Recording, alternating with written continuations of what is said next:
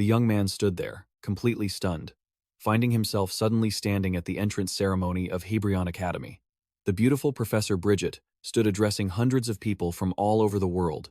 She announced the details of the entrance exam, noting that the academy would only accept 600 students out of all those present, and the core of the test was to complete a mission inside a virtual shadow world. As the speech continued, everyone seemed excited, except for Desir Arman, who wore a look of panic and quickly retreated from the bustling crowd. He headed straight outside, bracing himself against a pillar to steady his shaking body. His face was etched with confusion, unable to believe what was happening before his eyes. Just seconds ago, he was in the shadow world. Yet, in the blink of an eye, he had returned to the entrance exam for Hebrion Academy. He had traveled back in time 13 years, to when he was just a new student at the academy, and the shadow world had not yet consumed all of humanity.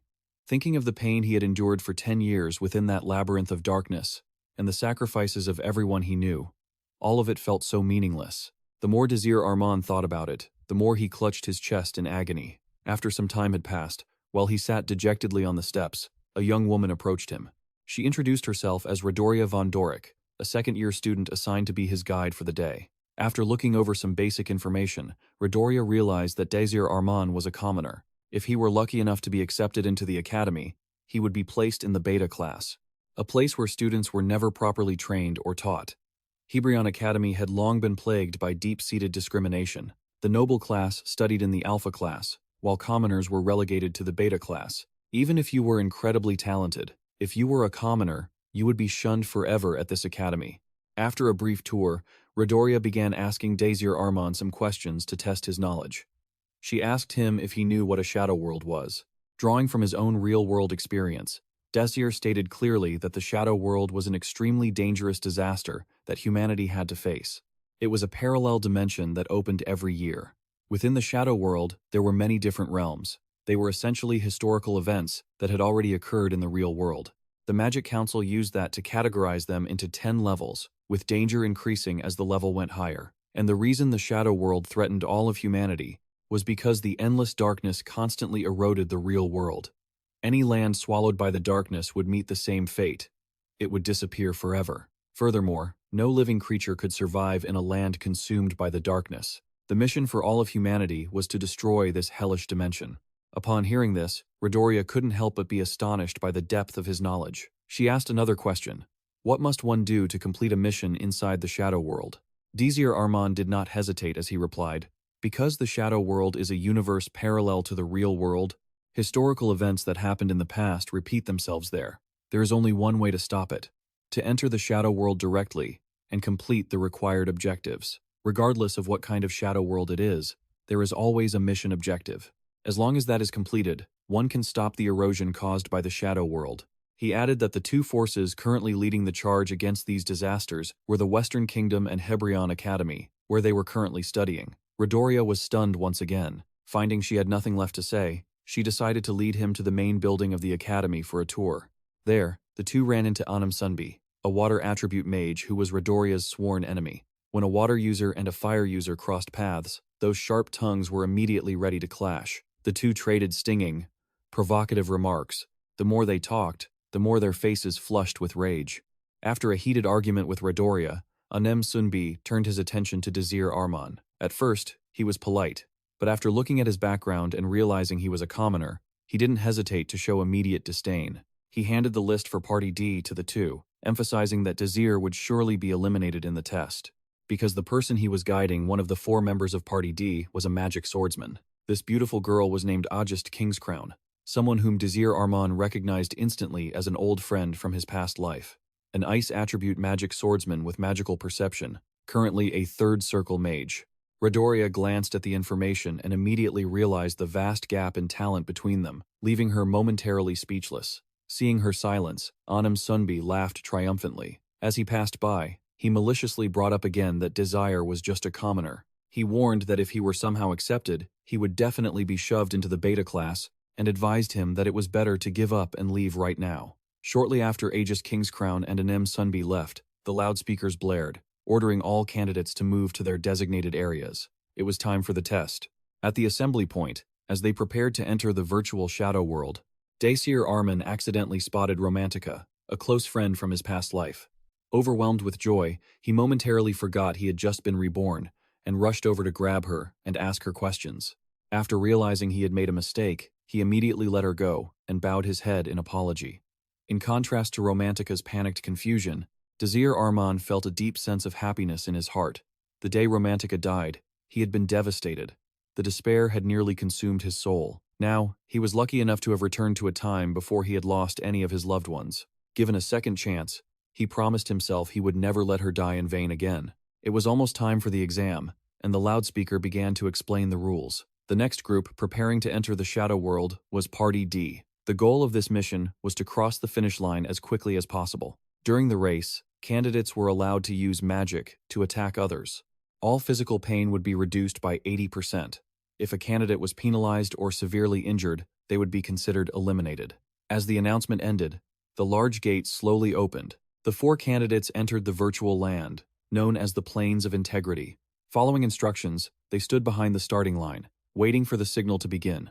While waiting for the countdown, Desir turned to chat with her, privately wondering if she had also traveled back in time like he had. But as soon as she spoke, her first words were to mock him for being weak. She then launched into a technical analysis of his magical power.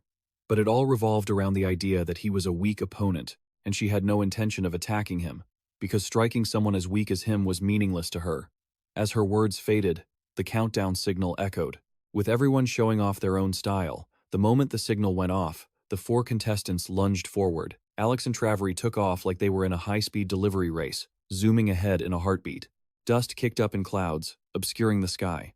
The 2 left in the dust were Desir Arman and Romantica. She'd had a chip on her shoulder about him from the start, and being stuck together now, she couldn't help but feel annoyed by his attempts to play nice.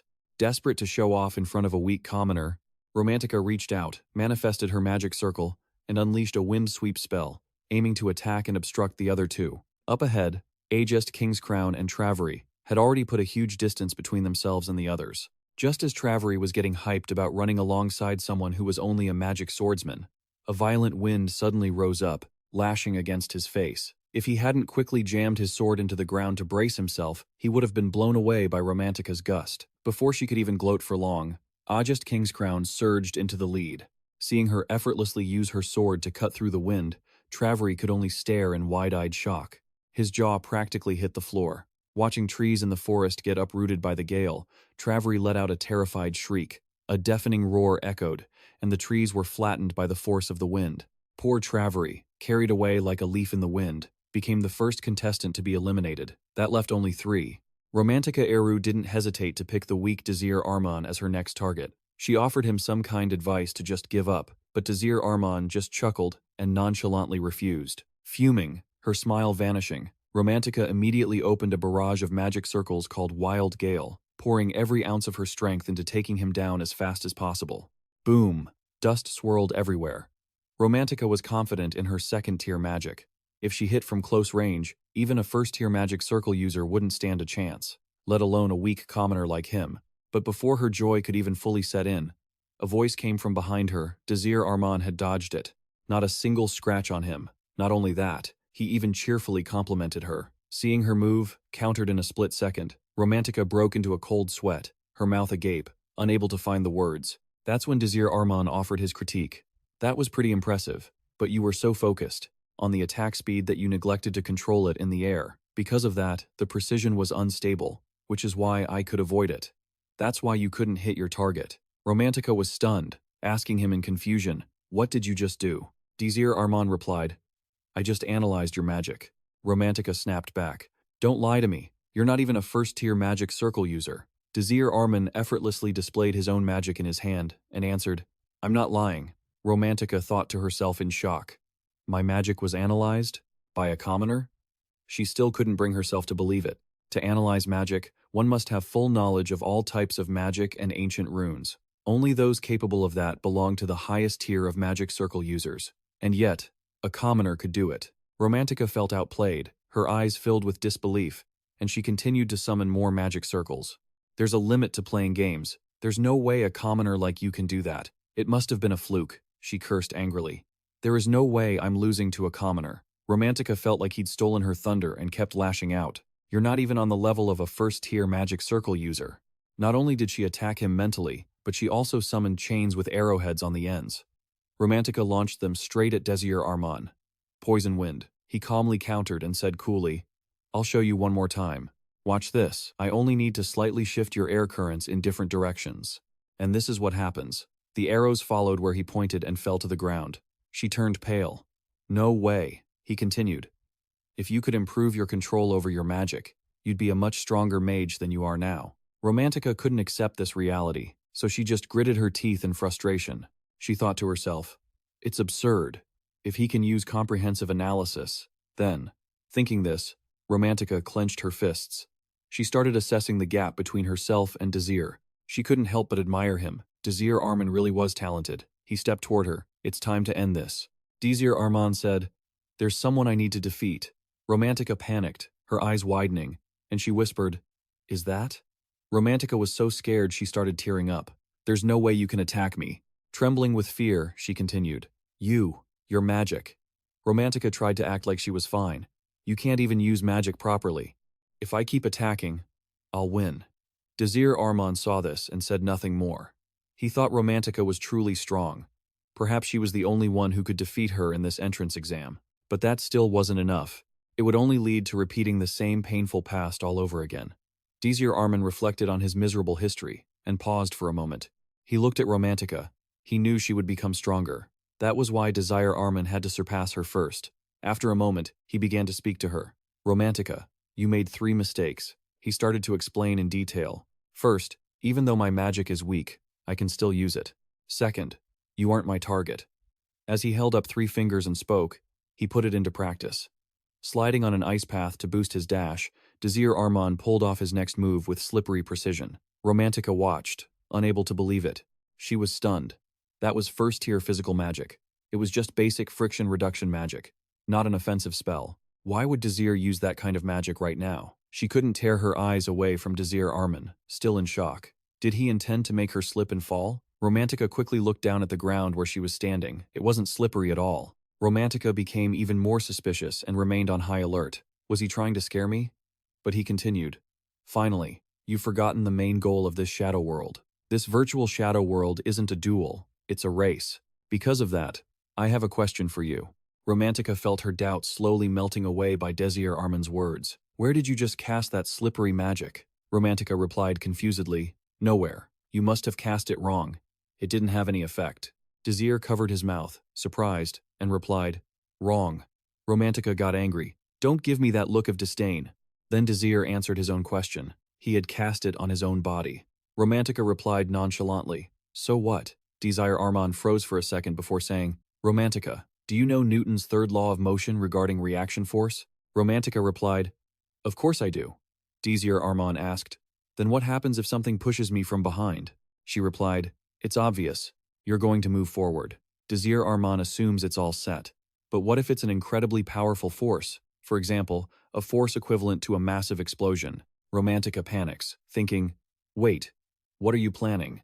Then, Desir Arman launches his move, Fireball. Romantica is shocked. "Are you crazy? If you do that, you'll seriously injure yourself." "No, you might even die from rushing at that speed and hitting something." "You'll die." Desir Arman smiles, trying to reassure her. "Romantica, I told you before." Looking back into the past, Romantica wondered. They said this was a simulation, so no one could actually die, right? Then Desir Arman keeps running as the fireball trails behind him. It can be applied to this situation. A flash like electricity streaks past Romantica. She gasps. Where did that come from? Romantica has fallen down unconsciously. She wonders, where did a madman like him come from? Scene shifts to a girl running with a sword across the green grass. Suddenly, something makes Ajest Kingscrown turn her head. "So it's you?" A footstep leaps out from the grass. She turns around quickly and says, "Dare to rush at me." She narrows her eyes, observing carefully. Desir Arman appears, the one she deemed the weakest of the group. Ajest Kingscrown runs and thinks, if she ignores him, she'll be attacked from behind. The finish line is right ahead. She has to take him down right now. Then she thinks of Romantica. That girl was quite strong, but she's not here, which means he must have defeated her. Ajest Kingscrown decides to take down Desir Arman with everything she's got. She will be the one to make the enemy scream in pain. Ajest Kingscrown's body is like the ocean, waves crashing incessantly before the enemy's eyes, like an endless rain. Ajest is indomitable, like a fortress of water. She is the embodiment of an impenetrable shield and the sharpest sword. All prey falls before her magic arrows. Finishing her words, Ajest's ultimate moves appear, surrounding Desir Arman. He looks up at the sky, in astonishment. Those symbols are connected like chemical molecules with a valence of one. Ajest speaks. I don't know how you defeated that girl, but whatever tricks you pulled on her won't work on me. Desir Arman runs while assessing. She can summon such a large amount of magic in such a short time. She really is stronger than he imagined. Still, she looks down on him as always. Ajest Kingscrown. Desir Arman quickly closes his eyes, summoning his power, activating magic analysis skill. A series of magic matrices appears. Desir Arman's eyes now show smaller matrices as well, analyzing the structure of 180 ancient runes connecting the magic to the magic arrows. Access granted to analyze the structure of 180 ancient runes connecting the magic to the magic arrows. Ajest Kingscrown senses danger and quickly retreats a few steps. Ajest Kingscrown grips her sword tightly while Desir Arman charges forward. Unbelievable. His analysis speed must be at least a 6th circle mage. Ajest Kingscrown quickly activates her magic. If she gives him any more time, he will analyze all of her magic. Desir Arman seizes the opportunity, runs, and shouts an adjustment command. A massive explosion erupts between the two of them. Smoke and dust fill the air like a blockbuster movie. The lightning bolts changed their attack trajectory, then slammed into Desir Arman's arm. It was blocked and deflected again, piercing his leg. Ajest sees this and is startled. She fears, is this how he defeated that girl? Desir Arman, covered in wounds, slowly walks forward. Ajest observes silently. He only slightly changed the trajectory of the dangerous arrows.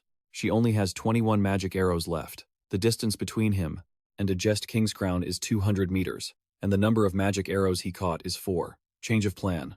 If I can't overwhelm him with quantity, I will overwhelm him with raw power. Then, the magic matrices gradually move closer together. They merge into one, emitting crackling sounds.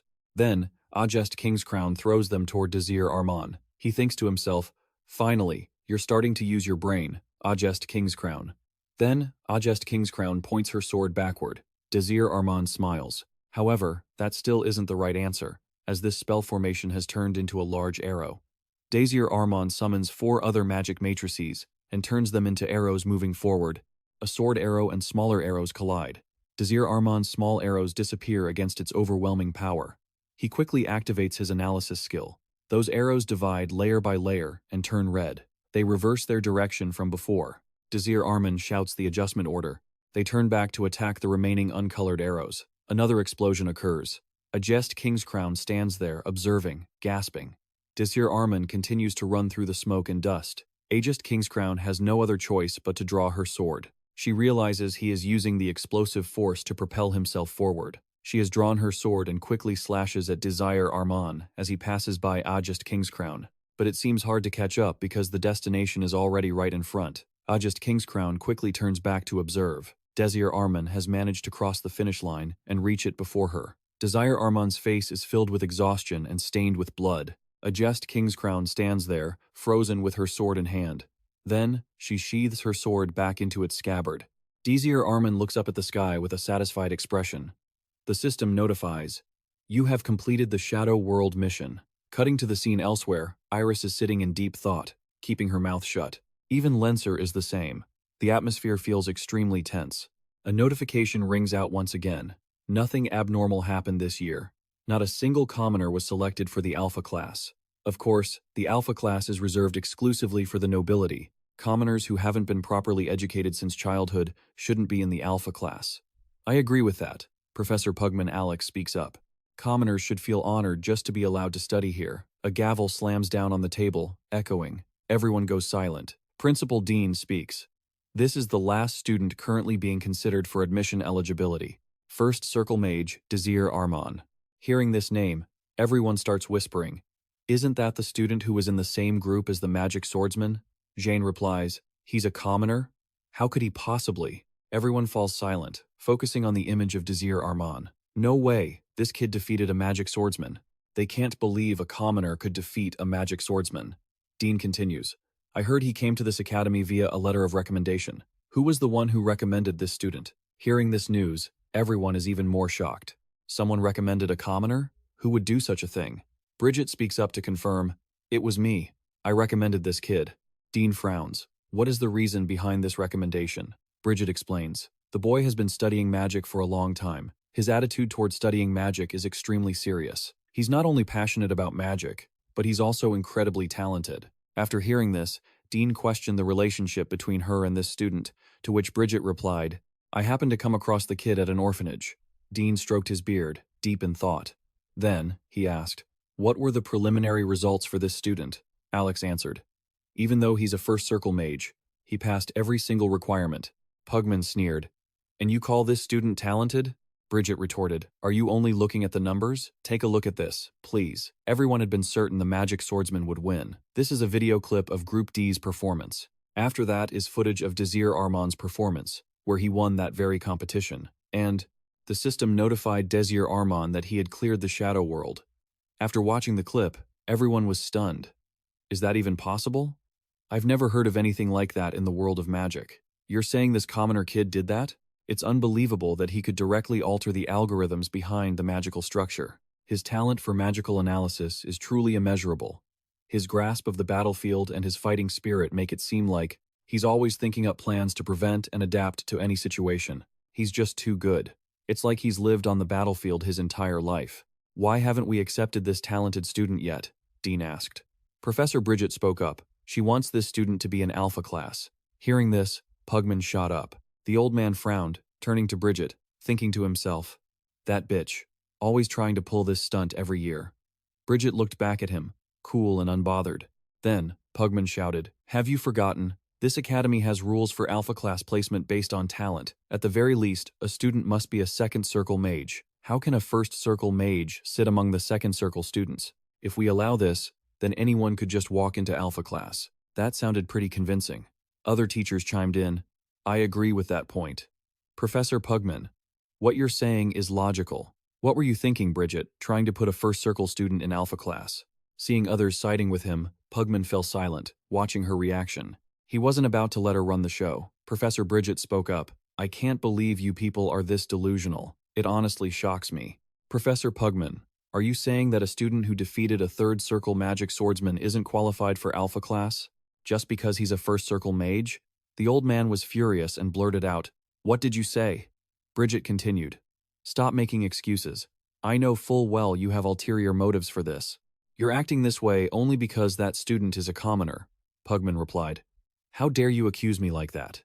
Dean saw that the situation was getting tense, so he ordered, "Everyone, stay calm. This isn't going anywhere if we keep this up." Dean turned to Pugman and said, "I understand both of your positions. We will decide this by a vote. Those who agree to allow this student into alpha class, please raise your hand."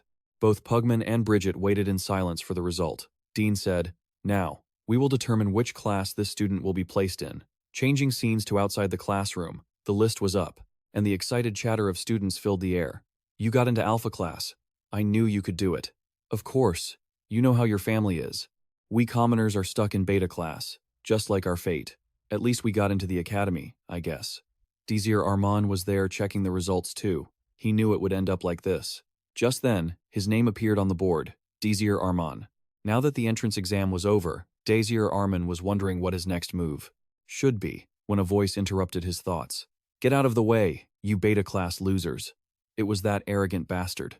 Romantica appeared on the scene as well. She stared blankly at the board. The name Romantica was right below Desir Arman. Her face turned bright red, and she hung her head in annoyance. The scene shifts to a school morning. Light filters into the hallway. Looking around, Desir Arman inwardly assessed. The classroom was old and run down. Cobwebs everywhere, dust piled up in every corner, and there was a weird smell. Romantica sighed in frustration, complaining, "This place is awful, even for beta class. Isn't this too much?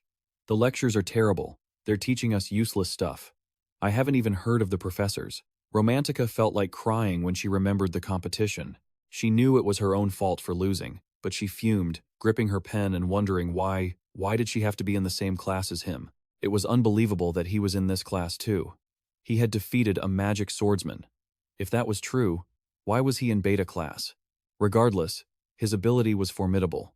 Romantica kept staring at Desir Arman without blinking. He found it quite annoying, but he just turned to look at Romantica and smiled. Romantica found that look extremely irritating and kept slamming her hand on the desk. Seeing this, the teacher asked, "Hey, you there. Is there a problem?" Romantica and Desir didn't say anything. She just kept slamming the desk. No matter how talented someone is, as long as they are a commoner, they have to be in beta class. That truth would never change. In places like this, so many talented people have been buried and wasted. If class discrimination didn't exist here, there would have been proper training, and not so many people would have died. If things continue like this, countless more will die. Even if there are many talented people in this class, if you don't want history to repeat itself, there is only one way. Change it. Desir Arman is determined to help all the talented people in beta class and train them just like the alpha class. To do that, first, he has to return to reality. Romantica was still bitter about losing and being in beta class. She felt depressed, hopeless, and stuck, letting out heavy sighs. "I can't believe I'm in beta class." A voice called out to Romantica. "Hey." It was Donetta. He asked, "You're Romantica, the child of Baron Eru, right?" Romantica replied, depressed. "So what? Who are you?" Seeing her like that, the group of friends with Donetta shouted angrily, "What's with that attitude? How dare a beta-class brat talk like that?" Seeing them so annoyed, Romantica just scoffed. Since her words carried no weight, they got even angrier. "You little brat." Suddenly, Donetta didn't seem annoyed. He spoke politely. "Stop it. It's my fault for making you guys look confused." Then, Donetta clasped his hands to his chest and said, "Please excuse me. Allow me to introduce myself. My name is Donetta H. I'm a first-year student like you, and I'm currently recruiting members for my team." Romantica replied, "Then I hope you find someone who fits your standards." Donetta replied, "I hope so too. That's exactly why I'm here." Then he asked, "What do you expect from me?" Seeing the conversation between Romantica and Donetta, many students outside began to gossip. "Isn't he from the alpha class? Why would an alpha student come here?" He was towering over them. These words reached Desir Arman. He wondered if they were recruiting. Looking ahead and seeing Romantica alone with the three of them, Desir Arman felt a sense of worry for her. Donetta spoke to Romantica. "To be honest, I'm quite disappointed in this academy. Why would they put a noble like you in this pathetic beta class?" These words struck a nerve with the other students. Donetta added, "Useless commoners." Romantica replied, "So what?" and gave a nonchalant smile. Small talk is over. Romantica curled her lips into a mysterious smile. From afar, Desir Arman watched her expression silently. Then he spoke up. "All right, I'll be direct. Have you heard of the party led by Anim Sunbi? It's the Blue Moon Party, and I've recently joined them. I want to recruit people with magical talent, like you." Romantica asked in surprise, "Wait, Blue Moon? Are you talking about?" Donetta continued, "That's right. The party consists of the most elite students in the academy.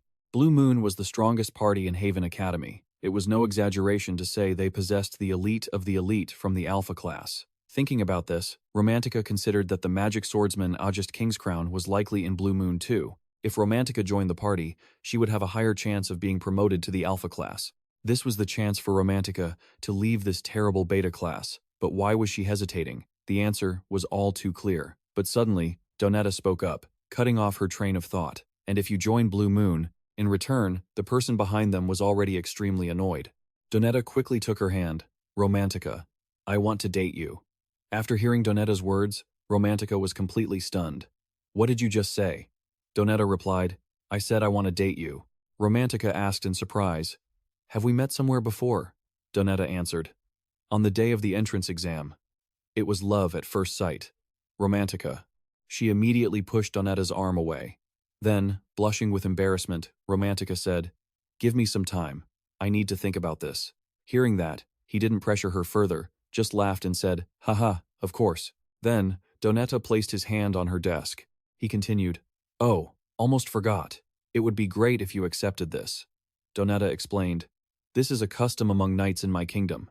We gift a jewel-encrusted dagger to the person we like." He spun the dagger, touched a switch, and as the handle opened, a glittering necklace appeared. He took it and offered it to Romantica. "Here, consider it a token of my sincerity." Romantica was overwhelmed by these actions. She hurriedly refused. "This is too much. I can't accept it." But Donetta kept holding her hand, pulling her back to offer it to her. "You don't need to overthink it." Then he turned and walked away. The people with Donetta didn't forget to push other students aside. "Move, you commoners." Meanwhile, Romantica kept staring at the necklace in her hand. While she was deep in thought, Desir Arman walked over, leaving her stunned. "You're quite popular, aren't you?" Romantica was startled, the hair on the back of her neck standing up. By now, the other students were looking at her differently after her conversation with Donetta. As for Romantica, she was so startled she fell to the ground. Desir said, "I'm glad you're excited to see me." Romantica retorted, "I was just startled." He didn't seem to care much, just smiled and asked, "Do you need any help?" Romantica blushed and replied, "I can get up myself." Saying that, she pulled out her chair, sat down properly, and asked, "So, what do you want now?" She looked at him with an incredibly shy expression. Desir looked at her without speaking, then he spoke up. He made the exact same offer as the guy from earlier. Romantica got goosebumps in disgust. "I will never date someone like you. Never." Desir replied, "That's not what I'm talking about. I didn't ask you on a date." Romantica blushed, embarrassed, and hunched over. "Cut the jokes. I'm not interested." Desir seemed awkward too. He hesitantly asked, "Why? Is there a problem?" Romantica said nothing, just glanced at him and cleared her throat. Desir silently stared at the necklace in Romantica's hand. Desir's eyes widened, and Romantica grabbed the necklace and said, "See that? That's why.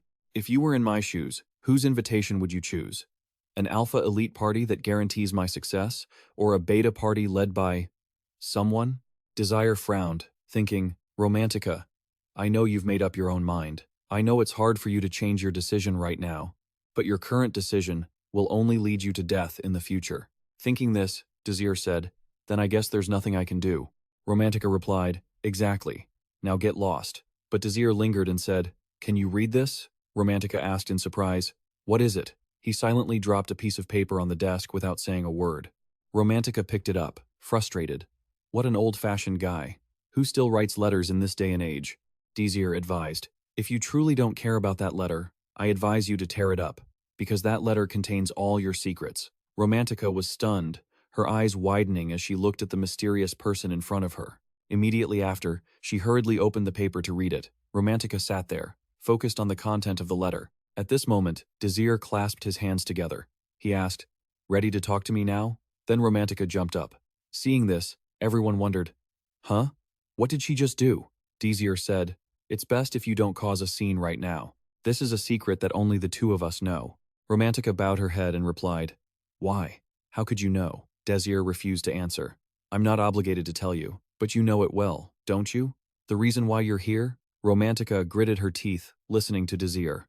"The reason why you were transferred to the beta class?" In the classroom, Desir turned to tell Romantica, "The reason why you were transferred to the beta class." She stared at him with wide eyes and blurted out, "You."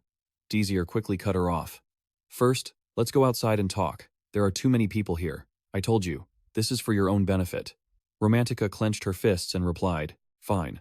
The scene shifted to outside the school grounds. Romantica walked ahead of him and struggled to ask, "Have you told anyone else about this?" Desir answered, "I haven't told anyone, but most of the professors here know about it." He turned and asked, "Why were you placed in the beta class?" Then, Romantica irritably turned to shout at him, "This academy is hundreds of miles away from the Prolessa kingdom. There's no way they could know about this." Desir calmly replied, "You are severely underestimating Haven Academy's ability to dig up personal information. My family consists of merchants who grew rich, trading with the Briolesa kingdom. We used to be commoners, but we bought a title from a poverty-stricken baron down south. After buying the baron's title, my family changed our surname to Romantica Iru." She continued, "This happened when I was 4, right? My family using money to buy a noble title caused all of this." Romantica sighed, frustrated. Desir Arman looked straight at her and explained, "No matter how many times you argue that you're a noble, it doesn't change the fact that your family are commoners. And another thing, the professor in charge of the Blue Moon Party is Professor Naifica. She's one of the few who knows your background, and she looks down on commoners." She retorted, "I'm sure Donetta will protect me." Desir Arman shrugged, "You've already seen how he treats commoners. I'm pretty sure you know well enough." Romantica recalled what Donetta had said about filthy commoners, and her body felt like it was going to collapse. Desir Arman raised his hand and asked, "What are you going to do?" She replied, trembling, "Do you really think that forcing me into your party will make everything all right?" He scratched his chin and answered, "That's right. Listen, I'll offer you a condition." Desir Arman made an offer. 1 month. After 1 month in my party, if you still hate it, you can leave whenever you want. Romantica looked at him skeptically, thinking she couldn't trust anything this guy said. Then, she noticed his hand reaching out. "What are you doing?" Desir Arman explained. "This is called a handshake." He then gave her a sincere smile. "You'll join my party, won't you?" Romantica was starting to soften at his proposal. She reached out and shook Desir Arman's hand. "You know what?" she said boldly. "During the entrance exam, you were actually pretty annoying." He replied cheerfully. "I know." The scene shifted to a classroom. Romantica was using her hands to break a piece of bread.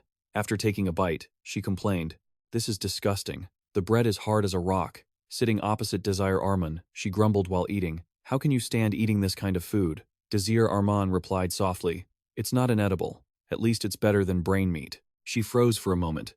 That was a metaphor, right? There's no way they'd actually feed us brains. She then dipped the bread into her soup and asked, "Anyway, do you even know how hard it is to start a party?" While chewing, she added, "Right now there are only 2 of us. You need at least 3 people to officially register a party. In the beta class, only a few parties have emerged. I'm sure most of the new students in beta class want to join a popular party. I mean, you're going to have a hard time finding members for a group with no reputation at all." Romantica paused and asked, "Do you have anything to say?" But Desir Arman just looked at her with a gentle smile. Then, Desir Arman spoke up. "You were just saying this party was terrible, but now it seems like you're already thinking about the party's future." He started cornering her. "You've already decided to be a member, haven't you?" She blushed and shouted, "What are you talking about? I'm only worried about it because it would be pathetic if I had to stay in a failing group for a whole month. I'm only thinking about the group for my own sake." She threw a piece of bread at his head in frustration. "Stop smiling like that," Desir Arman told her. "You don't need to worry. I've already received permission to form a party from a professor I know. As for the other members, I already have them in mind. I just need to go convince them." Romantica was furious. "Then you should have told me that from the beginning." In the empty courtyard, Desir Arman walked ahead with his hands in his pockets, with a disgruntled Romantica following behind. She caught up to him and asked, "Who are you thinking of, anyway?" Desir Arman replied, "His name is Prom Schneider." They both walked toward the gym facility. A group of students was sitting on the benches, chatting. At their feet was a rack of wooden practice swords. A wooden sword was stuck into the ground. A group of male students walked by and criticized the place harshly. "This place is disgusting. It's falling apart." Desir Arman and Romantica found a seat and sat down. "I can't believe we have a combined class with both Alpha and Beta. This place is so dirty." "You said there was a future member here, right?" she asked. "What was his name again?" "Pram Schneider, if I recall correctly." As she wondered, Desir Arman thought about Pram Schneider. He thought of the way the boy held his sword. He was a beta-class swordsman who had survived in the Shadow World for 9 years. With outstanding talent combined with the effort to push himself beyond his limits, he had honed his skills to perfection. Just by looking at his technique, anyone would call him a master swordsman. He turned to explain to Romantica, "He's an incredibly talented swordsman. He might be the strongest one in the beta class." She stretched and said, "I can't wait to meet him." Desir Arman looked down and saw someone walking up. He called her attention to it. "Speak of the devil." Romantica looked where he pointed. Where? Where? Prom Schneider was starting his warm-up. He took a deep breath, and then went through some stretches. Romantica saw Pram Schneider's small figure, and couldn't help but exclaim in surprise, "What? Why is there such a cute kid over there?" Desir Arman smiled with satisfaction. Pram Schneider has always been a cute little gem. She was beyond excited. A cute little gem? Cute isn't even enough to describe him. Romantica raved. His very existence defines cuteness. How could I have not known about him until now? She couldn't stop praising Pram. He's so cute. I want to take him home. How do I get to adopt someone as cute as him? I'd do anything to adopt him, even if it cost me my life. She said this with drool forming in her mouth. She was so obsessed with Pram Schneider that Desir Arman looked at her with a judgmental gaze. On the field, Pram Schneider walked toward the weapon rack. He carefully observed the swords before him, and suddenly, something caught his eye. He gripped the hilt and pulled it out. Desir Arman, sitting in the stands, was surprised. The sword Pram chose was a large sword. Desir Arman widened his eyes, thinking, "A long sword?" He scratched his chin, puzzled. "Did I remember wrong?" Romantica blurted out, "Oh, the mage is over there," while Desir Arman remained deep in thought. "No, I remember correctly. He always used light, sharp blades." Pram Schneider was ready to challenge his opponent. Percival Osigunek looked at him with a hint of contempt. Pram Schneider bowed politely. "I am Pram Schneider from Beta class." The other guy crossed his arms and mocked him. "I have no intention of greeting filthy Beta losers." The referee announced for them to get ready. He raised his flag and brought it down, shouting, "Begin!" As soon as the referee yelled, Prom Schneider swung his sword horizontally at Percival Asigunik. He quickly blocked the strike with his sword. The force of the blow was so immense that it even chipped Percival Asigunik's blade. Both of them raised their swords, bracing for the next clash. Percival Asigunik lunged forward, aiming to pierce Pram, but Pram swung his longsword to parry. Immediately after, they traded blows, slashing and parrying with blinding speed. Then, he raised his sword high and let out a shout. Prom Schneider then put his full strength into a powerful overhead strike. Percival was forced to retreat, unable to stop himself from clicking his tongue in annoyance. Prom Schneider's strike cracked the floor beneath them. He tilted his head slightly, watching his opponent. Desir Arman thought to himself, "He's fighting so recklessly. Why doesn't he use a smaller blade?" Percival Asigunik quickly regained his footing and charged in to attack again. Pram gripped his sword tightly, ready to deflect the blow. Pram Schneider swiftly held his longsword up like a shield to block the slash. Percival Asigunik stormed toward Pram. Seeing him charging like a bullet, Pram raised his wooden sword to meet him. Then, Percival Asigunik rained blows all around Pram Schneider, but he managed to block them all. Pram Schneider was struggling, thinking to himself, "Damn, his hits are incredibly strong. I need to find an opening." Before he could even finish the thought, Percival Asigunik was already aggressively closing the distance. Pram Schneider steeled himself, stomped his foot hard against the ground to anchor his stance, and searched for a gap in the defense. Percival Asigunik, radiating killing intent, thrusted his sword straight forward. Pram Schneider's eyes widened. "Now!" He quickly ducked, causing Percival Asigunik to overextend and miss. The guy realized it and tried to pull back, but Pram Schneider saw his intention, though it was too late. It had been a feint. Right after, Pram raised his sword with one hand, and Percival seized the moment to strike. Pram Schneider's longsword was knocked flying. He dropped to his knees, clutching his injured wrist with his other hand. Pram Schneider stared at his longsword and said bitterly, "I lost." Percival Asigunik stared at him, saying nothing. Up in the stands, Romantica asked in confusion, "You said he was pretty strong, didn't you? Are you sure he's a swordsman?" He was gasping for air just from swinging his sword. Even an amateur swordsman wouldn't make a mistake like that. She rested her chin on her hand and continued, "He's cute and all, but his skills are a bit disappointing. Don't you think we should look for someone else?" Desir Arman pondered. Down on the field, Pram was looking off toward a corner. Suddenly, Pram turned his head, hearing someone rushing toward him. Desir Arman jumped to his feet. It turned out Percival Asigunik was charging at Pram to punch him. Seeing this, Desir Arman shouted, "What the hell are you doing?" Percival Asigunik landed a punch square on Pram's face, and he was about to hit him again. Desir Arman quickly ran onto the field to intervene. "What do you think you're doing?" Percival Asigunik replied with contempt. "Filthy, pathetic trash," he said with disgust. "You people make me sick." Desir Arman couldn't hold back and yelled, "That's not the point here." The guy pointed his sword at him. "Shut your mouth. If you don't want to get beaten, I suggest you get out of here." Desir Arman knelt beside Pram Schneider and looked up, quietly asking why he was acting like this. Pram Schneider, lying on the ground, stirred slightly. Desir Arman asked anxiously, "Are you okay?" Pram Schneider sat up and rubbed his face. Desir Arman spoke up, clearly unhappy. "I'm quite disappointed in you." He scolded him straight to his face. "Even though you're an Alpha class student, you have absolutely no integrity. Your pride was so wounded just because you had to use your full strength against a Beta class student like me?" Hit where it hurt his ego. Percival Asigunik's eyes widened. He gripped his wooden sword so hard the veins in his hand began to bulge. Percival Asigunik stepped toward Desir Arman. Enraged, he swung his sword down at Pram Schneider's head. Pram closed his eyes in fear, but the sword didn't land on him. Pram Schneider slowly opened his eyes. Percival Asigunik's sword had been snapped in two. It turned out Desir Arman had used his bare hand to block the strike, getting cut and bleeding in the process. He growled at him. "You were really going to hit him again?" Pram Schneider looked on in shock as the broken piece of the sword tumbled across the field. Desir Arman's hand was clenched tight. Percival Asigunik thought in disbelief. "He blocked my strike? He actually kept up with my speed?" Percival Asigunik provoked him. "So what if I meant to hit him again?" Desir barked at him, glaring daggers. "The match is over. You're the winner. What more do you want?" Percival Asigunik broke into a cold sweat as he locked eyes with Desir. He thought, this terrifying killing intent. I've felt this before. And then, Percival Asigunik remembered the past. "Why is it my fault?" the servant replied to his young master. Back when he was a child, he had argued defiantly. It was the commoner's fault for wandering near our estate. Those commoners deserve to be beaten. I didn't do anything wrong. Suddenly, he stared in fear, sweat pouring down his face.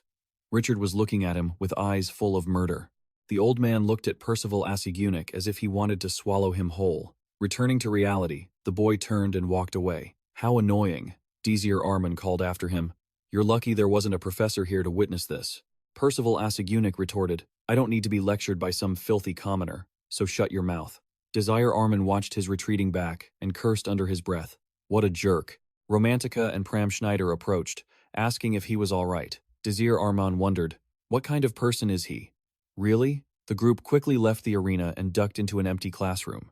Pram Schneider started wrapping bandages around Desir's injured hand. He wrapped it so tightly that Desir Arman let out a yelp. Romantica sat nearby and chimed in, Stop whining. That's exactly why you shouldn't have gotten involved in that mess.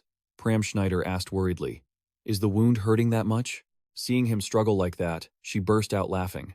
It's funny watching you get beaten up. This is karma for trying to tease me during the entrance exam. Pram Schneider tied the knot and said, All done. Desir Arman looked at the bandage and gave a faint smile. Pram Schneider bowed his head and said, I'm really sorry for causing this trouble. Having your right hand injured is going to make your daily life very difficult. Desir Arman let his hand drop to his lap. Then, he said gently, Don't worry about it. This happened because I chose to intervene. He kept his head bowed.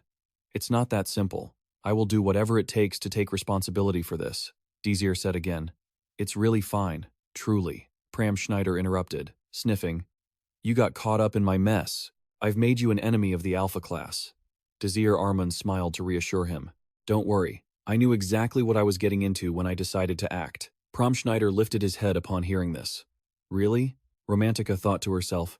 He's so cute. Then, he turned to everyone and said, Anyway, we haven't introduced ourselves yet, have we? He smiled and introduced himself. My name is Pram Schneider. Romantica smiled and said, I'm Romantica Eru. Desir Arman introduced himself as well. I'm Desir Arman. It's a pleasure to meet you, Pram Schneider. Pram Schneider turned to him and said, You can just call me by my name. Desir Arman stopped being formal. All right, Pram, he said softly. Just Pram is fine. You don't need to be so polite with me. Desir Arman said happily. Okay, we'll call you Pram then. He smiled shyly. Desir Arman looked at Pram with a very satisfied expression. Why is he blushing? Well, whatever, as long as he's happy. Pram Schneider glanced at the clock and said, Is it already this late? We should get going. Sigh. The three of them left the empty room. Desir Arman said, That's right. You can just call me that comfortably. Pram Schneider stood there talking to him. I usually talk like that anyway. He replied, We're the same age, after all. Pram Schneider replied, It's all right. I'll always speak to you politely. Desir Arman had to agree. Huh? All right then. And then Pram Schneider bowed his head. Thank you for helping me today. I will definitely repay this favor. If there is anything I can do, please don't hesitate to ask. Desir Arman scratched his chin. Anything at all, he replied cheerfully. That's right, anything. He continued. Then Desir Arman happily invited Pram Schneider. Why don't you join my party?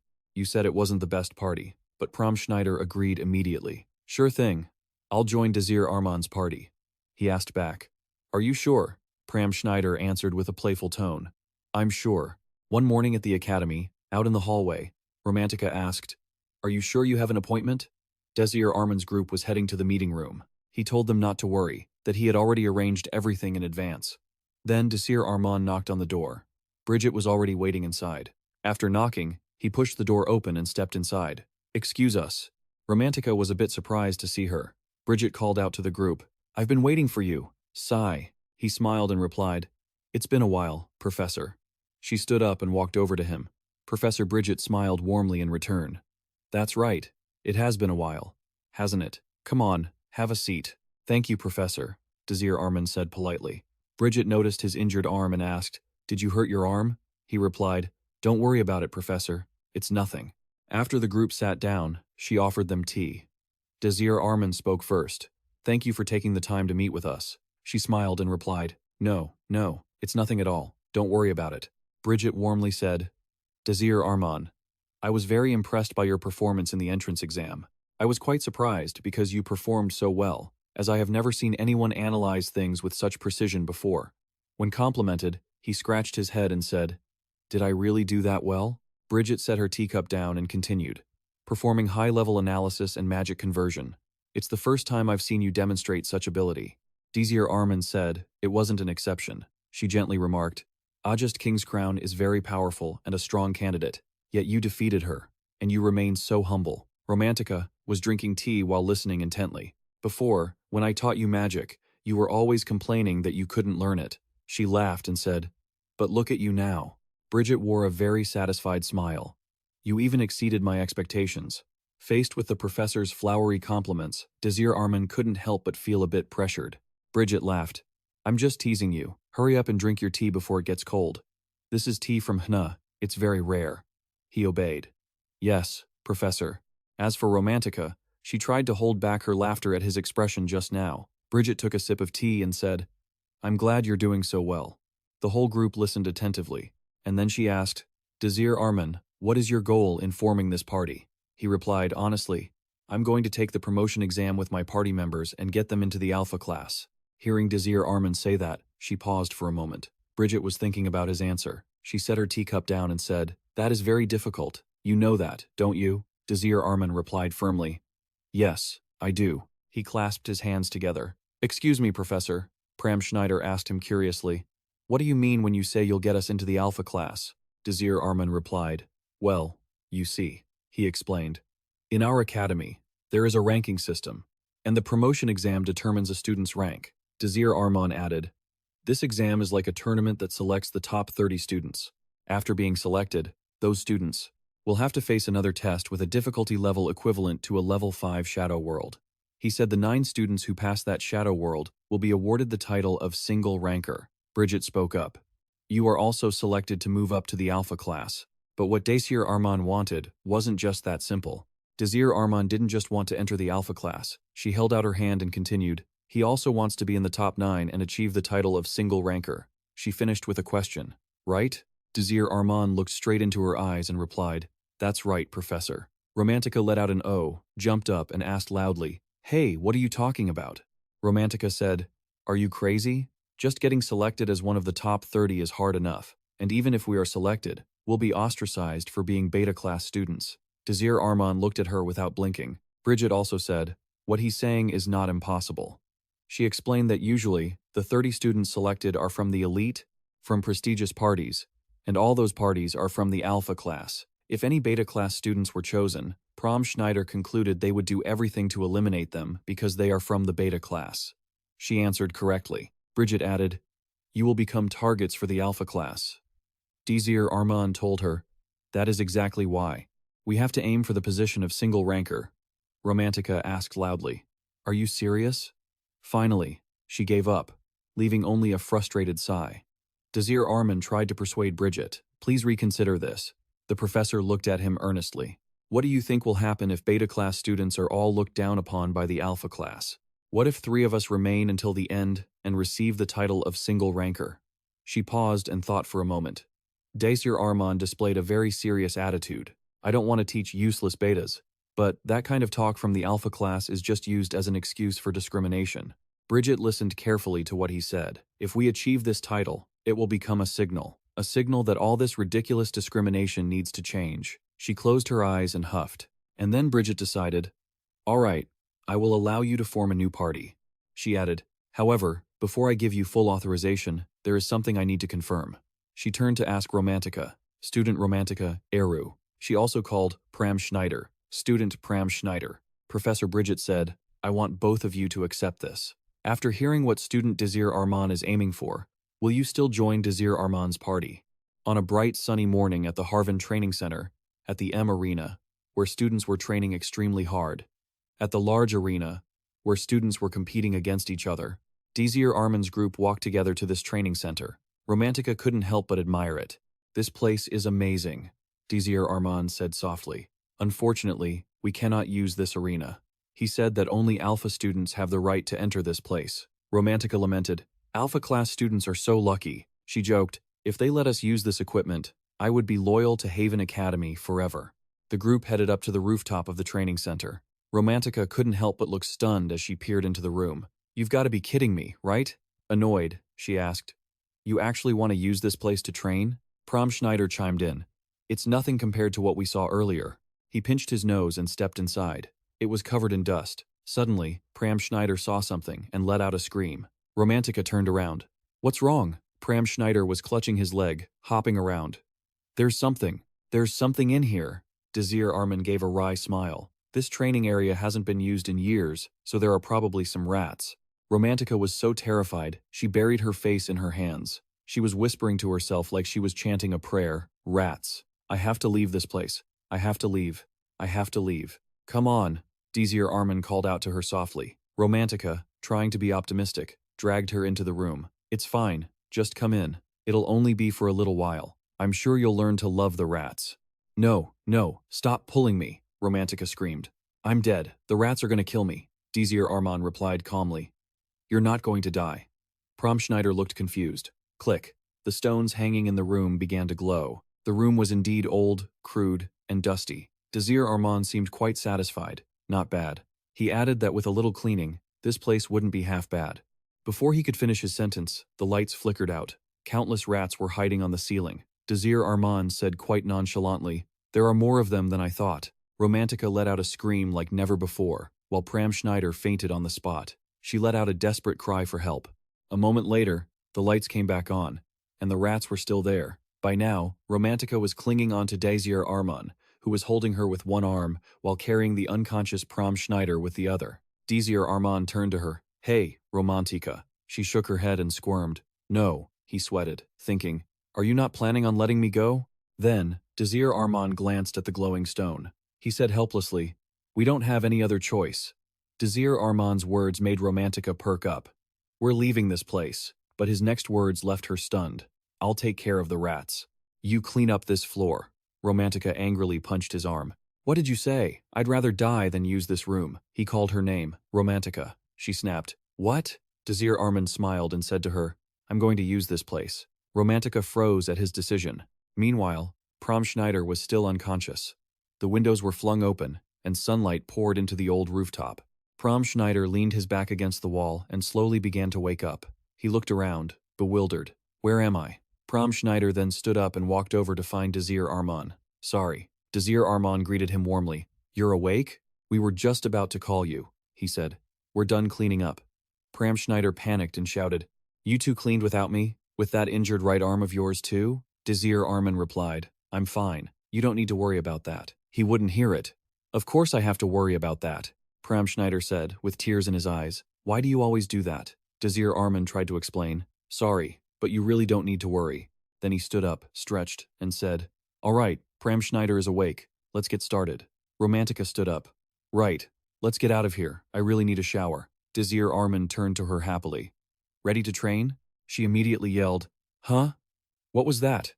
Recalling earlier when the group spoke with Bridget, after hearing Desir Arman's true intentions, she asked seriously, "Do you still want to join his group?"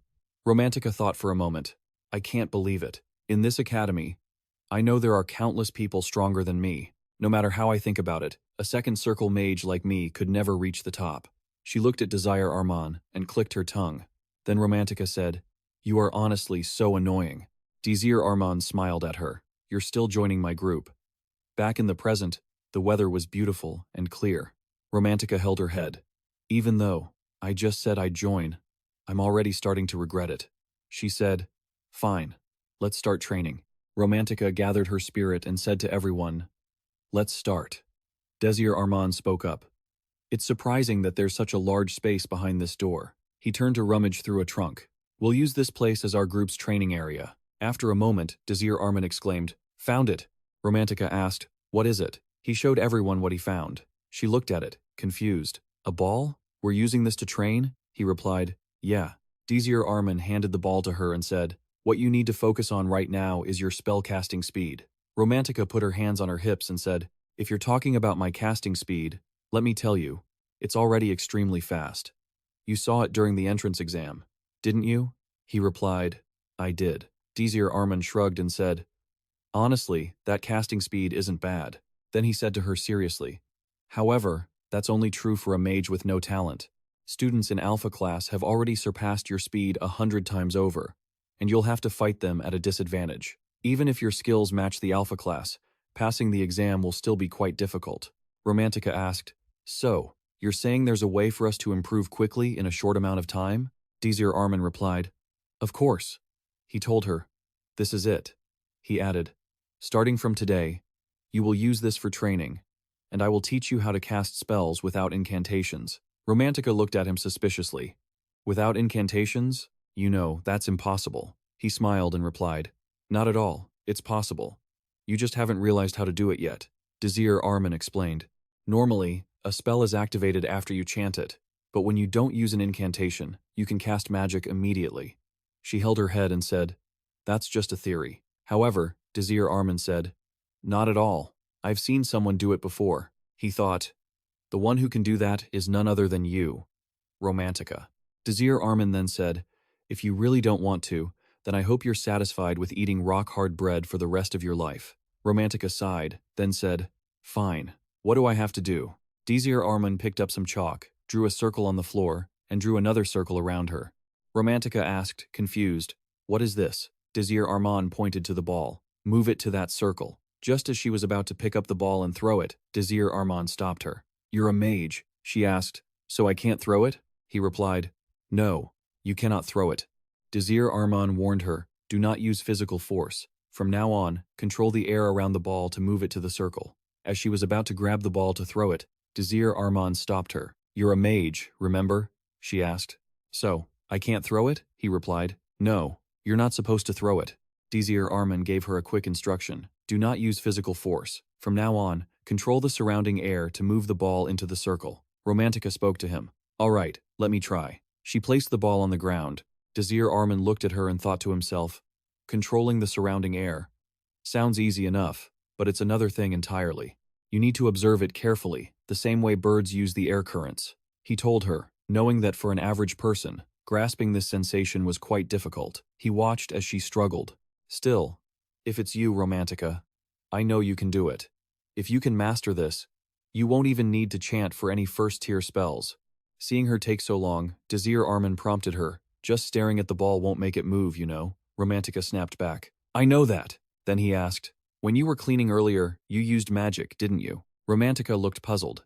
She recalled the moment she moved the heavy crates earlier while thinking, This is so in the way.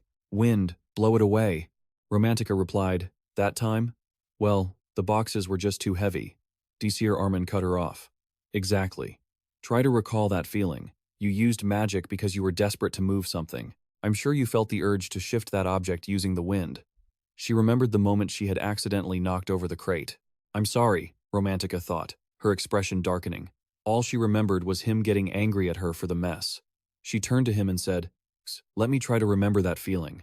The ball sat motionless inside the circle. Romantica focused all her mental energy, trying to move it with the wind, just using the wind. Her eyes widened. Move. Use the wind. Magic began to condense around the ball, and it twitched ever so slightly. Romantica looked at Desir Arman, beaming. Not bad. All right, keep practicing that same way. He turned away to check on something else, while she let out a quiet, happy laugh to herself. He actually complimented me. Desir Arman turned to the other person. Prom Schneider responded cheerfully. Yes, Mr. Desir Arman? Is it my turn? He asked excitedly. Do you know what I need to do? Practice more swordsmanship? Desir Arman scratched his chin, thinking, Let's see. Then he responded nonchalantly. To be honest, there's nothing I can really teach you. Prom Schneider looked confused. Huh? Why? Desir Arman closed his eyes and said, Because you're already a perfect swordsman. You have enough skill to pass the Alpha Class ranking exam easily. A student with your level of swordsmanship shouldn't even exist. Pram Schneider murmured, Really? But Desir Arman was deep in thought, wondering, what if he used a rapier instead of a longsword?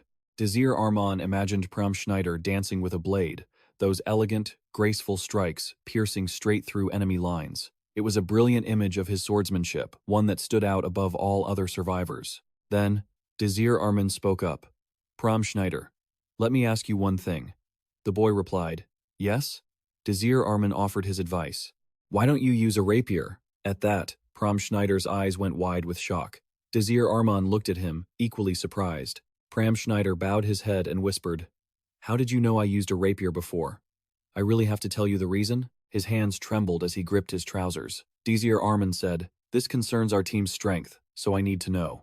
Pram let go of his grip and said, If that's the case, Would you mind coming with me for a moment?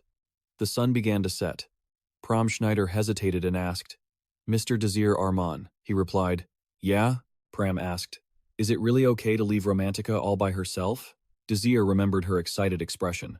It moved. It actually moved. Don't worry about me. Just go, go, Desir told Prom. That's what she said.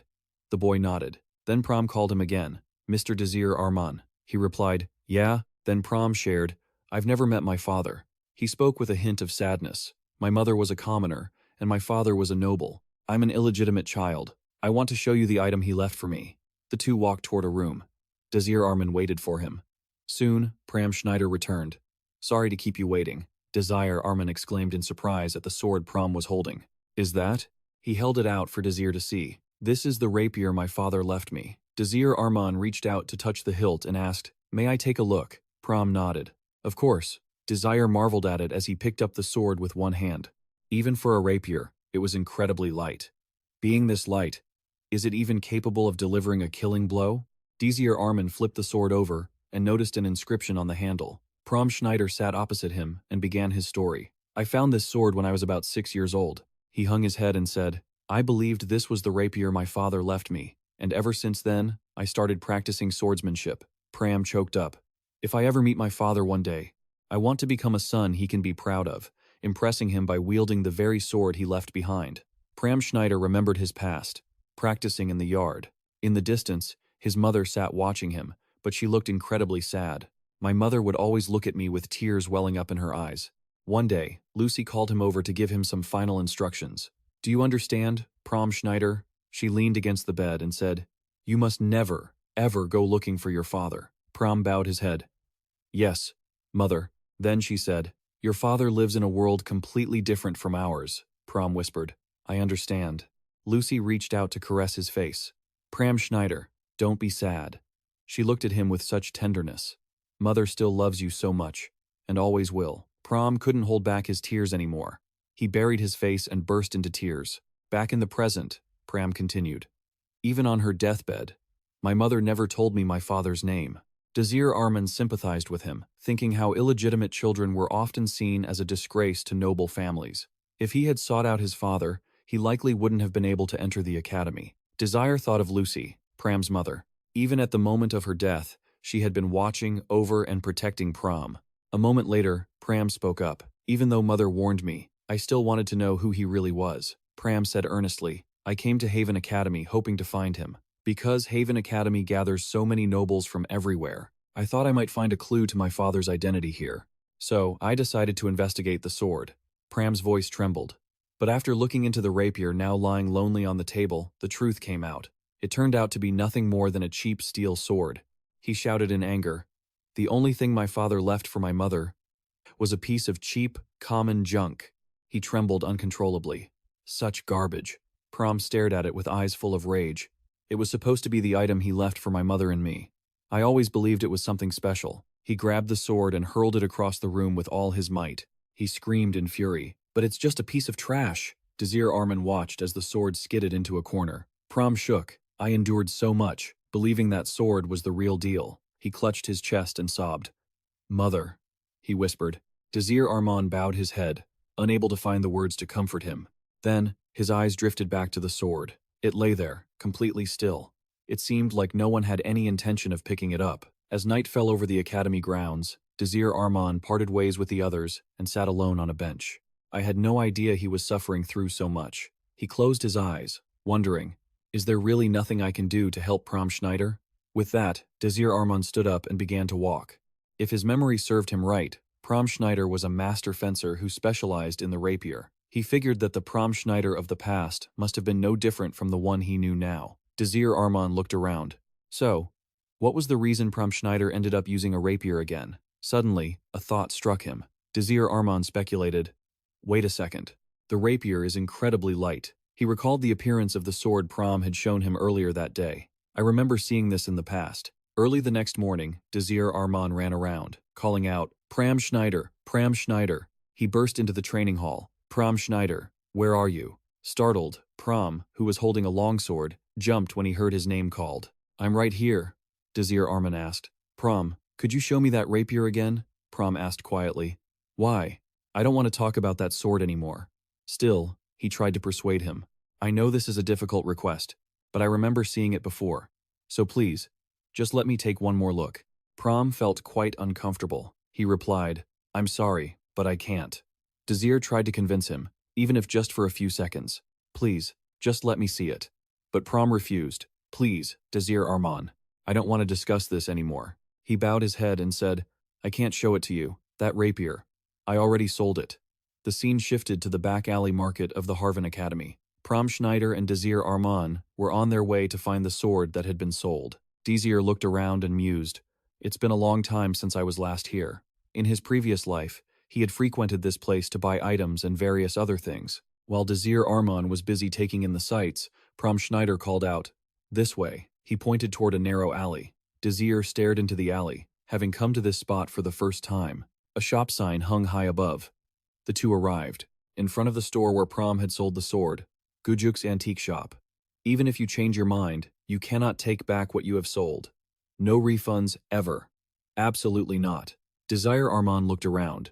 It seemed the owner was a greedy man. Nothing was ever returned. Prom said to him, Desir, I know I've said this many times already, he added firmly, but I am never going to use that rapier again. Never. They opened the door, and in the distance, another door appeared. The two stood before a heavy iron gate. The doors here were reinforced to be incredibly sturdy. After passing through the hall, they faced an iron door. The security here is really tight. Desir Arman stood before a lock shaped like a demon's head. He pounded on the door to ask for entry. The person who opened the door to greet them was a massive, burly brute. Desir couldn't help but remark, he even hired a savage to stand guard? The brute stepped aside and invited them in. Welcome, Desir Arman politely replied. Pardon us. Suddenly, Gujuk spoke up. You two don't look much like thieves. Gujuk's remark caught Desir by surprise. Gujuk sat down in front of them and said, Come in. He took a puff of his pipe and introduced himself. My apologies for the trouble you had getting in. The security is quite strict lately because there have been too many thieves visiting. My name is Gujuk. He looked at Pram Schneider and asked, You've been here before, haven't you? Pram replied, startled, Yes, that's right. Gujuk asked, So, what brings you here today? He was fishing to see if they were there to sell something else. Desir Arman calmly replied, Actually, it's the opposite. I'm here to take another look at an item my friend sold you. Gujuk frowned and said, There are no refunds or returns here. I remember having a sign clearly posted at the entrance. Desir smiled and answered, Of course, that's not what I meant. I just want to buy it back. Then, the two began to laugh heartily. Gujuk brought out the sword and said warmly, Well, you should have said that from the start. It's right here. What kind of sword is this? He added, You can tell it's not an ordinary blade. It's a rapier, but it's lighter than almost any other rapier out there. Gujuk looked at Desir and said, I've never seen a sword like this. It was a ceremonial sword, a noble gift given to a fiancé. He asked, You said you wanted to buy it back, right? Desir Arman replied, That's right. Gujuk then named his price, 40 silver coins. Hearing the price, Pram Schneider was filled with indignation. Wait, you never told me it was a ceremonial sword. You said it was only worth 90 coins when you bought it from me. The old man immediately started acting slippery. You asked me to appraise the sword, so I only told you the price of it. If you just look at it, it's nothing but a cheap piece of iron. Pram exploded in anger and shouted at him, You swindler, you scammed me. Desir Arman cut him off. Stop. Pram looked at him, unconvinced. But Desir said, Pram, Gujuk added, Selling it for 40 silver is being generous. He pointed his pipe at Desir and said, If I had known how to unsheath this ceremonial sword, I would have sold it for 80 silver. Still want to buy it? Without another word, Desir Arman tossed 40 silver coins onto the table. He handed the sword to Pram. Pram took it. He grasped the handle and said, I'll take it, but I'm still not going to use it. Desir Arman said, Trust me, and just hold on to it. He told Pram, Do you see that groove in the handle? Can you put your fingernail in there and press down? Pram, surprised, asked, A groove? He looked at the handle. Indeed, there was a groove there. He pressed it. Like this? Desir Arman spoke up. That rapier is made of bama. Pram slowly pulled out the hidden part. From inside the steel blade, an incredibly shiny, sturdy blade emerged. Gujuk was shocked. A sword. There was a sword hidden inside? Pram asked in bewilderment. What is this? It's so light, Desir Arman said excitedly. Of course it is. Gujuk screamed. What did you just say? Bama? He leaned over the table, desperate to know. Are you sure it's Bama? Desir thought. Bama. It's a material harder than steel. Any weapon or equipment made from this material would never break, chip, or grow dull. It was something every fencer dreamed of. Furthermore, it was so light that its weight was barely perceptible. He thought to himself, that's exactly why the shopkeeper only thought it was a ceremonial sword. Pram Schneider stared at the sword in his hands. It was the very rapier Pram Schneider had used in the past. Desir Arman turned to Pram and said, Let's go. Startled, he replied, Oh, right. Suddenly, the brute blocked the door. Desir realized what was happening and glared at him. You trying to play dirty? Gujuk threatened them, demanding they hand over the sword. You turned your head with a haughty air. Pram Schneider called out to you, a bit nervous, Desir Arman. You raised your hand, signaling for calm. You really are more foolish than me, aren't you? Gujuk chimed in. I know the value of that rapier better than both of you. Desir Arman looked the man straight in the eyes and said, You sold me the ceremonial sword, and I paid the fair price for it. You stated clearly, we have nothing more to discuss here. Gujuk went back on his word. If I had known it was a branded rapier, I never would have sold it to you two. Desir Arman replied calmly, If you had told Pram it was a ceremonial sword, there's no way he would have sold it to you. The man gritted his teeth. You brat. You're just stating facts. We only treat you the way you treat us. Desir Arman ordered the door to be opened. We're leaving. The native received the order from his master. Gujuk signaled for the man to deal with the two of them. The native said, My master says you both are to stay put. Pram Schneider blurted out as the man hoisted his blade in a threat. Stay back. You put your hands in your pockets and said, You know. Desir Arman spoke up. The way you talk reminds me of a friend. You smiled, remembering someone. Donetta Hadun. I wonder if you're still doing well? Donetta Hadun laughed heartily and said, Come on, Desir Arman, you're too weak. The native swung his blade down, but Desir Arman dodged it with ease. The man looked incredibly surprised. You dodged it? Gujuk, losing his patience, shouted, What are you doing? Kill them already. The native followed orders. All right. Desir Arman walked toward him, unafraid. You kept your cool and said, Please, step aside. Pram Schneider jumped in front of you, pointing his sword at the native. I don't want to use force, and I won't hold back. The native paused for a moment. Desir Arman asked anxiously, Pram Schneider, are you sure? He replied firmly. Of course. You turned to Pram. Didn't you say you'd never use that rapier again? Hit with the truth, he blushed and hesitated. Well, Desir Arman smiled and said, I'm counting on you. His comrade, Pram Schneider, blushed and replied, Yes, yes. The native lunged toward the two of them. Then, he screamed and charged. Pram Schneider quickly said, Desir Arman, please step back a bit. The man's blade missed him by a hair. Pram Schneider took the chance to leap behind him and pivot to block the man's strike. Pram Schneider quickly regained his stance and prepared to attack. Desir Arman watched and thought, a warrior experienced in fighting swordsmen. You watched him intently. Pram Schneider still lacked combat experience, so you weren't sure if he'd be okay. If he was in danger, you'd step in. Suddenly, Desir Arman's eyes widened in surprise. The native's eyes went just as wide, because a terrifying killing intent was radiating from Pram Schneider. He opened his eyes wide, staring straight at his opponent. Desir Arman smiled to himself. I guess I don't need to intervene. Such a relief. It felt like I was seeing Pram from the dark world of the past again. A loud laugh suddenly made you jump. The native pointed his blade and shouted, You're strong. With this body, I will fight with a warrior's honor. I will take you down. Desir Arman crossed his arms, thinking, even though I've heard natives talk before, I'm still not used to their way of speaking. He said, I'm coming at you, little warrior. The native roared and charged. Pram Schneider pointed his sword, ready to counter. When the man swung down, he quickly leaped backward to dodge. The native was slashed, blood splattering everywhere. Pram Schneider hopped back nimbly to keep his distance. The man glanced at him, thinking, this brat is fast. Pram Schneider slid a distance, then used his foot to pivot and stop, pointing his sword at the man again. The native looked at him, thinking, that sword really suits his style. The native glared at him. Pram Schneider didn't hold back either, opening his eyes wide to stare right back. And then, he stepped forward. Pram Schneider gained momentum and leaped behind the man. The native turned around, but Pram Schneider had already landed on the ground right behind him. Next, he dashed forward like a shot. Pram Schneider slid and launched a flurry of slashes at the native. The man tried to defend. I can't even keep up with his movements. His attack power isn't high, but his speed is insane. Schneider slashed wildly at the man. A moment later, the native's eyes turned red. Schneider suddenly realized something was wrong. The man went berserk and hissed, "This is fun." You watched the situation closely, continuing your assault. But his fighting spirit didn't wane. He seemed even more pumped up. "I haven't used a rapier in a long time, so my attack power is a bit weak." The native stood up and stared him down. "Can I take this guy down with this rapier?" He regained his composure, stopping to focus. Schneider. Schneider thought, "If I want to leave this place." And then he crouched down to gain momentum. "I have to take him down." The native flashed a disgusting grin, waiting for him. Schneider leaped backward and swung, but the man countered it. He slid far back. "He's getting used to my speed. If so, I have to finish this with a critical hit." Schneider observed the man's body and found a weak point on his back. Once identified, he lunged forward. Schneider used all his speed to dash in. The native managed to turn his head to see him and attacked straight at him. Schneider tried his best to pierce the man, but the native had anticipated his move. Thinking too much, the man kicked him right in the gut while he was attacking.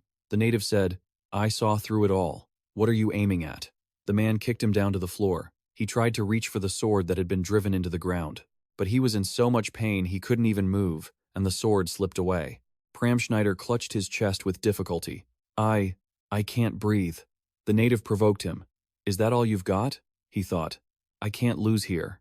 Schneider slowly touched the sword and realized something. "This is..." Schneider turned his head and smiled. "You really are." He looked at Desir Arman, thinking him a hard man to read. "You knew everything from the beginning, didn't you?" Schneider looked at the sword. "You knew the true secret hidden behind this rapier." He gripped it tightly in his hand, and he even knew exactly how to unlock it. He stood up, ready to fight again. "Please, let me." Schneider took his stance, pointing the sword at the man. "Repay everything you've done for me." The native beckoned. "Come and get me if you're good enough." Schneider closed his eyes and lunged. The man raised his blade high. "Are you planning to attack from above?" Suddenly, he opened his eyes wide. No, the native had aimed his blade right at him. Schneider was standing on the edge of a razor's thin line, and then he dodged behind the man as smooth as silk. Taking the chance, Schneider accelerated and lunged, but the native just smiled triumphantly. Desir Arman noticed something was wrong. The man's blade struck him. Desir Arman shouted, Schneider." The native's eyes widened in surprise. His blade had snapped in half. Schneider had used his sword to shatter the man's blade. His own sword remained shiny, perfect, without a single scratch. Desir Arman shouted in shock. He cut through the blade. Schneider used his sword to shatter the opponent's blade. His sword remained shining and pristine, without a single scratch. Desir Arman shouted in shock. He actually cut through a sword? Schneider seized the moment, ducking low before spinning around with his sword. He shoved the blade right under the tribal warrior's chin. The guy froze for a second, then went flying backward from the impact. He landed hard on his knees, head slamming into the floor as he slid across the ground. Desir Arman rushed over, looking worried. Schneider, are you okay? Prom just gave a wry smile, a narrow victory. Schneider stared at the fallen warrior. If it wasn't for this rapier, I'd be the one flat on my back right now. These tribal guys are strong as oxen. The warrior was still out cold. Desir Arman asked, Are you hurt anywhere else? Pram looked himself over and replied, It hurts a little, but I'm fine. Desir Arman then turned to the person sitting behind them. Well, you heard him. Ask the old man, are we done here? Desir Arman grabbed Schneider. Let's go. Pram followed. Gujuk just chuckled, amused. Then, the old man spoke up. Where do you two think you're going? That's an iron door forged from Keyhall mountain ore. Gujuk crossed his arms, looking smug. Besides that tribal warrior, no one has the strength to open it. You'll never be able to leave without handing over that rapier. Still, I suppose I should congratulate you for taking him down. Desir Arman called out to him. Pram kept grumbling, but the old man continued.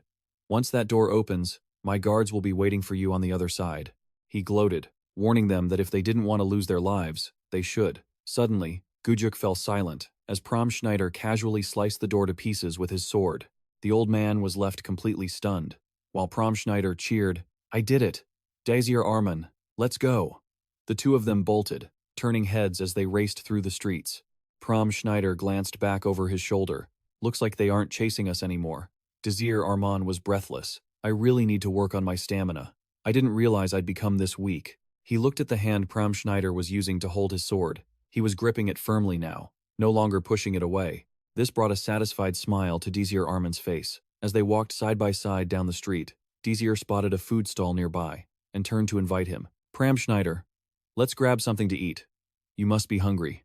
Pram blushed, hesitating. He was still shy. Desir Arman quickly added, you don't need to thank me. You said I was the one who put you in danger by provoking that Gujuk, so there's really nothing to thank me for. Desir stepped up to the stall and told Pram, honestly, I'm the one who should be thanking you, he said quietly, just hearing your painful story. Desir Arman's words deeply touched Pram. I couldn't just stand by and watch. He bought 2 skewers of meat, handed one to him, and smiled. You're a member of the team. At that, Pram Schneider burst into tears. Pram Schneider stared at Desir Arman, tears streaming down his face. He gripped his sword tightly, realizing how blind he had been. He bit his lip, holding back sobs. He had come to the academy with only one purpose. I believed I would find clues about my father, Pram thought to himself. Yet, in his obsession to find the truth behind the sword, he had lost control and was drifting through life without a goal. Above, a bird was flapping its wings in the sky. Pram Schneider stood there, reflecting on himself, purposeless and lost. Was I just going to live like this forever? A bird chirped from its nest. Pram hung his head, but then he looked up at Desir Arman. He showed a person like me. Pram recalled everything Desir Arman had done for him. A new path. Desir Arman was still smiling at him. Pram said, thank you. Pram Schneider looked at the skewer, thinking, if this is the path, I'll follow him. He took a bite and ate happily. A feather drifted to the ground, the path Desir Arman had found for him. Pram Schneider looked at the sword, the rapier his father had left behind. On the blade, an inscription was carved, for my little bird, so you do not lose your way. Desir Arman looked up at the bird soaring high into the sky, symbolizing a future full of hope. The bird flew on, as if representing who he was right now. I will move forward once again. The scene shifts to the academy. In the cafeteria reserved for the Alpha class, Romantica stands with her arms crossed, leaning against a pillar. Alpha class students walk by, whispering when they see her. Isn't she from the Beta class? Why is she here? She must be here to snoop around. She ignored them, letting out a sigh. Suddenly, a guy approached her. Romantica. Donetta walked up and asked, have you been waiting long? The dining hall was incredibly loud. Waitresses served food directly to their tables. Apologies for keeping you waiting. The meal consisted of meat and mashed potatoes. Romantica was dazzled by the food on the table. Donetta laughed as he asked, the food in the Alpha class is quite different from the Beta class, isn't it? He winked. I really wanted to see you. I'm glad that wish finally came true, Romantica replied, shoveling the food into her mouth. The dining room remained lively, with maids diligently serving the customers. Donetta was busy cutting his meat, then hesitated.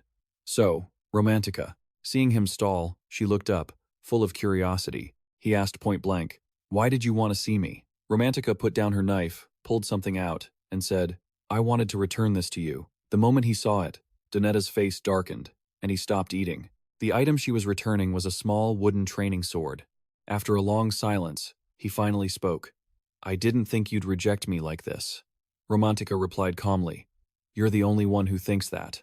Her words made Donetta sigh helplessly. Just as he started to say, I'm sure it's because you feel burdened or uncomfortable dating me, she cut him off, denying his claim. Not at all. Her denial left him confused. Are you telling me there's some other reason for this? Romantica was honest. It's because I've joined a team in the Beta class. The reason made Donetta feel annoyed. A Beta class team? He chuckled, assuming. I don't understand, are you being threatened or something? If that's not it. Before he could finish, Romantica cut him off immediately. No, I decided that myself, she explained. At first, I didn't like it much either. But it's different now. Our team leader tries his best to train everyone. Thanks to him, my abilities have increased significantly. Then, she suddenly asked, Donetta, you said the Beta class was full of useless commoners, remember? The question confused him. I don't understand why you're bringing that up right now. Romantica hesitated, then blurted out. It's because you bluntly told me that I'm just a commoner too. Her rejection, and the reason behind it, made Donetta lose his temper a little. However, he quickly calmed himself down and stated firmly, you're lying. He confidently assumed that if she were really just a commoner, she would have accepted his marriage proposal already, because that's the only way a commoner like you could ever step foot into the Alpha class. Romantica remained calm in the face of his stubbornness. I think you're right, but I don't accept it. Her statement piqued Donetta's curiosity. Why? What was her reasoning? She hesitated slightly before speaking. It was because of the happy smile on her face when she mentioned her friends. My team looked at me differently. Hearing her go this far, Donetta shifted into a sour mood. He let out an exasperated sigh and cursed, annoyed. Trash. A look of pure contempt was etched on his face. To him, they were nothing but trash. Donetta's attitude and the insult left Romantica stunned, and she repeated it. Trash? Then, Donetta lowered his voice and launched into a rant. Nobles have always hated commoners, and I know why. It's because Haven Academy is a place that ranks people based on their background rather than their talent. They're afraid of a new society created by elite commoners. He claimed they didn't want that to happen, so they suppressed the commoners at this academy. There was one thing he and everyone else clearly understood. However, times had changed. After the powerful emergence of the Shadow World, anyone with skill and power could receive magic stones. That became the root of the problem. That is why the nobles force commoners into beta class, because the nobles don't want commoners to get their hands on magic stones. Furthermore, Donetta asserted that, right now, you nobles are just like kings of a sandcastle. You never know when that castle will collapse, and that's what you're all afraid of. With that, he asked Romantica, so you're telling me you're going to spearhead that? Hearing his question, Romantica kept a casual smile and replied, no. I just wanted to tell you why nobles hate commoners. She stated firmly that even if 10 years were to pass, you nobles would still be afraid of commoners. Her words made Donetta feel slightly ridiculous. What? 10 years ago? He suddenly stood up, then growled in a rage. Don't pretend you know anything, you piece of trash. Who do you think you are, acting like you know everything? His eyes blazed with fury as he spat out those aggressive words. Just the past? I still remember that incident like it was yesterday. He referred to the commoners as the rebellion. Hearing Donetta say that, Romantica sighed wearily, saying, fine. At least now I understand why we've become enemies. As she slowly stood up, she said, our team is going to make it into Alpha class. Her eyes filled with determination as she declared, from now on, we are enemies. Facing Donetta's furious glare, she asserted, I will make sure you guys can never hold your heads high again. Donetta's disdainful question met her resolve. You think you can? Naturally, she remained calm and answered, I said it before, don't underestimate us. With that, she walked away, leaving her wooden sword on the table. Donetta sat back down with a dark expression, his hand gripping his bicep tightly. He remembered that day. The deafening boos, the shouts of, let the execution begin, die, kill them, kill the damn nobles. Right at the guillotine, the people chanted, we will execute the Hadun family. The crowd cheered. Because of you, I lost my son. Kill him. At that moment, Donetta was very young. He had snuck into the crowd to watch his family being executed. Serves them right. Chop his head off. A flag was raised high, waving in the wind. Remembering those things made Donetta's hatred surge. He dug his nails into his bicep until he drew blood. His face darkened, filled with killing intent. Inside the editorial office, there was a loud commotion. How's the special report from Haven Academy coming along? Almost finished. The editor shouted, add that information in. It seemed everyone there was incredibly busy. I have the book on Haven Academy's history over there. And here are the papers. Elsewhere, everyone was busy doing one thing or another. Has there ever been a precedent for this? Not yet, sir. Then hurry up. We have to put this on the front page. The editor gave a sinister smile and declared, this is going to be a bombshell. At the same time, at the academy, students gathered in the hall, buzzing with rumors. I can't believe it. How do they plan on doing that? A young man with a bewildered look cried out. How can it be this absurd? He looked at the information on the board and wondered, confused, how they intended to handle this. Just then, in a nearby room, crying echoed from within. Bridget smiled and offered praise. You're carrying out the plan well. She called out a familiar name, the student Desir Arman.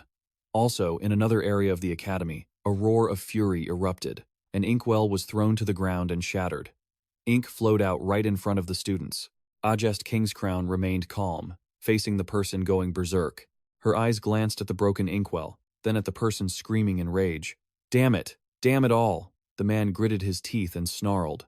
Those arrogant bastards! Pugman was so angry he couldn't even finish his sentence. How dare those beta class students, he roared in frustration. Commoners being admitted into alpha class? Then he shouted, don't kid me. After ranting and raving, he huffed like a bull. Suddenly, Pugman threw something. Just as it was about to hit, Ajest Kingscrown in the face. Someone unexpectedly stepped in to catch it for her. It was a piece of paper. Pugman, still in a rage, spat out, "This is all that bitch's plan. After humiliating me, do you think you'll get out of this alive?" Veins bulged on Richard's face as he gritted his teeth and growled. When she said that was the student she recommended to the academy, I should have killed him then and there. His fury was met with the silence of those around him. He slammed his fist on the table and roared, "How dare they?" he questioned loudly. "They dare to defile the sanctity of the Alpha class." On his table lay the notice. Beta class team claims they will enter the top 30. On that notice was the name Pugman hated most, Desir Arman. He seemed so bitter toward him that he cursed him non-stop. "Trashy commoner, you bastard, I'll kill you all." A moment later, things returned to silence. Pugman had calmed down enough to speak to his students. "I apologize for letting you see me lose my composure.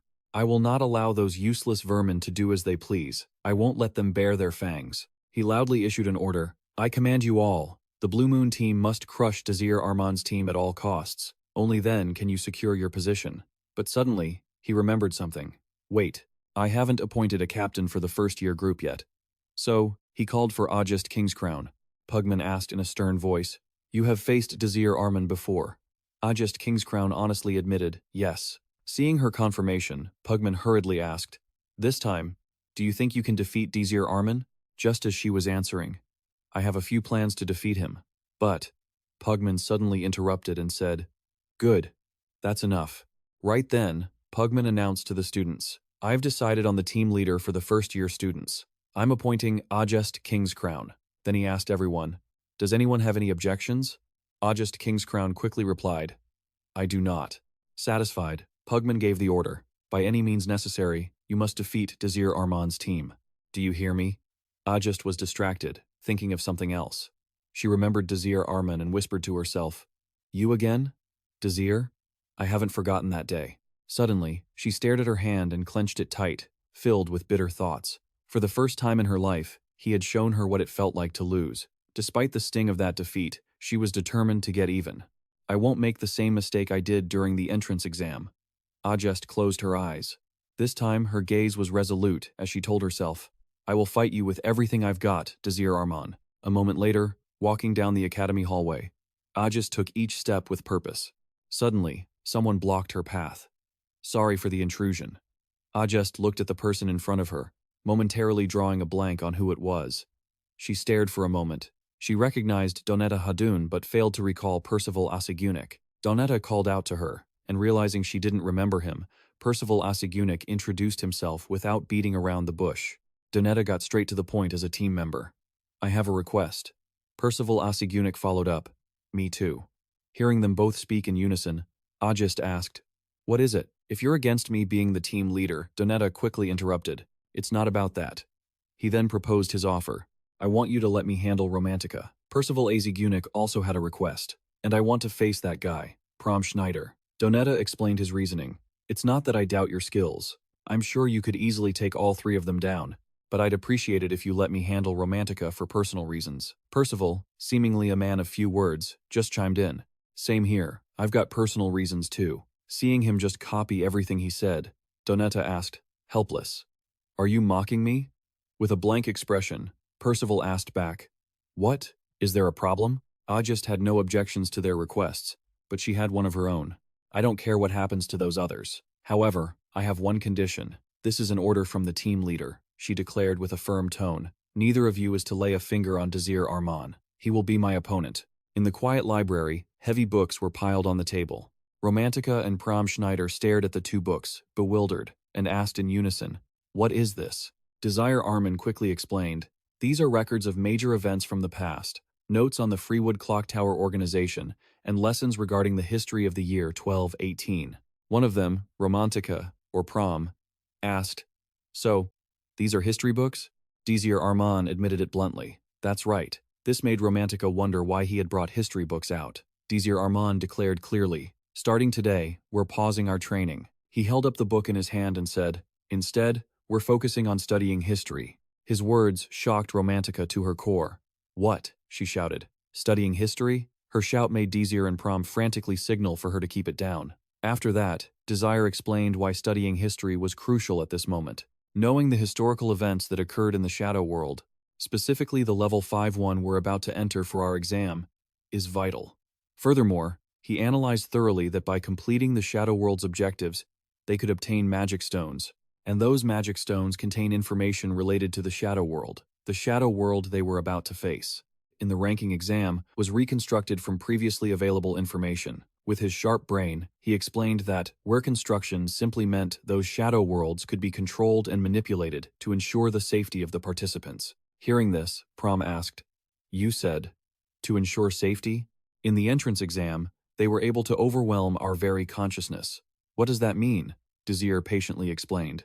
Even though they can control and manipulate many things, they aren't allowed to override the fundamental elements of the shadow world, like historical events or mission objectives. That's why having deep historical knowledge is essential. Another question came. Are you sure these history books contain information about the upcoming ranking exam? Desir answered calmly.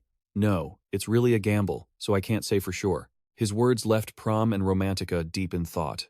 It was very possible those books wouldn't be relevant to the exam at all. While Romantica told Prom, "Give that to me," Prom quickly complied. Okay.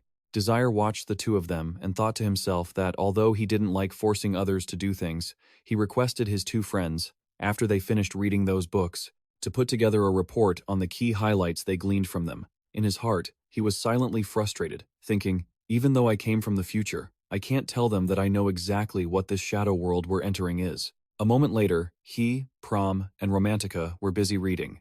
Romantica didn't seem very interested in the words. Desir was reading seriously, while Prom was shyly looking at him. That scene made her blurt out, "What is this?" Then she hurriedly called out to her distracted friend, Pram Schneider, Pram Schneider. She asked him in a teasing whisper, "You seem to be getting pretty close to Desir Arman." Her teasing made Pram turn bright red. "I mean, you two look closer than before." Pram quickly turned away and stammered, "Maybe so. Isn't it the same for you?" Suddenly, Romantica noticed the badge on Pram's collar and teased him again. "What's that?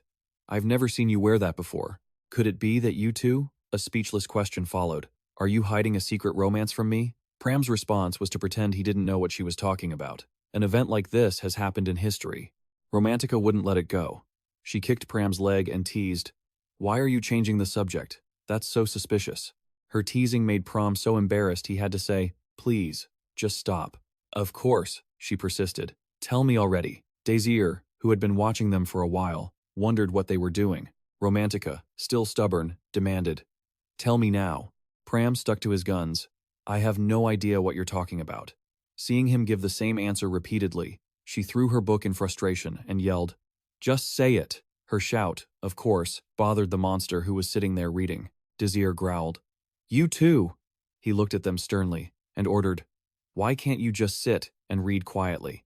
Stunned by his scolding, they both quickly replied, "Yes, sir." Desir then intended to help Romantica pick up her book. "Let me get that for you." But Romantica said, "It's fine. I can do it myself." As she reached down to grab the book that had fallen on the floor, someone suddenly helped her pick it up. Instinctively, she went to thank the person, but as soon as she saw who it was, her attitude shifted to one of haughtiness. It turned out the person helping her was Ajest Kingscrown. She loudly called her name, AJ. Ajest nonchalantly handed the book back to Romantica. Romantica rudely snatched the book from her hand, then tossed it onto the table in annoyance and sat down, looking both irritated and sulky. A moment later, she asked, "What are you doing here?" Unlike Romantica's hostile reaction to Ajest Kingscrown, Prom Schneider looked confused and pointed at Ajest, as if trying to ask something.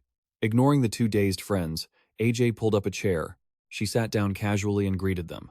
"Long time no see," Desir Arman replied at ease. "That's right, it's been 2 months, hasn't it?" You even smiled and congratulated Ajest Kingscrown. "I heard you joined the Blue Moon Party. Congratulations, that's a wise decision. I'm glad you found a group that suits you." Upon hearing this, Ajest Kingscrown shot back, "What makes you think I fit in with that group?" Before she could get an answer from him, she heard Romantica coldly tell Pram Schneider, "Stay calm, Pram." Then came the reply from the person who needed to answer, Desir Arman. "Well, you're quite strong." His answer prompted Ajest Kingscrown to say, "Unfortunately, that's not the truth." Her cold gaze fixed on Desir Arman as she said it was because he still existed. She spoke his name with bitterness, causing him to just chuckle and shrug. Desir Arman. It was then that Ajest Kingscrown said that was the reason she came. Her words made Desir Arman ask her point blank, catching her off guard. "You came here to declare war on us." At this moment, he still calmly asked, "So you consider me a worthy opponent? So, before the match begins, You want to come and deliver a formal declaration of war. He didn't shy away, asking, "That's your personality, isn't it?" AJ didn't answer that question. She sighed helplessly and replied, "It seems you understand me quite well." So she admitted it. "Just as you said, I consider you my rival." Desir Arman laughed and replied, "Don't flatter me too much." Suddenly, Ajest Kingscrown brought up that day. "Even if you ridiculed me, I have nothing to say to you. That day, I underestimated you, which led to my carelessness. I apologize for that." She stood up and declared firmly, "However, this time will be different. I will fight you with all of my ability, Desir Arman." Her words didn't make Desir Arman uncomfortable. On the contrary, he felt very satisfied and thought to himself, "That's good. That's the way for you to become stronger, AJ." He thought about the reason he always defeated Ajest Kingscrown. "The reason I try my best to defeat you is because I want to reignite the fighting spirit within you once again. Because you are the main force of the attack team inside the Shadow World. You will become much, much stronger than this." Watching Ajest Kingscrown leave, Desir Arman declared, "I am really looking forward to our battle." Ajest Kingscrown. On the day of the Hebrion Academy ranking competition, the students gathered to watch the battle. Some students were busy flattering Pugman Alex. At the same time, inside the contestants' lounge, a few people sighed to each other. "It's too noisy out there," a voice replied. Of course, the ranking competition is the Academy's biggest event. Desir Arman, along with Romantica and Prom Schneider, were ready for the fight. Suddenly, Romantica called out, "Desir Arman." She asked curiously, "You're actually wearing a tie properly today." Prom Schneider's eyes widened as he exclaimed, "Huh? That's true?" Desir Arman replied casually, "Formal events make me uncomfortable, so I usually dress comfortably." Hearing this, Romantica teased him. "Really? I thought you were a show-off, and that not wanting to wear a tie was just to show off your body." Her words made Desir Arman blush as he exclaimed, "What?" Prom Schneider was full of praise. "I think this tie really suits you, Desir Arman." He even suggested they could go buy some more comfortable ties to wear. But by now, Romantica had noticed the noise outside. "Why is it so noisy out there?" Watching the two of them like that, Desir Arman sighed helplessly, thinking to himself that it was a good thing they weren't stressed, and that maybe being like this was better. Then he asked, "Is everyone ready?" Romantica replied confidently, "Of course." Prom Schneider also showed he was ready. So the three of them walked out, and immediately there were boos from the stands. "They're over there." "Those guys? That's right," a noble student sneered with disdain. Such an eyesore. In the stands, all the students were cheering for Desir Arman. "Go, Desir, we're rooting for you. Do your best," chants echoed everywhere. This made Desir Arman wonder, are they cheering for us? On the noble side, one guy glared at Desir Arman and arrogantly mocked him. "Is that Desir Arman? He looks so mediocre." A girl in the group reminded him, "Don't be so cocky. Have you forgotten what Professor Pugman said?" He kept his eyes fixed on Desir Arman's group and confidently declared, "Don't worry about them. I'll take them all out in one go." Ajest Kingscrown remained silent. Before the match started, the two groups had to come up with a strategy. "Now we will decide our positions." Desir Arman assigned Romantica's position for the match. "Romantica, you will be the team's sniper. You will be positioned far away from everyone, using magic to pinpoint the enemy's location, and then taking them down." Romantica asked with a hint of worry, "You want me to be the sniper? I don't know if my magic will work on Alpha class students." However, Desir Arman reassured her, "You just need to use your magic as soon as you identify the enemy's location, whether it's the Alpha class or any other class. If you don't give them time to prepare, they will be caught off guard." Even after hearing him say that, she still couldn't help but feel confused. "This is the first time I've used magic for a long-range attack. I don't know how much power I need to use." Seeing his friend overthinking things, Desir Arman smiled and said, "Don't worry about that. The balls you use during practice have the same weight and hardness as a human head." Hearing him mention the balls, Romantica suddenly realized something. "Those balls? Is that so?" Unexpectedly, she also discovered, "Wait a minute. Don't tell me that all the training exercises you made us go through were to prepare for today." He already anticipated the situation we would have to face. At this point, Desir Arman turned to assign positions to his other friend. "Pram Schneider, you will protect us." Pram Schneider didn't hesitate, and replied clearly, "Understood." At the same time, Romantica was still staring at Desir Arman, wondering, "Desir Arman, who are you really?" Then she asked, "Everyone knows their position and mission. Desir Arman, what about you?" Desir Arman hesitated, then replied, "If I had to explain it simply." He uttered one word for his position, "the scorer." And so, The time for the battle had arrived. The announcer's voice rang out, and the Shadow World gate began to open. All the students lined up in front of the gate. The students on Gabriel's side were incredibly tense. Ajest Kingscrown's team was just as anxious. Desir Arman's side, however, remained completely relaxed. The host then announced the start of the exam. A forest materialized, and a bright light flickered within it. Desir Arman appeared, looking around in bewilderment. He calmly calculated the time, estimating it to be around 11 o'clock. At that moment, the system notified him of the enemy base's location. "You are a warrior. You have received intelligence on the nearby enemy base. Go and find it." Desir Arman intended to find his two friends, but couldn't locate them anywhere. "I can't see Romantica or Pram Schneider." While he was casually strolling, something suddenly flew toward him. Luckily, he dodged it just in time. Looking at the object that had flown at him, he quickly realized what it was. Ice? Suddenly, someone emerged from the bushes and said, "I've certainly got some luck." The person spoke nonchalantly. "Didn't expect to meet you this soon." The one who attacked was the noble girl. She gritted her teeth, calling out his name. "Desir Arman, you scoundrel." Seeing that she knew his name, Desir Arman replied calmly, "I didn't realize I was that famous." She snapped back at him with an irritable tone. "Infamous. More like it." Hearing her say that, he replied leisurely, "Well, that's unfortunate." The noble girl immediately attacked Desir Arman with ice projectiles. Desir Arman countered casually with a fire spell. Unwilling to stop, she gritted her teeth and kept attacking. The way the noble girl used her techniques made Desir Arman take notice. Is she using two types of magic at the same time? Just then, the noble girl unleashed another powerful technique. Desir Arman easily deflected this attack with fire. He realized one of her spells was defensive. However, Desir Arman also noticed something else. He realized a flaw in the noble girl's attack. Her spells were conflicting with each other. She, however, hadn't noticed, and was still smiling confidently. Suddenly, the noble girl's spell fractured, leaving her panicked and defenseless. A loud explosion echoed out, pushing Desir Arman back. Ice shards hung in the air. Desir Arman hurriedly put his hands up to block them, but surprisingly, he didn't feel them hitting him, so he opened his eyes to check. The ice shards had stopped. Suddenly, they vibrated and flew backward, eventually forming an ice vortex. A shard grazed Desir Arman's arm. Others pierced nearby trees. One even skimmed past Desir Arman's face, leaving a cut on his cheek.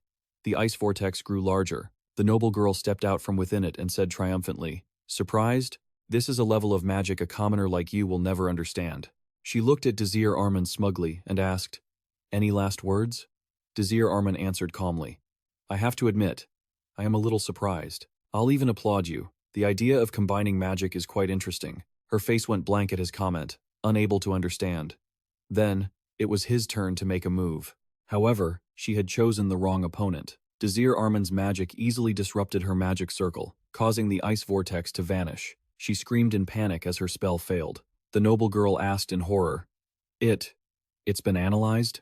Desir Arman's voice echoed flatly. "Never underestimate anyone, and always stay one step ahead of your enemy." He lectured the noble girl, saying that was a basic rule on the battlefield. Having said that, he cast her own spell back at her, while she continued to fume. "How could my magic be?" He didn't care much, and calmly said, "Watch." As soon as he said that word, he immediately attacked the noble girl. Faced with this, the noble girl quickly formed a protective shield. She was still yapping away. "Do you think I'll lose to the magic of a commoner?" However, what happened next made the noble girl's eyes widen and silenced her completely. Because Desir Arman's attack didn't just come head-on, it hit her from the side. The noble girl took the full force of the blow. In her final moments, she angrily shouted Desir Arman's name. Then came a cry of pain that made Desir Arman turn back to look. She had collapsed. As her emblem hit the ground, the system announced that a contestant had been eliminated. The system stated that 29 contestants remained. Elsewhere, someone was walking through the forest. The wind blew through the leaves. A sigh was heard. "I can't believe I ended up in this godforsaken field." A contestant walked and grumbled, "It's so hot." Suddenly, he noticed something. Just as he was complaining, an attack struck him out of nowhere. At least there was a bit of cool breeze. And so, the system announced another contestant had been eliminated. 27 contestants remained. In the distance, the person who had launched the attack was Romantica. Pram asked hurriedly, "Still haven't found Desir Arman?" Romantica replied, "He must have been summoned somewhere far from us." She added, "We're lucky to have been summoned near each other." Pram Schneider heard this and asked, "Do you think we'll find him soon?"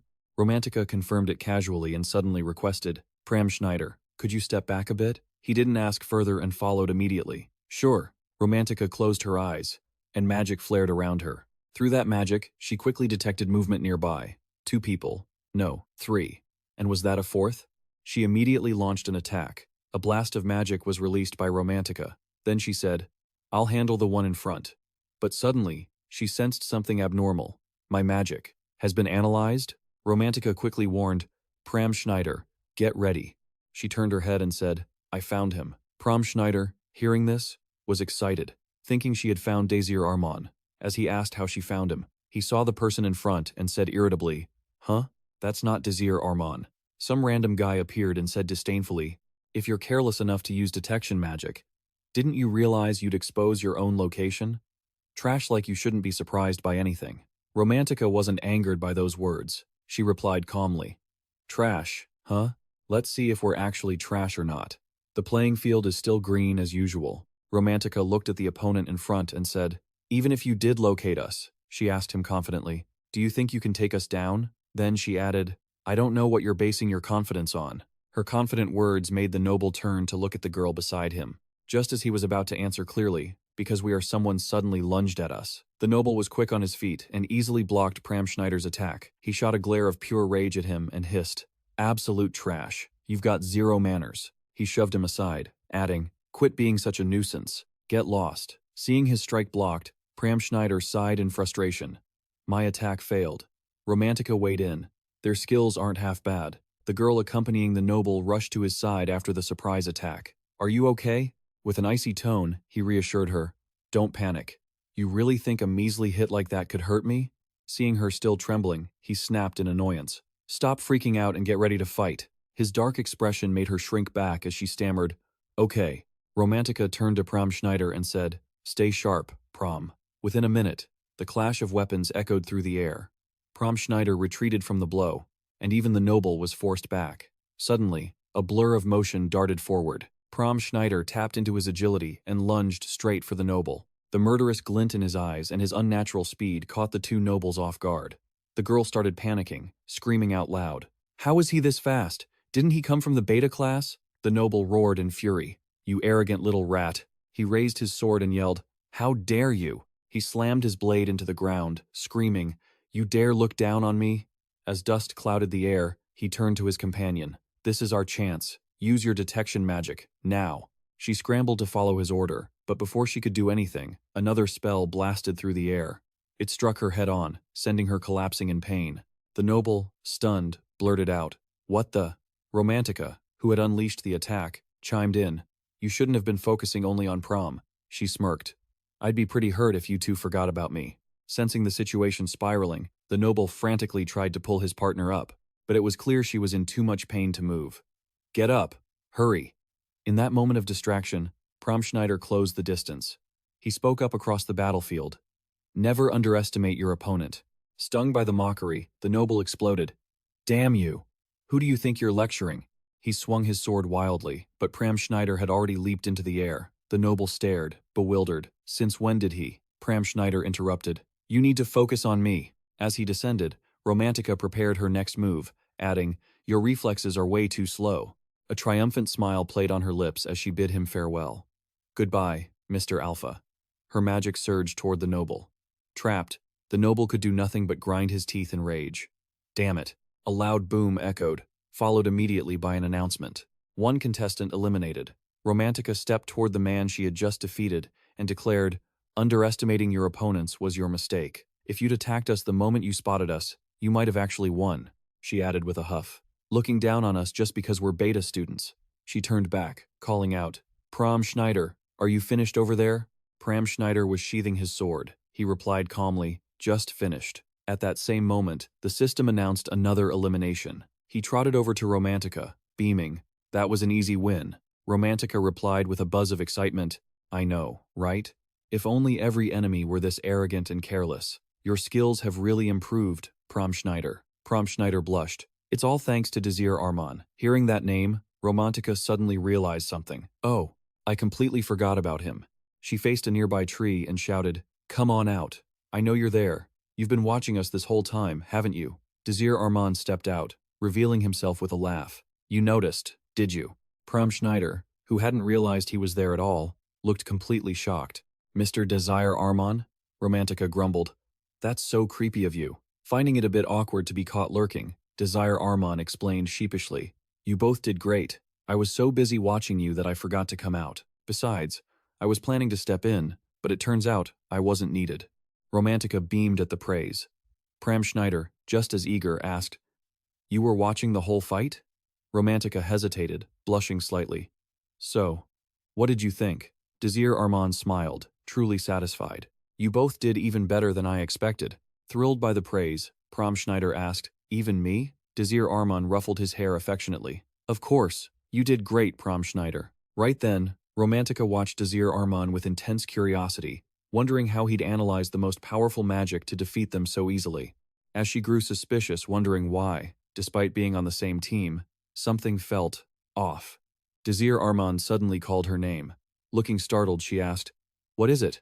Out of nowhere, Desir Arman started ruffling her hair just like he did with Prom. He praised her as he did it. You did well, really well. This caught Romantica completely off guard. She shifted into a state of bewilderment and embarrassment, unable to find the words. Once she regained her composure, she bristled like a cat. What do you think you're doing? Seeing her bristle, Desir Arman explained. You looked like you wanted a pat on the head too. She snapped back. I absolutely did not. Just then, Desir Arman looked up at the sky and muttered something cryptic. It's late. It'll start soon. Moments later, the sky turned ink black, and a thunderstorm rolled in. Deep in the forest, near a tower, glowing red eyes appeared within the trees, accompanied by chilling hisses. Dark clouds gathered, and suddenly, a flash of fire erupted. Another contestant had been taken out. The attacker simply said, Nothing personal. Gabriel turned coldly and added, You were just unlucky. The system chimed again. One contestant eliminated.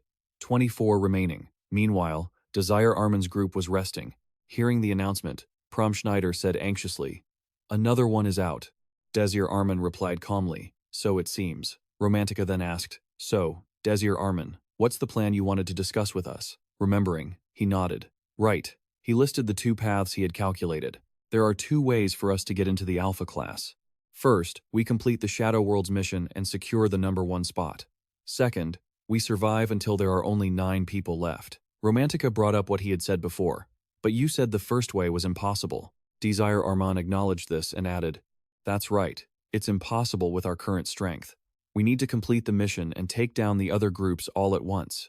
This suggestion from him obviously gained Romantica's approval. You're right. Right then, Desir Arman came up with a new approach. But we have a chance with this second method. Your new method is that we don't need to be in first place. We just need to stay in the top 9. According to your plan, the other groups will end up fighting each other. There are only 24 people left now. That means while the other groups are clashing, we need to take down 15 more. As he said this, he laughed and asked, This way seems easier, right? Prom Schneider nodded in agreement. That's right. Romantica, meanwhile, was busy looking at the sketch Desir Arman had drawn of the 3 of them. The silly yet cute drawing made her burst into laughter, when suddenly, a raindrop hit her head. That drop made her look up in confusion, only to see a heavy downpour suddenly hitting them, causing the 3 to scramble for shelter. It's raining. Let's find cover that way.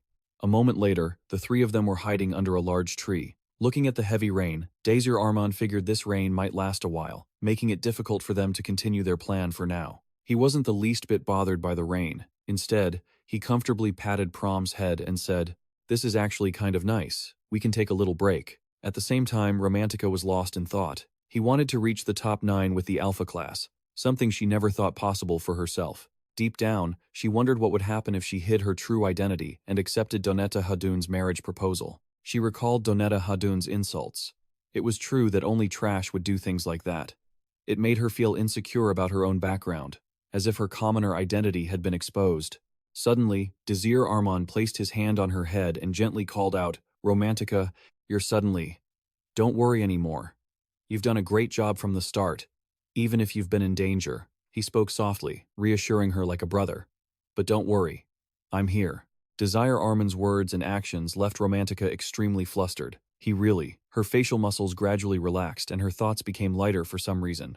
Even though she was happy with Desir Arman's head pats, on the surface, Romantica still acted annoyed when he did that. "Stop touching me." Seeing her get prickly again, he quickly pulled his hand away. All right, I'll stop, okay?" Pram Schneider saw she was being noisy as usual and laughed, saying she was back to normal. In her heart, she really just wanted to say that she loved being with everyone. Just then, a loud alarm rang out from a nearby clock tower. This caught the attention of Desir Arman's group. Even Gabriel's group and Ajest Kingscrown's group noticed it. Suddenly, Desir Arman asked, "Is it time already?"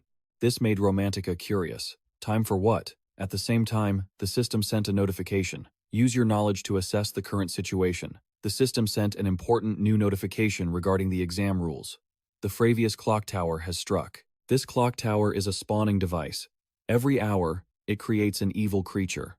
Just as it announced this, the new mission began. The declaration made Romantica gasp in confusion. Mission. The system indicates the evil creature lives inside the forest. The people on Gabriel's side were still busy arguing. All right, pay attention. The system is reminding the contestants to try and survive against that creature. Donata Hadun heard this and exclaimed in shock. An evil creature? The system continued to coldly announce that the mission would not end until the creature was defeated. Lightning was rumbling in the high sky. Romantica was a bit panicked now. What was that just now? What was that sound? Suddenly, Desir Arman cautioned. Everyone, step back. His words made Romantica and Pram wonder, and they called out in unison, Desir Arman? Desir Arman? Not answering them, his eyes were fixed on something else. The rain was still falling, and a faint odor appeared. This smell made both Romantica and Pram Schneider cover their noses. Romantica asked in confusion, "What is that stench?" Pram Schneider complained, "It's disgusting." Just as they were asking Desir Arman, "What is going on?" Desir Arman noticed something rising from the ground. His eyes instantly became wary as he muttered, "They're coming." So, he quickly turned to warn his two friends. "Get ready." As soon as he finished, something rumbled and erupted from the ground. A creature that looked like a rat appeared. This scene made Pram and Romantica scream in shock. A rat! The two of them quickly huddled next to Desir Arman and shouted, "Rats again? Desir Arman! It's an evil rat!" The rat saw them and paused, but then it growled ferociously. The two of them, Romantica and Pram, were scared into screaming again. That monster was really angry. Desir Arman, help! Thunder and the rat's roar erupted simultaneously. Romantica and Pram Schneider were so scared, they ran away while screaming their lungs out. "Damn it, it's too late! Run!" They ran while shouting louder than the rat's roar. "They're coming!" Turns out, besides that rat, it had brought its accomplices along. A whole pack of large rats was rushing toward them. A swarm of rats came charging at them. Pram Schneider and Romantica were busy running, while Desir turned back to look at the leader rat, which glared at them with bloodthirsty intent, while they were busy running for their lives. Romantica and Pram added to the chaos with their piercing screams. At that moment, the system sent a reminder to Desir Arman to use his knowledge to identify the situation. According to the knowledge he possessed, those rats were called Kudra rats, a type of level 2 evil creature that always uses numbers to overwhelm its target. Their food is human blood, and they will never stop hunting their prey. After running for a while, Romantica turned to attack. Wind Blast! One of her moves struck the swarm of Kudra rats but failed to kill them. This made her panic and scream. It didn't do a thing to them. Desir Arman saw this and quickly reminded her, "Save your energy. Don't waste mana like that." Romantica kept screaming, "They're going to eat us. We're done for. Do something." Unlike the fear shown by his two friends, Desir Arman remained calm, thinking to himself that it wasn't like there was no way to solve this. However, he was a bit hesitant, wondering if it was the best way. While he was distracted, he heard someone call his name, Desir Arman. Romantica and Pram Schneider shouted when they saw a huge tree right in front of them. The path ahead was blocked. Desir Arman immediately told Pram Schneider to jump over it. Pram Schneider didn't question it and quickly obeyed. Okay. Even though the tree was a bit large, Pram Schneider still flew over it easily. Afterward, he turned back and said, "I made it over." On Desir Arman's side, he quickly encouraged his timid friend. "Jump, Romantica," Desir Arman urged. Romantica tried to suppress her fear and replied, "I'll jump." With that, she quickly closed her eyes and leaped across, with Desir Arman jumping right after her. She managed to land safely, but Romantica tripped and fell flat on her face, making him call out in a panic, "Romantica!" He hurried over to help her up, saying, "Get up, quickly!" As his voice urged her on through the pouring rain, the rats tore through the tree and charged at them. All three of them quickly ran for their lives. Romantica and Pram Schneider hurriedly asked Desir Arman, How are we supposed to defeat this thing? Is there anything we can even do against it? Desir Arman replied while running, we just need to destroy its main body. Romantica asked, where is the main body? Desir Arman quickly told them it was hidden inside that swarm of rats. This made Romantica exclaim in shock. What? How are we supposed to get inside that? Suddenly, Desir Arman stopped and turned to face the swarm, causing a confused Romantica to call out to him. Ignoring her call, Desir Arman suddenly took off his gloves. All right then, he muttered, biting his own hand until it started to bleed. This is your favorite snack, isn't it? He suddenly flung his blood toward the rats. The droplets of human blood fell through the rain and landed right in the middle of the swarm. One rat, driven by hunger, lunged forward. Just as it opened its mouth to bite the blood, Desir Arman turned and shouted, Romantica, now's your chance. Romantica shouted, got it. As the lead rat greedily fed on Desir Arman's blood, she prepared her wind bullet. The attack hit the lead rat square on. She cheered, I got it. However, the lead rat didn't look like it was about to head to the afterlife. Instead, it glared at Desir Arman's group with pure rage and let out a sharp screech. Seeing it was still alive, Romantica said in disappointment, I guess my magic isn't strong enough. But Desir Arman spoke up. It's fine. It might look weak, but it's a level 2 evil creature. Then, he saw the lead rat hiding back within the swarm. Damn it, it's hiding in the swarm again.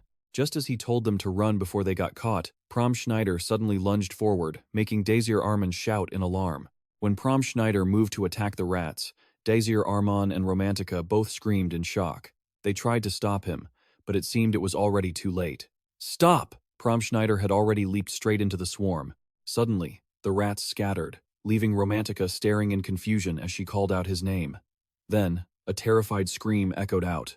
Inside the swarm, Prom Schneider was falling aimlessly. Still, he tried to calm himself down, thinking, I need to focus. Even as the rats attacked him, he kept questioning himself. Where is its main body? Looking at the swarm in front of him, he assumed it must have been injured by the magic earlier. The rats kept merging together, hissing aggressively, but Prom Schneider didn't let fear take over. I have to find its trail. At that exact moment, he felt something. Outside, Desir Arman was digging through the pile of rats with his bare hands, calling out loudly, Prom, where are you? Romantica stood to the side, cautiously asking, should I try using magic to find him? But Desir Arman dismissed the idea. Don't. You'll end up hurting Prom. Digging through the swarm, he roared in frustration. Damn it. Suddenly, a burst of magic erupted from within the rats. Prom Schneider had impaled the lead rat. When Desir Arman saw him, he called out, relieved. The lead rat was finally sliced apart by Prom Schneider. He landed safely on the ground as the rats began to dissipate. The system sent a notification. You have defeated the Kudra rats. Seeing Prom, Desir Arman rushed over and asked, Prom Schneider, are you okay? Prom stumbled, looking weak and about to collapse. Desir Arman, I don't feel so good. Seeing him fall, Desir Arman panicked and shouted, Prom. At that same moment, the system announced that the mission was complete. Romantica watched from the side and let out a relieved smile. Desir Arman hugged the unconscious Pram Schneider and comforted him. The mission is over. You did great.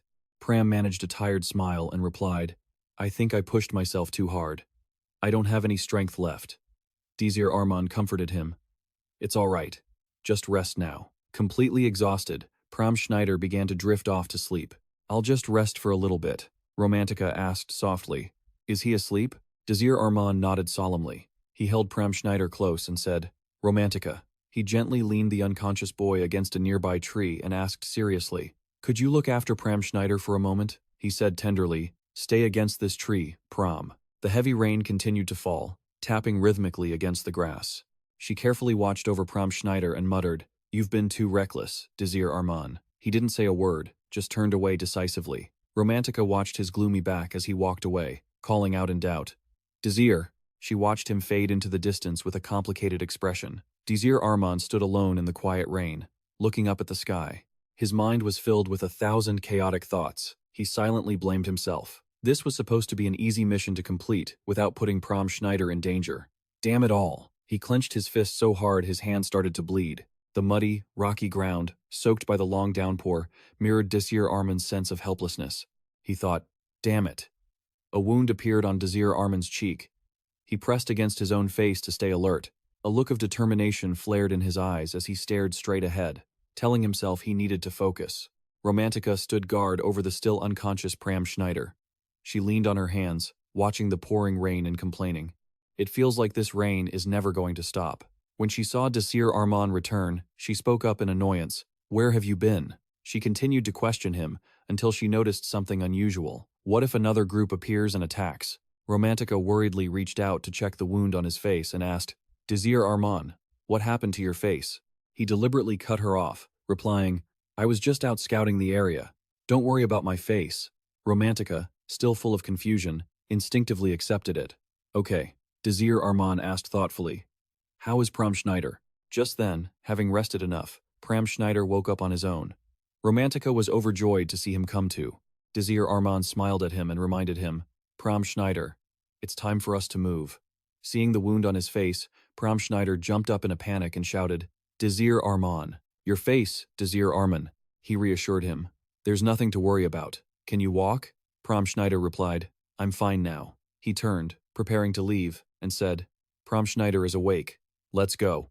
Romantica tugged at his sleeve and asked indignantly, "Where do you intend to go in this rain? We're soaked." It was then that Desir Arman realized the problem and replied, "You're right." He pointed in a certain direction and said, "Let's head there first." Romantica looked in the direction Desir Arman was pointing and asked skeptically, "The clock tower?" The massive clock tower stood firm under the heavy rain. The system's notification rang out. "A new mission has begun. Stop the clock tower." At the top of the clock tower, there was a source of energy sustaining the entire structure. "Destroy that energy source," Pram Schneider said, filled with guilt. "It's my fault we're being held up like this." Romantica spoke up to deny it. "No way, we only survived because of you." Facing Desir Arman's thoughtful gaze, she hugged herself, trembling as she sighed. "It's freezing, let's get going." He smiled slightly and said, "It should be warmer inside the tower." He looked down at his hands, silently promising himself he wouldn't make the same mistakes again. His bruised hands clenched, showing Desir Arman's secret determination. "I have to achieve my goal." Seeing him not moving, Romantica grew impatient and urged him. Deep in the forest at night, the heavy rain continued. Sparkling, cold ice shards appeared. Ajest Kingscrown used her magic to quickly finish off a monster. Under her sharp gaze, the system notified her that she had defeated a Kudra rat. One of Ajest Kingscrown's classmates shouted to target the main body. The rest of the rats scattered. The weaker students nervously probed the area. "There shouldn't be any more monsters, right?" Ajest Kingscrown questioned them irritably. "Don't let your guard down." A student stepped forward to report.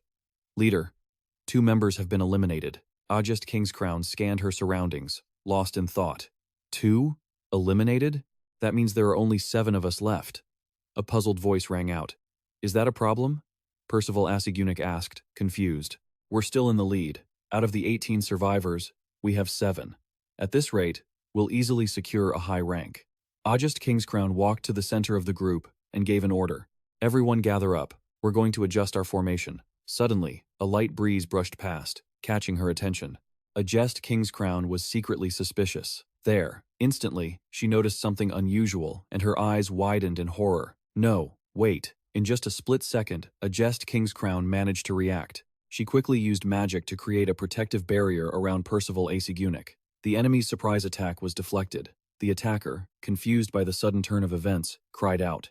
"What was that?" she replied. "There's an archer." Ajest Kingscrown turned to her classmates and warned them. "The enemy is here. All tanks, move to the front." Following her command, those holding shields quickly moved forward to protect the others behind them. After waiting for a long time, Alay finally spoke up. "Leader, it seems they aren't attacking anymore." Ajest remained stern, saying, "Hold your positions. We are heading into the tower. Do not let your guard down." The group began to move cautiously. She quickly calculated the current situation. "We're in a bad spot." The downpour didn't let up. Ajest Kingscrown felt the weather. She scanned the condition of the students around her and sighed to herself. The situation is not looking good at all. Ajest Kingscrown remained vigilant and deduced. That last attack they found our position and struck immediately. She frowned, making a difficult assessment. There are no mages with high-level skills among the first-year students. Then who is it? Ajest Kingscrown gritted her teeth, thinking silently. This exam isn't as easy as I thought. Inside the tower, amidst the heavy rain, the observation room lights were on. Desir Arman stood behind Pram and Romantica, who were observing the area. "All right, now." He put on his white gloves and asked a serious question. "Shall we begin?" Faced with the Academy's challenging battle, Desir Arman had to make a final decision. We're going to play dirty. In the forest, the heavy rain continued to pour. Romantica used magic to illuminate the tower. She stood next to Desir Arman, worriedly saying, I can pinpoint their location, but those last attacks didn't have any effect. He looked outside, comforting Romantica. It's fine. As long as Ajest Kingscrown is with that group. I didn't expect our attacks to work, she asked suspiciously. But if we keep attacking and failing, won't our position be revealed? Desir smiled and replied, Exactly. That's the key point. He stood up straight, puffing out his chest with an enigmatic hint. Romantica Iru, don't just attack the Blue Moon group, target the other teams as well, Romantica exclaimed in shock. What? Are you out of your mind? Desir didn't answer, just smiled lightly and asked, Did you not hear what I just said? She grew frantic and shouted. Stop smiling and answer me, he said calmly. The truth is, compared to their raw power, we are weaker, Romantica asked, full of doubt. Then why? Desir Arman answered in a low voice. However, if this becomes a chaotic brawl, that's a different story. She felt filled with confusion and doubt. A brawl? Romantica was so agitated she waved her hands around, shouting, No way! Even so, there's no reason to give away our position to the enemy. We need to come up with another plan and ensure our own safety first. Desir Arman spoke firmly, cutting her off. Romantica. His face was filled with seriousness. Trust me. She saw his resolute attitude and couldn't say anything more, only stammering, Okay. Romantica looked at the rain outside, wondering, But do you really think they'll come here just because we attacked them?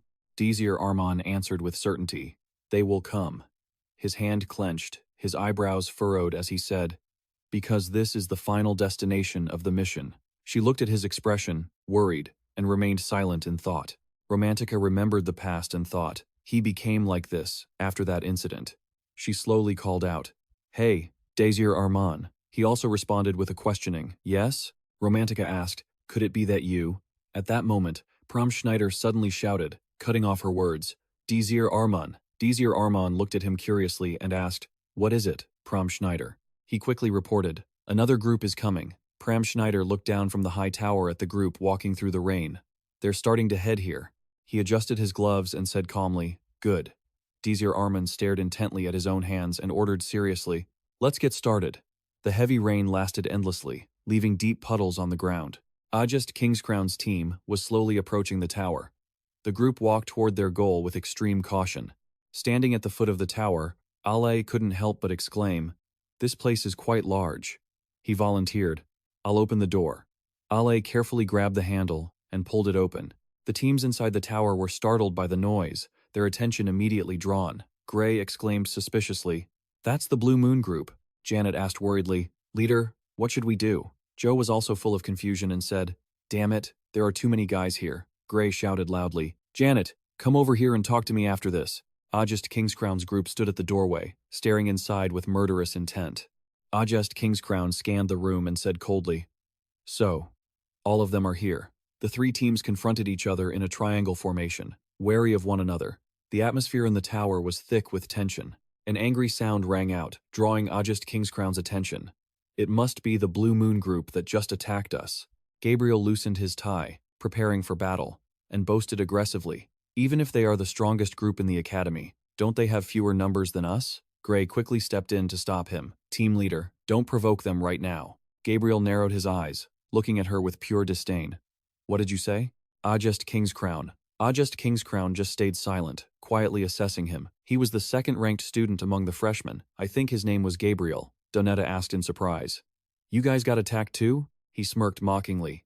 Stop playing the innocent card. Gabriel said, with total conviction, that a mage must have been the one to cast that kind of spell. It was none other than the Blue Moon Party. She narrowed her eyes, silently deducing who was behind the chaos. So Desir Arman was the one attacking us all along. Ajest Kingscrown closed her eyes wearily and let out a sigh. She recalled his crafty demeanor and thought, it seems his goal wasn't just to complete the mission. Suddenly, Az shouted out an order with all his might. Blue Moon members, I order you all to pinpoint the location of the sniper in Desir Arman's party. Someone asked suspiciously. Go after Desir Arman? Lai from the team questioned. What about you, team leader? She slowly drew her sword from its sheath and said gravely, I'll hold all 6 of them off. Gabriel acted as if he'd just heard a joke. He was shaking with suppressed laughter. What did you just say? Gabriel sneered. Ajest Kingscrown. Ever since the entrance exam you have always. His rage finally boiled over. Gabriel unleashed his magic. He glared straight at Ajest Kingscrown, snapping, "You're such an eyesore." He summoned a fireball and demanded, "There's a limit to how arrogant you can be." Gabriel swung his hand, throwing the magic he'd just summoned at her. He screamed, "Fireball!" A massive flame instantly erupted inside the tower. Gray laughed triumphantly. "Die. How's our team leader's magic for ya?" Joe urgently warned. "You idiot. Look in front of you." She appeared right in front of him in a flash. Gray gasped in fear. "Ajest." Ajest delivered a precise kick to Gray's head, making him cry out in pain. The kick was so powerful it sent Gray flying. Watching him get kicked away, Joe clicked her tongue in annoyance. Damn it, he got taken out just like that. While she wasn't paying attention, Ajest Kingscrown stood right beside her and began to chant a spell. Ice wall! A second later, Joe's body was buried inside a massive block of ice. The sudden attack made her scream. Joe gritted her teeth in shock. Her casting speed is way too fast. Gabriel, seeing his two teammates taken out in the blink of an eye, cursed in rage. Damn it. He looked toward the pineapple party and shouted impatiently, "You guys over there, if you're in alpha class, then prove what you're capable of." Gabriel poured all his frustration onto them. "Don't just stand there watching." Those biting words successfully struck a nerve with their pride. The pineapple party quickly shifted into battle formation. Gray angrily questioned, "How dare you look down on us?" Ajest Kingscrown didn't respond. She just moved silently. Like a powerful arrow, she lunged toward their position. He warned them warily, "She's coming." On the first floor of the tower, the battle was raging intensely. Fire and ice magic collided repeatedly. After a long while, the only sound left was the tapping of Ajest Kingscrown's boots against the stairs. The door to the top floor of the tower gradually came into view. Romantica listened tensely for any sounds in the silence. Prom Schneider took a combat stance and asked suspiciously, "Is it over?" Desir Arman was in the same state of intense focus, waiting for what would happen next. Ajest Kingscrown stood before the door to the top floor. The sound of the door opening echoed through the hall. Down on the first floor, Gabriel had been completely defeated by her. His teammates shared the same fate. The pineapple party also lay sprawled on the ground, overwhelmed by Ajest Kingscrown's power. Her sharp gaze pierced into the room. Ajest Kingscrown radiated an equal intensity. The god of war had arrived. She declared with authority, "It was a foolish plan, as expected." The massive tower, nestled in the forest, was covered in a heavy downpour. The clockwork gears never stopped turning. Desire gave a strained smile as he looked at Ajest Kingscrown and said, "If it weren't for you, our plan would have been completed by now." She replied coldly, "That's right, Desir Arman. The plan went exactly as you wanted." Amidst the clicking of the gears, Ajest Kingscrown spoke slowly. However, she recalled the events that had just unfolded and calmly explained, "Now that all the other teams were gathered here, and I noticed your team wasn't present, so I guessed the truth behind this incident. You wanted the other teams to fight among themselves and wipe each other out so your team could sneak into the top 9. On the staircase, rapid footsteps echoed. Ajest Kingscrown spoke calmly. "That was your entire plan." She looked at the 3 people in front of her and gently stated her intention. "That is why I didn't eliminate the other teams. Instead, I just controlled and tied them up. Now, your team can't make it into the top 9. Ajest Kingscrown's teammates had arrived. She made her move. "Desir Arman, you only have one choice left now." The Blue Moon Party faced off against Desir Arman's team with a look of confidence. Ajest Kingscrown declared, "That choice is to fight us." Percival Asigunik rested his sword on his shoulder, smirking with contempt. Donetta, with an annoyed expression, was also ready for battle. Romantica and Pram Schneider couldn't help but feel fearful at the sight of their overwhelming presence. The clockwork gears kept turning steadily. In the quiet space, only the sound of metal clashing rang out. Ajest Kingscrown spoke. "If you have the ability to make it into the top 9, she shouted angrily, "then prove it by defeating me." She looked straight into his eyes. Desir Arman. The moment she finished speaking, a magic circle appeared beneath Desir Arman's feet. Romantica called out to Desir Arman in worry. Beneath Ajest Kingscrown's feet, a platform of ice was also gradually rising. He looked at the scene before him, his heart racing as he blurted out, "Damn it!" 2 ice pillars shot up simultaneously, piercing the ceiling. Pram Schneider called out anxiously, "Desir!" Romantica also shouted urgently, "Desir!" Suddenly, a dangerous flash caught his attention. 2 blades collided, creating a screeching sound.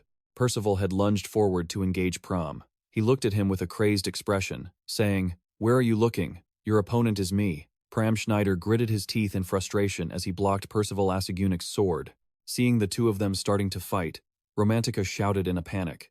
Pram Schneider didn't let her get distracted. Donetta Hadun walked forward slowly, sword in hand, saying, "There's no way out. Let's start our fight." He cracked his neck, speaking calmly. "Honestly, I'm quite surprised your team lasted this long." Donetta took off his cloak and threw it aside, saying, "But..." He looked at her and affirmed, "It's over." He pointed his sword as he said, "For your whole team." Romantica listened tensely to what he said. "And for you too." Despite the chaos outside, the clockwork gears kept on spinning. The sound of metal clashing never ceased. Percival Asagunic and Pram Schneider were fighting intensely. He faced the boy with a wild look in his eyes. Percival Asagunic tapped Pram Schneider on the head with his own and gloated. "What happened to that longsword of yours? Go on. Try acting as cocky as you did before." He stared wide-eyed and asked, "Where'd that attitude go?" Pram didn't back down and retorted, "You talk too much." That really set Percival Asagunic off. He glared and shouted, "What did you say?" With a single move, Percival Asagunic sent Pram flying backward, then planted one foot firmly to prepare a skill. Percival Asagunic started spinning on the spot, creating a swirling vortex. The vortex inched closer to Pram, who was on the defensive. Pram stayed calm, took a step back, and braced himself for the fight. Percival Asagunic went on a frantic offensive, his veins popping with rage. Pram Schneider focused every ounce of his energy to barely hold off the relentless barrage of attacks. They were both moving at an incredible speed, trading strikes and blocks. The sound of clashing blades was deafening. A sword thrust toward him, but Pram ducked just in time to dodge the blow. The swords never stopped meeting. Pram Schneider wasn't falling behind, blocking and dodging strike after strike for a long time. Even under the weight of Percival Asagunic's all-out assault, Pram was only pushed back. He wasn't actually hurt. Seeing that Pram didn't have a single scratch on him, Percival couldn't believe it. He gritted his teeth and cursed under his breath. That little bastard.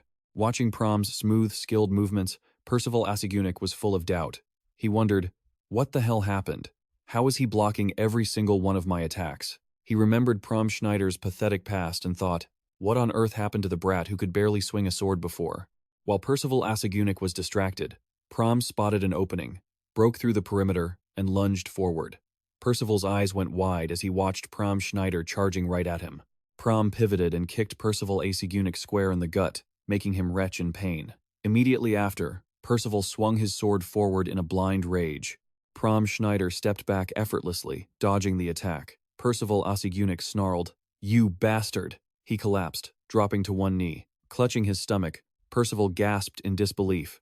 "How are you able to? Your swordsmanship has improved leaps and bounds in just a few weeks." Pram Schneider just asked, "Why on earth would I tell you that?"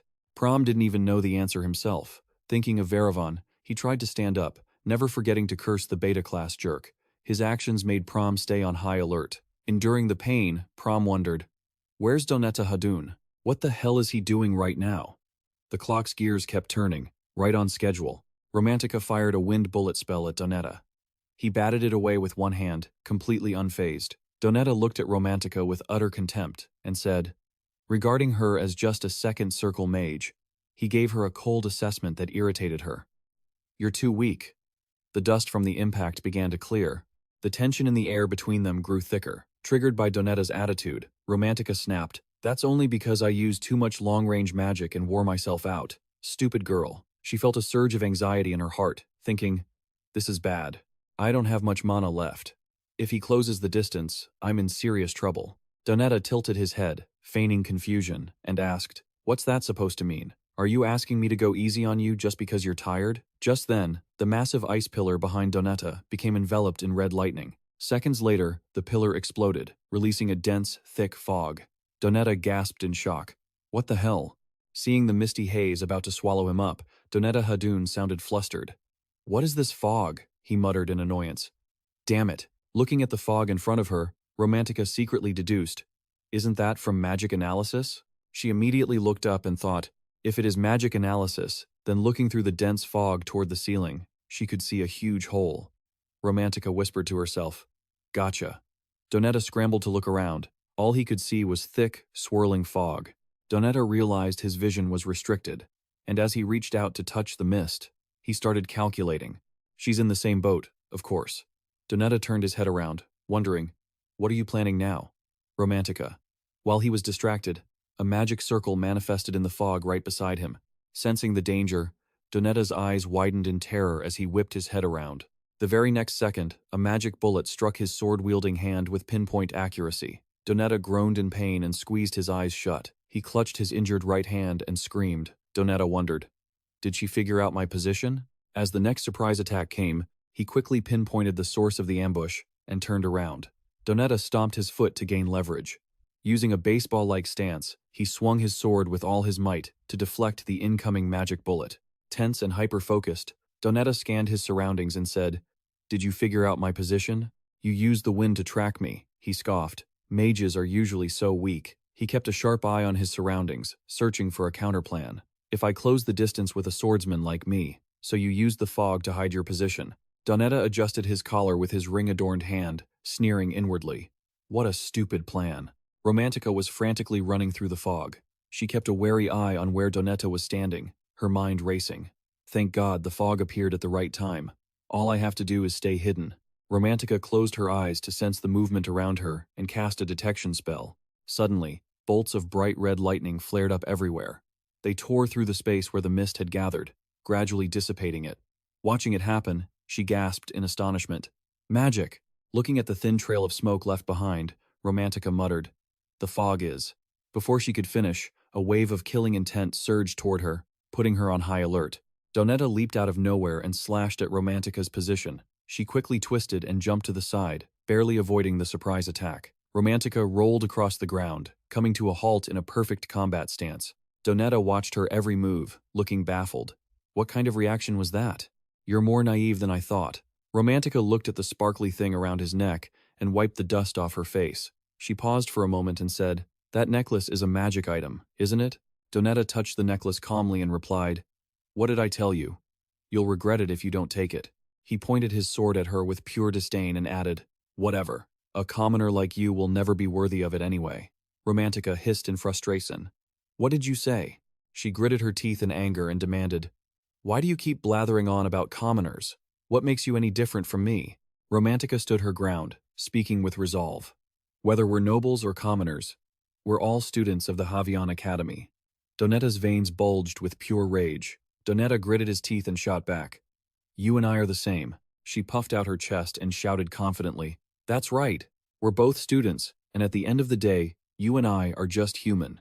No matter how much you try to act superior with your classist nonsense, that truth doesn't change." He repeated her words again, his voice cold. "You said you and I are the same?" Romantica asserted firmly.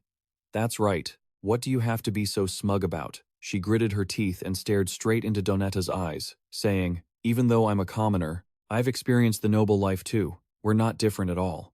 Seeing her ridiculous display, he covered his face and let out a mocking chuckle. "You say we aren't different? A noble like me? Just like a commoner like you?" Donetta stared at Romantica's innocent face, filled with disdain as he questioned her. "Shut your mouth. That's not something a commoner gets to decide." His eyes were bloodshot and sharp as he spat. "That is something only we nobles can decide." Donetta spread his arms wide, consumed by his own arrogance. "Wealth and fame from the moment of birth, that is the difference." His face darkened, his voice dropping into a low, mocking tone. "A commoner? Daring to compare yourself to me?" Romantica felt a shiver run down her spine and instinctively stepped back, thinking, "Wait, is he like this because of his own arrogance?" Looking at that wild, crazed expression, she felt a pang of fear and thought, "No, that's not it. There must be another reason why he's acting like this." Romantica furrowed her brows in suspicion, wondering what could have happened to him. At that moment, deep within Donetta's mind, everything was shrouded in darkness. A hand made of nothing but white bone reached out toward him. A low, resentful voice echoed, "My son, I am in so much pain." That skeleton kept urging him on. "Your father is in such agony and resentment. Avenge me." The bony hand reached out to embrace Donetta, reeking of malevolent energy as it whispered, "Avenge me. For your father." It was as if he were being controlled, forced to listen to these savage sounds. How dare they say we nobles are the same as filthy commoners? Under its influence, Donetta began to weep. The skeleton continued to incite him. "You and the commoners. Don't you dare let them go. My only son." Donetta felt like he was being pulled back into his own traumatic past. He was engulfed by the resentment, buried deep within his soul. The brainwashing continued. Commoners are the enemy. If you don't want to meet the same end as your father, that ghastly skull radiated a powerful, murderous aura, commanding him with pure, deep-seated hatred. Wipe them out down to the very last root. Romantica was stunned as she heard his scathing words. No matter what you say, a commoner like you will never understand. The air around Donetta turned ice cold. He spoke without a hint of emotion. You say we are the same? I will show you the difference in our status. A killing intent flared, and Donetta began to cast magic, saying, Remember this well.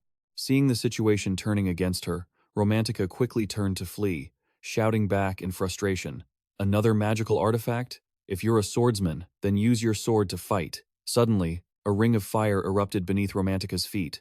She quickly countered with her own magic. The ring on Donetta's finger pulsed with powerful energy. He gave a sharp command to detonate.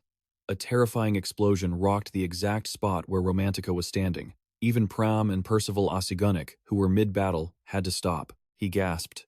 What was that? He looked around, bewildered and anxious. What happened? When he saw the scene before him, Pram Schneider's face turned pale, his eyes widening in horror. He screamed out in panic, Romantica! Percival Asigunik turned his head in shock and asked, Donetta, did you do that? Pram Schneider called out frantically. Romantica, wake up! The phantom of that skeleton was still gripping Donetta's mind, stripping him of his own independent thought.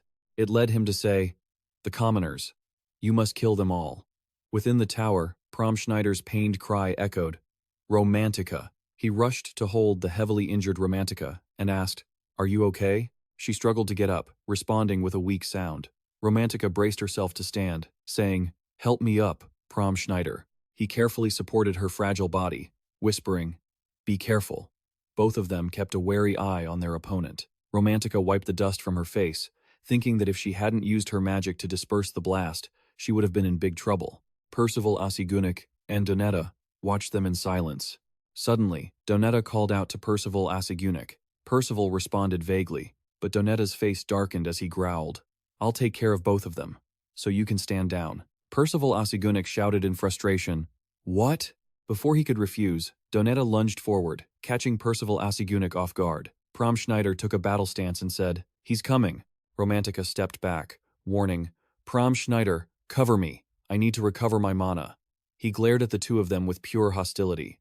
Donetta Hadun continued to use his magical artifact to attack. Pram Schneider sensed the danger and stepped back to dodge, but he was instantly boxed in by two walls of earth. Seeing this, Romantica screamed in worry. Pram Schneider. Donetta seized the perfect moment to leap into the air, swinging his sword down as he declared, This is it. Watching his fluid movements, she was secretly stunned. He's too fast. By now, Donetta had almost completely lost his senses. His eyes were bloodshot, filled with resentment as he roared, Die! Percival Asigunik, standing behind, suddenly shouted, Donetta, you idiot! That thunderous shout caught his attention. A sharp blade flashed toward Donetta. Pram Schneider appeared out of nowhere with a powerful strike. Donetta barely managed to twist his body to avoid the fatal blow. Even while dodging, Donetta maintained control of his movements. He brought his knee up, aiming for him. Pram Schneider was no slouch either. He nimbly spun in the air, successfully breaking the dangerous situation. He did a full rotation before sliding across the ground due to the momentum. He too was knocked back a few paces. Donetta's face darkened in fury as he gritted out, You filthy commoner. He glanced down. A deep cut had appeared on his cheek, and bright red blood began to trickle down. Pram Schneider held his guard, watching him vigilantly. Donetta scowled with hatred, his face twisting as he spoke. All of you commoners. Percival Asigunik stepped forward, sword in hand, clearly annoyed. What the hell are you doing? I said. Pram Schneider was my opponent. If you want to fight, we'll both take you on. But hearing the icy tone in Donetta's voice, he froze in surprise. Donetta growled a command. Shut your mouth. By now, Donetta had completely lost his sanity. Veins bulging on his face, he replied with contempt. You're just two useless commoners. I don't need your help. Seeing him respond in such a strange way, Percival Asigunik thought suspiciously. What a jerk. Romantica nervously scrambled over the mound and slid down, asking, Pram Schneider, are you okay? Seeing her rushing over, he replied softly, I'm fine. Standing at the front, Pram Schneider quickly pointed out Donetta's weakness. The guy had a very narrow field of vision. He stayed alert, watching the front in case they were ambushed. Pram Schneider broke down everything he had noticed. He isn't paying attention to his surroundings at all. He's only focused on you. That's how I managed to get a slash in right near his chin. She looked forward tensely, her heart filled with anxious calculations. What am I supposed to do? I'm completely out of mana. I don't have a chance to beat him. Romantica's eyebrows were practically locked together. She felt that in her current state, she was just a burden to Pram Schneider. Suddenly, Romantica suggested, Pram Schneider, can you lure that spiky-haired guy away? He was puzzled but still agreed. I probably can. But why? She clenched her fists, full of determination, and said, Donetta is my opponent. I'll take him down myself. Despite her words, Romantica's body began to tremble. Pram Schneider noticed this tiny detail. She tried to sound strong as she said, It would be better if you fought that spiky-haired guy one-on-one. Before Romantica could finish her sentence, he turned his head, ready to help her. Pram Schneider asked, If you're saying that, it means you're confident enough to beat him. Her face had turned deathly pale, covered in a cold sweat, looking utterly terrified. Sensing that something was wrong, he spoke up. You're saying that with such a pale face it's not convincing at all. Pram Schneider calmly reassured her. You think you're just a burden to me, right? Don't worry about it. He kept his guard up, ready to fight at any moment, and asked, Have you forgotten? Pram turned around with a bright smile, reminding her, We're a team. We fight side by side, with Desir Arman. Romantica started remembering the past when Desir Arman would pat her head to comfort her. Don't worry, we've done great so far. Even when you felt like you were in danger, he affirmed with certainty, I will protect you. Romantica gripped her hands tightly, filled with regret. How could I have forgotten that? A moment later, her clenched hands began to relax. Her face flushed slightly from the tears. Romantica smiled and said, He really is an annoying guy. She quickly regained her composure, put her hands on her hips, and said, Sorry about that, Pram Schneider. I was being a little weak just now. He responded enthusiastically. Don't worry about it. Romantica said, energized. All right. Full of confidence, she gave the order. Let's do this.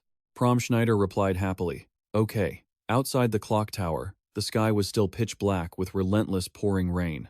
Inside the tower, a chaotic battle was raging, making the structure shake. On the top floor, the battle between the two strongest fighters continued. The entire floor was covered in mist and freezing ice blocks. Desir Arman lay slumped amidst Ajest Kingscrown's ice. She took powerful strides toward him. Ajest Kingscrown ordered him to get up. That's not enough to take you down.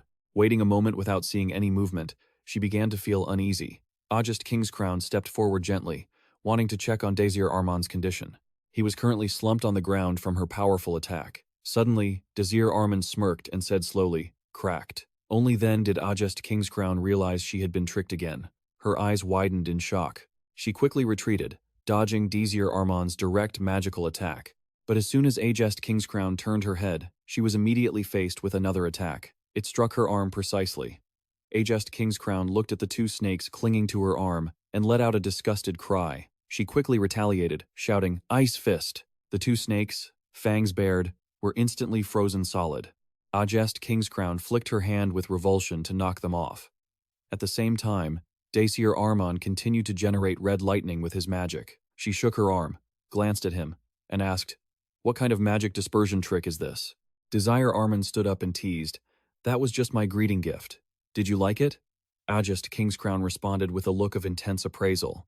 Desir Arman adjusted his gloves and said calmly, All right, let's get started. Sharp ice crystals erupted from the ground and lunged straight at Desir Arman. He waved his hand gently, summoning red lightning. It surged forward powerfully, shattering Ajest Kingscrown's attack. Desir Arman looked up, watching her running along the ceiling. He calmly and leisurely snapped his fingers, and immediately, the magic circles beneath Ajest Kingscrown's feet shattered one by one. She stared at Desir Arman's smug expression, secretly astonished. He's analyzing my magic. Ajest Kingscrown observed the situation carefully, thinking there must be some sort of limitation. She landed lightly behind his back. Desir Arman turned his head and smiled at Ajest Kingscrown. To her, his friendliness felt like a provocation. Furious, Ajest Kingscrown used her magic to attack with Winter Crash. Everything around him was instantly covered in countless freezing ice blocks. They quickly closed in on Desir Arman, but just as they were about to touch him, Desir Arman gave a light flick of his hand, and the sharp ice shards turned into flowing water. She gritted her teeth in frustration as her magic kept being altered. Ajest Kingscrown yelled angrily, How are you able to do that? She suddenly stared, wide-eyed, in front of her. A pillar of roaring fire shot directly at Ajest Kingscrown. She scrambled to the side, launching herself into the air to dodge the attack. But as she lost her balance, a ring of fire appeared behind her. Ajest Kingscrown cursed. Damn it. She could only watch as she fell into his trap. Just as Ajest hit the exact spot, the pillar of fire erupted violently, swallowing her whole. Desir Arman adjusted his collar neatly and couldn't help but praise her. You really are amazing. Right in the center of the flames, a massive block of ice appeared, extinguishing them. The fire slowly dissipated, revealing her in a disheveled state. She let out a sigh of relief for surviving that attack. Desir Arman looked at her, thinking to himself, it's hard to believe she's completely unharmed after that. Your power truly is overwhelming, even to your opponent. Ajest Kingscrown stood up, and the ice block shattered along with her movement. She asked suspiciously, I don't understand. Ajest Kingscrown admitted, my mana, speed, spellcraft, and battlefield experience are all superior to yours. Why can't I defeat you? He just laughed it off and replied calmly, you don't need to be so tense. Our fight has only just begun. She was full of questions, thinking, the truth is, I'm stronger than him in every way. She observed Desir Arman for a moment and suddenly realized, no, wait a minute, that's not it. Her eyes revealed a probing look that was hard to detect. Ajest Kingscrown muttered to herself, there is something I lack, but Desir possesses it. She gripped her sword tightly, thinking with resentment, even though I don't want to admit it. But the difference between us, as I calmly realized, was that his vast knowledge and combat experience far surpassed my own. She let out a sigh and said, if I lose my advantage in a magical duel, Ajest gripped her sword tightly, having made her decision. She quickly moved into a fighting stance and boldly declared, I'll take you down with my swordsmanship. He remained calm, facing her as he replied, I already anticipated this. The ground became slick, reducing friction. Desir Arman placed his hand on the ground and began using grease magic. Ajest Kingscrown leaped toward him, shouting, don't even think about stalling for time. He quickly drew his sword, rushing to use magic to enhance his balance and strengthen his power. Like a fierce tiger, she lunged forward, swinging her blade down at Desir Arman. He raised his sword, attempting to block the attack. Ajest Kingscrown's eyes widened in sheer shock at what she saw. Desir Arman's feet remained firmly planted, his gaze sharp as he locked eyes with her. The situation now was that Desir Arman was steadily holding off Ajest Kingscrown's blade right in front of him. She seemed to crumble, asking in astonishment, you blocked my attack? He calmly replied, why are you surprised? Just because I'm a mage, you thought I wasn't good at close-quarters combat? Ajest gritted her teeth in annoyance, thinking, I didn't expect him to have calculated even this far. Then, she poured all her strength into her sword, successfully knocking Desir Arman back. He was slammed hard into the wall by Ajest Kingscrown's strike and let out a pained groan. She exclaimed, I never expected you to have planned for even this. Desir Arman stood up with some difficulty and replied, to be honest, I can only hold out for 5 minutes. Ajest Kingscrown watched him and wondered to herself, why? She attacked again. This time, the strike was incredibly intense. Ajest Kingscrown kept asking, why?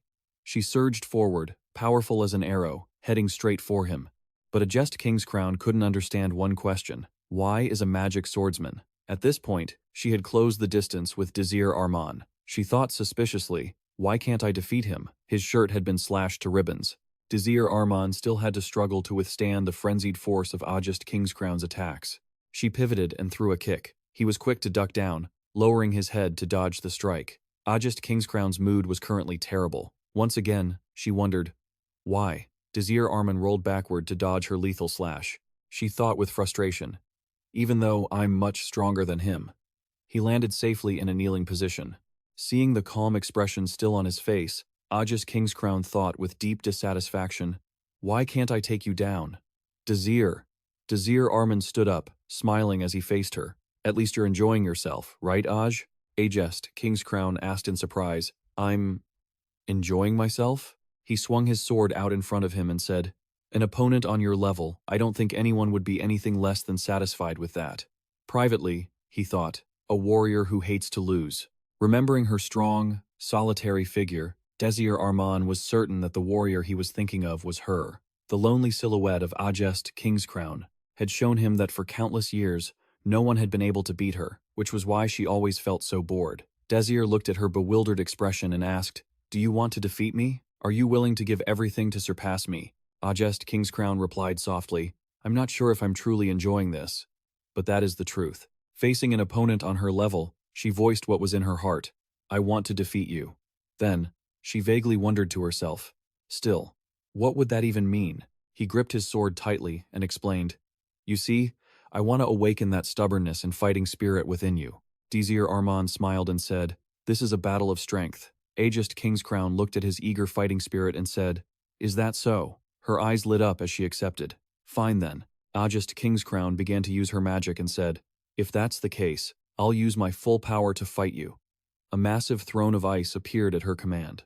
The frozen throne. Someone in the audience below suddenly spoke up. Is a magic swordsman really that amazing? This comment made everyone turn to look with surprised expressions. Seeing so many eyes on him, Lucet felt flustered. Did I say something weird? Pugman glared at him. Are you serious? Do you not understand what a magic swordsman truly is? Lucet innocently replied, No, I know what a magic swordsman is, but using both a sword and magic is a bit. I don't understand what's so amazing about someone like that. Pugman couldn't help himself. He turned his whole body around. Allow me to explain. To most people, it might not seem like a big deal. However, you need to understand that they don't just use magic and swords at the same time. Looking toward Ajest Kingscrown in the arena, he provided an example. For instance, consider that there are two types of people in this world.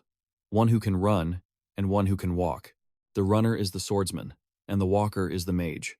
Do you think a walker could ever catch up to a runner? The answer is no, they could never keep up. So, what does that person need to do? Mages use magic to bridge the gap. They use countless types of magic just to catch up to the runner. Pugman concluded that this was how mages created a difference. Then his eyes lit up. Watching Ajest on the monitoring screen, he posed a question. What if a swordsman could use magic? Do you think someone who can already run could then run even faster? Lucet realized that this was the overwhelming difference. Pugman nodded and laughed, saying, Exactly.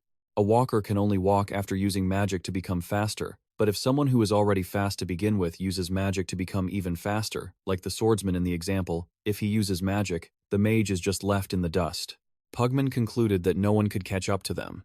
That is the limit of a mage and the magnificence of a magic swordsman. The viewer next to him nodded. I understand now. Everyone looked down at the arena. So that's what a magic swordsman is. Below in the arena, Desir Arman breathed out mist from the cold. Ice was everywhere, surrounding everything, both him and the environment. A thin layer of ice froze over like a barrier. The air here had started to freeze. He scanned his surroundings. The space was being restricted. She was using countless layers of overlapping magic.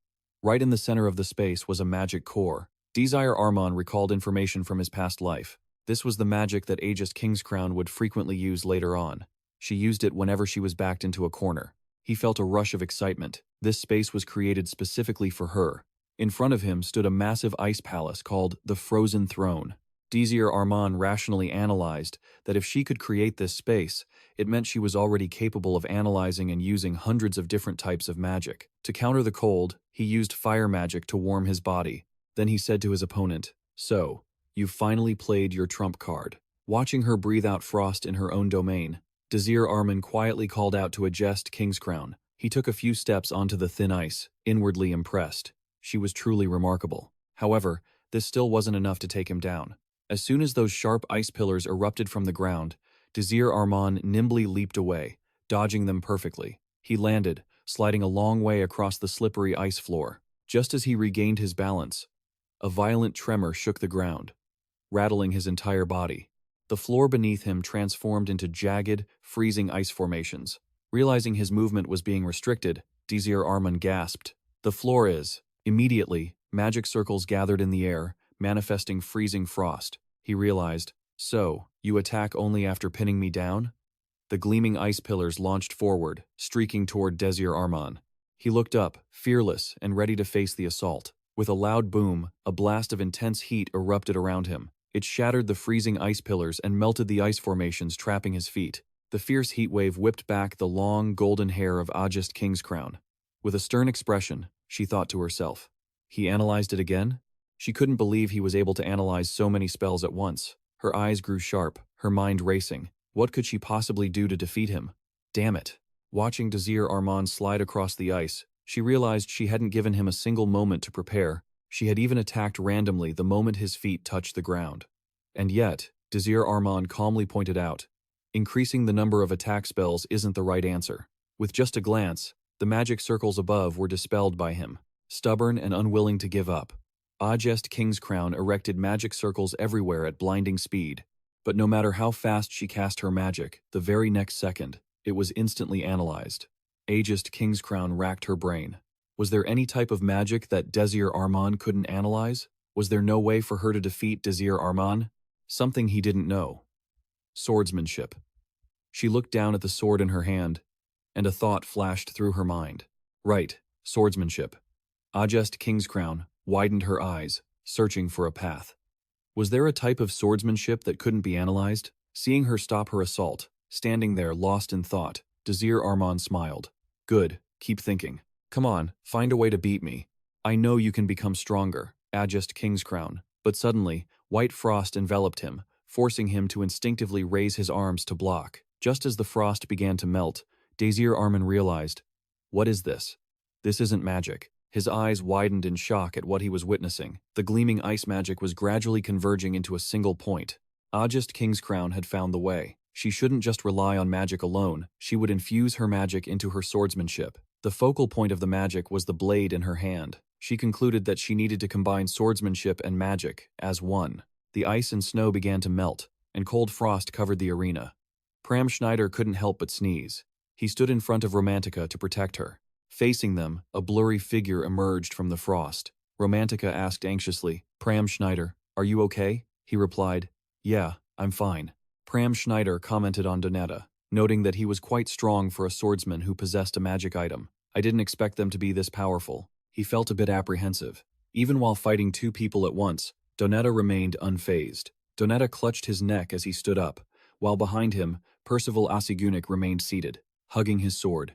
Pram Schneider's gaze shifted to the figure behind him, filled with unease. If that spiky-haired guy joined in, they would be in serious trouble. They had to take him down quickly. Suddenly, a shout startled Romantica and Pram Schneider. Percival Asigunik. Romantica was stunned. What the hell? Pram Schneider looked across curiously. He saw Donetta begging for help, and Percival Asigunik standing up behind him. He flashed a smug, nasty grin, as if it were finally time for Donetta to step aside and let him show off. Percival Asigunik walked over, sword in hand, and taunted. Only after getting beaten to a pulp do you remember to ask for my help? Donetta seethed with anger. Shut up. He made an excuse. I just didn't want to drag this fight out any longer. Percival Asigunik chuckled. Whatever you say, you can talk all you want. I've managed to get some rest, at least. His eyes suddenly flashed with intensity, ready for battle. With that, Percival Asigunik lunged forward like an arrow. Romantica immediately signaled, I'll handle him if he tries to close the distance. But Percival Asigunik didn't approach as they had expected. He suddenly stopped in his tracks. Pram Schneider stared in disbelief at the opponent's action. Who would have expected a swordsman to suddenly throw his sword away like Percival Asigunik just did? Romantica was completely astonished. He threw his sword. Pram Schneider shouted to warn his teammate, Romantica. In that split second, he quickly swatted Percival Asigunik's flying sword high into the air. But right then, Romantica realized Donetta had already darted behind her. In front of Pram Schneider, Percival Asigunik lunged with a punch. Romantica thought of a counter. In the emergency, she screamed, Pram Schneider, get down! Pram Schneider reflexively dropped low, perfectly dodging Percival Asigunik's punch. But by now, Donetta was right behind him. He swung his sword. Don't even think about pulling any tricks. But what appeared right before his eyes were two slender fingers. On Percival Asigunik's side, it was the same two fingers were enough to bring him to a halt. On those two fingers, a magic circle had already been activated. If they dared to move, Romantica would fire a magic bullet. She glanced at the two of them and whispered, checkmate. At the same time, a thunderous roar echoed as a floor of the tower was frozen solid by frost. High above, the sound of clockwork gears began to tick steadily. Then, a sizzling sound like sparks running along the massive mechanism erupted. Finally, the running engine was forced to a halt, as if something had jammed the gears. Back in the arena between Ajest Kingscrown and Desir Arman, the frost gradually melted, releasing a chill. Desir Arman had just used his magic, and he felt somewhat weary, silently marveling. He had intended to push Ajest Kingscrown to develop her skills further, but she had exceeded even his expectations. He never thought she would improve this fast. In her hand was a cold, shimmering sword, a magic sword. This was the ultimate attack technique that a magic swordsman could master. Normally, it would have taken her at least 10 years to master this skill, but now, she was already using it. It was unbelievable that she had taught it to herself without any help from Desir Arman. He smiled, sweat trickling down his face. Ajest Kingscrown, you are truly incredible. She took a step forward, the sound of ice cracking as the frozen environment surrounding them began to collapse. Desir Arman realized one thing he understood now.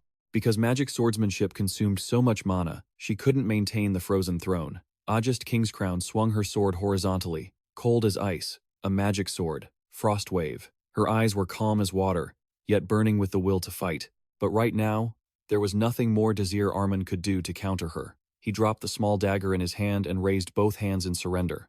The dagger in his hand slowly fell to the ground, accompanied by the crashing sound of massive ice structures collapsing. Just then, Ajest Kingscrown lunged forward with her ice sword. The dagger hit the ground with a faint clink. A split second later, Ajest Kingscrown stood right in front of Desir Arman. He held a surrender pose, his hands empty. Ajest Kingscrown looked thrilled, having finally found a way to beat Desir Arman. Her sword rested against his neck. The chill from the magical ice and the sharp blade made a small trickle of blood appear on his skin. The blood quickly froze, due to the low temperature radiating from the sword. Ajest Kingscrown smiled with amusement. I've won. But immediately after, her eyes widened in complete surprise. She noticed he was smiling a soft, gentle smile, as magical residue shimmered around his body. Ajest Kingscrown hurriedly looked up, unable to believe it. No way. The clock tower has been deactivated. As ice chunks fell to the ground, a notification echoed in their ears. The Shadow World mission has been completed. After reviewing all participants, the rankings have been decided. The crowd erupted in surprised murmurs. It's over already? The announcement continued to echo through the arena. First place, Desir Arman. Second place, Ajest Kingscrown. The stands were buzzing with chatter. Did they just say Desir Arman is first? That means he won. Meanwhile, the announcement went on. Third place, Prom Schneider. Suddenly, a loud, angry shout rang out. Damn it! Right after that, a magic staff was slammed hard onto the ground, causing everyone nearby to scramble out of the way. No one dared to touch it. The sound of teeth grinding could be heard. This person was clearly furious. He was shaking with rage, veins bulging on his face. I won't accept this. It's impossible. In the judges' area, the old man kept shouting, Damn it! Someone tried to calm him down. Please, stay calm. But he wouldn't listen. Get out of my way. Where is the security office? Someone reluctantly called Professor P. Leo asked the headmaster, Dean, should I go after him?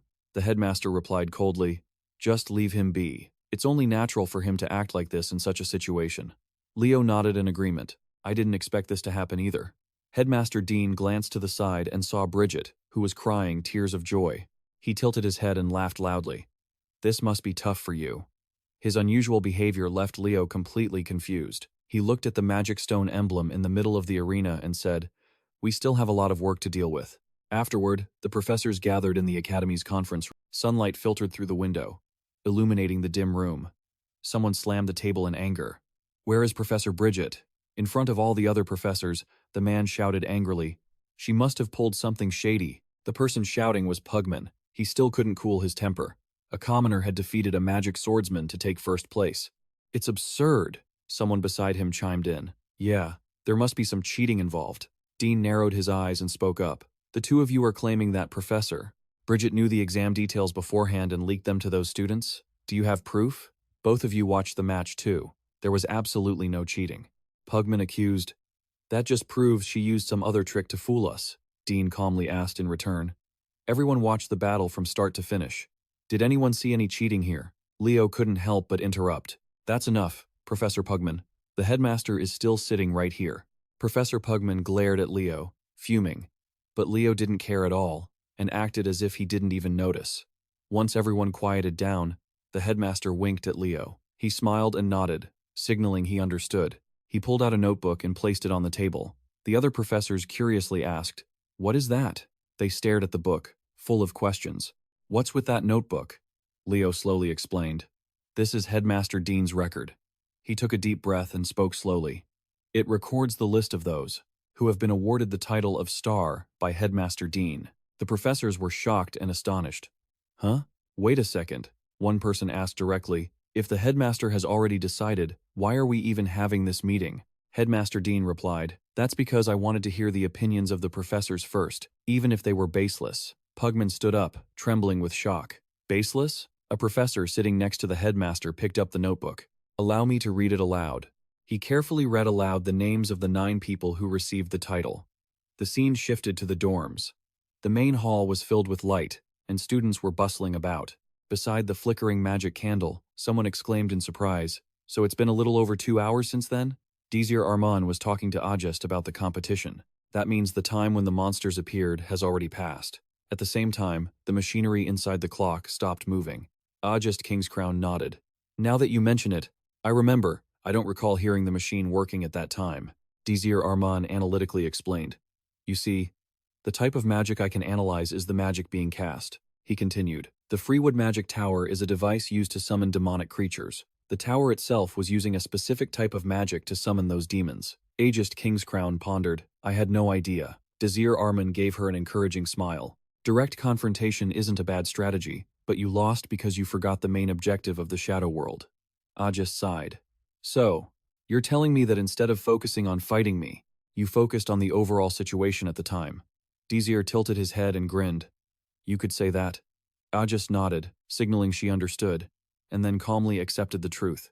I lost. I lost completely. Desir Arman comforted her. You don't need to think like that. Even though I explained why, you shouldn't lose your confidence. If your sword had been just a little faster, I probably would have lost. Suddenly, Prom appeared and said coldly, if that had happened, we would have avenged you. Pfft. Romantica and Prom Schneider walked over. Romantica said with a hint of regret, we were so close to winning too. Desir Arman looked at them. Oh, you two are here? Prom Schneider dropped his cold demeanor and bounced around like a child. Big brother Desir Arman. Romantica pulled a chair toward Desir. Come out here for a second. He was a bit surprised. Huh? Fine. Romantica and Prom pulled their chairs to sit right next to Desir Arman. Both of them glared vigilantly at Ajest Kingscrown, making him just smile awkwardly. Romantica asked, didn't you just want to see the two of us? Desir Arman explained, I was just asking Ajest Kingscrown about the progression, so I forgot to keep track of time. She showed her clear displeasure in front of Ajest Kingscrown. She's our enemy. We almost lost because of her. Desir Arman felt a bit awkward. Well, you see. Ajest Kingscrown didn't hold back and retorted sharply. If that's enough to make you lose, then you don't have what it takes to join the Alpha class. That remark must have bruised Romantica's ego, right? She snapped, yelling back. What did you just say? Ajest Kingscrown didn't bother repeating herself, keeping a cold, stony silence. Desir Arman awkwardly tried to smooth things over. We passed the exam, and we're going to be in the Alpha class, right? Ajest Kingscrown is just telling us that we've finally qualified for the Alpha class. Romantica is skeptical. She really means that? Then, she crosses her arms and says smugly to Ajest Kingscrown, if that's what you mean, then I'll let it slide. Desir Arman turns and praises them. But honestly, we won because of your marksmanship. Romantica, thank you. Romantica Eru blushes, feeling shy. Ajest Kingscrown watches the three of them interact in silence. Flustered by the compliment, Romantica stammers, I don't need your praise. Prom deserves recognition too, Desir Arman. What about him? Desir praises him without hesitation. Prom is also amazing. The three of them are a bit noisy, but the atmosphere is lively and harmonious. Seeing that she's all alone without any companions, Ajest Kingscrown sighs. She stands up, taking the initiative. I'll take my leave now. Leaving already? Desir Arman asks, surprised. Ajest Kingscrown hands him a letter. This is an invitation from Professor Pugman. He gave it to you because we lost. Seeing the letter, Romantica laughs. And then Desir Arman says, all right, let's get going, shall we? The other two respond, sure. Hearing that, Ajest Kingscrown stops in her tracks. She stands with her back to them. Desir Arman. He looks over, curious. Yeah? Ajest Kingscrown begins, I wanted to ask you something. I know this is a bit embarrassing. She hesitates. Could I possibly join your training sessions? Hearing this, Pram Schneider and Romantica's eyes go wide with shock. In the main hall of the dormitory, the sound of Romantica and Pram Schneider's surprised gasps echoes loudly.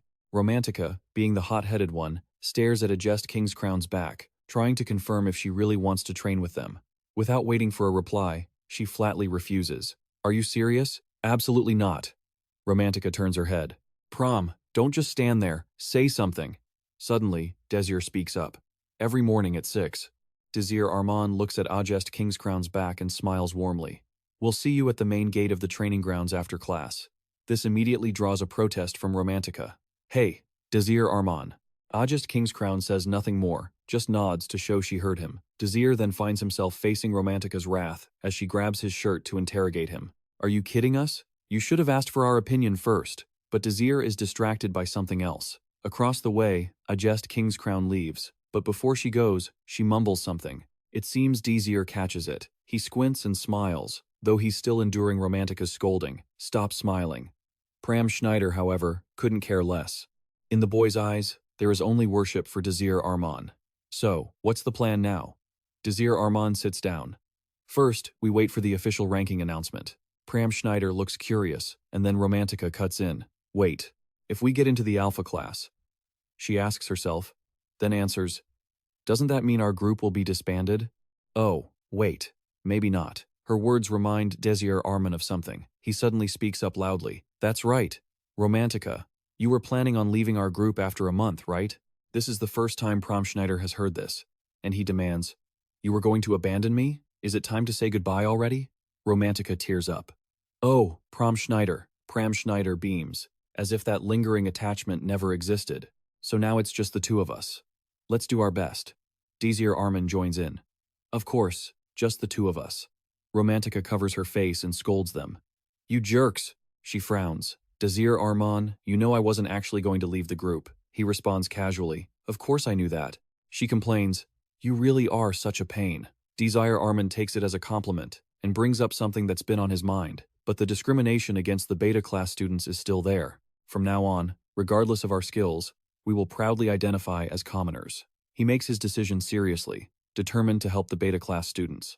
Romantica watches him with wide eyes, thinking to herself, he's always like this, so serious whenever he talks about these issues. She rests her chin on her hand. Well, that's not really our business, is it? Maybe we should be worried about ourselves. Pram Schneider teases her again. So, are you still going to leave us anyway? Romantica Eru gets annoyed. I'm just saying we shouldn't get involved, but I'll still help, alright? Understand? Pram Schneider teases.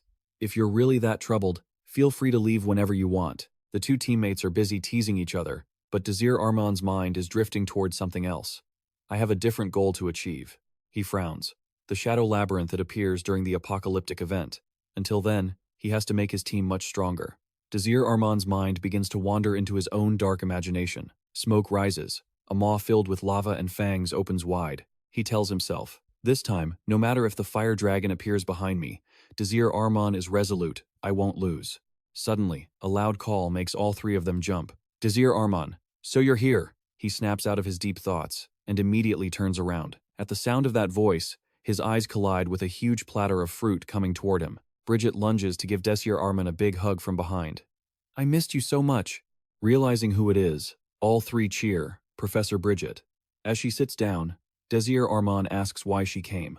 The professor replies, I'm here because I have some good news for you guys. The three are curious. Good news? Bridget smiles brightly and snaps her fingers. Magical energy radiates in midair. Desir Arman's group looks up as a chocolate cake slowly appears. Romantica is stunned. Her eyes go wide as the huge cake gently lands on the table. She is left speechless. The special cake from Best One Bakery. Romantica stands up, swooning. To buy a loaf of bread there, you have to wait in line for 3 days and 3 nights. But you managed to buy a whole cake this big. Pram Schneider asks, amazed. Isn't that a bit too much? Bridget laughs, saying, not at all. She happily explains that it's because she got to see the look on that fat guy's face. He was so angry he nearly died. So this is nothing. Desir Arman doesn't know who she's talking about. He wonders who the fat guy is. Bridget, not wanting to drag her students into a feud between professors, lets it slide. Whatever. More importantly, she closes her eyes, reminiscing about the past. Many years ago, at an orphanage, Bridget was on a mission when she met some kids playing together. I'm the Saint Sword, come with me. Suddenly, a tiny hand grabs her cloak. Bridget looks back in surprise, wondering why the little boy was holding her back. That boy was Desir Arman. As a child, he was hugging a thick, heavy book. Bridget bends down and greets him in a friendly way. You're such a cute kid, what's wrong? Desir Arman is shy and confused, stuttering, unable to find the words. But Bridget notices the book in his hands. She asks, "Is that grimoire? Are you interested in magic?" Desir Arman hugs the book and nods slightly. "Yes, I am." She waits patiently for him to speak. "Yeah, so?" He hesitantly says, "Magic?" Desir Arman gathers his courage and looks at her. "Please, teach me magic." Ending the memory, Bridget looks at the current Desir Arman strong, yet still possessing that same innocence. She tears up, moved. "Desir Arman, you were so cute back then." He is startled, wondering what she's remembering. Bridget grins and says she's proud of him, Desir Arman. The three of them realize what she implies and shout in unison, "Wait!" That means Bridget pulls out 3 A-class badges. That's right. From today on, you are all Alpha Class students. You are Party 217. Pram Schneider beamed with joy, his round eyes sparkling as he looked at his new badge. Desir Arman closed his eyes and pursed his lips, but he couldn't hide his own delight. Romantica was trembling with excitement, a single tear of joy clinging to the corner of her eye. Just then, the dormitory lobby erupted in cheers. "We made it! Yeah, no more eating hard, stale bread anymore." Desir Arman spread out his left hand, staring at it for a long moment before clenching it into a fist and whispering to himself. Finally, he looked outside. We've taken another step forward. Outside, warm sunlight bathed the grass. In some corrupted area of the continent, these little flowers had borne fruit. Inside, a dilapidated house with withered plants, intelligence reports lay scattered under flickering candlelight. Suddenly, a shadow stood watching the pile of papers on the table. The person wore a hooded cloak and led a group of others. He suddenly spoke up. "Wait for me." A calculating smile spread across his face. The Magic Tower. One morning at the Magic Academy, a lecture echoed through the hall. Humanity is currently fighting the Shadow World. The rattling sound of chalk against the blackboard mixed with the teacher's lesson. The Shadow World operates on a 1-year loop and is constantly swallowing the world we live in. The students below were yawning, some even rolling over to sleep, completely ignoring the teacher. Yet, she continued to diligently fulfill her duty, lecturing on. Because of this, the continent we live on is gradually shrinking. The teacher continued writing summaries on the board. Most people find it hard to believe, but we are essentially fighting the Shadow World 99.9% of the time. Frezok turned to look down at the class.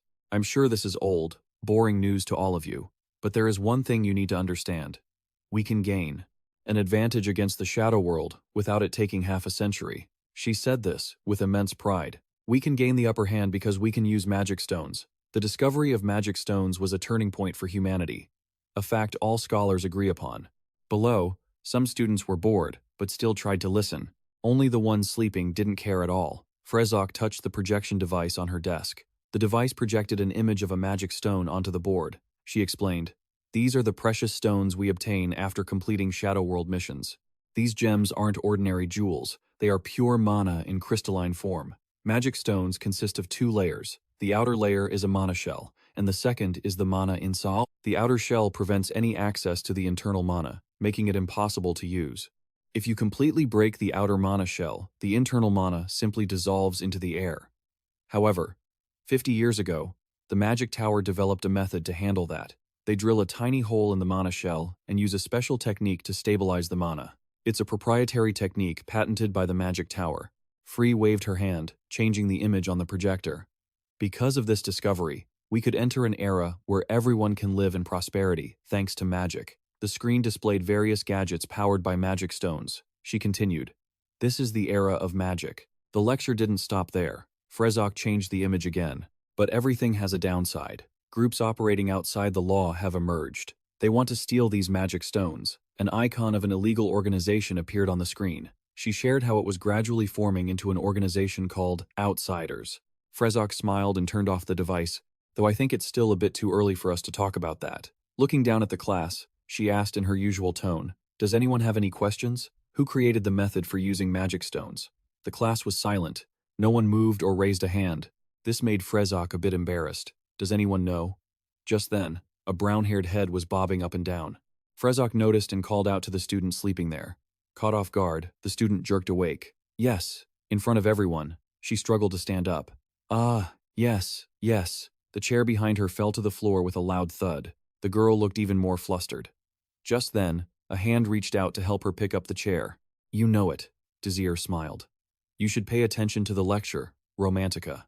It turned out the sleeping student called out was Romantica. She pouted, standing there in embarrassment. Desir thought she didn't know the answer, so he whispered, "The answer is Zod Exarian." She blushed and muttered, "I know that already." Romantica immediately answered, "Zod Exarian." Free smiled awkwardly. "Exactly, Zod Exarian, the current master of the magic tower. You may sit down now." As Romantica sat down, Desir Arman couldn't help but tease her. "Sleep well?" She scolded him softly, full of embarrassment. "Shut up." Below, Freyzok continued her lecture. Ultimately, even though the world of shadows is swallowing a large part of our world, it also brings us magic stones, allowing humanity to develop further. You could say the shadow world is a double-edged sword. Just as she finished that thought, the bell for the end of the period rang. The teacher closed the lesson. "That's all for today." The students below stood up and buzzed as they left the classroom finally. The period was over. Where was he going? Freyzok didn't forget to add, "Anyone with questions, come to the front." But then she watched the students run out of the room as if escaping an invisible shackle. A nameless sadness filled her heart. No one had any questions? Just as she finished that thought, Freyzok was surprised to see a few students standing before the lectern. Desir Arman led Romantica and Pram Schneider over. He introduced them. "I'm Desir Arman. We are Party 217, and we're all in the same group." Freyzok smiled teasingly. "A party with a sleeping student? It's a pleasure to meet you all." He bowed politely. "It's our honor to have attended your wonderful lecture." Teacher Frey looked happy that students were actually paying attention to her lesson. "Do you have any questions?" Desir Arman shared. "We don't have any questions, but we do have a request." Hearing this, Freyzok frowned. "Don't tell me you want me to recommend you to the magic tower?" He smiled and replied, "Something like that." Meanwhile, Pram was staring wide-eyed at the blonde teacher. She sighed. "Unfortunately, this year's recommendation process has ended. You should come back in a few years." Desir Arman reached into his inner coat pocket, keeping his polite smile on his lips. "I think there's a misunderstanding, ma'am.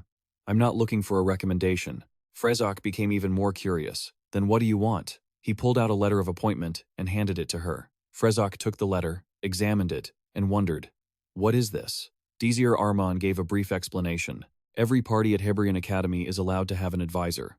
Freyzok set the letter down on the table. "That's right. Every party at Hebrion Academy is allowed to have an advisor. You're probably wondering why I'm giving this to you," Desir said. He pulled out a pen and handed it to her. "I really hope you'll agree to be our advisor." Freyzok took the pen, remaining silent. She neither agreed nor refused.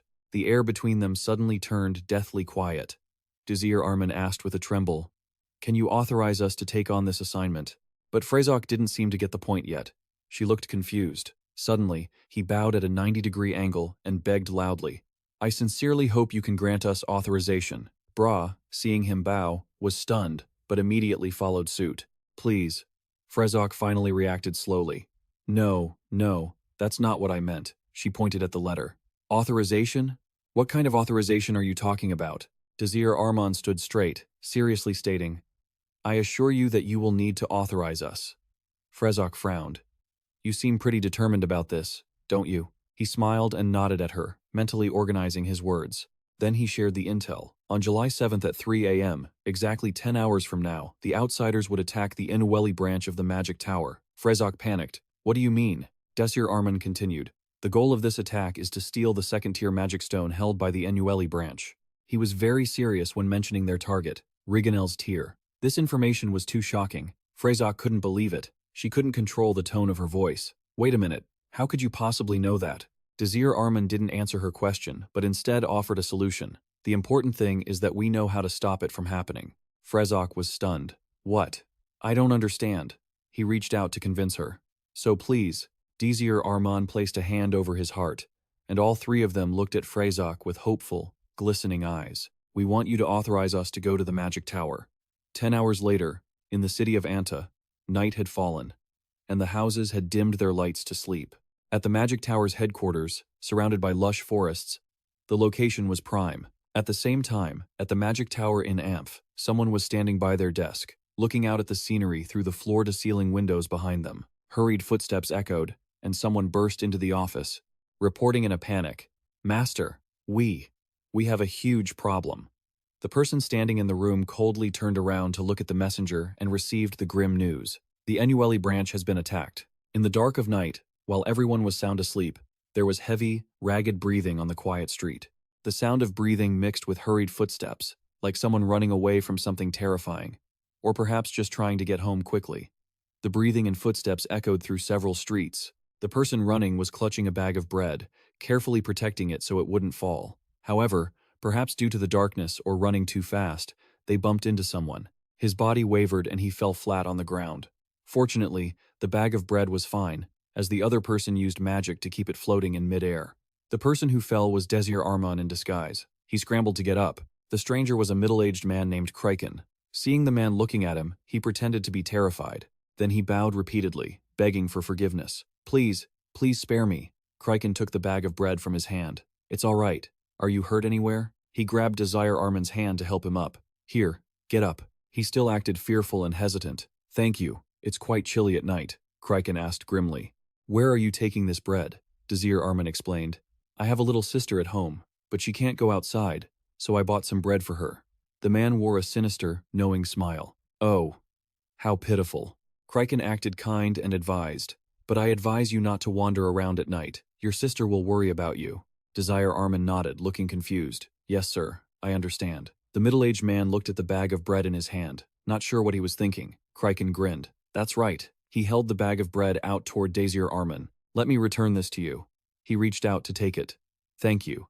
As his hand almost touched the bag, Desir Arman said gratefully, Thank you, once again. However, Kraken wasn't as kind as he thought. He jerked the bag away, causing the bread to fall to the ground. Seeing this, Desir Arman was stunned, watching helplessly as the fresh bread fell. Sir!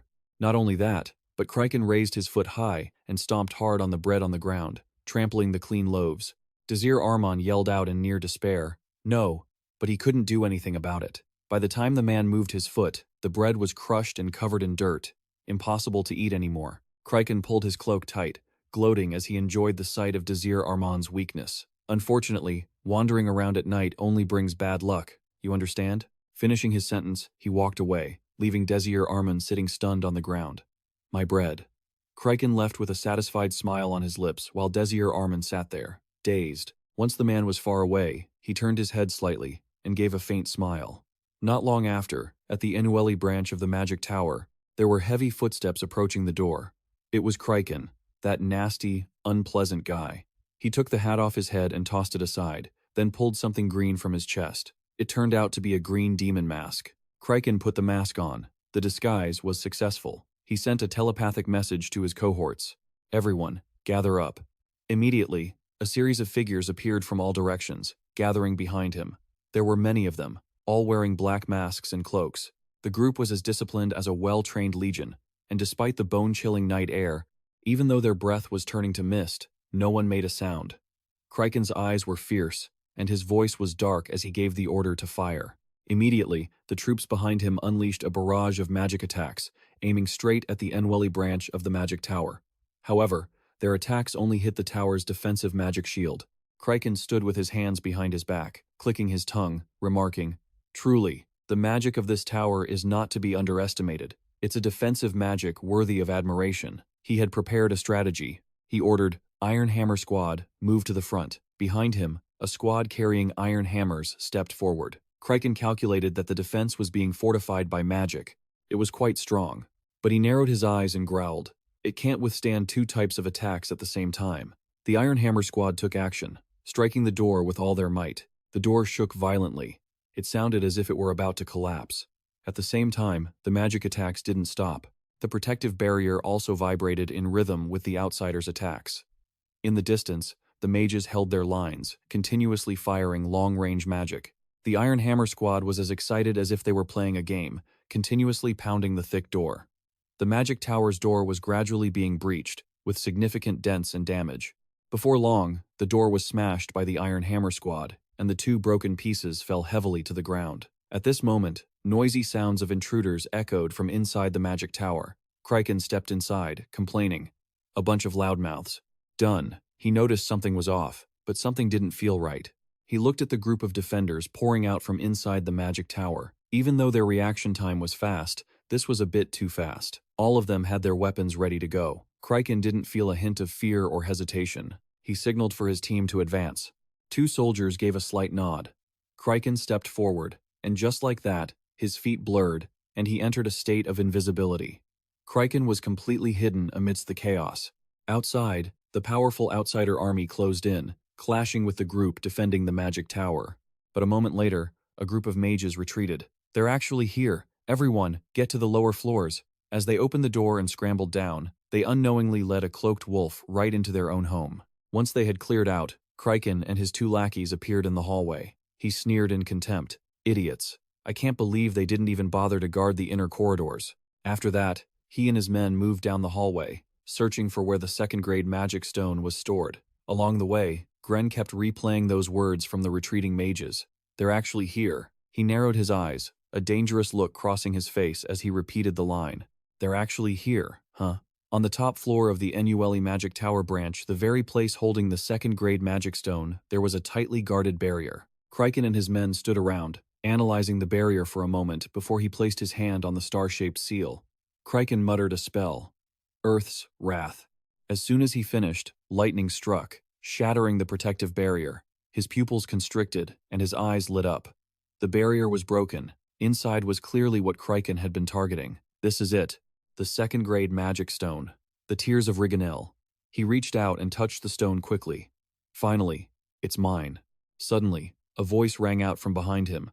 "That's as far as you go." Both Kryken and his men were caught off guard. Pram Schneider stood there, sword drawn, bravely warning them, "Surrender now." The lights were blazing bright in the Enueli Magic Tower branch. Pram Schneider stood firm, declaring, "I will take all of you into custody.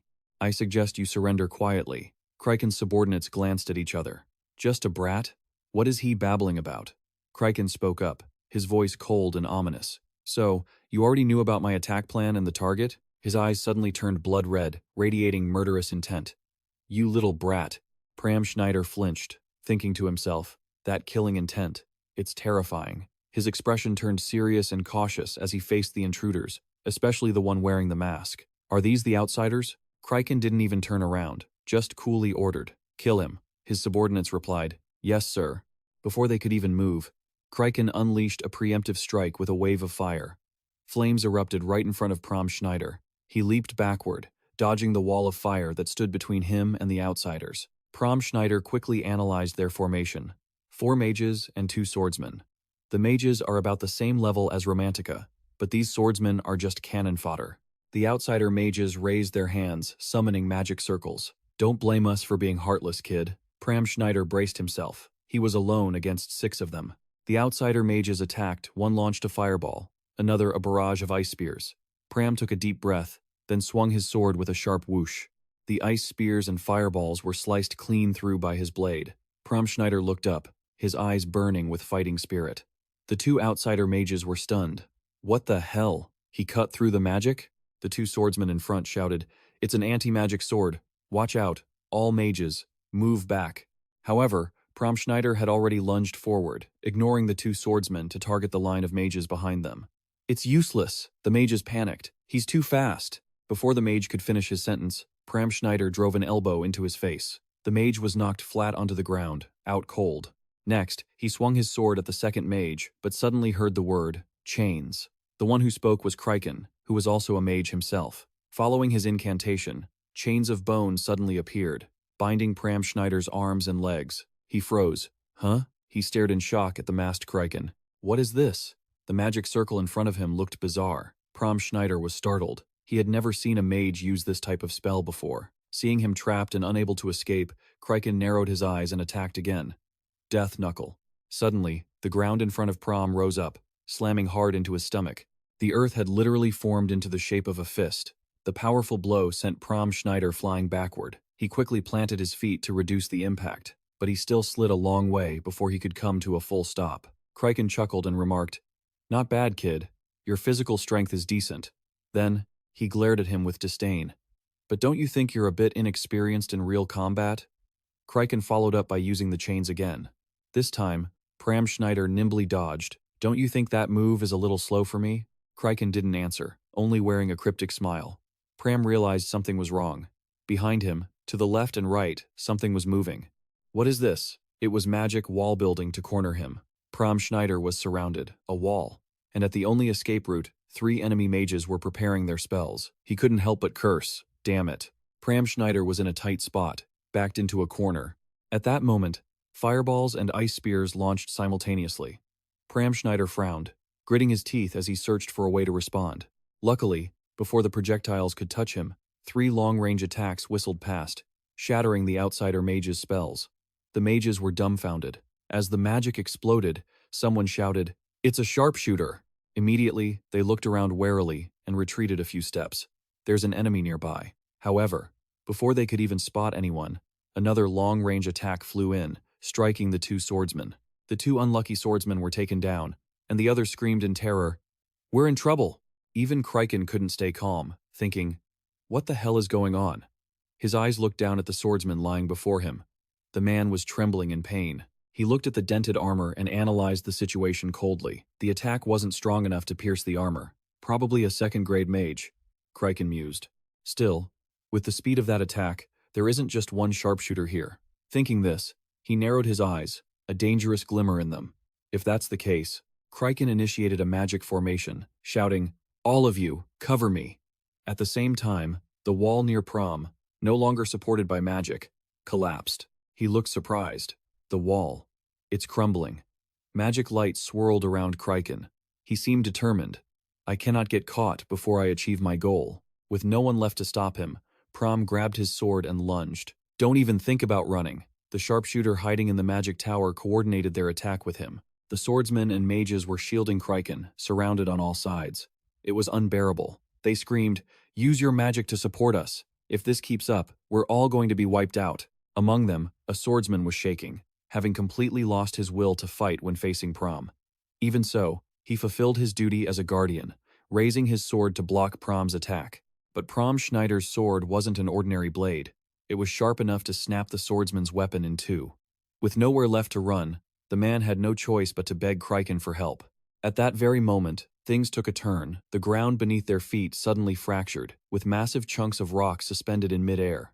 Somewhere, a voice exclaimed that, as expected of a boss, he clearly had a trump card hidden up his sleeve. However, Pram Schneider didn't think so. This is bad. His eyes widened in terror. Instantly, Pram Schneider leaped backward as the ground beneath him cracked open, creating a bottomless pit between him and Kryken. Even the patch of land under the feet of the swordsman who was protecting Kryken was sent flying. The panicked swordsman shouted, "Wait a second." He realized something was wrong and yelled at Kryken, "We're being dragged down." On the other side of the pit, Pram Schneider watched helplessly as the swordsman screamed in despair, "Please stop, leader." The surrounding earth formed a protective mound around Kryken, and that swordsman had become a part of it. Now, besides Kryken hovering inside the protective mound, only Pram Schneider remained at the edge of the floor. Yet, the sound of crashing debris didn't stop. The ground beneath his feet wavered as if ready to collapse. The whole floor was giving way. Sure enough, before he could reach safety, gravity pulled Pram Schneider down. The ground where he had just been standing crumbled away. The rough cliffside was now empty. Suddenly, a hand gripped the edge of the rock, pulling itself up. It was Pram Schneider. He hung from the cliff, looking down into the deep pit, a dangerously risky magic. Pram didn't risk chasing him further. He simply whispered, "If that's the case, then this is enough, right?" Desir Arman. Deep below the magic tower lay the sewer system. In this place, water trickled by, but a foul stench hit the air. There was trash floating on the surface. In this desolate spot, a massive mound of earth crashed down. Kryken landed in the sewer, and the surrounding rocks gradually broke apart. Looking at the spoils in his hand, he muttered to himself, "I don't know what happened, but even the magic tower couldn't possibly know about this information." The magic stone shimmered in Kryken's hand. Whatever. At least I got what I wanted. Suddenly, someone appeared behind him. "You said something about what would happen once you achieved your goal, didn't you?" He turned around in a start. "Who's there?" Seeing Desir Arman standing there in torn, shabby clothes, yet radiating immense confidence, Kryken asked warily, "Who the hell are you?" Instead of answering, Desire demanded payment for his bread. At the mention of the bread, Kryken's pupils constricted as he heard the young man opposite him say, "I've come to make you pay for it, kind sir." Kryken stepped back, casually tucking the magic stone into his pocket. He wondered, "How did you find me?" Desire didn't hide it at all. "I tracked your location via the magic signature on your body, because I marked you with a spell." Kryken remembered the moment they bumped into each other. He pieced together everything that had seemed strange before. "I get it now. So it was you playing games, the magic tower's unusually quick reaction, a kid with 0 combat experience, and that archer too. How dare you?" He angrily cast a spell. You'll regret challenging the great Kraken. However, a second later, he froze as his magic circle was shattered. Kraken's eyes widened in disbelief, his hands trembled, and panic began to consume him. What the hell is going on? Desir stood calmly with his arms crossed, watching Kraken's utter confusion. Why isn't my trap magic activating? Desir kindly explained. You really thought you could trigger your trap magic? When it was so simple and easy to analyze? That remark left him stunned for a few seconds. Huh? Kraken broke into a cold sweat. He didn't believe it. No way. Is that analysis magic? He can analyze my spells? Seeing him step forward, he panicked even more. Impossible. A first circle mage can't possibly analyze my magic. Kraken was unnerved. Who is this bastard really? Desir Arman sloshed forward through the water. We have a debt to settle, don't we? You stepped on my bread. Remember? He hurriedly reached into his pocket to find the magic stone he had stored earlier. He couldn't do anything in this situation. Kraken shouted, trying to stop Desir's advance. Don't come any closer. Clutching the magic stone, he threatened. You're here to get this back, right? If you come any closer, I'll destroy it. I'll smash it into 1,000 pieces. He warned that if Desir wanted it back in one piece, he should stay back. Desir Arman scratched his head and sighed, then stood there with his hands on his hips, casually egging him on. Fine, smash it then. Seeing that the script had gone wrong, Kraken was stunned. Huh? He thought he hadn't heard right. Desir repeated, I said, smash it. Then he gently walked closer. Someone like you could never break a magic stone, Kraken screamed. Don't come closer. But Desir didn't care. He continued to walk forward. So many people sacrificed their lives for you to get that. So, have you thought about what will happen if you return empty-handed? He gripped the magic stone tightly. I told you not to come any closer. Desir stubbornly took a few more steps before stopping. Not out of fear, but simply because he was already standing right in front of him. Upon realizing this, he startled and took a half-step back. Kraken clenched his fist. This bastard dares to look down on me. The great Kraken. He gritted his teeth and flashed a vicious smile behind his mask. I'll make you regret looking down on me. With that, Kraken swung his fist, confident that at such close range, Desir couldn't possibly dodge. I'll kill you! However, as he swung, a magic circle flared. Immediately, he felt his fist become impossibly heavy. The punch that should have landed on Desir's chest fell short. Desir remained calm while Kraken's fist sank toward the ground. He could barely even lift his arm. The reason was simple. He wasn't hallucinating. He had been hit with a gravity control spell. Gravity as heavy as a mountain pressed down on him, making it impossible to stand, forcing him to his hands and knees. He shouted, How? How is this possible? His eyes glared, full of bitter resentment. No way. His analysis speed is terrifyingly fast. Kraken evaluated Desir before him. This is absurd. This bastard has to be a first circle mage, yet he can use fourth circle gravity magic. While he was distracted, the overwhelming gravity forced him to collapse face first into the water. The magic stone flew out of his hand. Desir Arman snatched it up and declared, I'll be taking this back.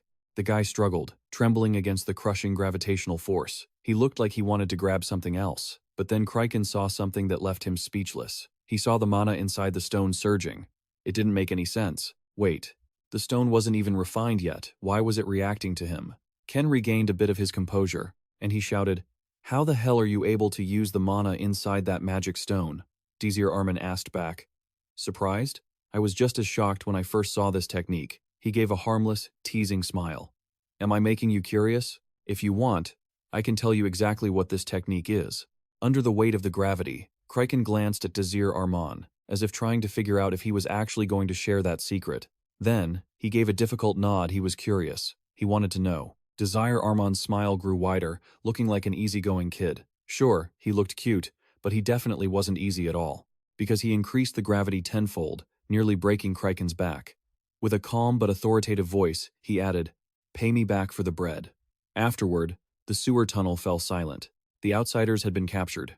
The mission was a complete success. Back at the grand, magnificent Magic Academy, Freyzok warmly offered her praise.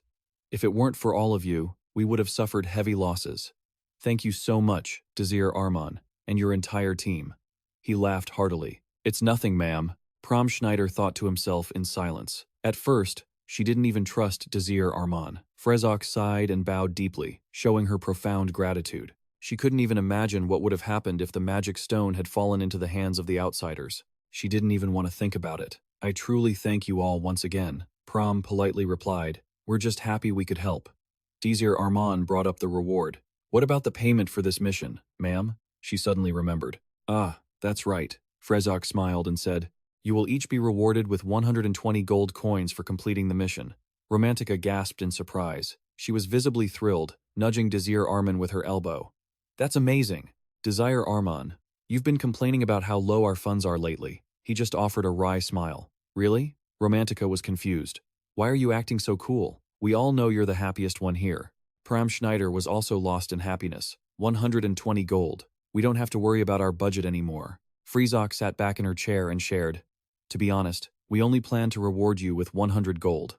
But since I didn't trust you at first and treated you unfairly, I added 20 more as an apology." She pulled out a heavy bag of gold and placed it on the table. "Although this reward isn't as grand as a recommendation to the Magic Tower, it's still quite generous. I hope you all accept it." Desir Arman spoke up seriously. "Ma'am, do you remember what I told you after class that day?" She recalled him saying that they didn't come there to ask for a recommendation to the Magic Tower. So she replied, "I remember, but why do you ask?" Desir Arman answered honestly, "I would like to decline these 120 gold coins." This caught Pram Schneider by surprise. Desir Arman, Romantica was stunned. Hey, you want something else? I didn't think I would be rewarded with gold. Instead, I hope to be granted something else." Frezok was just as amazed and curious. "Tell me then, what kind of request is worth turning down 120 gold coins?" Desir Arman smiled and made a modest request. "Please allow me to play a game of chess with the master of the Magic Tower, Zod Exarion." In the afternoon, the sky was covered in a golden glow over the city of Alechia, the center of technology and magical development. In the heart of the city stood a towering skyscraper, the headquarters of the Magic Tower. The interior of the Magic Tower was filled with massive, ancient trees. Desir Arman walked forward, tilting his head to observe the surroundings. He followed behind Frezok, passing through a corridor filled with thick, sprawling roots. At the end of the long hallway was an elevator that looked as if it were carved into a tree trunk. Frezok reached out and used magic to punch in the floor number on the control panel. Desir Arman and Frezok both stepped inside the elevator. The space was filled with silence. After a while, Frezok asked, "Desir Arman, is that really all you want?" Desir Arman didn't quite understand and asked her what she meant. Frezok quickly turned to look at him. "I mean, asking to play a game of chess after such a major achievement. It's just so hard to understand." Desir Arman replied calmly. "Well, everyone has their own thoughts." She still had her doubts, but she wondered if he really felt this was worth more than 120 gold. Frezok remembered how confused she felt when she first heard about it on the phone. "Play chess? That student wants that? Fine, bring the student here." She closed her eyes and sighed. She was still a bit bewildered that the master of the Magic Tower had agreed to this. Desir Arman stood with his hands on his hips and a smirk. "Isn't the old guy a bit of a weirdo?" Frezok turned around and agreed with him. "You're right. The master of the Magic Tower is always like that." As if realizing something, she asked, "Wait, hold on. What did you just say?" Desir Arman feigned innocence. "Huh? What did I say?" Just then, the elevator chimed, signaling they had arrived. The golden doors slid open, bookshelf lights flickered on, and the wall sconces lit up the room. Frezok looked at the person standing in the distance and announced, "Master of the Magic Tower, we have arrived." Zod Exarion, holding a book in his hand, glanced their way.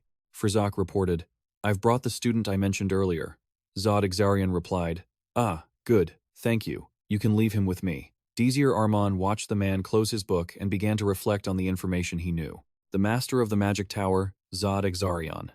Even though he was nearly 90 years old, he appeared to be only about 40. He furrowed his brows, thinking to himself that, whether in the past or the future, Zod Exarion was the strongest mage among all mages. He was the one who led humanity into the great era of magic. Desir Arman gripped his tie, whispering to himself, even though he was a man of countless contributions. He looked at Zod in the distance and concluded, "To me, he's simply a friend." In the vast room filled with bookshelves, a voice echoed, "Please, have a seat." Zod Exarion sat on his chair, composed, placing his hands on his knees, and said, "If I weren't pressed for time, I would have brewed you some tea and taken my time with this game." He explained the reason. "Actually, in about 27 minutes, I have to attend a meeting, so please forgive me if I'm a bit distracted." Desir Arman sat opposite him and shook his head. "I'm very grateful that you accepted my request for a game of chess." Zod Exarion smiles at you, thankful for your understanding.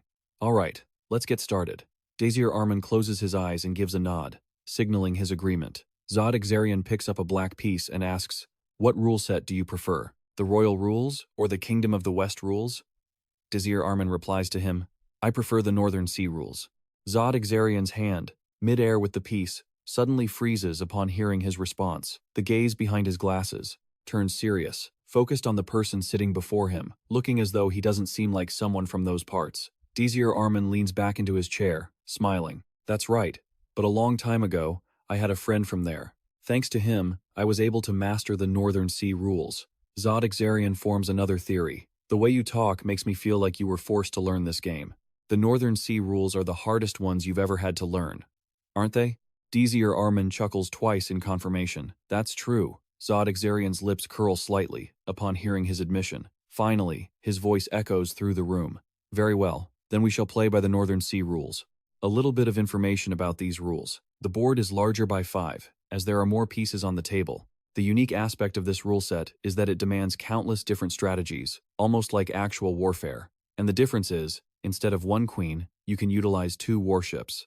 Another crucial point is that if a pawn does not move during a turn, it creates a supply line. Any of your pieces that enter that supply line can move twice in one turn.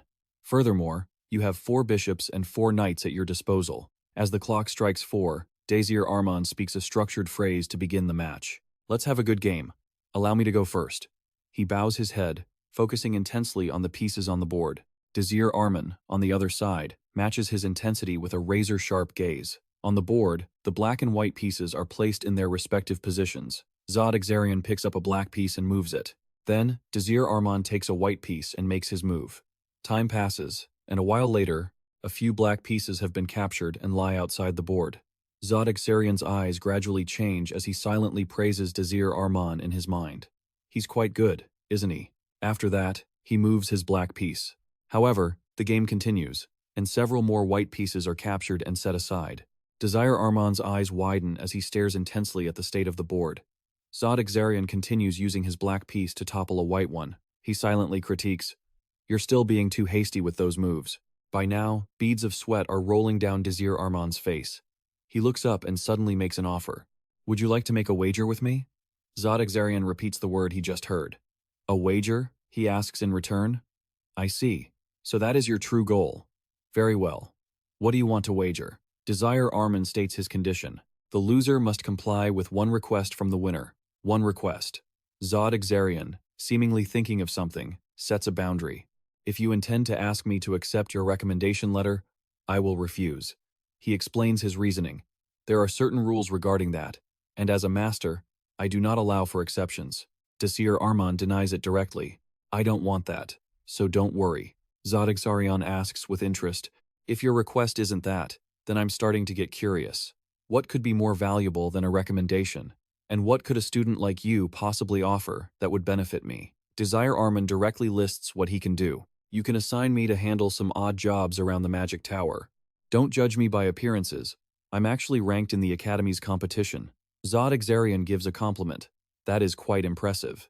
Then, after you graduate, I will demand you join my magic technology department." Desir Arman smiles and continues. "As for my request, I will send it later. I've always been taught to save the best gift for the very last moment."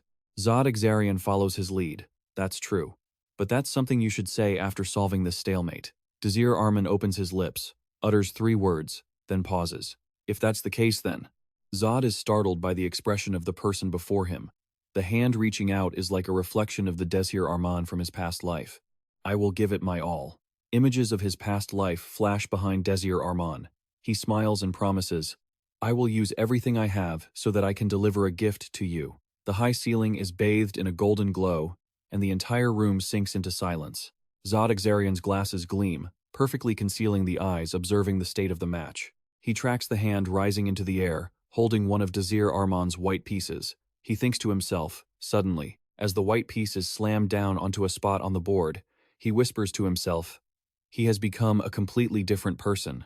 Desir Arman extends his hand in a gesture, inviting his opponent to move. Regression says nothing. His hand instinctively rises to push his glasses up the bridge of his nose. Desir Arman eyes him, analyzing in his mind. Whenever he's anxious, he has that habit. It's no surprise he's feeling uneasy right now. He closes his eyes and smiles happily, thinking, I've been playing chess with you for 6 years. Those matches with you in that terrible world, they were really. The sounds of past arguments echo in Desir Arman's mind. My turn again? Do you not see a problem with that? Come on, Zod, go easy on Desir Arman. He sees visions of people surrounding them, watching the match and gossiping loudly. Priscilla, you're embarrassing Desir Arman. Everyone, place your bets on who wins. I bet Zod wins. Returning to reality, Desir Arman's eyes remain tightly closed, the corners of his eyes brimming with tears as he whispers, It was really fun. Suddenly, a voice reaches him, startling him into opening his eyes. You have become a completely different person. Desir Arman chuckles and asks, Do you think so? He bows his head, stating with certainty, From that moment until now, I have only ever been myself. Zod's lips curl slightly, and in his mind, he agrees. That's true. He watches the person before him closely, thinking to himself, From the very beginning, you were indeed just yourself. Many black pieces have been captured and lie scattered across the table. I don't know how much time passed, but Desir Arman moves a white piece to a position near the Black King and calls out, Checkmate. Zod leans back into his chair, looking at the board, feeling sentimental. The 25 longest minutes of my life. He glances briefly at the clock hanging on the high wall, then directs his gaze back to Desir Arman and finally declares, I have lost. On the board, only 1 black king and 5 white pieces remain. He offers his assessment. That was truly a brand new experience. Well done, Desir Arman. Just then, the tablet placed on the desk across the room emits a notification sound. Zod turned his head, speculating that it must be his secretary calling. Desir Arman heard this and replied, Don't worry about me. Please go ahead. A few seconds later, a voice message reached his ear. Master, it's time for the meeting. Zod Exarian touched the tablet screen to answer the other end. I know. I'll be there right away. Ending the call, he looked back at the chessboard and spoke up. I didn't expect to lose. Desir modestly said, If you hadn't been rushed by work, you surely would have won easily. Zod Exarian leaned back against his desk. Hearing him say that made me feel even worse. Desir Arman could only let out a small laugh, then looked up and asked, All right, tell me, what is your request? Desir Arman directly stated his purpose. I want to make a trade with you. Zod Exarian asked again, Trade what, exactly? Desir Arman began to explain, I will offer my ideas in exchange for your sponsorship. There are 2 things I want to trade. Zod's eyebrows furrowed, his gaze becoming serious. That request seemed a bit difficult. Desir Arman reminded him that he had lost the bet. Zod Exarian lowered his head, slowly explaining for him to understand. That's not the issue. You said you wanted to trade with me. A trade only happens when both sides benefit equally. He looked up and reached a conclusion. Are you saying that the ideas of a student like you are enough to be worthy of support from the greatest magic organization? You can't call that a trade. Desir Arman stood up straight and asked pointedly. So you're saying that if the benefits are equal, then the trade is fair, right? He confidently continued. Let me show you this. Zod Exarian's face showed clear skepticism. He crossed his arms, watching the person in front of him turning around, and wondered, What are you looking for?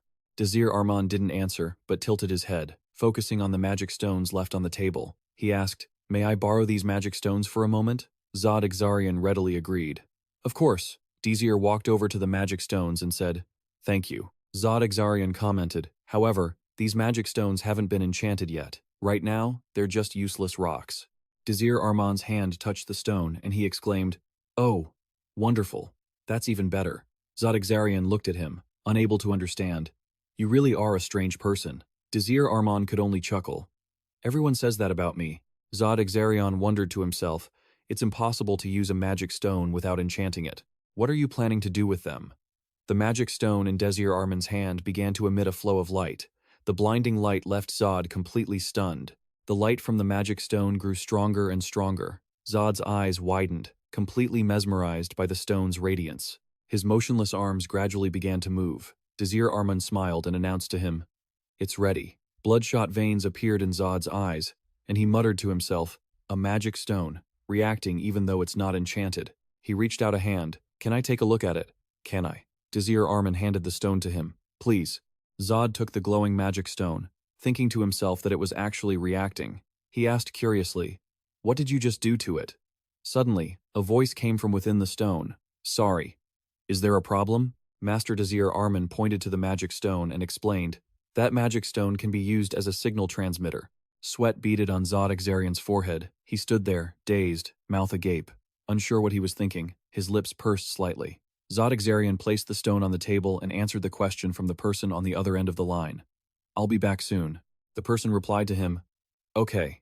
He turned his face to look at Desir Arman and asked, "Explain. What did you do?" He didn't answer the previous question but just smiled and asked back, "Now, do you want to make a trade with me?"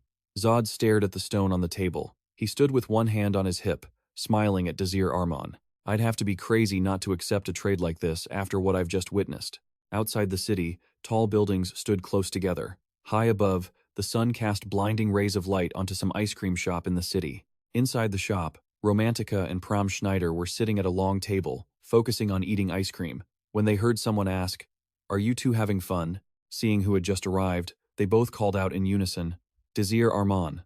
"Desir Arman, why are you smiling like that? It looks shady," Romantica asked with concern. "How did the chess game go?" Desir Arman answered her, "It was great." As for the other two, Pram Schneider had already scooted to the side and kept patting the seat he had been sitting on, signaling him, "Here, sit here." After Desir Arman sat down, Romantica praised, "The shops here are quite nice." Pram Schneider added, "The pig theme is also really cool." Romantica asked him, "Do you mean that amusement park?" Pram Schneider excitedly confirmed, "Yes, that's the one."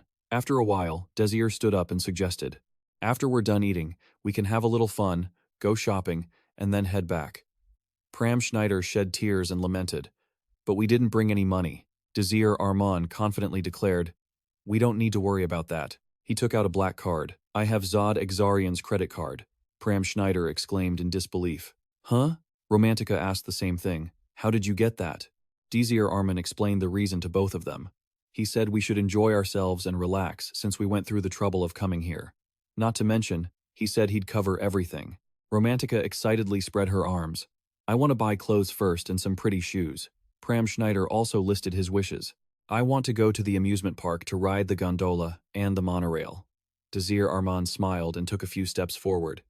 "You two, let me buy some more ice cream." Pram Schneider and Romantica used lightning-fast speed to swallow the rest of the ice cream in their hands. Desir Arman turned around to look at them. A hand reached out and dragged him away.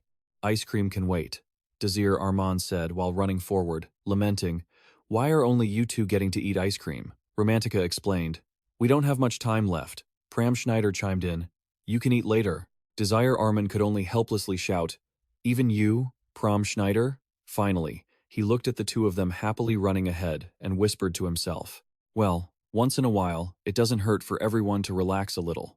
Until the day the first Shadow World opened. Evening in Dreen, the capital of the Haven Empire, at the mansion of Duke Faleka. On the banquet table, there were many dishes prepared in an aristocratic style with vibrant, appetizing colors. Inside the mansion's grand hall, many people dressed in luxury were standing together and chatting boisterously. A sound rang out, making the glasses raised by those in the room freeze. "Please, everyone, your attention." Everyone simultaneously turned their eyes in one direction to listen. "Today is a special day," Pugman said, with a smile. "For 3 consecutive years, we have always been considered the strongest group in the Haven Academy, thanks to the Magic Tower." Those from the Magic Tower also stayed silent, focusing on what he was saying. "And this year, once again, we will be supported by the Magic Tower." Pugman held his glass high, announcing, "This is only the beginning. We will continue to be a powerful group. Our legacy will be passed down through the pages of history forever." Once he finished speaking, everyone in the hall raised their glasses and cheered in unison. "The greatest and most powerful noble group." Pugman stood tall, looking down with a bright smile. "Let's toast to our great empire." Toasting to the noble bloodline, Ajest Kingscrown didn't say a word, just standing in a corner, quietly observing everything. The nobles below clinked glasses with those around them and shouted excitedly, "To the eternal empire." Ajest Kingscrown frowned deeply, closing her eyes. Suddenly, someone stepped up to her and asked, "Isn't this Lady Ajest Kingscrown?" 2 men standing behind him exclaimed dramatically, "Oh, it really is Lady Ajest Kingscrown." The man in the black suit placed a hand on his chest and greeted her warmly. "It is a great honor to meet you, my lady." Very quickly, the pillar where Ajest Kingscrown was standing was surrounded by many more men pressing in on her. The man in the black suit gestured with an inviting hand. "How about it? Would you like to go somewhere private to talk, my lady?" Just then, a scornful voice cut through the air from somewhere. A bunch of losers surrounding a lady, followed by a sharp glare. The group of men, hearing the mockery, turned around angrily to find the source. Huh? Who the hell is that? The man with long blue hair smirked and introduced himself. I am Alfame Cheeky. I will be escorting Lady Ajest Kingscrown this evening. The men surrounding Ajest Kingscrown began to murmur in confusion when they heard that name. Alfame Cheeky? Is that really Alfame Cheeky? Alfame Cheeky smiled and asked directly, Isn't that right, Ajest Kingscrown? We agreed to meet earlier, didn't we? As a mentor for the entrance exam, we have to keep up with recent events. Ajest Kingscrown didn't answer, but bowed her head and brushed past the group of men to walk toward him. The two of them then moved out onto the mansion balcony. Alfame turned his back to her and guessed, You don't seem comfortable with this party, she replied hesitatingly. About that, Alfame continued, I'm not here to blame you. I feel the same way. Ajest walked over to stand right next to him, surprised to hear that. I thought you hated commoners. Alfame explained, Personally, yes, but I don't like showing that in front of those people. He swirled the wine glass in his hand. Honestly, I don't know what Professor Neifika is thinking anymore. Ajest Kingscrown leaned against the railing, crossing her arms. I'm sure he has countless ulterior motives behind this. Alfame tilted his head to look at her. The ulterior motives you're talking about are… Ajest Kingscrown looked up at the night sky above. The honor of the nobility and the fear of being overthrown one day. Those two feelings are so easily manipulated. If you mix those emotions together, they'll lose control soon enough. She directed her gaze back into the room because of what had happened just then. Alfame followed up on her thought. Donetta Hadun. Ajest Kingscrown looked at Pugman and the group in the room with deep suspicion. No matter what happened, I am sure he has countless ulterior motives behind this. Alfame winked and asked, Is there something important the professor can exploit here? Ajest Kingscrown turned her face toward him. I'm sure you know exactly what the professor needs. Alfame moved his fingers, rubbing the rim of his glass. Of course I know. I just don't know if he intends to make the events of the past repeat themselves. The Neifika clan. 12 years ago, when the Empire was in the chaos of war, the Neifika clan was one of the 5 clans that supported the Empire at that time, along with the Jack and Rogue Palace clans. Back then, the lord of the Neifika clan was Prom Schneider. There were countless coups in the capital, but thanks to his support, he has now become a duke. During the war, he executed 80,000 commoners. Any commoner suspected of anything would be publicly executed. Regardless of age or gender, the Neifika clan is known as the mass exterminators. Just as Alfame and Ajest Kingscrown were lost in their own thoughts, another person appeared, startling them both. I've been looking for you too. Pugman leaned on his cane and smiled as he called their names. Alfame Cheeky and Ajest Kingscrown. Alfame Cheeky spoke up first, responding to the old man. We just came out here for a bit of fresh air. Pugman's tone was like a reminder. Alfame, you shouldn't just disappear from the party like that. There are many honorable guests who came here just because they wanted to meet you, especially the daughter of the Red Wanga clan. She was looking for you just a moment ago. Alfame placed his wine glass on the railing and let out a few laughs. How rude of me. I've kept a lady waiting, Pugman urged him. Stop hanging around out here. Go back inside and entertain the guests. Alfame agreed easily. Yes, all right. His feet gradually moved forward, stepping toward where Pugman was standing. The distance between the two shrunk until they were about to pass each other. Suddenly, before Alfame Cheeky could go in, a hand from inside the room slammed onto his shoulder. Alfame reacted immediately, turning his head to look at the person who had slapped his shoulder. The veins on Pugman's face were bulging. The old man gritted his teeth and warned, It would be wiser if you thought before you spoke. What did you say, Cheeky? Alfame Cheeky smirked and whispered in his mind, You're like this because I exposed the true face of your clan. He forcefully brushed the chubby hand off his shoulder. I'll keep that in mind. Now, if you'll excuse me. After Alfame Cheeky left, Bogon bowed and remarked, What an arrogant guy, daring to speak about such things. Ajest Kingscrown, who had been silent until now, spoke up, but he spoke the truth. Pugman looked up, frowning as he asked, You think so? Before you start raising your voice at me, think about the relationship between us. I'm talking about the relationship between the Neifika Empire and the Rogue Palace clan. The old man's voice echoed in the space. Do you understand what I'm saying? Ajest Kingscrown. My apologies. I shouldn't have called you that, should I? Ajest Kingscrown. The name the old man had just used reached Ajest Kingscrown's ears, but she still said nothing. Ajest Kingscrown's eyes narrowed as if showing her displeasure. Pugman, opposite her, didn't stop, continuing. Family reputation. It will cling to you no matter how hard you try to shake it off. Fame, connections, status, and other things. It's all due to the family's reputation. Ajest Kingscrown crossed her arms and turned away, as if she didn't want to pay attention. But then he brought up another issue. For example, even your marriage has been arranged in advance. As soon as she heard Pugman mention that, the look in Ajest Kingscrown's eyes completely changed, flashing with anger. Her whole body began to glow, releasing a massive surge of power into the surrounding space, creating a thick cloud of dust. Pugman, completely unfazed, questioned, "Isn't your mana rising a bit too much?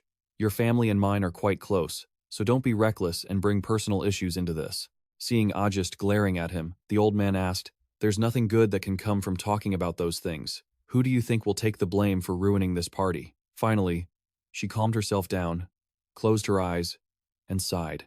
"A meaningless party," Ben said, raising his voice to argue. "A meaningless party." Today's party was Ajest Kingscrown didn't give him a chance to finish. She cut him off to celebrate Blue Moon receiving support from the Magic Tower. But in reality, Desir's party missed the deadline for the recommendation letter, so they didn't receive any help from the Magic Tower. Pugman's expression filled with anxiety as he tried to deny it. "I don't know anything about that party. Are you saying I should have paid attention to that useless group?" Ajest Kingscrown shot a sharp look at him. "You're going to pretend you don't know? You're the one who changed the submission date for the recommendation letter. You're also the one who didn't disclose information about Desir Arman's party." Sweat poured down Pugman's face as he hesitated. That is, Ajest Kingscrown didn't want to hear his excuses anymore. She just closed her eyes. Pugman snapped and shouted at her. He pointed a finger at Ajest Kingscrown and began to berate her. "This is all your fault. If you had defeated Desir Arman, none of this would have happened." Pugman's face twisted as he asked, "Don't you realize it's all your fault? And you're telling me that I'm afraid?" He yelled her name once again. "Ajest Kingscrown, you have no right to talk to me like that." A failure. The corner of Ajest Kingscrown's mouth twitched as she thought to herself, "A party leader? After everything I've done for him?" He was shouting so hard that spit was flying everywhere. "If you keep criticizing me, you can leave Blue Moon right now." Ajest Kingscrown closed her eyes, remembering what he had said before. Family reputation, it will haunt you no matter how hard you try to shake it off. She wondered to herself, do you call this a party? What should a real party be like? Then, the images of the 3 members of Desir Arman's party suddenly appeared in her mind. Pugman confidently asserted, "See, even if you wanted to, you can't leave the party. That's because the relationship between your family and me will never." Ajest Kingscrown looked down at her hands. "That's right. This isn't a party." Pugman was stunned, not understanding the meaning behind her words. Ajest Kingscrown gripped the blue badge pinned to her chest. "As you wish. I will leave Blue Moon." Seeing her action, Pugman began to panic. "Ajest!" The shiny blue badge was thrown hard onto the ground by Ajest, family reputation. She also reached up and pulled the ribbon binding her hair, status and power. Ajest Kingscrown walked past Pugman with determination, leaving behind only one sentence. "I don't care about those things." Pugman furrowed his brows, his expression turning livid, while he screamed internally, "Ajest!" While he wasn't paying attention, someone approached and called out, "Professor, we've been looking for you." As soon as he heard the voice, Pugman's expression changed in the blink of an eye. "Oh, you're from the Magic Tower." Kama, leading a group from the Magic Tower along with 2 others, walked toward him with a smile. "So this is where you were," he explained. "We have some urgent matters to handle, so before we leave, we wanted to say hello." Pugman folded his arms, feigning regret. "Is that so? How unfortunate." Kama wore a very satisfied smile as he said, "But we thoroughly enjoyed your party, Professor. We'll definitely come back next time. Please be sure to host another one soon, Professor." Pugman closed his eyes and bowed his head in response. "It is my honor." The representative of the Magic Tower party bid him farewell. "We shall take our leave now." Not a few steps away, he suddenly called out, "Ah, that's right. I almost forgot." Pugman looked up, bewildered. Kama asked, "The Magic Tower is selecting a new technical advisor. I wonder if you happen to know anything about that?" Pugman waved his hand in denial. "How could someone from the Magic Tower possibly know less about internal affairs than I do?" Kama continued. "The reason I'm asking you is because this isn't just any ordinary case. The Master of the Magic Tower personally selected this person." He added one more piece of information. "Someone from Hebrion Academy." Pugman, Alex startled, his eyes widening in shock as he listened. He asked hurriedly, "Someone from our academy? Which alumnus is it?" Kama turned his head and signaled to the person standing behind him. "I heard this person hasn't even graduated yet. They are still a student at the academy." "Wait, I think we have their name recorded here." Enna quickly opened the screen in her hand to search. "Wait just a moment," Pugman asked pressingly. A student? What is that student's name? Anna was still looking down, searching for the information. Where is it? Pugman couldn't wait any longer and shouted, "Don't keep me waiting, just say it." At that exact moment, Anna exclaimed happily, "Found it. The student's name is..." She read it out clearly, word for word. Desir Arman, a first-year student at Hebrion Academy. Pug was stunned, repeating the name he had just heard. Desir Arman. Elsewhere, a stuffed bear shaped like a cat sat quietly on the side. A voice echoed in the space. "Does this doll remind you of someone? Especially those eyes?" Pram Schneider sat in his chair and exclaimed, "It's fun, isn't it? The amusement park really is the best." Romantica turned her head and glanced at the stuffed bear, praising it. "Aren't those dolls cute?" Pram Schneider enthusiastically agreed. "Of course, they're that cute, aren't they?" On the table sat a plate of cookies and several steaming cups of tea. Desir finally spoke seriously. "We've rested enough. Let's get back to the main topic. Surely you two have realized what we were lacking after facing those people outside." Pram Schneider tilted his head, asking vaguely, "What were we lacking?" Desir Arman stated bluntly, "That's right, Pram Schneider." He held up a finger, pointing out a few things. "Pram Schneider, you're still very inexperienced, and your ability to locate enemies is poor. If Romantica hadn't been there to support you, you would have been in big trouble." Pram Schneider remembered the image of himself being blown away in the past and shivered as he replied, "That's true." He recounted how the masked man also told him the same thing, that his situational awareness wasn't very good. Desir Arman gently reassured him. "It's okay, Pram Schneider. As long as you understand, that's all that matters. Slowly find ways to improve." Pram Schneider lowered his head and answered him, "Okay." Romantica, sitting opposite them, was carelessly smiling. Suddenly, a call from Desir Arman startled her, making her jump in surprise. "Ah." Desir Arman directed his gaze toward Romantica, who was hanging her head dejectedly, and remarked, "You don't look very worried. You mean you did everything you could to fight them?" Romantica clenched her hands into fists, lifted her head, and excitedly declared, "Of course. You don't know how hard I tried to take them down." Desir Arman explained, "That wasn't a compliment. I just meant you did everything possible at your current level." Romantica sighed in disappointment. "I knew it." Desir Arman continued his analysis. "Now that you have the title of a Tier 1 mage, you need to become stronger." Romantica pouted, her eyes welling up with tears. "I know, but it's easier said than done." Pram Schneider, seeing her state from across the room, waved his hands in a reassuring gesture. Desir Arman's voice echoed through the room. "All right, I've pointed out your weaknesses, so now I have a question." Someone asked if they were supposed to be the ones answering, but before Romantica and Pram Schneider could hear the question, they saw Desir had fallen completely silent, hands pressed against the table, head bowed, motionless. After a long while, the corner of Desir Arman's mouth began to twitch upward. Romantica shot up from her chair. He was smirking, and Pram Schneider looked at her, confused. With that smirk, Desir Arman finally spoke. "Now that you know your weaknesses, the most important thing is to overcome them, right?" Romantica seemed to sense something, and turned to run. "Let's go, Pram Schneider. Hurry." Pram Schneider remained frozen in his spot. "Huh? What?" Desir Arman didn't stop, continuing, "That's exactly why Romantica cut him off." "I don't want to hear it. I don't want to hear a word you say." Desir Arman finally finished his sentence about fixing their weaknesses. Neither of them expected the devious grin on his face. "We should." He spoke each word slowly, his eyes looking terrifying. "Get some training in, don't you think?" Romantica collapsed completely onto the floor. "It's too late. We've already heard what he wanted to say." Pram Schneider chimed in, supporting the idea. "He's right. We should train." The teacup on the table was knocked over, spilling tea everywhere. Desir Arman declared, "Excellent. Let's begin our intensive counter-training starting today." Pram's voice trembled as he replied, "Oh, okay." Romantica had no choice but to helplessly accept. "Do whatever you want." Out in the yard, 2 pairs of hands were pressed against the ground in a push-up position. Drops of sweat fell continuously. Romantica gritted her teeth, struggling to keep her form steady. Beside her, Desir Arman was instructing Pram on jump rope drills while keeping an eye on her. The next day, the afternoon sun shone down on the Hebrion Academy lecture hall.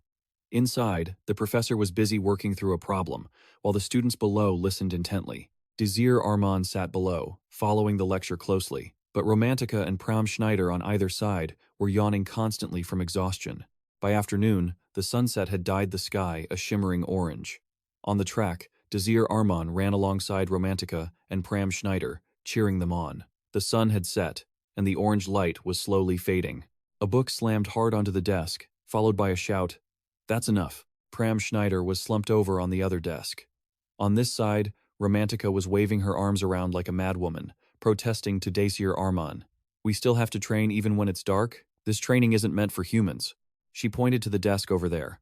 "Look at Pram Schneider. He's melting away. He's about to kick the bucket." Pram Schneider weakly explained to her, "I'm fine. I'm just resting." Romantica demanded loudly. "At the very least, we shouldn't have to train at night." Desire refused without a second thought. "No." He called out her name. "Romantica." She snapped back, angry. "What is it, you blockhead?" Desir Arman asked. "What is the special trait of wind attribute magic?" Romantica replied, "It's very fast and can unleash long-range attacks." Desir Arman began his analysis. "Exactly. That's why all mages with wind affinity are best suited for the marksman position. However, that's only true for level 2 mages." He finally concluded, "Your attacks earlier were nothing against a level 4 mage." Romantica crossed her arms, closed her eyes, and thought, "That's true, but I can't just become a level 3 mage instantly. Unless you're a genius, it takes a lot of time." Desir Arman refuted, making her eyes widen in shock. "No, Romantica." He looked at her and affirmed, "You need to become a level 3 mage." Romantica's jaw dropped, her whole face stiffening as if she had just heard something earth-shattering. She looked up at the sky and cried out, "Ah!" Desir Arman stood up from his chair. "I know it's hard, but I will show you how to achieve it." He took a few steps forward. "Trust me, and follow my lead." Romantica walked over, reaching out to pat the head of the person slumped over the table, giving instructions. "And Pram Schneider, you just stay here for now," he replied happily. "Okay." Out on the training field, Desir Arman's voice echoed, "Your goal is to reach level 3. He held a blue bag and stood opposite Romantica. "You need to learn how to enhance your magical attacks so you can pierce the defensive magic of a level 4 mage." Romantica started listing excuses. "I told you, it's not easy to reach level 3. You have to understand countless incantations and the nuances of the seals." Desir spoke firmly. "That's the traditional way." He turned to take something out of the blue bag. "The way I'm going to teach you is completely different." Desir Arman picked up a soda can. "I'm sure you'll like this." A memory from the past flashed through Romantica's mind. "Do you think I enjoy your training? I'm having déjà vu here." Desir Arman held the soda can toward her. "I will teach you how to become a level 3 mage in a short amount of time." Romantica held out a hand and sighed. "Do you realize you're still just a level 1 mage? And yet you claim to know how to teach me to reach level 3? Are you joking? Are you going to tell me to move something again?" "Whatever, just give it here." Desir Arman smiled and pulled the hand holding the can back. "No, this time you hold the can." He stared intently at the can and shouted, "Do it!" The can in Desir Arman's hand began to vibrate intensely. Then, a force from somewhere struck it, causing the can to dent, and another force distorted its shape. Finally, the can was crushed by that power into a crumpled mass. Seeing this, Romantica broke out in a cold sweat, too stunned to speak. Desir held up one finger, spinning the sphere created from the soda can, and asked, "See? Looks simple, doesn't it? This is an advanced version of the ball exercise. It's a bit different this time. Instead of moving the object, you will control the force." He carefully instructed her, explaining how to coordinate force from many directions to compress the target. "Learn to control the force." Romantica's lips twitched as she wondered to herself what this idiot was talking about. She glanced at Desir Arman, who was tossing the ball into the air to play with it, and shrieked in her mind, "What the hell is this?" Meanwhile, back in the room, Pram Schneider was still sprawled out on the table, panting. The training field fell into a dead silence. Romantica stood there with her mouth agape, screaming internally, "No, no way. That doesn't make any sense at all." She watched Desir Arman spinning the ball on one finger across from her, muttering to herself, "He's not even a wind attribute mage, nor is he a high-level one." Romantica watched the red orb in his hand, puzzled. Yet, he could create a perfectly shaped sphere by manipulating wind pressure. It just didn't make any sense. Desir Arman threw something forward with a flick of his wrist and called out loudly, "All right, Romantica." She clumsily reached out with both hands to catch the soda can flying toward her. Romantica stared at the can she had just snagged, listening to Desir Arman's voice. "Now, you can start," he prompted. "There are plenty of cans, so don't hold back." Hearing him, Romantica glanced at the pile of soda cans sitting in the blue bag. She closed her eyes in defeat, let out a long sigh, and cursed under her breath, thinking he was truly insane. Then, she opened her eyes, her brow furrowed tightly. But still, she thought. He's a guy I can rely on. Romantica glanced at the can in her hand, telling herself, I need to use my wind ability to compress this. Her eyes became incredibly focused as she muttered under her breath, compress. Suddenly, a surge of light emanated from Romantica's body as she turned, unleashing a burst of power. Desir Arman stood to the side, hands on his hips, nodding in satisfaction. Who knows how much time had passed, but the can started to react to the force acting upon it. Its shape was slowly distorting, looking nothing like it had before. Romantica's eyes widened in excitement as she shouted, I did it! I finally get it! Look, Desir Arman, I can actually do it! Desir Arman waved his hand, trying to get her attention. Wait. Romantica. If you lose your focus, Romantica was still blankly looking up at him. Just like that, the can in her hand collapsed into a flat, circular disc. She stared at the object in her hand. A look of complete confusion plastered on her face. Across from her, Desir Arman burst out laughing. He chuckled as he took the object from her. I want to ask you something to be sure. Desir Arman smiled, holding up the now flattened can. Do you know the difference between a circle and a sphere? Romantica didn't answer. She only clenched her fist so hard that her body started to tremble. Finally, her frustrated shout echoed through the space. Of course I know. The next day at noon, in the outdoor arena, Desir Arman picked up a wooden sword and said, We're going to start some close-quarters combat drills. Pram Schneider repeated his words. Close-quarters combat? Desir Arman explained.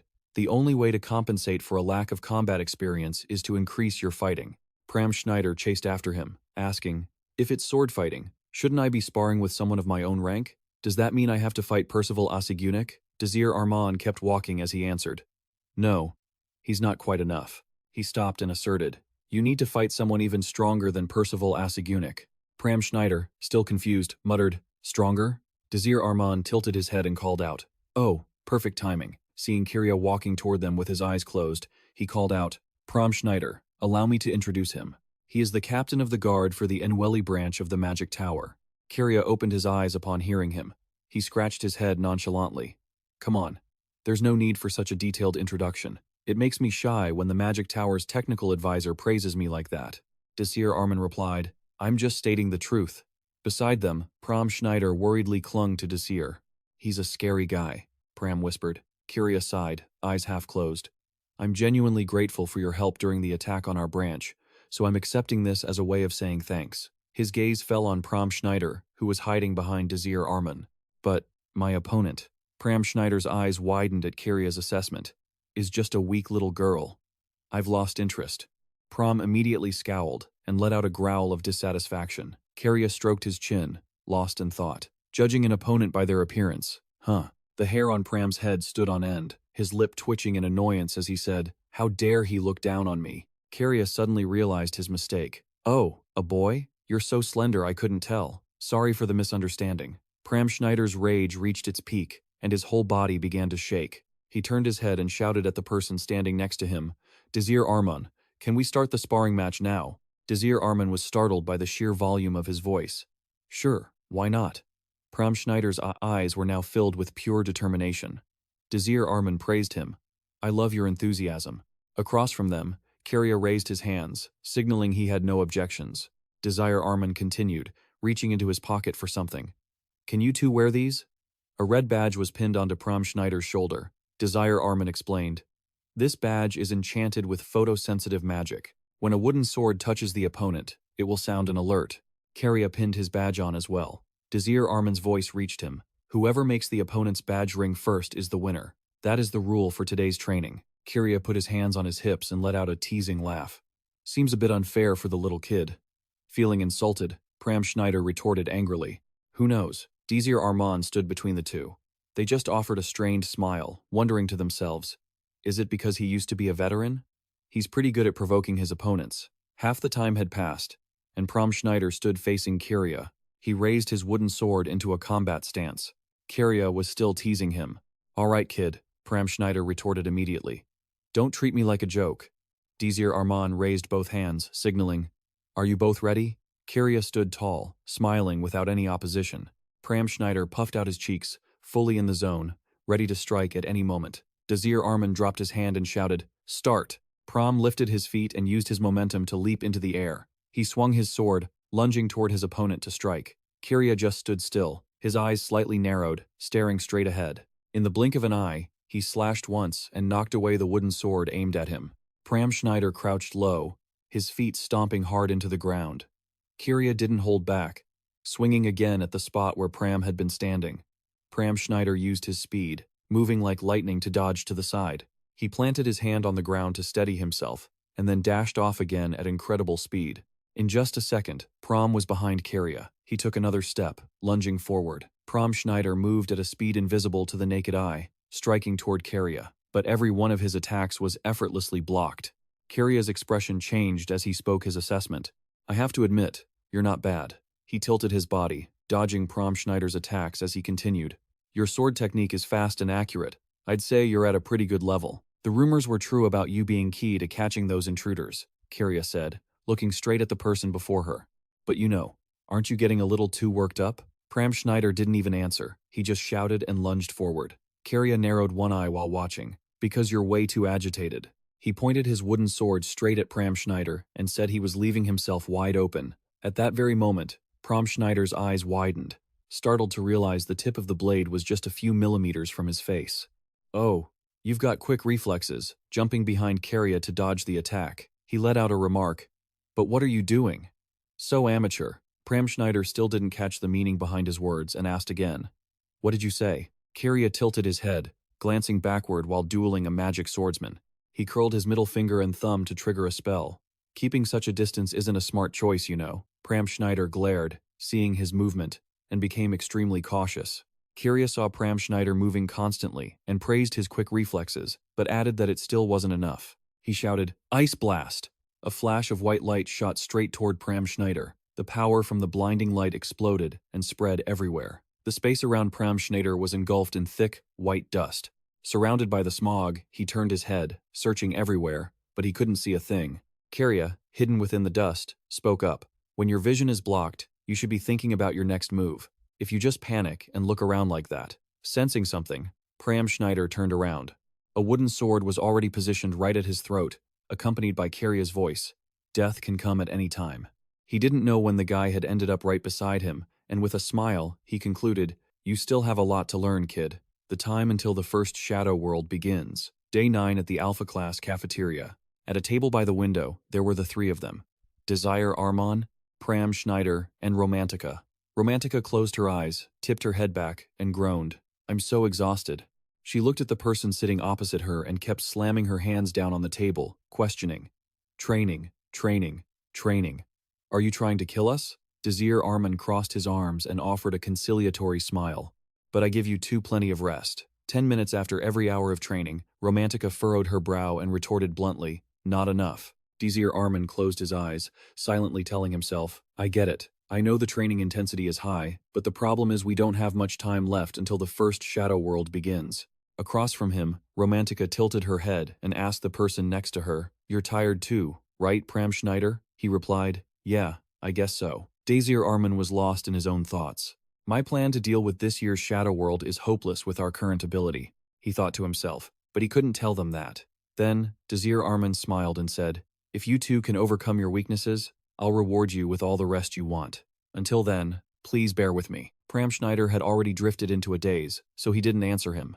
"I'm so sleepy, and now I'm full." Romantica shrugged and replied, "You promise?" Desir Arman smiled and affirmed, "Of course."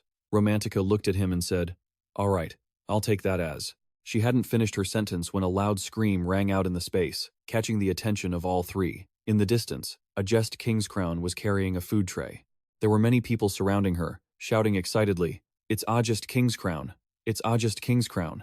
A girl in the crowd suggested, "If you don't mind, why not eat with us?" Ajest didn't pay any attention and walked right past them. The girl from before, seeing that, called out again, confused, "Ajest Kingscrown?" Pram Schneider's eyes went wide as he observed the situation, exclaiming, "She's really famous." Romantica, sitting next to him, had been watching too. Desir Arman took his tablet out of his pocket and saw it was a call from Kiria. Just then, both Romantica and Pram Schneider were startled and turned their heads. While they weren't paying attention, a beautiful plate of food had been placed on the table. Ajest silently sat down on a chair, placing her hands neatly on the table. When the three of them, Desir Arman, Pram Schneider, and Romantica saw her sitting at their table, They were shocked and shouted in unison. Huh? Desir Arman couldn't believe it, turning his gaze toward the person sitting next to him. Ajest Kingscrown kept her calm expression and said, "It's strange that no one wants to be near your group." Desir Arman looked at the empty tables around them and explained, "Because we're commoners." Romantica slammed her hands on the table, frowned, and asked, "So what? Why are you here? Is there something wrong?" Ajest Kingscrown asked her back, "Is there some reason I can't sit here?" Romantica's face twitched slightly because of the group of people gossiping behind her back. "I can't believe she's sitting next to Desir Arman. Don't you see you've just made us the center of the universe? How are we supposed to eat comfortably with all these people staring at us?" Ajest Kingscrown closed her eyes and let out a long sigh. "Sorry about that. So, what do you want me to do?" Romantica gritted her teeth and demanded bluntly, "It's simple. Go sit at another table." Desir Arman saw her attitude and raised his voice. "Romantica." Romantica pointed at Ajest Kingscrown and reminded him, "Have you forgotten how much she made this group suffer? All because of Professor Pugman's Blue Moon group, we had to put in so much effort just to reach the magic tower." Desir Arman couldn't argue back and leaned back in his chair, feeling helpless. Even so, Ajest Kingscrown stood up. "I'll go sit somewhere else." Desir Arman, hearing her say that, hurriedly stood up as well.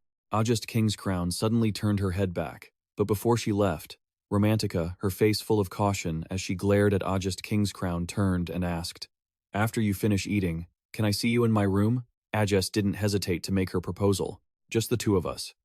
I want to discuss a private matter without the presence of someone who despises me." The sky high above during the day remained clear and airy. Below on the ground were high-rise buildings fitted with shiny glass panels. "This is the dormitory." Ajest Kingscrown was standing in front of a room. She raised her hand and knocked a few times on the wooden door in front of her. Just a few seconds later, Ajest Kingscrown calmly watched as the tightly closed door was pushed open from the inside. Desir Arman poked his head out, feeling a bit awkward. "Sorry to keep you waiting. My room is a bit small, but make yourself at home." Ajest Kingscrown responded as she walked straight inside. "Excuse me." The glass window was opened, letting gentle breezes from outside blow into the room. Desir Arman smiled and asked, "The room isn't very interesting, is it?" Ajest Kingscrown tilted her head and looked out the window. "I wouldn't say that's necessary." Desir Arman stepped over to the wooden table, gently picked up the teapot, and poured water into 2 porcelain cups. "All right, I brewed some tea. Come sit down." The tea in the cups was steaming. Desir Arman pushed them forward and introduced, "This is plum tea." Ajest Kingscrown picked hers up, took a sip, and complimented, "The aroma is wonderful." Desir Arman also sat down in the chair opposite her. "I suppose so," he replied, finally voicing his curiosity. "But Ajest Kingscrown, why did you say something so misleading earlier?" Ajest Kingscrown answered as if it were nothing. "Did I say something wrong? I didn't lie." Desir Arman sighed, feeling a bit helpless. "Well, I mean, sure, but it was so hard to get Romantica out of here." He sipped his tea with his eyes closed before replying, "Sorry about that." She set her teacup down and asked seriously, "I have something I want to talk to you about. Do you think you could give me an answer?" Desir Arman closed his eyes again and picked up his own cup. "If it's something I can answer, then of course." Upon hearing his response, Ajest Kingscrown asked directly, "How do you apply magic to glide across 3D objects?" Desir Arman was taken aback, his eyes widening as he sat up straight. "That technique?" Ajest Kingscrown looked at him eagerly. "Could you teach me?" Desir Arman smiled and stood up. "Ah, it's not exactly a secret." He walked over to the desk on the other side, reaching out to grab something. Desir plucked a blank sheet of paper from a stack on the table. Turning back, he held it up. "I used a friction-nullifying spell on this paper." Desir Arman placed it back on the table, pressed down firmly, and flicked it, sending the paper gliding away in a straight line. The paper shimmered as it flew through the air. Desir Arman introduced it as a very simple, slippery type of magic. Ajest Kingscrown watched the paper settle on the ground. Desir Arman explained, "It's a type of magic that eliminates friction and coats the surface of the object." He picked the paper back up and continued, "The most common way to use this is to cast it directly onto the ground." Desir Arman waved the paper in his hand. "If I do this to the paper, I'm using that same sliding magic." Next, his hands moved like lightning, crumpling the paper and tearing it into many pieces. A moment later, the previously whole sheet was a pile of small, irregularly shaped scraps. Desir Arman dipped a finger into the tea inside the porcelain cup. He used the tea to stick the scraps onto the side of the teacup. After finishing his sequence of movements, Desir Arman looked up and exclaimed, "Done." He pointed at the teacup, which was now vibrating. This is the answer you were looking for. Desir Arman snapped his fingers, and the teacup shot away. She looked down at the cup as it collided with her own, and veered off to the side. I see. She raised her head, locking eyes with the person standing beside her, realizing it. You broke it into smaller pieces to control each one individually. Desir Arman didn't hide it and confirmed, that's right, Ajest Kingscrown. Exactly. He then shared a few more details. The easiest way is to apply it to a hexagonal shape, but there's something you need to be careful about. Just as Desir Arman said this, Ajest Kingscrown closed her eyes and stood up straight. Seeing her move to the side, he asked curiously, Ajest Kingscrown? Her feet pivoted, and she stomped down firmly on the ground. Ajest Kingscrown's entire body was enveloped in a layer of golden light. She closed her eyes and shouted, Release! Ajest Kingscrown analyzed it slowly. I understand now. Breaking it into small pieces is quite clever. You need more focus to maintain and control the magic than usual.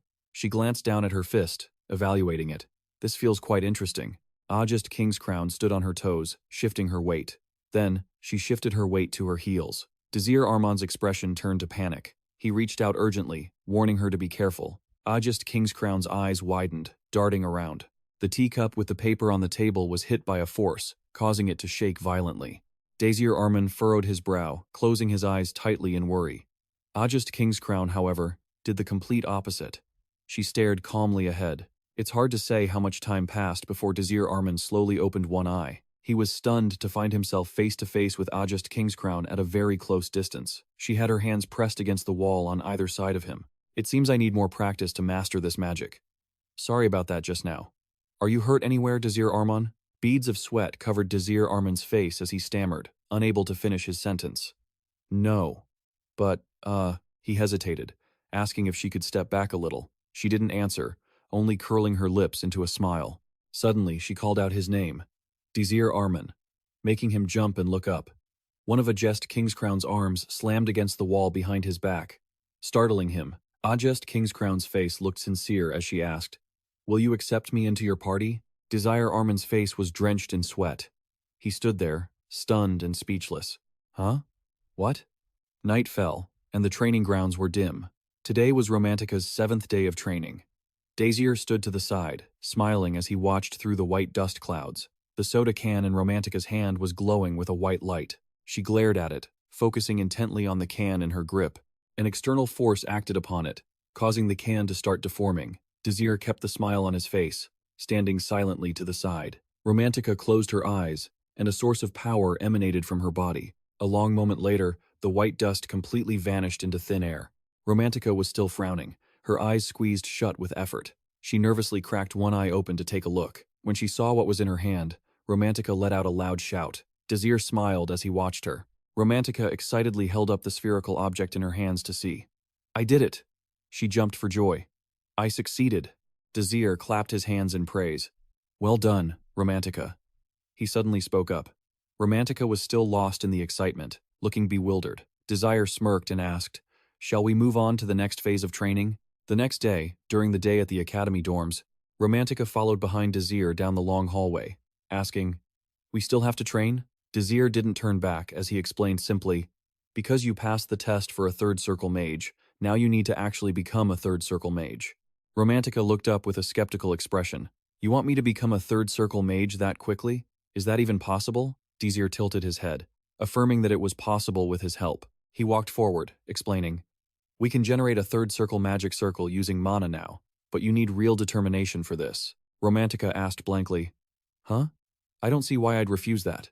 Desir stopped, placing one hand on his hip as he looked at the person standing next to him. To create a magic circle, I need to make direct contact with certain parts of your body. And it's a bit. Romantica's eyes widened as she repeated his words. A specific place on the body to make contact with the magic circle? She thought it over, looking down at her own body. The magic circle is near my heart. As if a sudden thought crossed their minds, Desir Arman and Romantica both jolted in surprise. A shrill scream from Romantica echoed out from the dormitory building. That jerk Desir Arman closed his eyes and covered one of his ears. Damn it, my ear. Romantica's entire body trembled. She hugged herself, shivering, and shouted angrily. That bastard Desir Arman stared, mouth agape, and asked, Why would you think I meant that? Romantica's face flushed red, and she gritted her teeth, snarling at him once more. You pervert! She questioned him indignantly. Just because you told me beforehand, that means you can touch me? Desir Arman waved his hands, trying to explain. If you don't go through this, then you won't be able to become a third circle mage. Romantica backed away, terrified, and scolded him again. You creep! Desir Arman sighed helplessly, waving his hand, as he turned away. If you want to become a fully fledged third circle mage, this is the only way. I know it's not easy to just bare your back like this. Romantica bared her teeth, her expression turning fierce, but in the blink of an eye, she seemed to realize something, and her look changed. Romantica murmured, unsure. The back? Desir Arman glanced at her, feeling a bit confused as he replied, Yeah, the back. Romantica shyly closed her eyes and whistled. Oh, is that so? If it's just the back, then that's not a problem. She turned her head to the side to hide her blushing face. At this moment, Desir Arman also noticed Romantica's strange reaction. He teased her. What did you think it was just now? Nothing. Romantica turned away, angrily wanting to storm off. You lecher. Desir Arman just smiled as he listened to her continuous scolding. You thought I misunderstood you earlier, didn't you? Apologize. Desir Arman teased her again. So you really did misunderstand me. Romantica hurriedly denied it. No, I didn't. A hand reached out to pull the blue curtain, covering the room's glass window. Desir Arman silently adjusted the blue curtain, hanging over the window to keep anyone outside from seeing into the room. After checking, he turned back to call Romantica. I'm ready. She warned him. Don't look over here, Desir Arman replied gently. All right. Romantica gritted her teeth, glancing back suspiciously. Desir Arman turned his back to her and urged, Hurry up and get ready. I still have to check. Romantica huddled up and said, Okay. Who knows how much time passed before a voice echoed in the room. Hey, Desir Arman, he replied, closing his eyes and crossing his arms. What is it? Romantica lowered her head, her gaze becoming hazy, and asked, Do you think I can really do it? Desir, seeing her ask like that, remained silent, slowly opening his eyes and glancing back slightly. Romantica clutched her clothes, pondering inwardly, Can I really become a third circle mage in such a short time? I really trust you, it's just if. Before she could finish, Desir Arman interrupted. I know you can do it. Romantica turned around to see Desir Arman, hands on his hips, stating with full confidence, Don't worry, I know you can. Romantica smiled and replied in a soft voice. Okay. The room fell silent. A moment later, Desir Arman's hand slowly reached toward Romantica's back. I'm starting now. He instructed the person in front of him, Close your eyes and focus. Romantica tensed slightly and replied, Okay. Desir Arman's hand made full contact with her back, and he began to guide her. Take a deep breath. Good. Just like that. His voice echoed in Romantica's ears. Now try to move the mana inside your body. Imagine it as if you are using mana to draw a picture outside. Beams of light began to spread out beneath her. A massive wave of power burst forth from Romantica's back into mid-air. She lowered her head, frightened, and said, I can't hold it anymore. It's scattering. Desir Arman reassured her. I'll stabilize it. Don't panic. Just keep pushing the mana out. As the power surged toward him, he muttered, Her mana. Desir Arman looked at his hand resting on Romantica's back, thinking to himself, She has much more mana than I thought.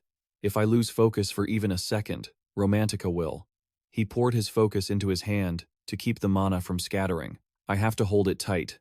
Desir Arman guided her again. You can create an area using magic power through the magic circle. Romantica closed her eyes, and a magic circle appeared around her. Okay, what do I do now? Desir Arman, also protected by a magic circle, continued. Now it's your turn. Maintain that amount of mana. Romantica replied. Okay. No sooner had she finished speaking than a great force struck her, causing her whole body to jerk violently. Romantica whimpered, tears falling. It hurts so much, Desir Arman loudly reminded her. You have to endure it. The power from Desir Arman's arm surged into Romantica's body. He thought to himself, the mana must be carefully refined. If I boost the mana, it will react and start to go haywire. Inside Desir Arman's palm, a glowing, circular orb seemed to appear. This will create pure mana. He silently analyzed in his mind. If the size is too small, the magical power will be too weak. If the size is too large, it won't be able to handle the stimulation and will shatter. I must ensure I don't ruin this. Desir Arman furrowed his brows and whispered to himself. I need to calculate Romantica's mana limit to create a third circle magic circle. He looked at Romantica, who was biting her lip in pain, and whispered comfortingly, I know it's very hard, but please hold on just a little longer. Romantica was now screaming incessantly in her mind. It hurts so much. I don't think I can take it anymore. It hurts. She felt like she was huddled in a fierce whirlpool, helplessly crying out for help. Someone, save me. At that very moment, a beam of golden light flashed. Desir stepped out from within and reached his hand toward Romantica. You did well. I knew you could do it. Romantica. Just. Romantica's hand also reached forward. His voice echoed in her ears. Trusting me is enough. Their hands clasped tightly together, and she was pulled by Desir Arman out of the massive whirlpool of power surrounding her. Finally, a brightly glowing mana orb was created. Everything dissipated into the space. The room returned to normal. Drops of sweat from Desir Arman's face fell to the ground. He gasped for air. Ha. Ha. Romantica was the same. Her entire face was drenched in sweat, her breathing ragged. Ugh. A white coat was draped over Romantica's back, making her jump. Then she glanced at Desir Arman's hand as he gently patted the top of her head, praising her. You did great, he declared. Congratulations, you are now a third circle magic user. Daylight from above shone into the arena. Today was Pram Schneider's 7th day of training. Karia's long hair whipped through the air. On the other side, the top of Pram Schneider's head was also moving constantly. Desir Arman crossed his arms, stood near the wall, and silently observed the match. Watching the wooden sword fly toward him, Pram Schneider thought to himself that he had never won a practice session like this before. During the match, just as Karia leaped in for a strike, Pram was able to parry the blow with perfect precision. He looked up at the person charging at him. Karia gripped the wooden sword so hard that the veins on the back of his hand stood out. Karia lunged forward with a counterslash, but Pram reacted just in time, rolling backward to dodge the attack. Pram quickly leaped far back, landing safely on both feet. His hand holding the sword was shaking, and he thought to himself, his strength is truly terrifying. Pram looked at Karia standing amidst the white dust and muttered to himself, I tried to block all of his attacks, but I didn't have the strength to even lift my sword. His feet shifted slightly as he made a silent decision. If that was the case, he should try to dodge instead. Before he knew it, Karia's feet appeared right in front of him. Karia, standing just a short distance away, crouched slightly and said, You're thinking too much. Karia's gaze turned dangerous, his arms swinging the wooden sword as if they were in a life-or-death battle. If Pram hesitated for even a second, it would spell his death. Pram stood stunned, mouth agape, reminding himself that he had to dodge. Suddenly, his expression changed as if he had realized something. Wait, I should start attacking him instead. Rather than dodging, Pram lunged forward with his sword to counterattack. He didn't get hit by the previous strike, and was even able to slip right past Karia. Not stopping there, Pram turned around and pointed the tip of his wooden sword at him, moving with lightning speed to strike repeatedly. Karia parried and remarked, Your attacks have improved. You're not giving me a chance to swing my sword. Pram remained silent, focusing all his energy on his relentless assault. Karia's lips curled into a smirk, thinking to himself, He's not giving me an opening to attack. He's gotten better. If that's the case, then Pram gritted his teeth and let out a loud shout. Karia slashed, forcing Pram to retreat. Karia's face showed genuine surprise at the situation. Pram thought to himself, his grip on the sword is weakening. Karia glanced at him and asked, Shall we change things up a bit? His eyes flashed with seriousness. And then he unleashed a flurry of consecutive attacks. Pram and Karia faced each other head-on. As Karia attacked, Pram defended, continuing the fight back and forth. Desir Arman, watching from the sidelines, was left wide-eyed and speechless. He's using such unconventional footwork. Desir looked at them, marveling to himself, I can't believe he knows so many sword techniques. A bead of sweat rolled down Desir's face as he smiled and speculated. It's going to be tough for Pram to handle this. Pram once again took a few long strides to put distance between them.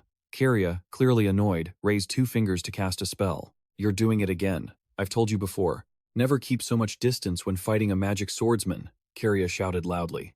Instantly, a small hole appeared in the ground behind Pram. Pram's foot was pulled into the hole, making it impossible to move. At that exact moment, Karia rushed in with his sword raised.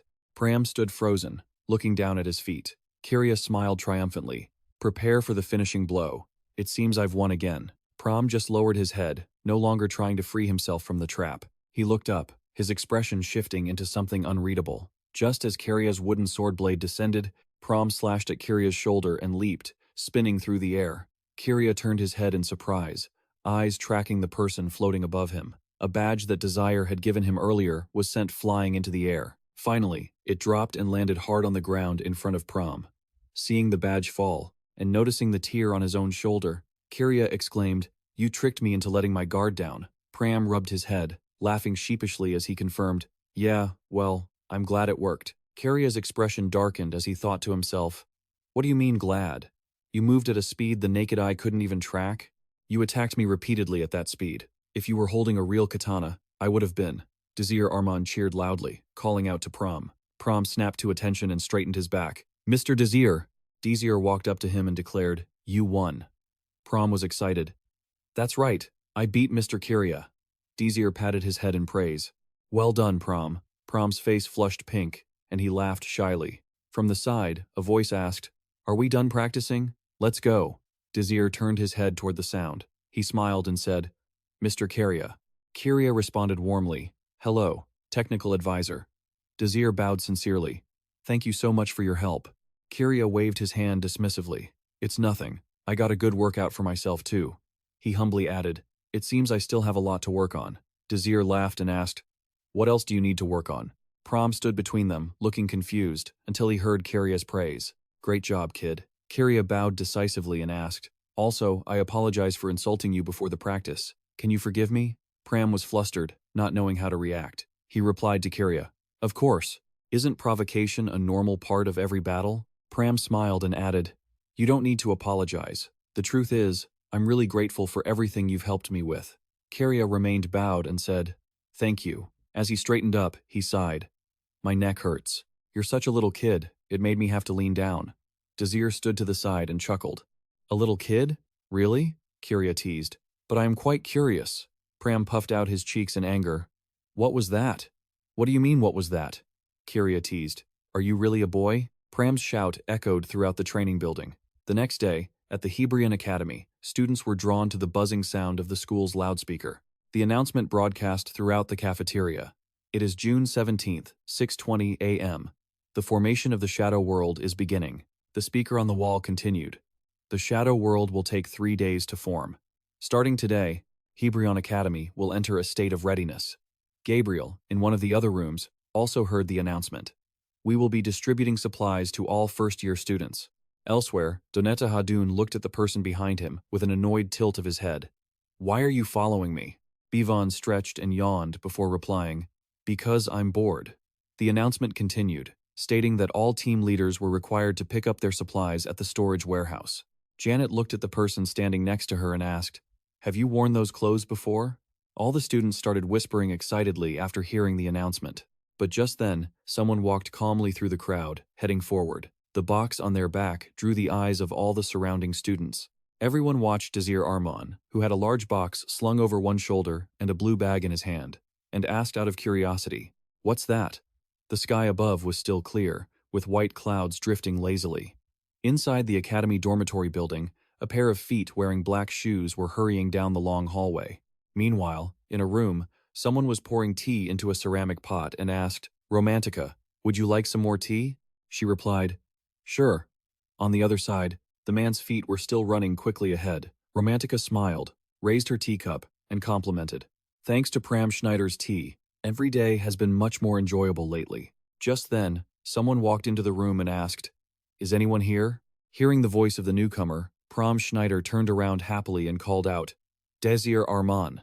A large blue box was slammed down onto the ground. Desir Arman rested one hand on the box and looked at the two people in front of him. "This is clothing for our Stinger squad. Do you guys want to try them on?" The large box on the floor was opened. The items inside were taken out, leaving only the empty box. Romantica spun around, admiring the outfit on her. Pram Schneider also asked excitedly, "Is this clothing exclusively for Stinger members?" Romantica stood up straight as she heard Desir Arman elaborate. "Even though they look like normal clothes, they've been modified slightly to suit us better." Pram Schneider's eyes widened with curiosity as he repeated what he said. "Modified?" Instead of explaining with words, Desir Arman held up a white egg. "Why don't you guys test it out?" Romantica looked blankly at his actions. "What are you doing?" Pram Schneider, equally confused, asked, "Why put an egg in there?" Desir Arman didn't answer them. He simply raised his hand and conjured a flame. "Fireball!" Someone cried out in a panic. Desir Arman continued to thrust his flaming fist straight forward. Desir Arman aimed his attack directly at the location of the egg inside the outfit. Another scream echoed through the space. Wait, don't tell me. The room fell silent, and the surrounding area was bathed in the orange-red glow of the fire. It's unclear how much time passed, but Romantica and Prom Schneider were panting as they opened their eyes to look at the outfit on the table. The outfit in front of them was still completely intact. Desir Arman explained, "This outfit was developed by the Magic Tower specifically for this year. It has some very interesting capabilities. It doesn't just have the ability to deflect physical attacks, but magical ones as well." He leaned over, put his hand inside the outfit, and analyzed. If the magical attack isn't of a higher level than the magic stone embedded here, the magical defense layer won't be broken. This outfit is the second-generation improvement. Desir Arman took out the egg he had placed inside the outfit earlier to show Romantica and Pram Schneider that it was still perfectly intact. He stood up, hands on his hips, and asked, "Pram Schneider, do you have your rapier with you?" Pram Schneider replied, "My rapier?" He vaguely pulled out his sword. "Here it is, but why do you need it?" Desir Arman gestured and began to instruct him. "Try imagining that you're putting your rapier somewhere else." Pram Schneider stared blankly at the person in front of him. "Imagine it?" Then, he followed Desir Arman's advice and slowly closed his eyes. When he opened his eyes again, Pram Schneider was startled to see the rapier in his hand had vanished. He shouted in a panic, "Desir Arman, my rapier is gone." Desir Arman calmly reassured him, "There's nothing to be surprised about. This is called a virtual spatial storage." Pram Schneider still didn't understand and repeated his words. "Virtual spatial storage?" Desir Arman continued to instruct him. "That's right, a virtual storage linked with a magic stone. If you want to take it out, just imagine the motion of drawing your sword." He analyzed. Even though the material itself isn't heavy, the scabbard has a bit of weight to it. Using the virtual spatial storage to reduce the burden of carrying gear is quite useful, Desir Arman requested. "All right, try summoning the rapier back now." Pram Schneider looked down with wide eyes at the stone on his chest. A blinding light radiated outward, and then the rapier reappeared in Pram Schneider's hand. He shouted joyfully, "The rapier is back!" Romantica, standing nearby, also smiled and complimented, "That's amazing." Next, Desir Arman turned his gaze toward her. "Your turn, Romantica." Romantica felt surprised and confirmed. "Me? But I don't use any weapons." Desir Arman just smiled and suggested, "Try imagining drawing something out." Romantica refused. Desir Arman, "Draw what?" "I told you, I don't have any weapons to draw." Desir Arman didn't give up. He nodded to signal her. "Just try it. I left a gift in there for you." Romantica raised her hands and looked at him. "Fine, all right, I'll try it." Light erupted, and a large, long yellow sniper rifle appeared in her hands. Romantica stumbled slightly under the weight. "What is this? It's so heavy." Desir Arman introduced it. "This is a sniper rifle." Romantica observed it and guessed. "A sniper rifle?" Desir Arman spoke up from beside her. "Let me show you how to use it." He slowly shared some information. The sniper rifle is synchronized with a magic stone and enhanced with immense magical power. You can use magic to aim at much greater distances. If you use this sniper rifle, you can pierce through the shields of fourth circle mages. Romantica stared intently at the gun she was holding, wondering, does something like this actually exist? Desir Arman smiled at her. "Since you can use magic without chanting, if you combine that speed with the sniper rifle, you will become a formidable opponent for anyone on the battlefield. This is my gift to you for becoming a third circle mage, Romantica." Romantica was still a bit stunned as she replied, "Thank you." Pram Schneider also stepped closer and commented, "It really suits you, Romantica." She replied as well, "Really?" Desir Arman's eyes became focused. He thought to himself, "It's a good thing I asked about the composition of these items in my past life. I only had to tell Zod what I needed to create these items." He silently marveled. "I only gave the basic ideas and the theory behind them. I never expected he could actually turn them into reality. He truly is a genius." Desir Arman picked up the outfit from the table. "Now, what we need to do is," he threw the jacket over his shoulder and asserted, "attack the Shadow World." July 20th, at the Hebrion Academy auditorium. Those sitting inside the auditorium remained silent, their eyes focused in one direction. Leo leaned over to adjust the microphone for the person standing next to him. Dean began to speak. "This is a message for everyone. Students and distinguished guests, welcome to Hebrion Academy." His voice echoed through the auditorium, carrying across the years. It had been a long time since the Shadow World became a grave threat to humanity. Dean leaned into the microphone and spoke. "During this era, the divine shield of the legendary empire has shattered. The people we held dear, and the memories we shared with them, have gradually faded into the past. The students below stood tall, listening intently. Humanity had become fractured. Knights served only the king, and the king was obsessed with war. Mages hid away in the shadows. But because humanity was nearing its end, Haven Academy was built to overcome this. Dean declared firmly, "We were created to defeat the shadow world." Countless knights and mages from every nation gathered at this academy, for that sole purpose, his gaze fixed on a single point. Though many years have passed since our first victory, there is one thing we must never forget. Dean's voice resonated throughout the hall. It isn't about achieving victory or drawing attention to the academy. As he finished that sentence, he suddenly paused. The auditorium fell into complete silence. A boy in student uniform, standing in line, looked up in confusion. Dean then smiled and continued, "What I want everyone to never forget is that your own safety must always be the top priority." His final words echoed through the space. "I hope you all return safely. We will be right here, waiting for your return to the academy." Elsewhere, in a room within the annex of Haven Academy, a man in a brown cloak frowned and asked, "What do you all think of yourselves?" He shouted at those before him, "From this moment on, you are no longer students. You are warriors. Elite warriors worthy of the title of singer. I don't care whether you survive or not." The man in the brown cloak raised his fist and yelled, "The important thing is to win at all costs. Return with victory." Everyone standing around him replied in unison, "Yes, sir." Afterward, the room was filled with the sound of chatter. Desir Arman stood to one side, holding a tablet, when someone walked up and called out to him. "Desir, the shadow world has been designated. I don't think we can go there," Romantica said with a worried expression. Desir Arman tilted his head, asking why. Romantica handed him her tablet to show him the content on the screen. "Read this part at the end. We need at least 4 party members." Desir Arman's voice became hesitant. "About that." He turned his head to avoid her gaze. "I think I forgot to tell you all about this," Romantica asked, bewildered. "What do you mean?" Desir Arman replied vaguely. "You'll see soon enough." In the distance, a pair of heels approached. A notification rang out from the tablet in Romantica's hand. "Party member admission granted. Pram Schneider." While they weren't paying attention, a woman was calmly walking toward them. Romantica heard her own name, Romantica Iru. She looked up, puzzled, and asked, "We only had 3 members. Why?" Before Romantica could understand what was happening, another name was read out, Ajest Kingscrown. Her eyes widened as she blankly heard the notification. "The 4 named individuals. Please proceed to the second entrance." And suddenly, Ajest Kingscrown appeared right beside them. Then, a sharp scream rang out. The cry was so piercing that everyone in the room turned to look. A blond man standing on the other side gritted his teeth and asked, "What was that scream?" "Over there," Romantica had snapped, grabbing Desir Arman by the collar. "Are you joking? You added her to the team without asking us?" Desir Arman, sweat pouring down his face, tried to reassure her. "Romantica, calm down," she shouted back. "Do you think I can be calm right now?" Behind them, Pram Schneider stepped closer and asked, "Does this mean you've left the Blue Moon Party?"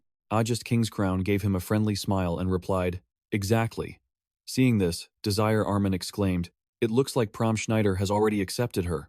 Romantica gritted her teeth and turned back. She angrily raised a fist and yelled, "Pram Schneider, get over here." Desir Arman chuckled and explained, "Romantica, we need 4 people to enter the shadow world, so we need Ajest Kingscrown on the team." She hung her head and muttered, "You are unbelievable." Across the room, someone else shouted, "I don't want this. I absolutely don't want this." Correction. The previous lines were numbered sequentially to match your prompt. This line concludes the dialogue flow. Down the long hallway, Pram Schneider's curious voice rang out. "Is the level 4 shadow world a very dangerous place?" Desir Arman. Desir answered him, "Yes, very dangerous." Pram stepped forward as he spoke. "Really?" Desir Arman reassured him. "Don't be too worried. Pram Schneider, you defeated the captain of the Magic Tower's guard unit." Romantica was taken aback by this info and blurted out, "You beat the captain of the guard? That's impressive." Pram Schneider added, "He was a magic swordsman, just like Ajest Kingscrown." Upon hearing her name, Ajest Kingscrown asked directly, "So, are you interested in a rematch with me?" Pram Schneider replied casually, "Of course." Just then, Desir Arman tilted his head and noticed Romantica walking silently behind them. Her eyes were radiating danger as she glared at him. Desir Arman quickly turned his head, panicking inwardly. "Did I do something wrong? I should have told Romantica about this beforehand." He looked up and thought, But we really need 4 members to enter the shadow world. And no matter what happens, we absolutely need to enter this shadow world. Desir Arman began to analyze the tower's metal, an artifact he used in his previous life. It can only be found in this shadow world. Although it's only a C-rank item, it enhances the user's mana. For someone like me with low mana, it's absolutely essential. While he was lost in thought, Romantica had somehow walked up next to him and let out a sigh. He glanced to the side and asked with concern, "Are you feeling any better?" Romantica bristled and shot back. "How could I?" She kept pace with Desir Arman and lamented, "So, this was all your plan, huh? The shadow world we're about to enter, the hellish training, and getting Ajest Kingscrown into the group." He hesitated, not knowing how to explain everything. "Well, how should I put this? I honestly didn't expect Ajest Kingscrown to join the team." Desir Arman was caught off guard by what Romantica said next. "Well, it was all your plan anyway, so I guess there's no choice." She turned away, her voice trailing off. "Even though I don't really like Ajest Kingscrown, I do need her for this plan," Desir Arman thought with a smile. "Thanks, Romantica."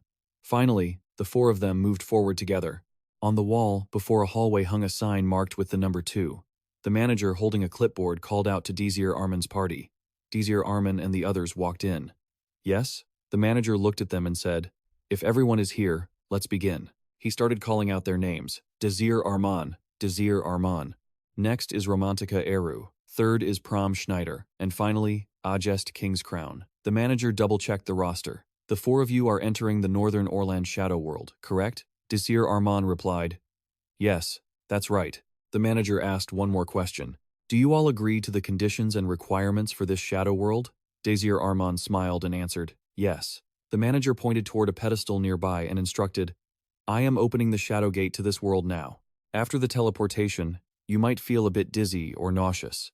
A magic circle lit up on the pedestal, and the manager directed them, "Please, step into the gate." The 4 members of Desir Arman's group were soon enveloped in a ring of light. Pram Schneider curiously tried to stick his foot out. "So, this is the shadow world." Romantica folded her arms and teased him. "Watch it, don't go sticking your foot out." The light grew more intense. The manager announced to the group, "We are sending you to the shadow world now." The light vanished, leaving only a few flickering sparkles behind. A notification window appeared. "You have entered the shadow world." Inside a room, tables were pushed up against the walls, covered with pots and pans of various sizes. On another table, a fish lay motionless with its mouth open on a cutting board, next to a large basket filled with a few pieces of fruit. Desir Arman looked around, stunned, and realized it was a kitchen. The fish on the cutting board suddenly started flopping around, startling him. "Where is everyone? Why is there a live fish here?" While Desir Arman was distracted, a large hand swung out from behind him. The giant man dealt a heavy blow to Desir Arman's head, sending him crashing to the floor. Clenching his teeth, he looked back in confusion. Did an enemy attack? When he saw who it was, Desir Arman's face went blank with bewilderment. "Huh?" the man roared angrily. "What are you wearing? You useless idiot!" He stood with his hands on his muscular hips and yelled, "Did you forget how important today is?" Jeffrin's face turned red from the effort, but he kept shouting, "Important guests are coming. This is a battlefield. Get changed, now." Just then, several notifications appeared. "You have met a skilled head chef, Jeffrin Isus. Quest: start the dinner service. You must act as a sous chef for this arrogant and stubborn head chef. Your task is to help the head chef deliver a successful dinner. The success of this quest is vital for future missions." After that, Desir Arman threw himself into the work like a madman. Jeffrin barked, "Newbie, make the sauce." Desir Arman worked and answered, "Yes, sir." Another order came, "Newbie, get the plates." Desir Arman quickly handed the plates over and replied, "Yes, sir." Next, Jeffrin commanded, "Newbie, get the potatoes." Desir Arman immediately roasted the potatoes and answered, "Yes, sir." And so it went, with Jeffrin constantly shouting for the newbie. Desir Arman did everything he was told while responding, "Yes, sir." After who knows how long, Desir Arman, exhausted, closed his eyes and sat on a wooden stool to rest. Jeffron, standing nearby, shouted, "Newbie." Hearing that, Desir Arman stood up with mechanical, lightning speed. "Yes, chef." Seeing his performance, Jeffrin smiled in satisfaction. "Even though it's your first day, you're doing well. Go ahead and take a break." Desir Arman raised an eyebrow. "Thank you, chef." He suddenly realized something felt off. "I've gotten a bit too immersed in this sous chef role." Desir Arman sat back down on the stool and sighed. "This place really is a battlefield. I wonder if the others are okay." he muttered to himself.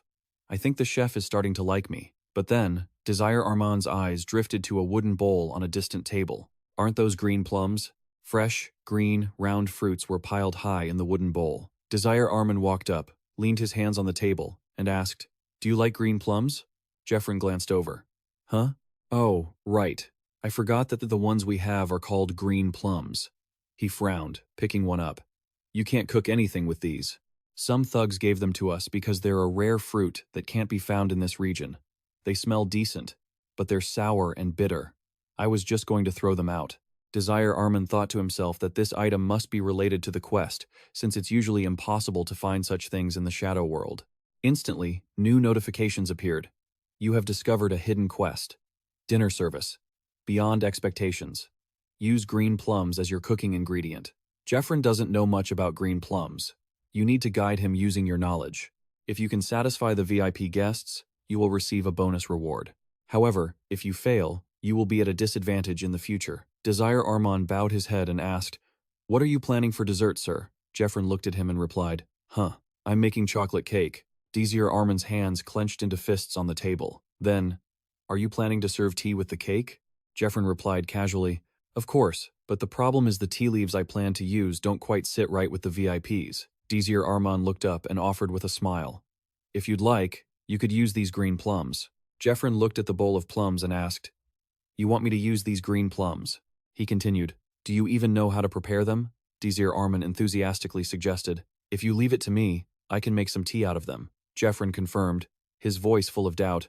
So, you're planning to use them for tea. Suddenly, a system notification rang out. Head Chef Jeffrin has acknowledged you. Because you gained the trust of the head chef, he has decided to believe in your suggestion. Hearing that, his face lit up with surprise and excitement. A smirk tugged at the corner of his mouth, and a thought crossed his mind.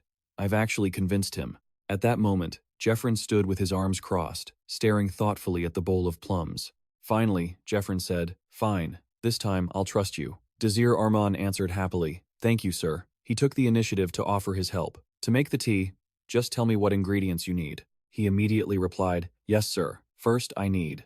Moments later, the green plums blended perfectly into the golden tea, creating a refreshing, fragrant drink. Desir Arman tilted the teapot, carefully pouring the tea. Then, he filled the cups, ready to serve his guests. Night soon fell, and the soft glow of golden light spilled from the window, painting the darkness in warm hues. Inside, Desir Arman was hard at work, scrubbing every single plate and fork. He focused on the task, meticulously wiping away every speck of dirt, not missing a single detail. Suddenly, Jeffrin's voice rang out, making Desir Arman jump. Did you come up with that tea recipe yourself? He turned around and replied politely, Oh, sir? No, I didn't come up with it. I learned it from a friend. He asked further, Since you both seem to have the same background, do you think you can make that tea again? Desir Arman beamed and said, Of course, as long as I have the ingredients, I can make it any time. Jeffrin nodded in satisfaction. That's good. Desir Arman's eyes lit up immediately, his face showing clear delight. Could it be that the nobleman liked the tea so much he wants more? Before he knew it, he took a hit from the chef. Wipe that look off your face right now. Ow! Desir Arman cried out in pain. Jeffrin sat down, looking at him with approval. You were right. It seems the Lord quite likes the tea you made. He said he wants to drink it more often. He looked up, clutching his head, his eyes welling up with astonishment. Just then, a system message appeared. You have completed the dinner service mission, exceeding all expectations. You have received an invitation for the position of personal assistant as a reward for completing this task. The personal assistant position will provide you with crucial, helpful clues for upcoming missions. Desir Arman asked excitedly, Does this mean I get to go to his residence? He confirmed, That's right. You'll be leaving this kitchen to become the Lord's personal attendant. Desir Arman jumped for joy. I think I need to leave right now. I don't want to get hit by the head chef anymore. Jeffrin raised his fist in annoyance. You little brat. But instead of delivering a punch, his hand gently patted the boy's head. Good luck. He continued, I think you'll do just fine. You know this place better than anyone. Desir Arman fell silent, his eyes fixed on the man before him. Beads of sweat rolled down his face, and he hesitated. Yes, sir. But then Desir Arman grabbed Jeffrin's hand, pleading, Sir, you're squeezing my head too hard, could you please let go? The head chef gripped even tighter, his face scowling. You little brat, you think you can just sneak off like that? He cried out in panic. But you said I could leave this place. From now on, I'll be the Lord's personal attendant. Jeffrin immediately cut him off. You're still my kitchen assistant until tomorrow ends. We have to buy a lot of ingredients tomorrow, so go get some sleep. He struggled, trying to pull away from the man's grip. All right, but let go of me first. Jeffrin kept a stern face, teasing, I don't feel like it, brat. The next day, the carriage rolled slowly down the road. The two of them were headed out to buy supplies as planned. Soon, the carriage passed beyond the city walls. Desir Arman sat silently, chin resting on his palm, gazing at the scenery outside the window. Suddenly, his eyes widened in shock. Outside, the people looked gray and exhausted, like zombies. In a corner, a mother and her child huddled against the wall, their breathing shallow and fragile. Desir Arman asked blankly, Where are we? Jeffrin crossed his arms and replied indifferently, This is where the homeless have been living lately. Those with no homes or shelter tend to gather in this area, he continued. Why are there so many homeless people? The older man explained calmly. At first, there weren't many, but a rumor spread that the Lord is friendly to the homeless, so people started flocking here. Desir Arman felt worried. If there are this many, it's bound to be trouble. Jeffrin nodded. True, but the Lord doesn't want to drive them away because winter is coming. If he kicked them out now, they'd surely die. He quickly pulled the curtains shut, his voice stern. Although I respect the Lord's hospitality, I don't want them living here while our shelter and food supplies are running low. Jeffrin frowned, judging them harshly. Those homeless people don't help the Lord at all. They're just lazy parasites. Desir Arman fell deep in thought. So that's how it is. I understand now. Thoughts flashed through Desir Arman's mind as he recalled the harsh insults from before. Scum, he thought to himself, feeling as if he were looking back at Hebrion Academy all over again. After a while, they finally arrived at their destination. The two quickly stepped out of the carriage. Before leaving, Jeffrin didn't forget to give orders. I'm going to buy plums. You wait here. Desir Arman immediately obeyed. Yes, head chef. He stretched his body to relieve the stiffness, complaining. Sitting in that carriage for so long really isn't fun. Suddenly, a tiny hand tugged at the hem of Desir Arman's shirt. He jumped in surprise and looked down. Ririk lowered his eyes, whispering, Could you give me some money, please? Desir Arman crouched down and said gently, I'm sorry, I didn't bring any money. The boy asked, So, are you homeless too? He denied it, but Ririk turned away sharply, voice full of anger. If you don't have money, I won't talk to you anymore. Desir Arman panicked and called out after him. You're just going to leave like that? Wait, even if I don't have money. Hearing that, the boy turned back immediately. In Desir Arman's hand were several bright red dried plums. He offered them gently. Here. The dried plums in Desir Arman's hand vanished in an instant before he could finish his sentence. These are dried plums. Take them. Watching Ririk gobble them up, Desir Arman awkwardly reminded him, Eat slowly. The boy ate eagerly, his eyes glistening with joy, as if he had never tasted anything so delicious, muttering repeatedly, Yum, yum, so good. He asked softly, Are you done? Ririk licked his fingers and replied, Yes. Desir Arman smiled and continued, I have a question for you. If you can answer it, I'll give you more. The boy nodded eagerly. Okay. He began the first question. Do you live in this place? Ririk answered quickly. Yes. I live here with my mom and my little brother. Desir Arman continued. I heard that you receive free food here. Aren't you getting your share? The boy pointed behind him. They give us food every morning at the square over there. Ririk held up a piece of dry bread, his stomach growling. But they only give us this much a day, so Ririk is always hungry. He took out more dried plums and dropped them into the boy's hand. I understand. Ririk, you answered well. So here are your plums, just as promised. Ririk cried out in excitement. Chewing on the plums, he asked, What's your name? Desir Arman happily introduced himself. My name is Desir Arman. It's nice to meet you. Suddenly, Ririk spoke up. Yes, Mr. Desir Arman. Since you're kind, Ririk will give you this. The boy took out a handkerchief and said politely, This is a handkerchief from my mom. She's really good at sewing. Mom makes clothes for me. He took the handkerchief, noticing the intricate patterns, and praised him genuinely. This is beautifully made. If you sold this at the market, I'm sure you could make a lot of money. Ririk lowered his head, his voice trembling. We can't. People say we aren't welcome. They said if we come back, they'll beat us to death, the boy said sadly. They call us thieves, so we aren't allowed near the market. We've never stolen anything, but they keep calling us thieves anyway. Suddenly, a notification appeared on his system. You have encountered a homeless person. Investigate the homeless person's issues. This is one of the two problems Lord Vinhem is facing. Desir Arman's expression froze in shock. He fell silent. They said, they'd beat you to death? He looked at Ririk's teary eyes. How could they say such things to a little kid? Desir Arman thought. He couldn't hold it in anymore. The boy sobbed, his voice choking with tears. My mom says we have to listen to them and just endure it. Mom says we should just accept this discrimination. He didn't know what to do. Flustered and confused, he stammered. Don't cry. Jeffrin had returned. He shouted, Desir Arman, what are you doing over there? We need to head back early. Desir Arman jumped, quickly answering, Yes, sir. He gently wiped the boy's tears and made a promise. Ririk, I'll help you. Desir Arman pointed to the sky. See that sun? After the sun sets, come to the back door of the castle. I'll get you some food. Hearing this, Ririk's eyes lit up with joy. Really? I'll be there. He quickly hurried back to the carriage. Jeffrin grumbled. I told you to stay in the carriage. Where did you run off to? He gave an awkward, sheepish smile to cover it up. Just taking care of a little thing, sir. Before leaving, Desir Arman glanced back one last time. Ririk was happily waving goodbye. Desir smiled and waved back.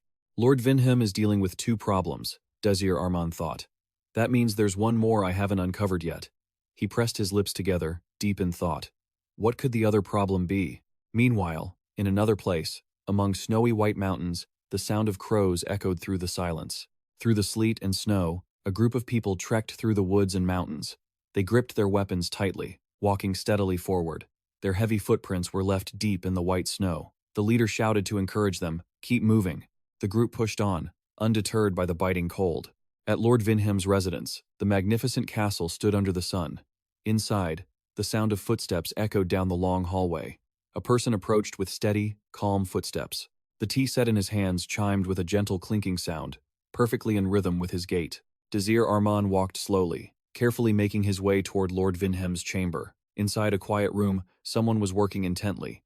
The sound of a quill scratching against paper filled the silence of the room. Suddenly, a knock sounded at the door. The man paused and called out, Come in. The door swung open, and Desir stepped inside. I've brought your afternoon tea, my lord.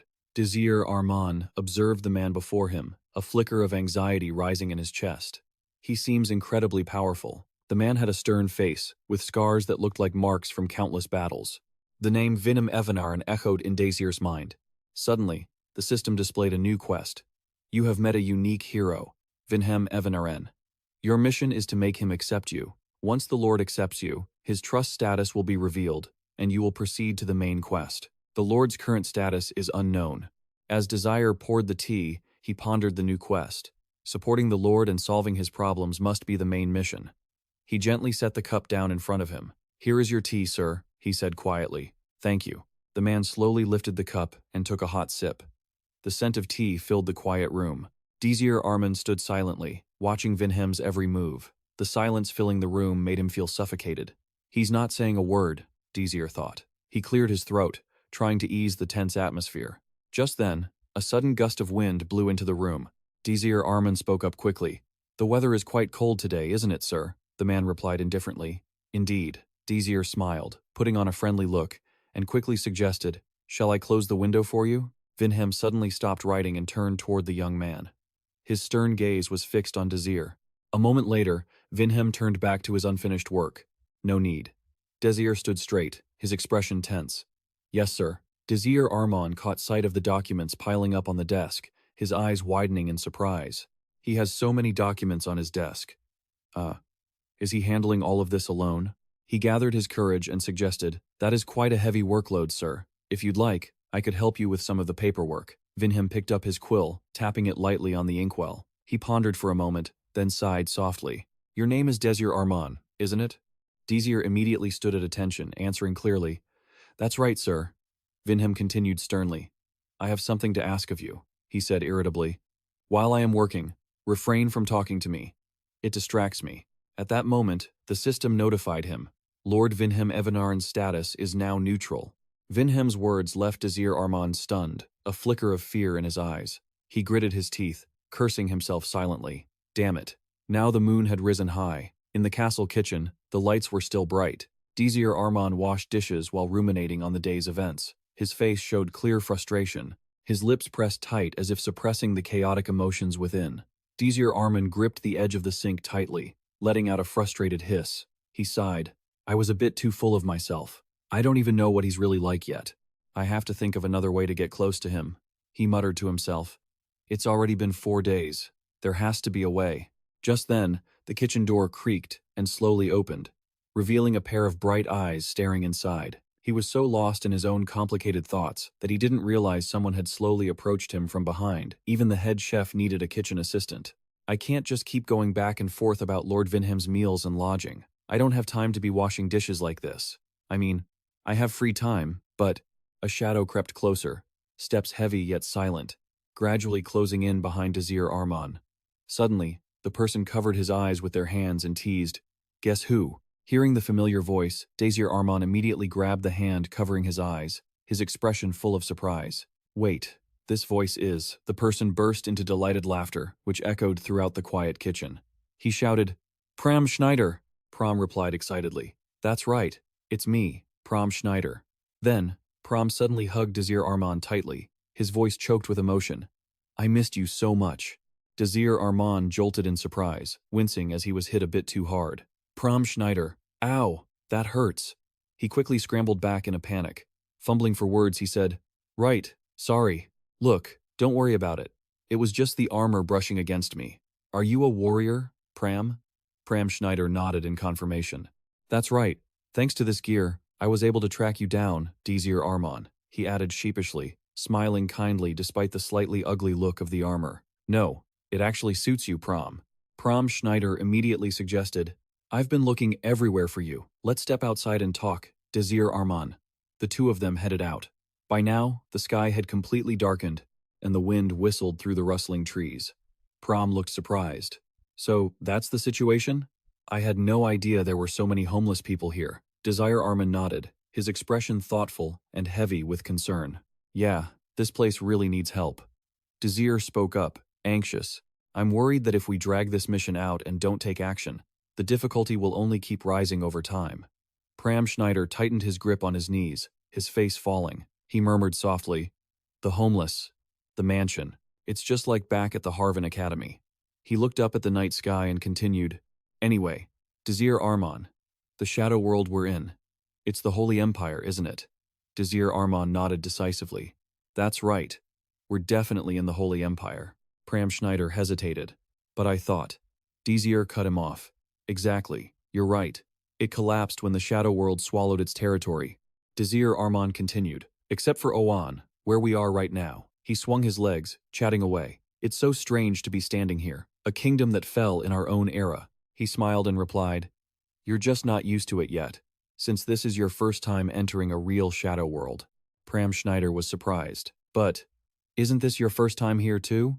Desir Arman blinked, looking flustered. "Ah, right." He quickly changed the subject. "Anyway, tell me about your mission. What kind of quest are you working on, Pram?" Pram blinked, a little taken aback. "Me?" He jumped off his chair and said, "Every year around this time, a battle breaks out between the Esteban people. My task is to disguise myself, hide from the others when the fighting starts, and become a knight." Desir Arman's eyes went wide, stunned. "The Esteban?" Pram continued, explaining how they attack this area every year. Desir asked, surprised, "The Esteban are the ones attacking?" At that moment, a system notification popped up. "You have successfully investigated the Esteban shop. The second main issue the Lord is facing." Desir Arman thought to himself, "Now I know how to trigger the main quest." He kept chatting.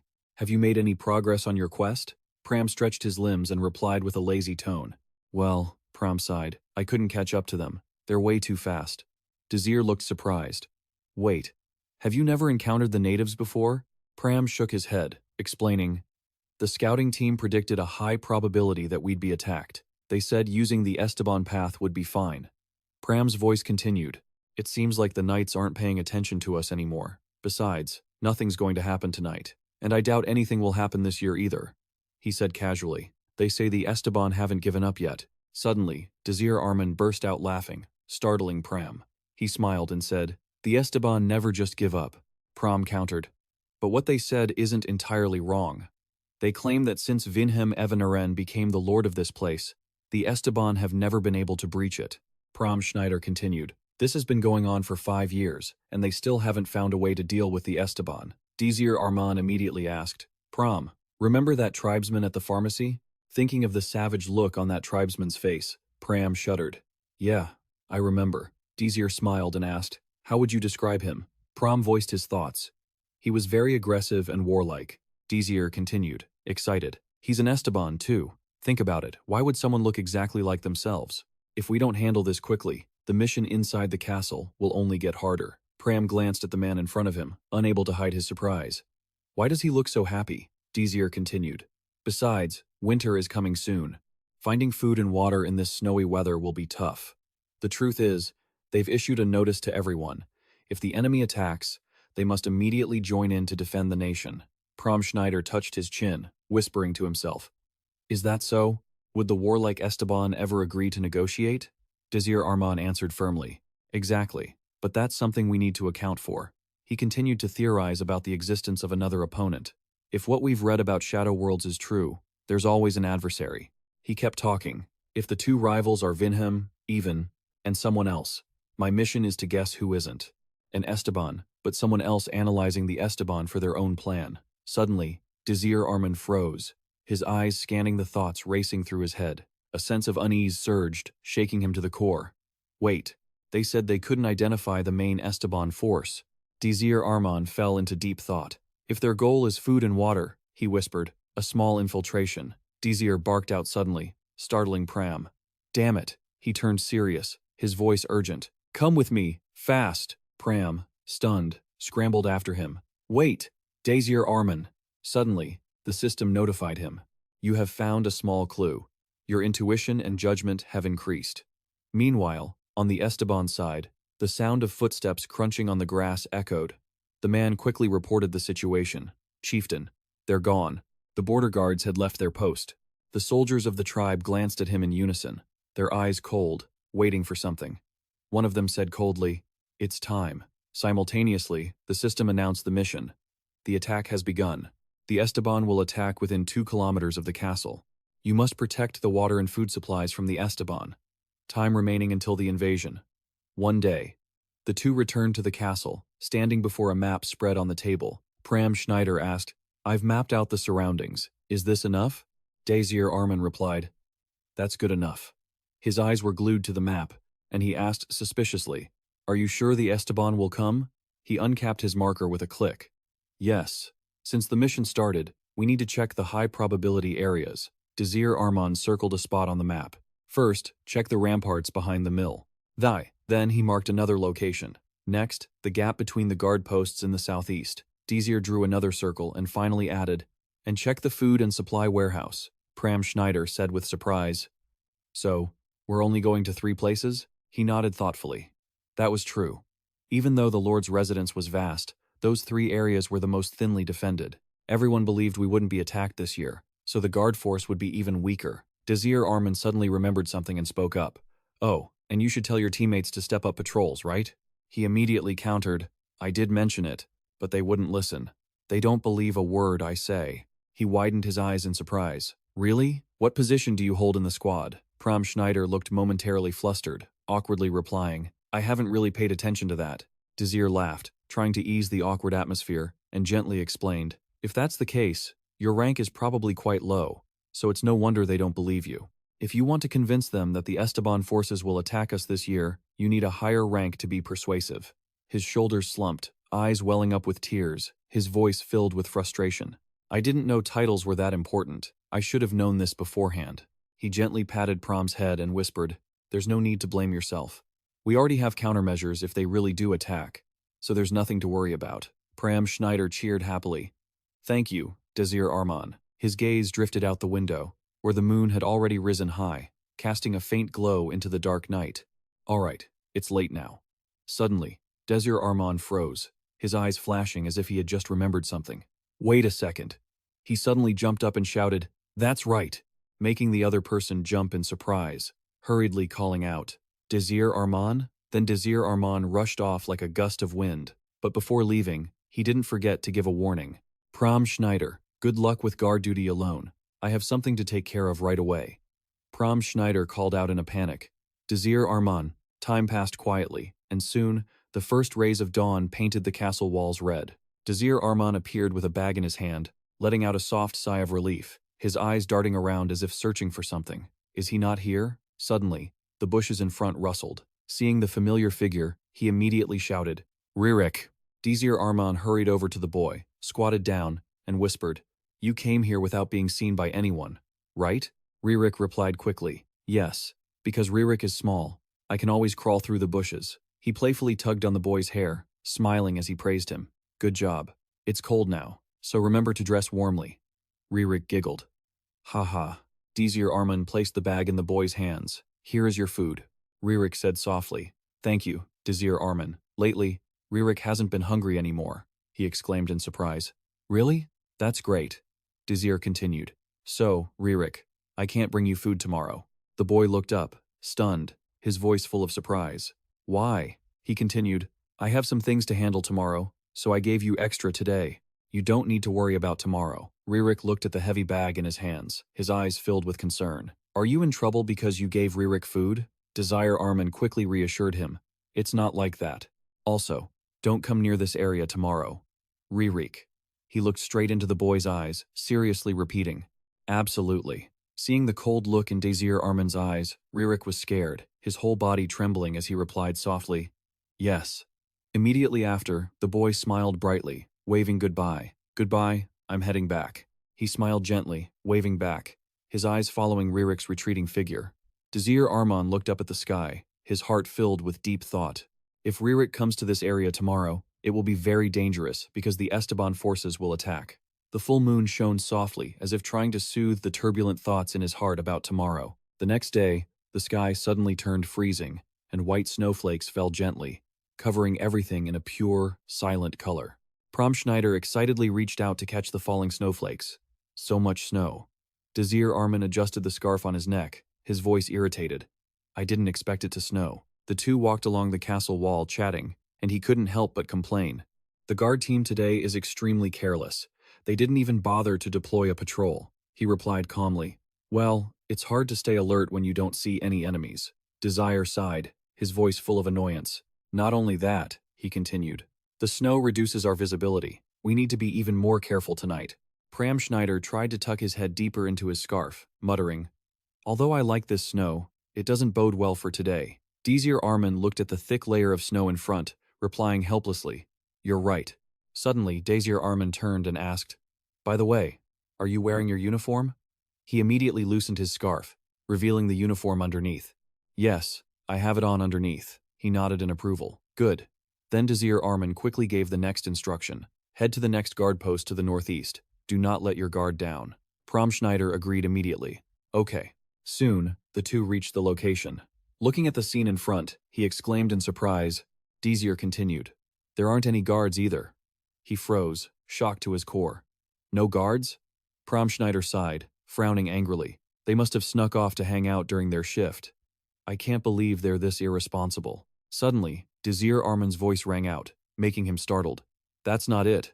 There's something strange here." Prom Schneider suddenly saw him dart away. Prom Schneider called out in a panic, "Desir Arman." At that moment, a bad premonition arose in Desir Arman's mind. He dashed into the guard room and shouted, "Is everyone okay?" The scene before Desir Arman stunned him. His eyes widened, filled with horror. "Damn it." Prom Schneider also arrived just in time, asking in a panic, "Desir Arman, what happened?" Desir Arman shouted in frustration, They're all dead," he said fearfully. They crossed this area and entered the castle. He knelt down to check the bodies at his feet. After a moment of silence, Desir Arman shook his head in denial. "It doesn't seem like that." At this moment, the system suddenly displayed a notification. "You have witnessed the Esteban ambush. The attack has begun."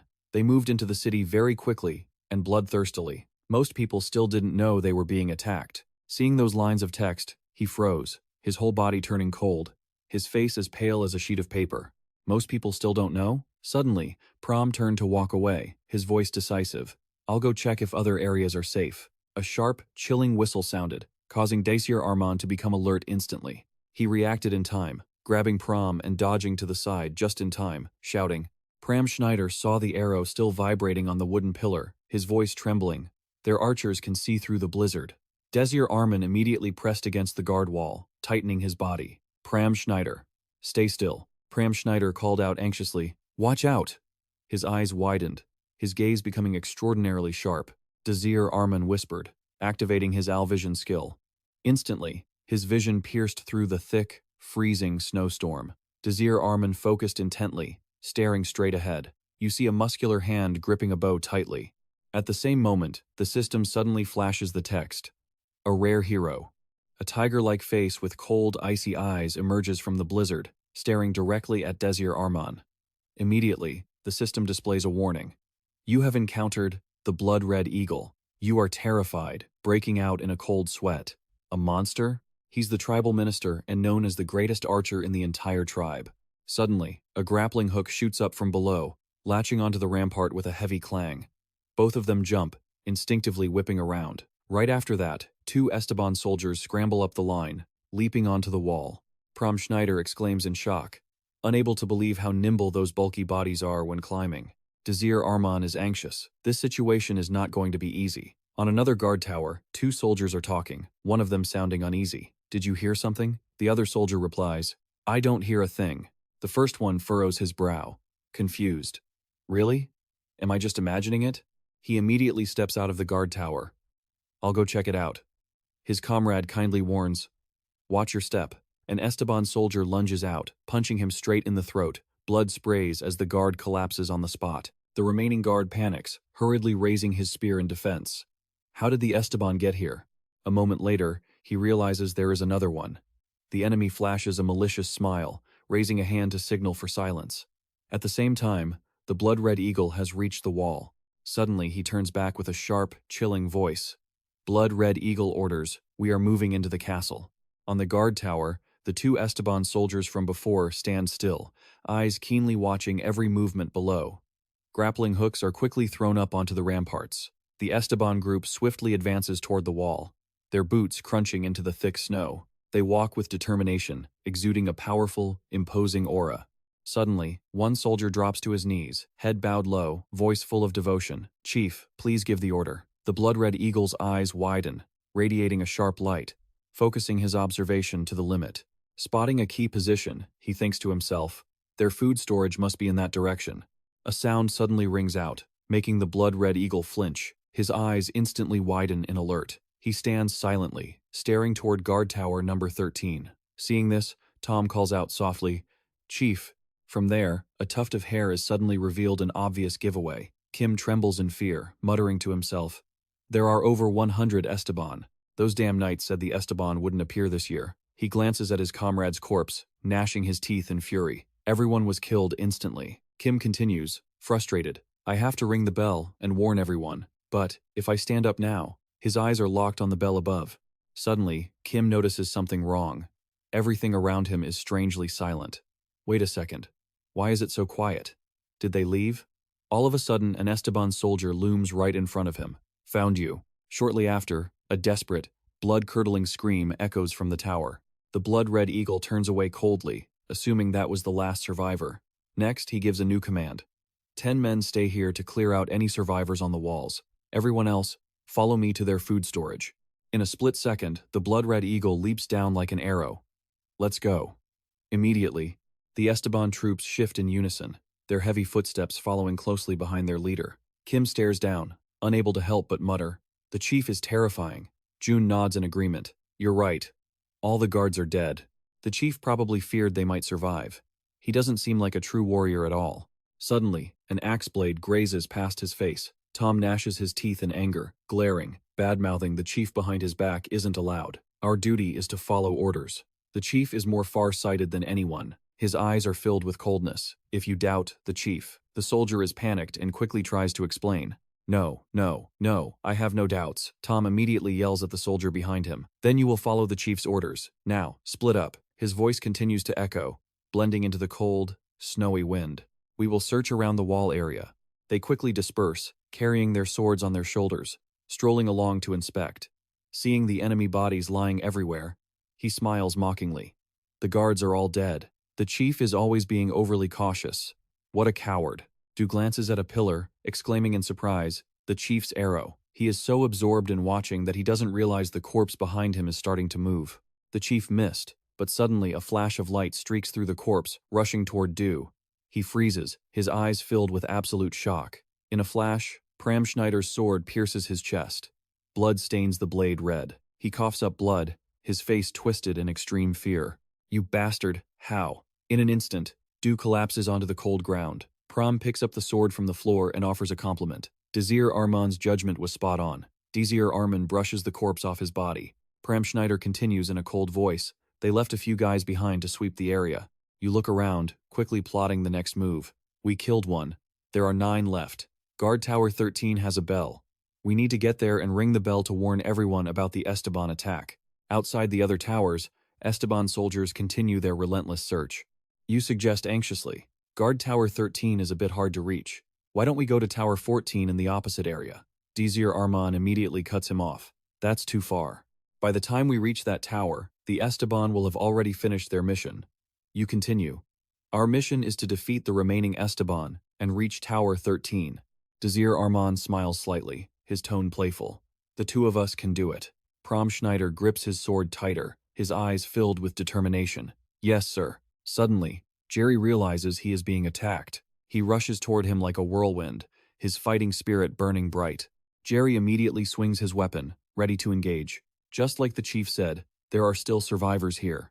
He slashes forward, a fierce strike that knocks Pram Schneider's sword away. He stares at the sword spinning in the air, yelling in a panic, "My sword!" Jerry stomps hard for momentum, snow spraying under his feet. He lets out a savage grin, his eyes filled with a lethal aura. He brandishes his weapon and charges straight forward. "You're fast! This is fun!" He quickly runs away, pursued by the enemy. His voice rings out, chilling to the bone. "Let's see." Jerry raises his weapon and shouts, "If you can!" A sword strike cuts through the wind, aimed directly at Pram Schneider. "Dodge this." Facing imminent danger, he didn't flinch. A massive boom echoed through the air, sending snow flying everywhere from the sheer force of the impact. But by then, Pram Schneider had already leaped backward, instantly coiling his legs to deliver a direct kick at the enemy. It was only now that Jerry realized what was happening. Jerry turned his head, eyes wide with shock. He took the full force of the kick, his body sent sprawling forward. The slippery ice made Jerry slide uncontrollably, unable to regain his footing as he skidded across the ground. He stumbled, struggling to regain his balance, but every step was unsteady. In a split second, Jerry tumbled backward over the wall, falling straight down. Seizing the momentum, Pram Schneider dashed toward the next enemy, his eyes sharp as a blade. Charging forward at full speed, an Esteban soldier quickly initiated a magic circle, a provocative smirk appearing on his fierce face. "Now it's my turn." But suddenly, the magic flickered and distorted. The soldier panicked, crying out, "My magic is being suppressed by Desir Arman's mana." A wave of analytical thoughts raced through Desir Arman's mind. A moment later, Desir Arman's eyes turned cold, a silent finish echoing in his thoughts. The enemy quickly drew his sword, shouting, "Even without magic, I can still crush you punks." He swung his sword back, preparing to engage, his eyes locked onto his opponent with fierce determination. Pram Schneider stomped on the ground, using it as a springboard to leap into the air. Unwavering, he closed the distance with incredible speed. The enemy screamed arrogantly, "Prepare to die!" But something unexpected happened, leaving the soldier wide-eyed with terror. Wait, behind him, Pram Schneider's hands surged with spiritual power, and a burst of magical light illuminated the entire sky. The Esteban soldier turned pale with fear. It was a blade, a single strike slashing directly at him. Blood splattered everywhere. The soldier trembled violently, his body shaking as he desperately gasped his final words. "Warrior." His voice faded rapidly, dissolving like smoke in the wind. He crashed onto the snow, his body motionless in the ruthless cold. Pram Schneider's gaze remained fixed on the droplets of blood falling from his sword. Bright red blood stained the pure white snow, blindingly vivid. Desir Arman asked with concern, "Pram, are you okay?" Looking ahead, he hesitated and replied, "I'm fine." But seeing more enemies rushing toward them, Pram Schneider tensed up. More of them are coming. He immediately raised his sword, ready to fight. "Stay behind me, Desir Arman, I will." Desir Arman stepped forward, firmly refusing. "No, Pram Schneider, you should rest." Pram Schneider was startled. "I told you. I'm fine." Desir insisted again, "Rest." The Esteban soldiers roared like lunatics, flaunting their brute strength, their eyes burning with the intent to tear their enemies apart. He loosened his scarf and declared coldly, his voice steady, "I'll handle this." Snow fell thicker and thicker, blanketing the sky. The Esteban soldiers roared in anger, gripping their weapons as they charged to kill. Desir Arman raised his hand, his gaze fixed firmly on them. A snowflake touched his fingertip, and he began his incantation. Instantly, the snowflake melted into water. Desir Arman swept his arm decisively, and the snow under their feet shot forward like a white arrow. He roared. The soldiers screamed in panic. "What is this?" Suddenly, the snow melted into water. One soldier looked on, bewildered. Water? Then, a freezing, dry wind blew through. The soldiers stared in astonishment. Pram Schneider exclaimed in surprise, "Oh, my clothes are dry." Desir gently warned him, "Close your eyes, Pram Schneider." He pulled his scarf up over his nose. "Like this?" Desir glanced back, nodding. "Exactly." Wait, seeing no attack coming, the Esteban soldiers started whispering, faces full of suspicion. One asked curiously, "What? He seems like a mage, but he isn't attacking us." The one next to him muttered, "There's something very strange about this guy." But Tom had already sensed the incoming power. His eyes betrayed his panic, his voice trembling. "No, he's extremely dangerous, that mage." Desire stared at them, his spiritual power surging constantly, like a violent wave about to break its banks. Tom was terrified, sweat pouring down his face.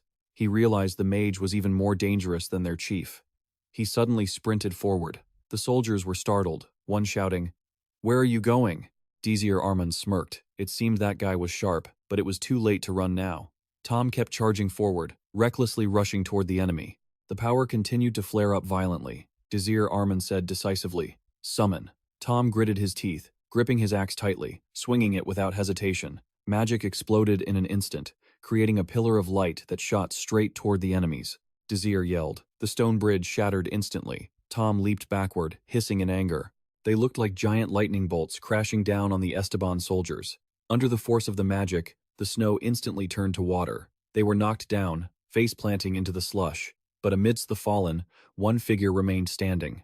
Tom gasped, breathing heavily. His hateful gaze was locked ahead. Pram Schneider was stunned. "Oh, one of them is still standing." Desir Arman offered a hint of praise. "Really? That's impressive." He continued. He retreated from the collapsing bridge in time, so he avoided the lightning. Desir Arman immediately raised his hand again before the soldier could recover. Before he could cast the spell, the soldier's body swayed. In a split second, Tom fell to his knees, his whole body trembling. Then he collapsed, losing consciousness. Desir Arman looked on, stunned. He passed out? I guess he couldn't dodge all that lightning. Pram Schneider nodded in agreement. "I suppose so." Suddenly, Desir slumped down, emitting a low moan. Pram Schneider asked anxiously, "Desir Arman, are you okay?" Desir reassured him, "I'm fine. I just used a bit too much mana. Nothing to worry about." Pram Schneider's eyes widened in surprise. "You used level 3 magic, right? How can you use that when you're only a level 1 circle mage?" He whispered. "Oh," Desir Arman explained, "thanks to this specialized clothing." He quickly opened his coat. "I utilized the mana stored within these magic stones," Desire added sheepishly. "Even using the mana from the stones, I still ended up like this." Pram's eyes sparkled with admiration. "Regardless, you're still amazing." Desir looked up at the sky and sighed, thinking to himself that his body was so weak after using magic just once. Thoughts continued to echo in Desir Arman's mind. "I need to get the metal from the tower as soon as possible." Meanwhile, over at the granary, everything was calm, as if nothing had happened. Suddenly, a series of whistling sounds tore through the air. In the blink of an eye, several guards collapsed, struck down by unexpected arrows. A tall silhouette appeared on the rooftop, radiating mystery and power. Red Blood Eagle let out a cold huff, as if everything were entirely within his grasp. Soon after, Esteban's group quickly approached the granary. In a heartbeat, the doors were flung wide open. Seeing the grain piled high inside, they gasped in astonishment before rushing in, unable to stop exclaiming, "So much! Look at all these supplies." As they frantically carried out crate after crate, one man said joyfully, "With all this, we'll survive for a whole year." Red Blood Eagle gave a decisive order, "Take as much as you can and burn the rest." His underlings replied in unison, "Yes, chieftain."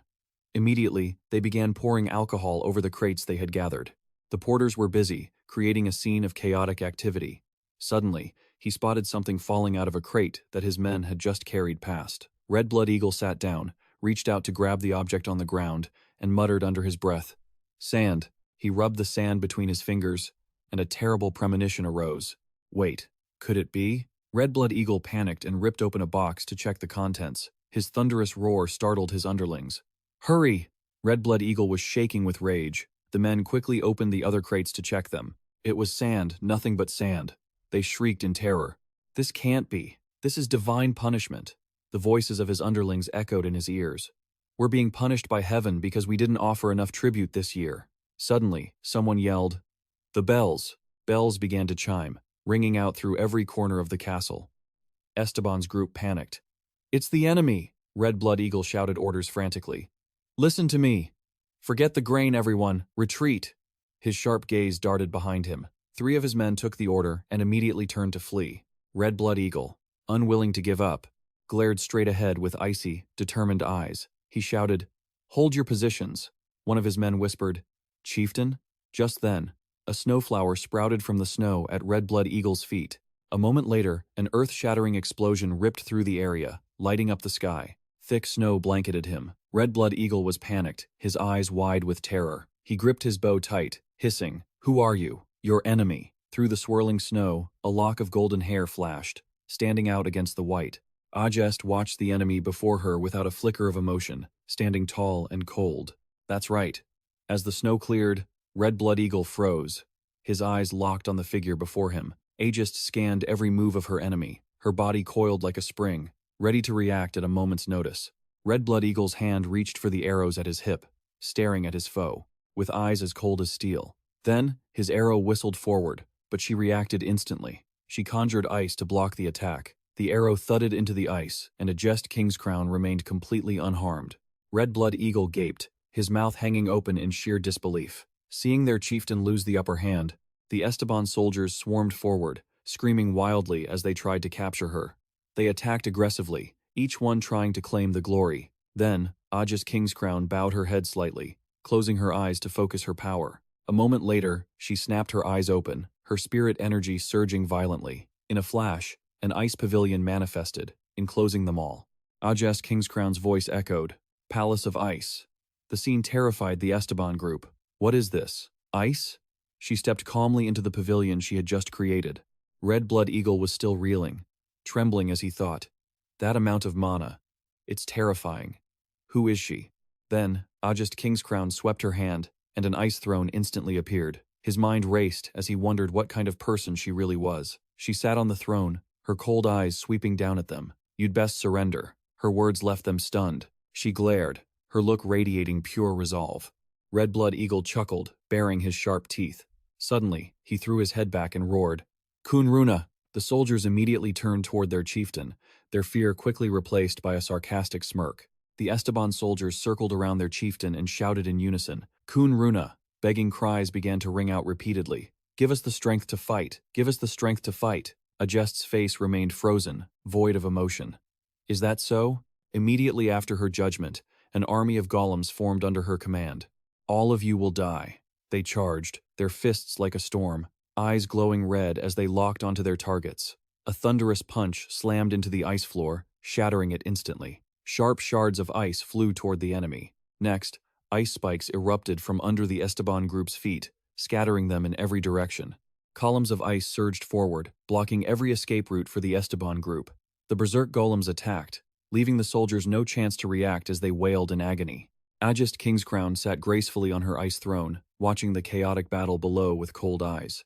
She thought to herself, if the Esteban could infiltrate this deep into the castle, it meant they had already killed the soldiers. She reassured herself that she didn't need to feel sorry for killing people like them. Suddenly, an arrow whistled through the air, shattering the golem standing next to Ajest Kingscrown. It collapsed, leaving a haze of icy debris in the air. She glanced to the side, shocked to the core. He took down a Tier 3 magic golem with a single arrow. Suddenly, Ajest Kingscrown froze, her expression shifting. What caught her eye was a sharp arrow surrounded by a swirling, deep red aura, radiating immense pressure.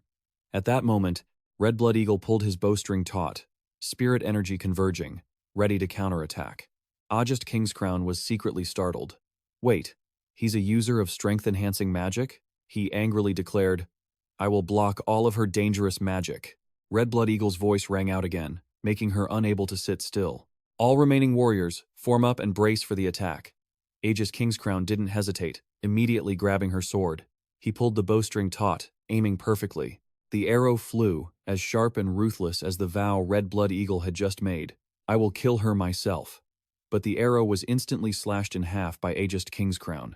She immediately bolted, moving as fast as the wind. He continued to draw his bow, screaming, "Hiding is useless." Her silhouette flickered through the blinding mist of snow. "Ajest," Kingscrown shouted loudly. Then, she bolted forward with lightning speed. The Blood Eagle quickly fired an arrow, aiming straight at his enemy. Unfazed, Ajest Kingscrown nimbly dodged it by a hair's breadth. The man widened his eyes in shock.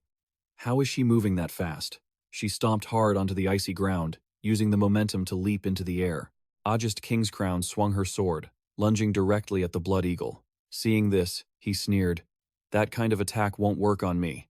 But in a split second, her blade grazed the Blood Eagle. She steadied herself, heart racing. She had heard the clang of metal, followed immediately by a counterattack. She quickly raised her sword to parry a strike, coming in like a storm.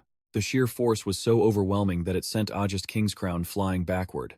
Blood began to trickle from her forehead. She panted, her eyes still locked intensely on the enemy before her. He spoke with a mocking tone. "You might be a strong mage, but you're nowhere near being a true warrior." The Blood Eagle's outer cloak had been shredded. He roared crazily, "I am the Blood Eagle, a proud warrior of Esteban." The Blood Eagle flashed a savage grin. "I'm going to crush you." In that moment, Ajest Kingscrown braced her hand against an ice pillar, struggling to stand up. Her eyes still burned with an indomitable will as she cursed under her breath. "Damn it!" Then, the Blood Eagle lunged forward to attack again. Ajest Kingscrown leaned her body, nimbly evading the enemy's blade. He seemed to have lost his mind, his eyes burning with frantic, bloodthirsty rage. The two clashed relentlessly, the sound of weapons ringing out violently. The Blood Eagle shouted, "That armor you're wearing." His rough hand immediately grabbed her shoulder. "Is it making it hard for you to move?" Ajest Kingscrown was instantly lifted off her feet, as the Blood Eagle used all his strength to throw her hard into an ice pillar, shattering it into pieces. Ajest Kingscrown rolled through the air as icy shards flew everywhere. She gritted her teeth in anger, her eyes filled with resentment. Damn it. She tightened her grip on her sword and quickly charged toward the enemy. "It's over." The Blood Eagle laughed excitedly, as streams of magic shot toward his target like arrows. Ajest Kingscrown counterattacked swiftly, immediately casting Ice Spear. The two magical forces collided, creating an earth-shattering explosion. From within the thick smoke and fire, a figure shot out. She stumbled back hard, the ice beneath her feet spraying into fragments. Ajest Kingscrown's body was covered in wounds, but her iron will hadn't wavered one bit. Ajest Kingscrown stared silently at the enemy in front of her. He gloated, "Your magical power is dropping fast. Looks like you've reached your limit." Suddenly, the system chimed, warning that only 20% of her armor's mana remained, and her defense had been reduced. She swayed, leaning on her sword to keep her balance. "You talk too much, Esteban warrior. I'm perfectly fine." The Blood Eagle frowned in annoyance. "You call that fine? You look like you're about to die," he continued. "Actually, I'm glad you think so. Because if you just died easily, my fallen comrades would be too disappointed." The Blood Eagle's eyes filled with rage, and his oath rang out deafeningly. "At the very least, I have to take your head as an offering to them." In a split second, he leaped forward. Ajest Kingscrown didn't back down, quickly charging ahead. Both of them seemed to have poured everything they had into this decisive battle. Then, her other hand suddenly gripped the hilt of her sword. The blade swept in an arc, and he quickly ducked to avoid it. Immediately after, the Blood Eagle counterattacked. She reacted just in time, leaning backward to dodge the strike. Her heart was filled with deep concern. This is bad. The Blood Eagle seized the opportunity to launch a barrage of attacks. "Haha, what's wrong? Didn't you say he punched straight into Ajest Kingscrown's stomach? Are you still okay?" She gasped in pain, eyes widening as a weak cry escaped her lips. Ajest Kingscrown was sent sprawling backward, her armor shattered. At that moment, she looked incredibly battered. She panted with exhaustion, but her eyes still blazed with determination.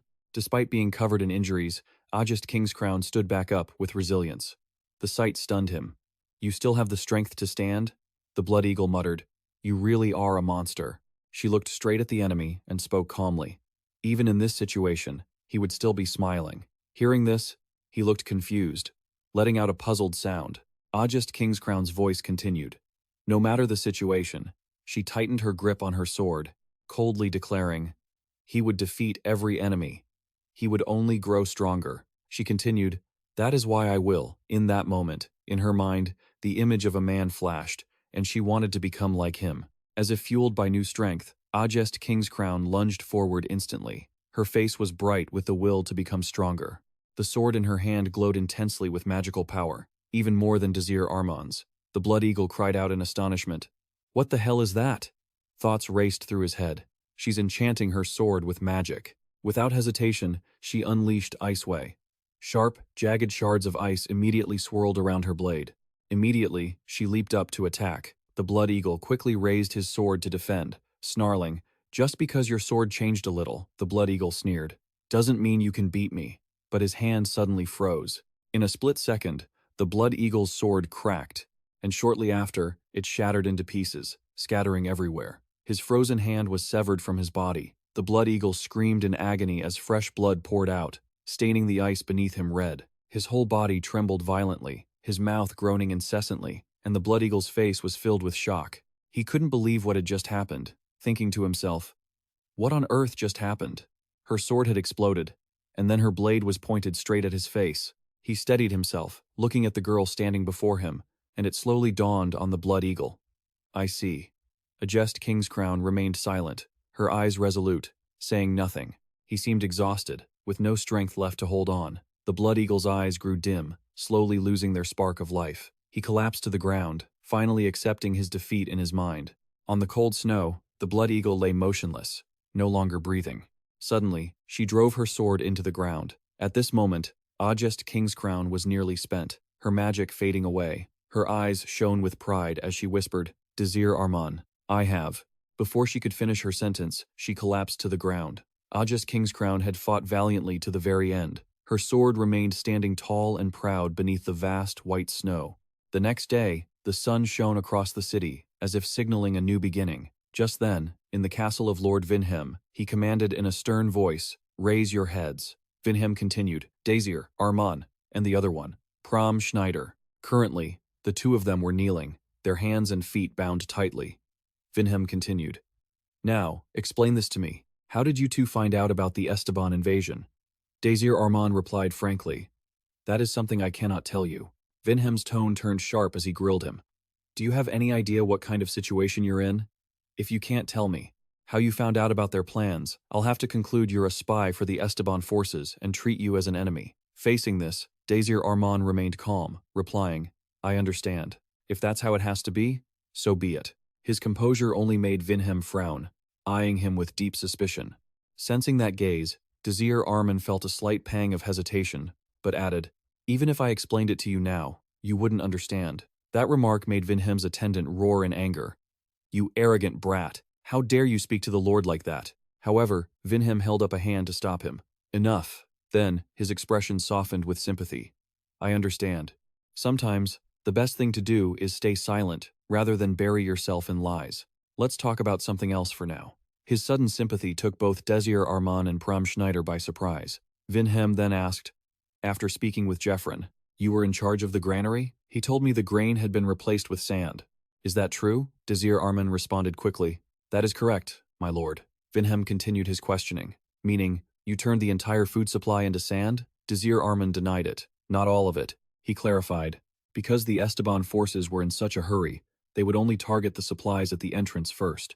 So, only the grain in that area was turned into sand." Vinhem listened and pondered. "What are you planning to do? If the Esteban forces realize what you've done and decide to burn the entire granary down, your actions will cause us a massive loss in food supplies." Desir Arman admitted as much bluntly. "That is exactly why I made sure to convince them that the entire food supply had been turned into sand."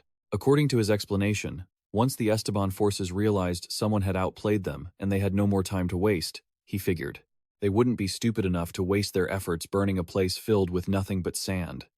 Vinhem looked puzzled. "But you only left barrels of sand there. Why would you leave the barrels containing the actual food as well?" After a moment of silence, Desir Arman replied, "Because I wanted to deceive them completely." He spoke with conviction, explaining that to make them believe it was all sand, it was much more convincing to leave all the storage containers behind exactly as they were. However, Vinhem's attendant wasn't buying it and shouted, "Nonsense. That's just wishful thinking on your part. What happens if that plan fails?" Seeing him getting a bit rowdy, Vinhem ordered him to be silent, then said, "I see. So, if they were tricked, they wouldn't know the real location." and they wouldn't burn the granary because they wouldn't want to waste time searching for where the food actually was. Still, he had one lingering doubt. This brings me back to my first question. How did you know what the Esteban forces were planning and thinking? Desir Arman sighed. It was all just my own speculation. That is all I can tell you. Vinhem didn't bother pressing him further, as he knew the answer. Speculation, you say? Fine. Let's leave it at that for now, because I understand you won't be clarifying anything else. His voice dropped. Because you think quite highly of your own intelligence, and I'm sure you know this. Since this situation has dragged on for so many years, that granary was designated for emergencies only. Veins bulged on his forehead, betraying his hidden anger. He enunciated every word, and by the laws, anyone who touches that without permission, no matter who they are, is subject to the highest possible penalty. He declared the sentence for Desir Arman. If the Esteban forces hadn't tacked, your so-called speculation wouldn't just have led to your deaths, but Jeffrin's as well. Faced with this fury, Desir Arman didn't bother to make excuses and quickly accepted the judgment.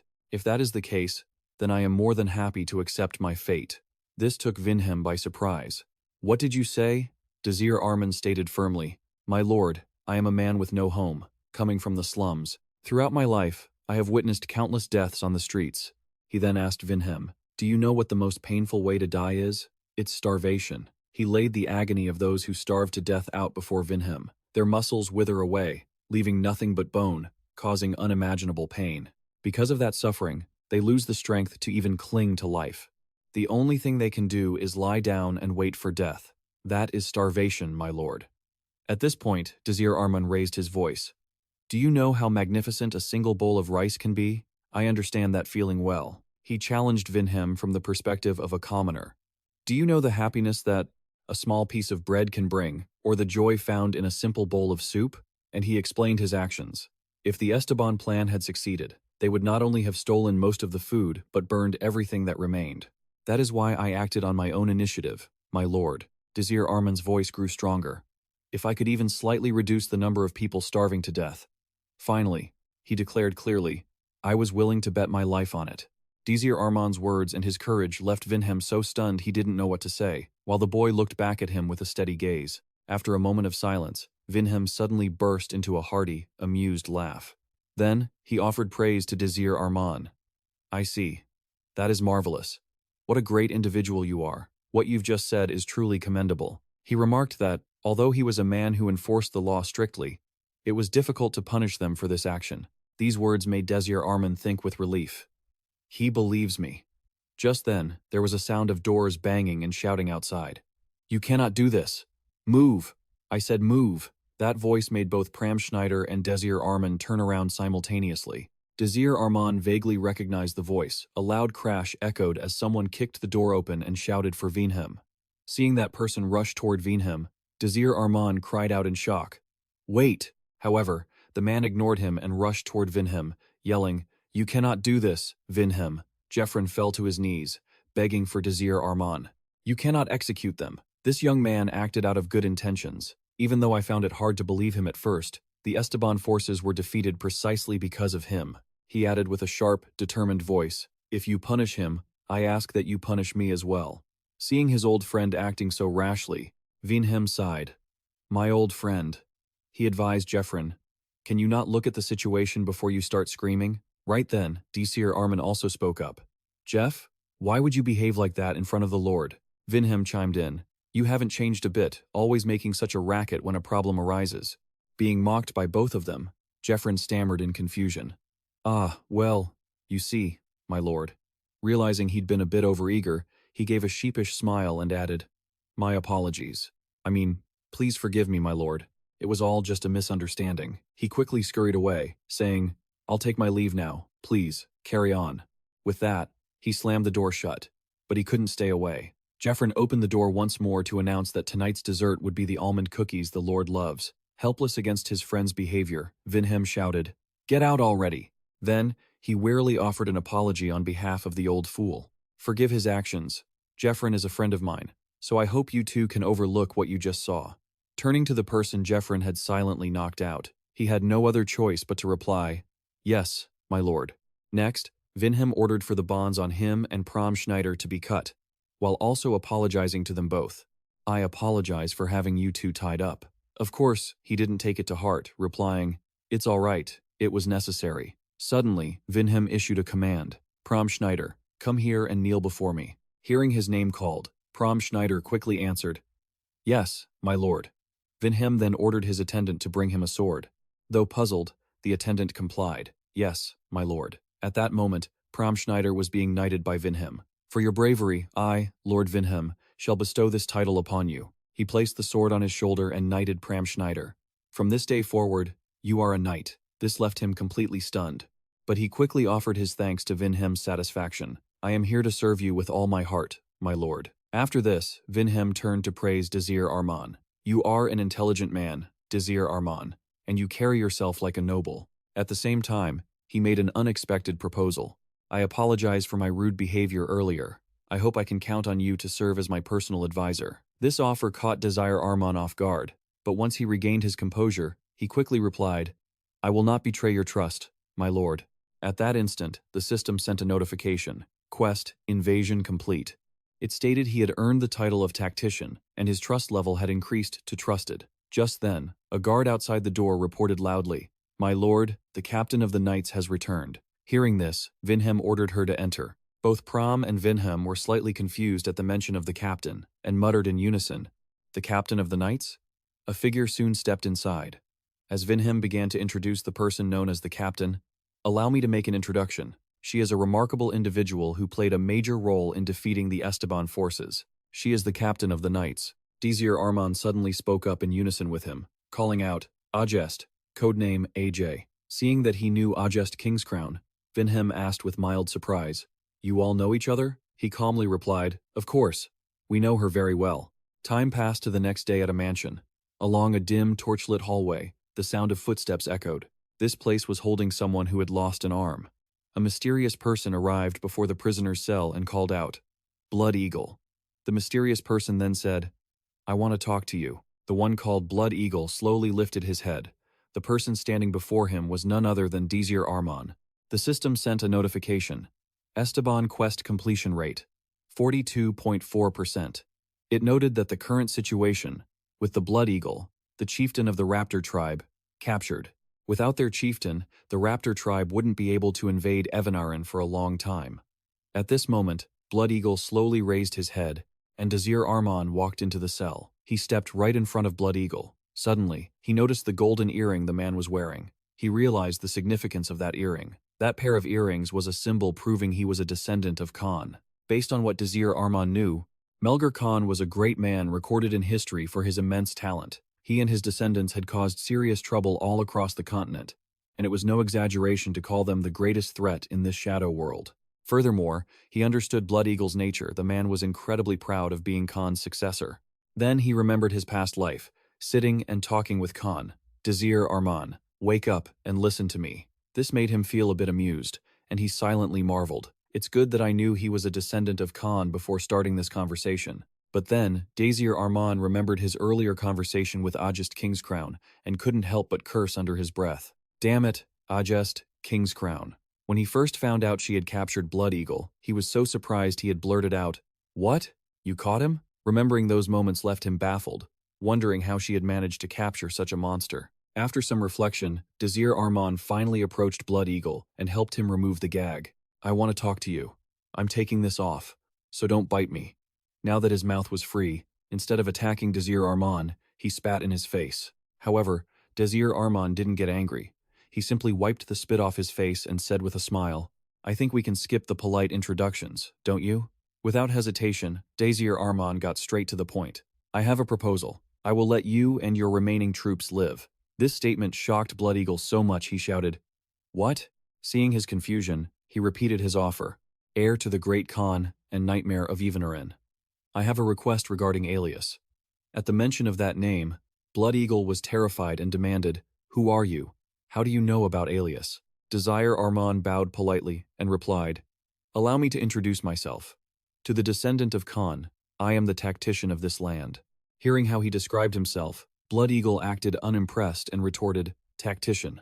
I don't know how you got information about Alias, but you don't have the right, he said, his voice cold and bitter, claiming that only the blonde woman who defeated him and his troops had any right to talk to him.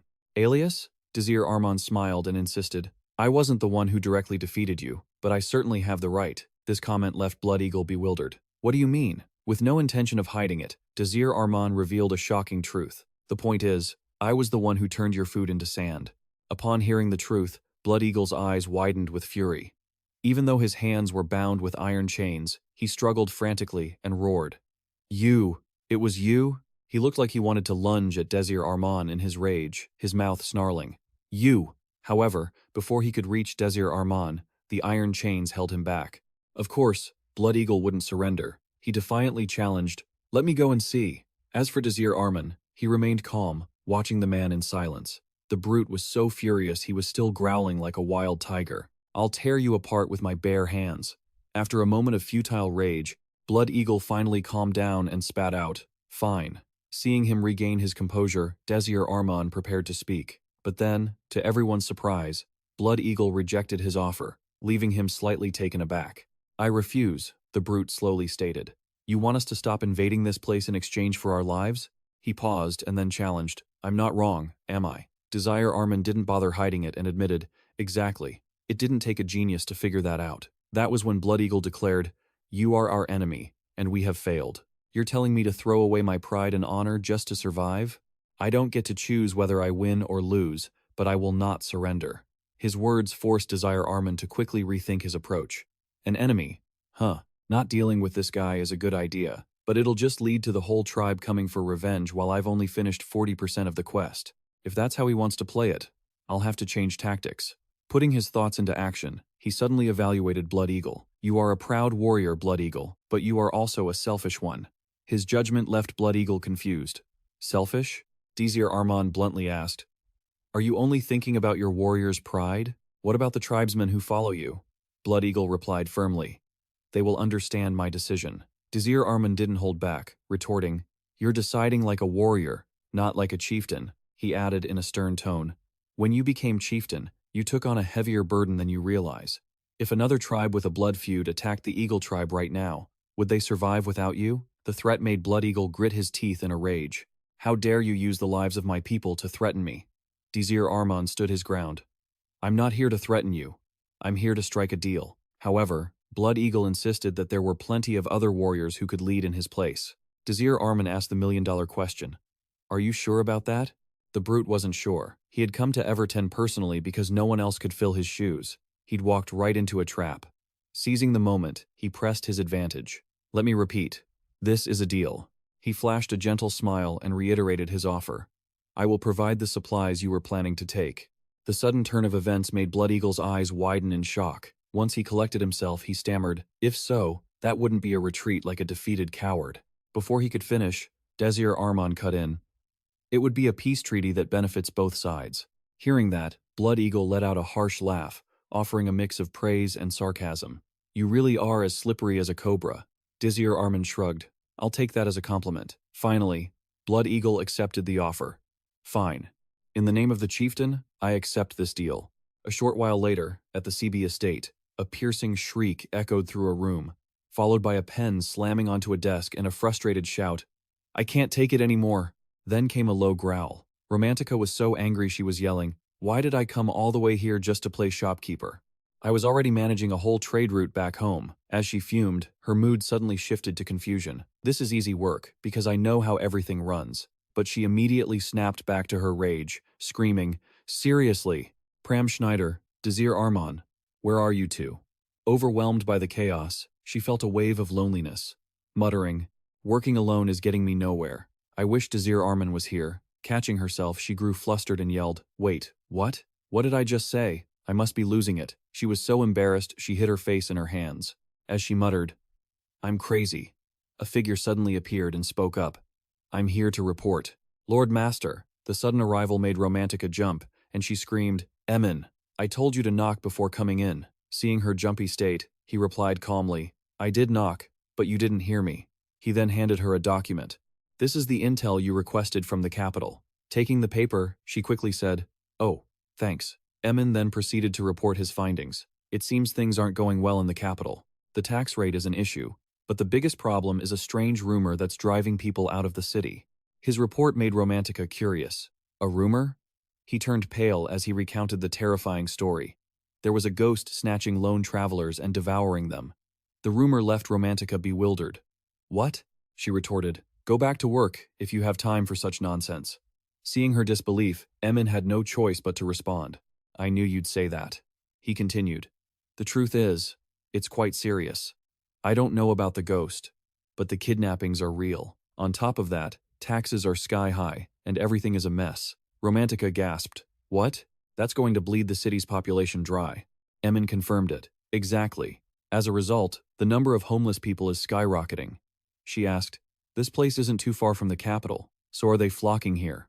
He shook his head. Doesn't seem so. The Lord has ordered that no more refugees be allowed in. That revelation made her gasp.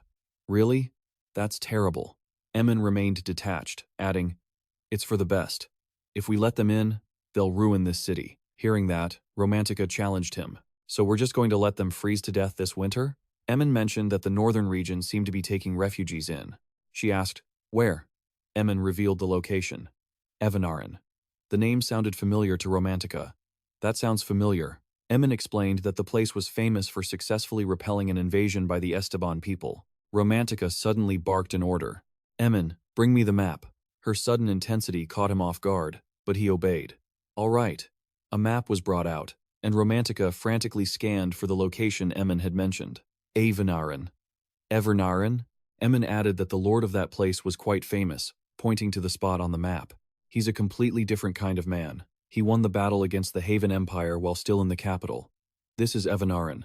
Just then, the system prompt appeared. This was the very difference that won the battle against the Haven Empire back when they were in the capital, Evanaran. Right at that moment, the system notification appeared. System alert. You've entered the main quest. The Evanaran Crisis. Resolve the 2 issues plaguing the Evanaran region. The Esteban quest is 100% complete, having successfully negotiated a truce with the Hawk tribe. They will no longer view Evanaran as an enemy. The refugee quest is 30% complete. Community security has been stabilized, and the crime rate is falling. The refugees are under tight control. Upon confirming their location, Romantica suddenly jumps up and shouts, Emin, get to Evanaran. Her command leaves Emin confused. What? Why not the capital? When he asks, she snaps back. Forget that place. With an eager look on her face, she declares that they are going to do business in Evanaran. Tea is poured. Vinhem stares at the cup before him and can't help but exclaim, I truly love the flavor of this tea. Desir Arman smiles at this and replies, I'm glad you like it. After pouring the tea, he hands the cup to Vinhem.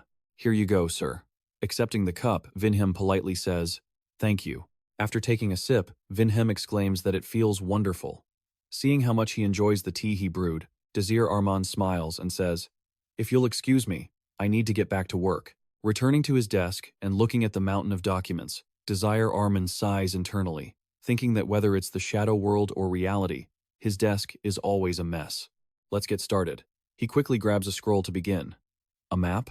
The reason he chose this is that the capital's map was the only thing he had the chance to study in the real world. This one is much more accurate. This area has been swallowed by the shadow world. After looking over the map, Desir Arman muses, That's strange. This place should have been the front line and the primary defensive perimeter. He notices a point on the map. So, Evanaran is actually quite small. From what Desir Arman knows, its military force is surprisingly large. He also has to acknowledge that they use their core forces very effectively. Furthermore, he knows about the forces they sent to the border and the aid they've received. Evanaran is known to be a very safe place.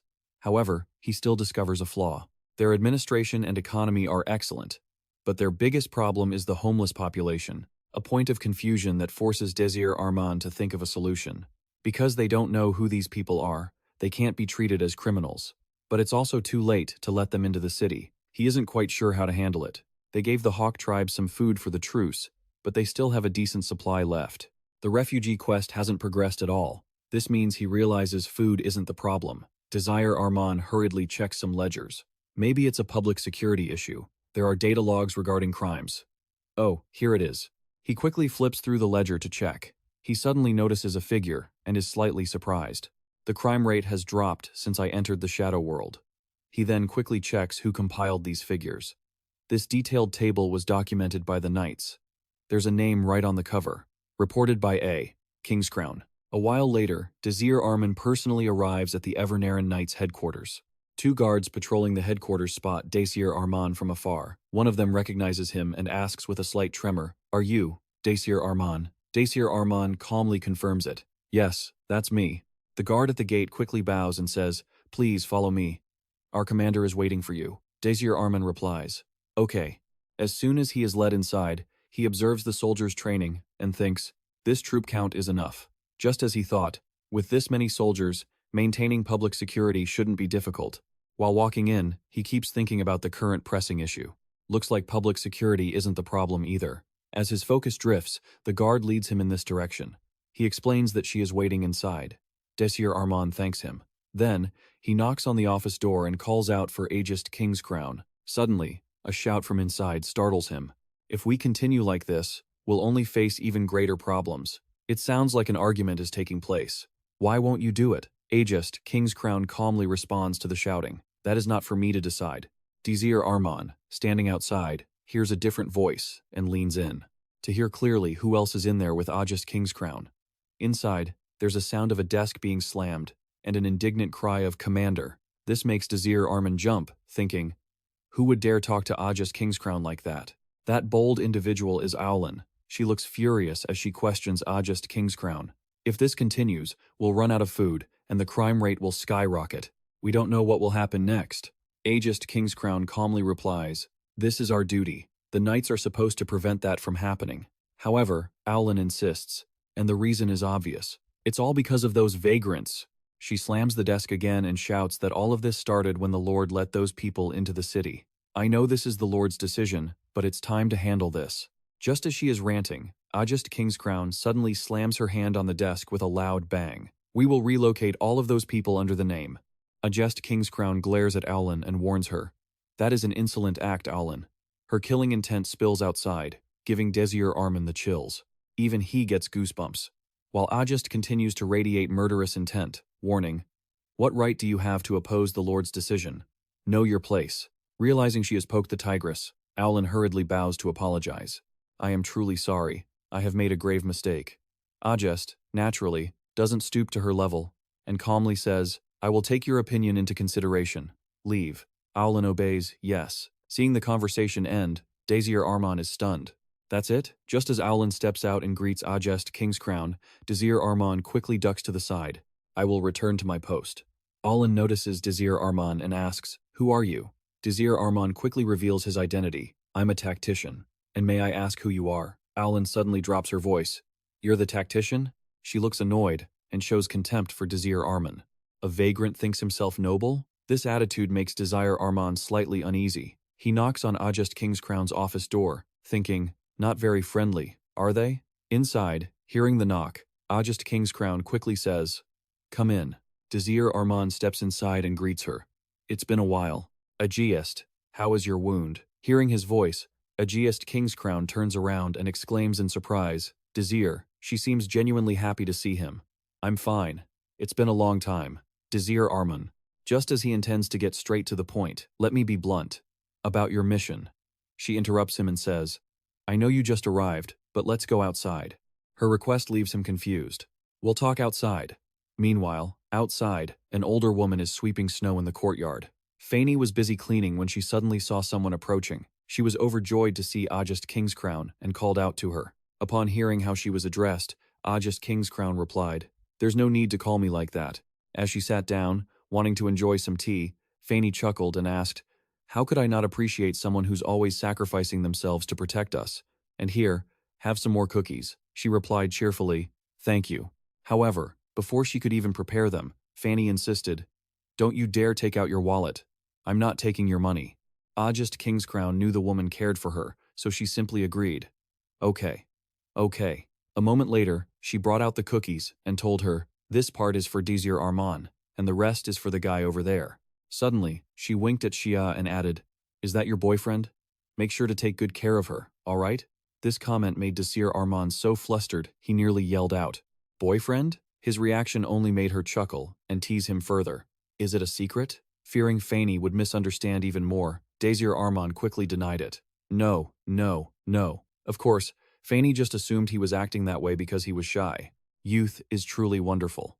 As the misunderstanding escalated, he hurriedly whispered to Ajest Kingscrown, "Say something." Ajest Kingscrown only responded with a teasing smile. She reached out to take the cookies from Fani and replied with a grin, "Thank you for the cookies for my boyfriend." She added, "See?" Seeing her admit that Desir Arman was her boyfriend, Fani playfully retorted, "Don't even try to fool me." A moment later, Ajest Kingscrown went to hand the cookies to Desir Arman, but instead of taking the bag, he found his hand tightly grasped by Ajest Kingscrown. She gave a gentle smile and said, "Let's go, boyfriend." Her action left him flustered as he stammered, "Wait, Ajest, you're making everyone misunderstand." Of course, she didn't care at all. It wasn't worth the effort to explain. As they walked to the fountain, Ajest started talking about the topic he intended to bring up earlier. "You're asking about the quest, right? I'm currently prioritizing the homeless mission. It's a matter of public security." While eating a cookie, she continued, "I've handled the minor incidents in the area and sent the criminals to the capital, but it still doesn't meet the quest requirements." Desire asked, "What's the progress so far?" Ajest Kingscrown replied calmly, "Only 30%. She added another piece of information. "The Esteban mission isn't easy, but the solution is straightforward. The homeless mission is different. There's something more to it than just public security." "You're right. We must have missed something important." Desir Arman frowned and thought, "What could we have missed? What is it?" "You know it yourself. The shadow world is a repetition of the past, which is why we need to resolve the issues from the past." Suddenly, a thought struck him. "Wait, we forgot the most important person." Hearing thumping footsteps in the hallway, Desir Arman rushed to throw the door open and called out. Head chef Jeffrin, who was carrying Ririk, was startled by the sudden shout and turned around. Ririk froze for a moment before saying, "It's Desir Arman." Once he had settled down, Desir Arman asked how Ririk was doing. "Is the kid having any trouble with his work?" Jeffrin replied with satisfaction that even though he was young, the boy worked very well. However, he admitted to being a bit troubled by one thing. "The only problem is that he's too short." Jia heard this and laughed, remarking that it was indeed a tricky situation. Just then, while Jeffrin was chopping meat, he hesitantly spoke up. He knew exactly what Desir Arman wanted to ask. "You want to know about our lord?" Desir didn't hesitate to admit it. "Yes, please tell me everything you know about him." Jeffrin wasn't about to spill the beans that easily. "Why are you asking me? I'm just a regular chef." However, Desir Arman spoke up firmly. "Don't say that. You're friends with the lord." Hearing that, Jeffrin immediately threw his knife in his direction in a fit of rage. "You brat, forget about that nonsense." Just then, little Ririk reported softly, "Jeffrin, I've finished making the sauce." Jeffrin praised the boy and said, "Good job. Can you bring it over for me?" Since the boy wasn't strong enough to carry it, he turned to Desir Arman for help. "Brother Desir Arman, can you carry this for me?" Desir Arman had no choice but to oblige. "Okay." Back to Jeffrin, he was busy working while feeling conflicted, thinking to himself, "Damn it, that's not what I wanted to talk about." But it wouldn't hurt if Desir Arman knew. This hesitation caused him to slam his hand onto the counter with some force. Suddenly, he spoke up. "Ririk, I'm giving you the day off." Ririk pointed to one side and said, "But there's still so much work to do." "Don't worry," Jeffrin replied. "Desir Arman will handle the rest." That comment made Desir Arman freak out and yell, "What?" Meanwhile, Ririk cheered, "Really? Thank you, brother Shia." A moment later, only Desir Arman and Jeffron were left in the kitchen. Lighting a cigarette, Jeffron hesitated before he began. "Where should I start?" He exhaled a cloud of smoke and recounted. "The first time I met Vinhem was in the capital.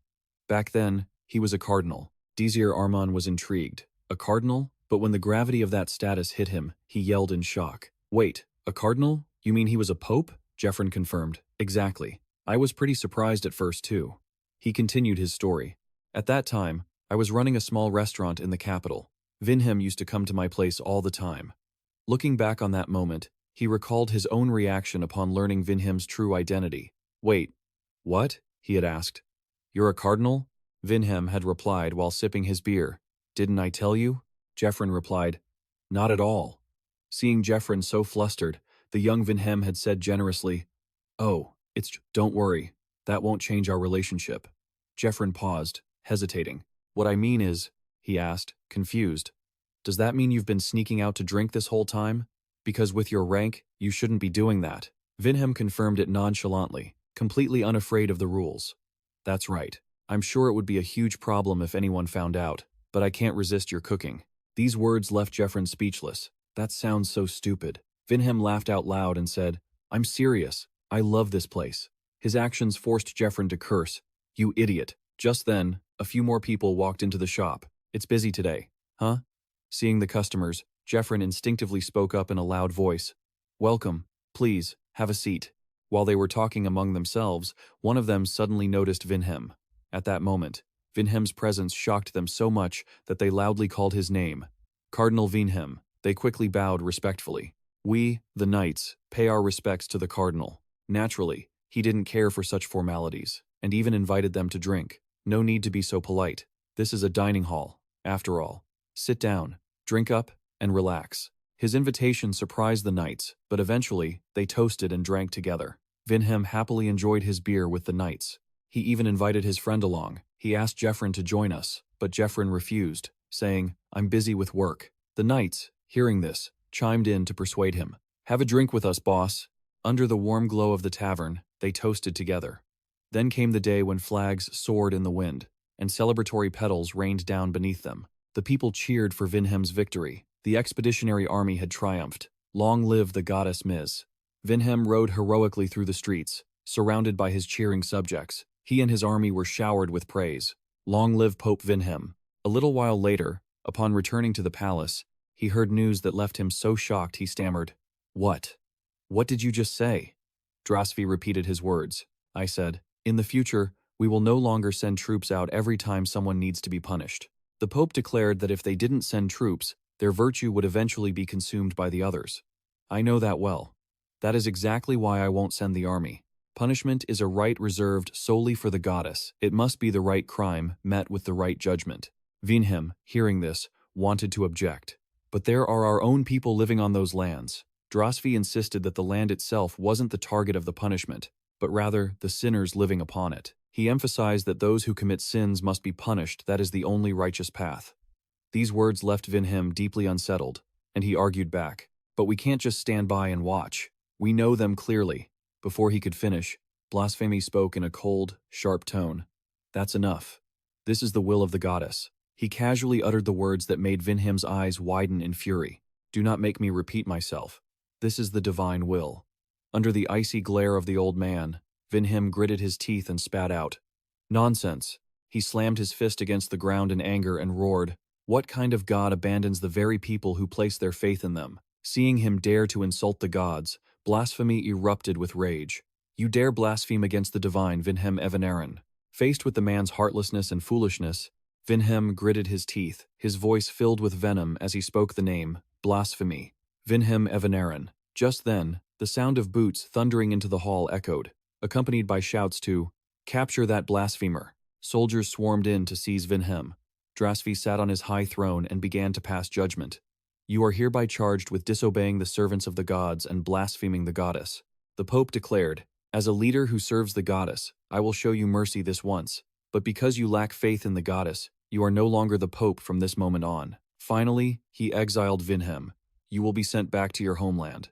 The events that had unfolded left Vinhem speechless, unable to process it all. He had asked himself, "O goddess, is this truly your will?" Returning to the present, Jeffrin puffed on his smoke as he finished the story, explaining how he had been chased away. Recalling those memories brought a shadow of sadness over him. "That fool," he murmured, his eyes welling up with tears. This is what he got after all those years of fighting for his people. To this day, Vinhem's smile remained etched in his memory. I have never seen Vinhem smile like that again.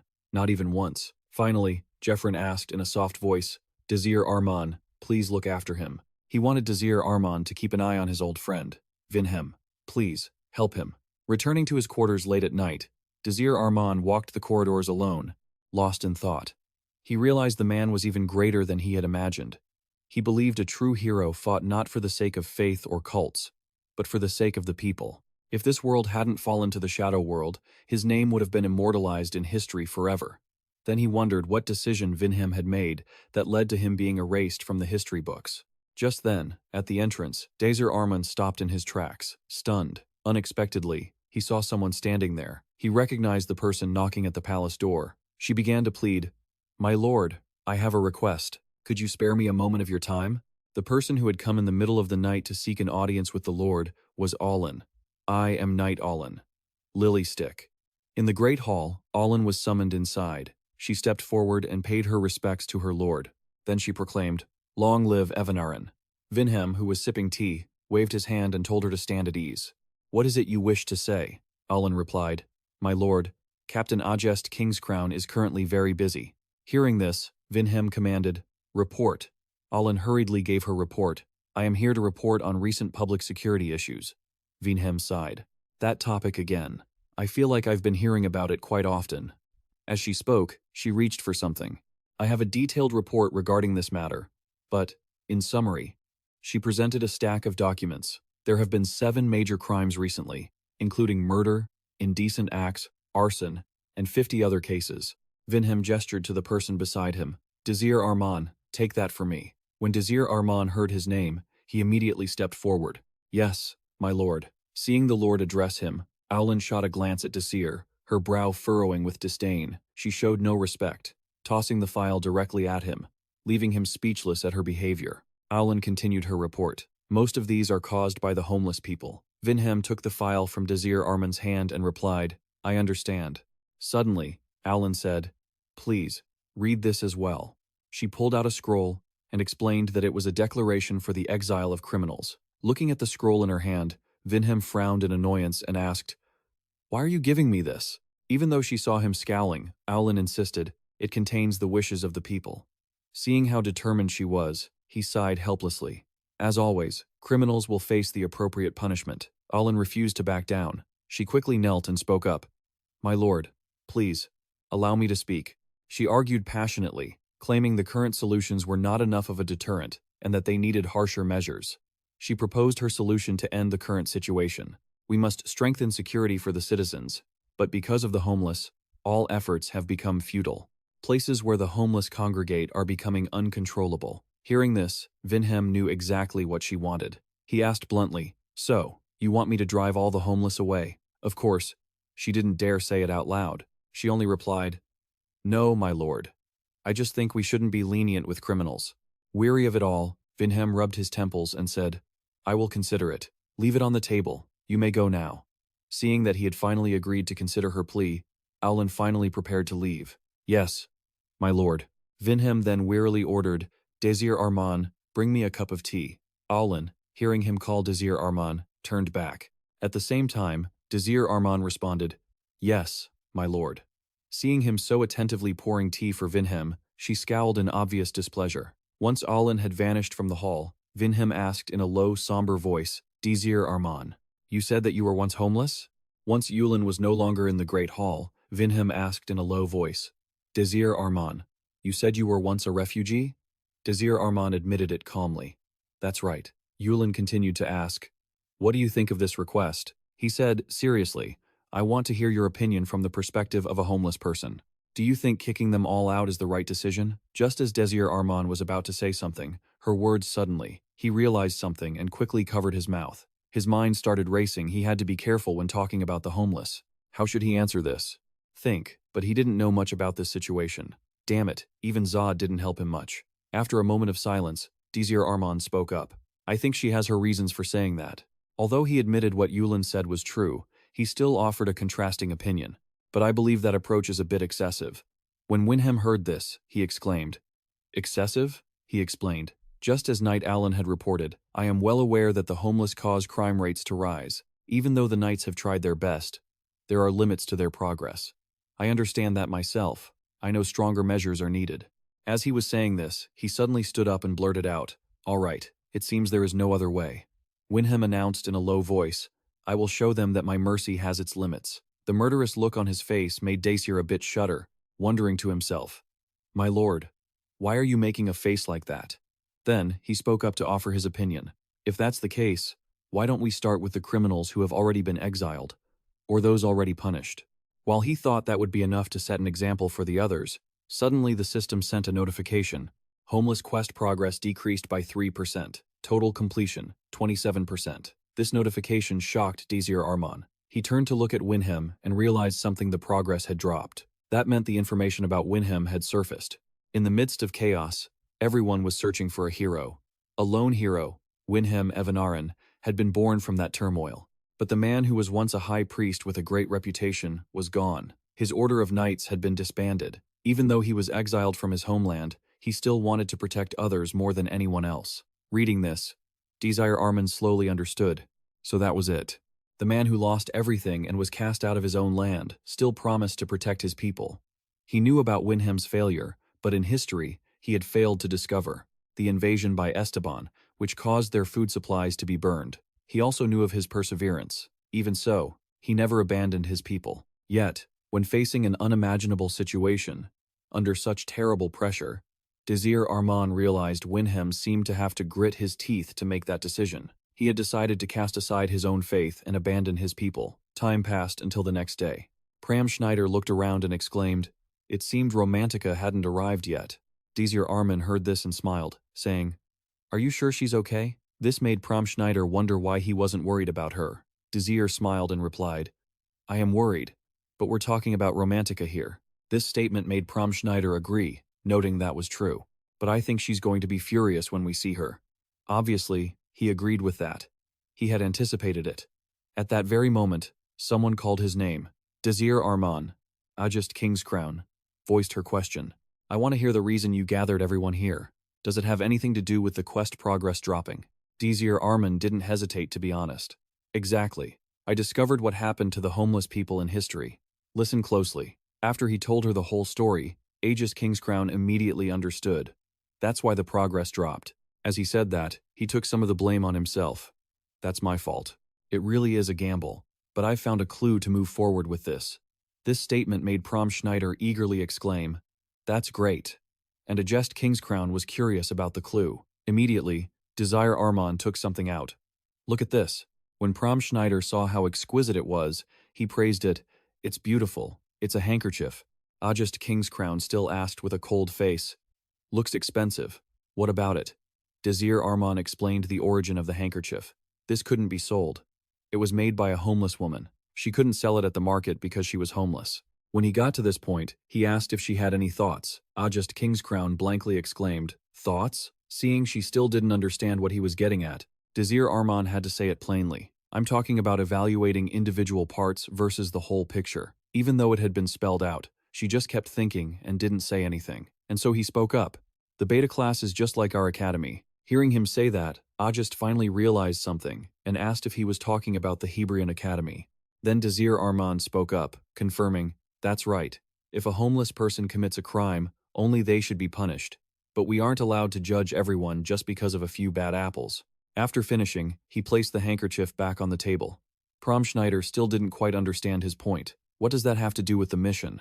Desir smiled and said, "I realized it yesterday." He said that if the problem was the homeless, kicking them out was one solution. But the Shadow World said that was the wrong choice. The initiative he proposed received a nod from Pram Schneider and Ajest Kingscrown. "Since we already dealt with Esteban, it's not like in history.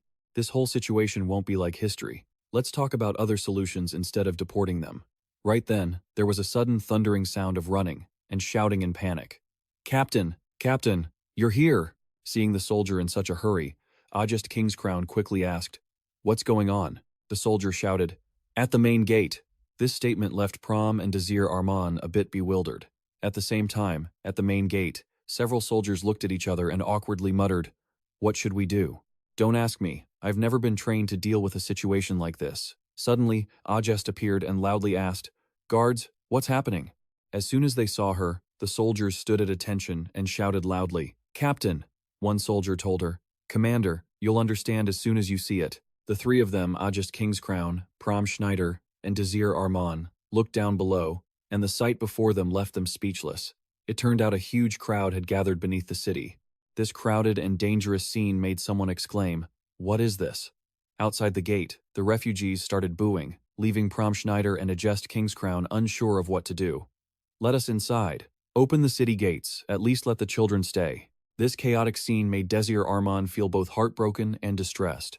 The refugees continued to shout, with some saying, "You said you'd let us in. Open it now. Open it." Faced with this situation, Ajest Kingscrown had no choice but to ask for help. "Desir Arman, the situation isn't good." Desir Arman himself had to admit it. Too bad. Looking at the mass of people below, he started to feel that things were not looking good. There are so many of them. This is bad. Desir Arman's mind raced, trying to find a solution to the immediate crisis. He had only just grasped the gravity of the situation, and now he was desperate. What am I supposed to do? How much food supplies do we have left? What's the status of the mission? Frustrated and unable to come up with an answer, he gritted his teeth and cursed. Damn it. Seeing him like this, Ajest Kingscrown startled and called out, Desir. Just then, someone interrupted. Tactician. A soldier rushed over to deliver a report.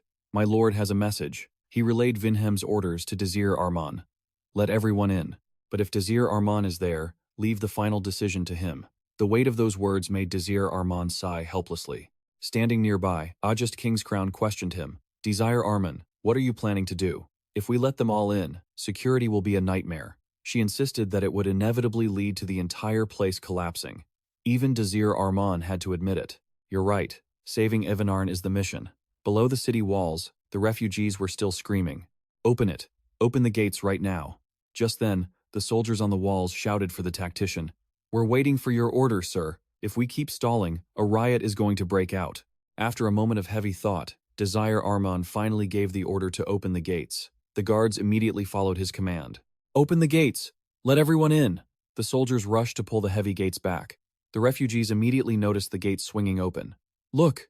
They cheered in joy. The gates are opening.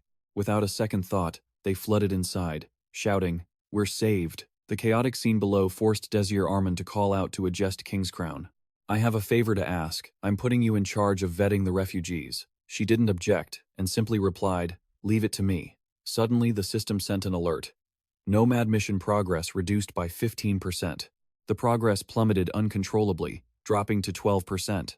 Days passed, and the system updated the progress of the Nomad mission in the palace basement. Everyone gathered as the system announced the progress was now at 1%. A heated argument erupted. The security of the shelter had spiraled beyond the knight's control. We're out of food. There's nowhere left that's willing to help us. The shouting and bickering never seemed to end. So many people have swarmed here. They're taking advantage of our kindness. Alan raised her voice, arguing that the most urgent issue was the lack of food. At this rate, we won't survive the winter. We have to drive the refugees out. However, Desir Arman immediately countered. We can't do that. Turning them away goes against the Lord's wishes. Vinhem, exhausted by their constant bickering, interjected. Do you even know what the Lord believes in? It isn't about protecting the nomads. It's about protecting his own people. Alan retorted sharply. Are you trying to make the people of Evanarn sacrifice themselves for a bunch of drifters? Are you going to abandon those who have lived in this land since the beginning, just for these wanderers? Ajest Kingscrown and Prom Schneider remained silent during the debate. Desir Arman argued that there must be a way to help both sides. If we can do it, we shouldn't abandon anyone. Naturally, Alan didn't believe him. You think you can? We're all going to starve to death, she screamed in anger. What are you talking about? Desir Arman replied. I'm just saying that kicking them out isn't the only answer. Consumed by frustration, he slammed his hand on the table and yelled, Why? Why can't you think of another way? His entire body trembled as he spoke. Why, indeed? Seeing him like this, Pram Schneider called out to him with concern. Desir. Everyone present was now demanding an answer from Desir Arman. Give us a solution. Are you saying you have a way to control the refugees and solve the food shortage? Alan asked with open disdain. Of course not. As she continued to mock him, Vinhem suddenly growled. Enough, he said. I understand the urgency of this situation, but you all are talking too much. Seeing the Lord intervene, Alan and Desir Arman quickly apologized. Vinhem warned Alan specifically. Alan, don't make this a personal issue. If you keep insisting on this, I will never forgive you. Shaken by the warning, Alan whispered, I am very sorry. Then Vinhem said, When I was young, I believed I could save everyone, but it turned out to be nothing more than a delusion. Thank you for reminding me of that. I truly wish we didn't have to face this. Vinhem's words silenced the room. Then he asked, Desir, you are a wise person, you must know this, don't you? He continued, The time has come to choose between reality and imagination. Someone spoke up, saying, Saving everyone is impossible. We can't hold out any longer. After a long silence, Vinhem stood up and gave the order. Tell the refugees that we are sorry, but Evanarn no longer has space for them. Seeing the Lord agree with her side, Aulin cheered. As you command, my lord. Noticing Desir Arman's disappointment, Prom Schneider called out to him, Desir. The situation weighed heavily on Ajest Kingscrown. I have a feeling we're heading in the wrong direction. We should have been able to handle this in the shadow world. She blamed herself, but she couldn't find the words to say anything. She felt so helpless. Just then, she turned and said to Ajest Kingscrown, "Captain, I'll send the knights out to see what we can do." However, Ajest interrupted. "Wait a moment." She started to say something else. "Desir Arman. We." But when she saw his face, she panicked. He was completely catatonic. Suddenly, he rushed toward Vinhem. His actions left Prom and Ajest stunned. Prom Schneider shouted, "Desir Arman." A loud bang echoed through the room as Desir called out, "Avanaran! Vinhem!" The situation made Vinhem anxious. "Desir Arman." Desir finally spoke, his voice steady. "I will find a way, no matter what. 2 days. Please, give me 2 days." Outside, there were shouts of, "Stay in line." The soldiers warned the refugees, "If you dare to cut the line, you won't get any food." They were handing out rations. The refugees replied, "Thank you." The snow-covered ground was covered in footprints. A moment later, someone walked by. Desir Arman walked slowly, thinking, "I bought myself 2 more days." He had begged Vinhem, "Please, just give me 2 days." Vinhem had warned him, "I will not change my mind if you don't have a concrete solution." Desir thought to himself, "In these 2 days, I have to find a way to encourage people with talents like Ririk's mother." He knew well that doing so would take a lot of time. "No, to do that, I need much more time, at least a month." He kept wondering, is there any solution at all? The soldiers were still busy maintaining order among the refugees. "Take it easy, don't rush, keep some space." Desir Arman sighed wearily as he looked at the crowd in front of him. Pram Schneider was also there, helping to organize everyone and keeping an eye on the foot traffic. Just as Desir Arman was lost in thought, a soldier noticed him. The man hurriedly called out to the tactician, then loudly asked, "Sir, why are you here?" Seeing how nervous the man was to speak with him, Desir Arman gave a friendly smile and replied, "I'm just checking on the situation, don't mind me." Right then, someone called out to him.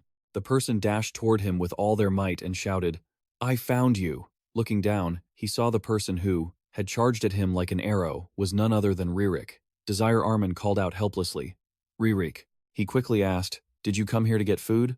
Must be pretty boring, right?" Ririk smiled and replied, "Not at all. I'm waiting in line with you too." Hearing that, he gently patted the boy's head and said, "Thank you." Desir Arman's words of thanks made Ajest Kingscrown offer a gentle smile. Turning back to Ririk, Desir Arman said, "I'm sorry things turned out like this, Ririk." However, Ririk was still too young to understand the meaning of that apology. "Why are you apologizing?"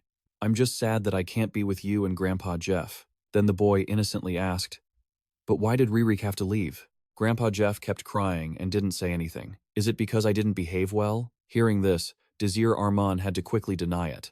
"Not at all." But of course, the boy still didn't understand. Then why? Faced with this question, even Desir Arman didn't know how to answer.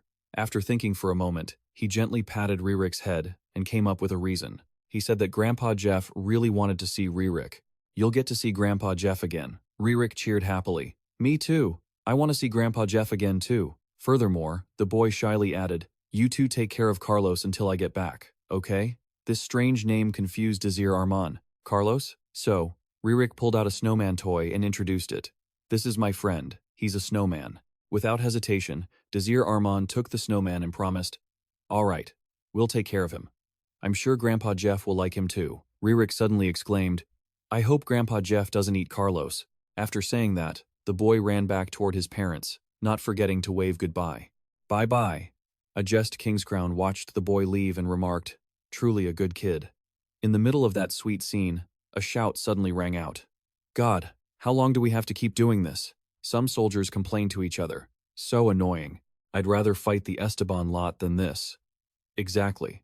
It seemed they weren't happy about dealing with the refugees. Why do we even have to do this when we're just going to kick them all out of the city in 2 days anyway? They're just a bunch of ungrateful people, wasting food and causing trouble. Of course, Desir Arman overheard those words and sighed tiredly. Seeing him like that, Ajest Kingscrown called out to him with concern. Suddenly, someone loudly declared, "I hope you make good use of these 2 days, O brilliant tactician." Hearing someone address him, Desir Arman turned his head and saw that annoying woman, Captain Owlin. Desir Arman kept his calm demeanor and asked, "It sounds like you don't want that to happen." Owlin smirked and replied, "Of course not." She acted like a person of great foresight, saying, "I can't let personal feelings interfere with decisions about the future of this place." I just hope you come up with the best solution." Hearing her say that, Desir Arman replied in a serious tone. "Indeed, I will come up with one, whether you remind me or not," she answered nonchalantly. "Of course."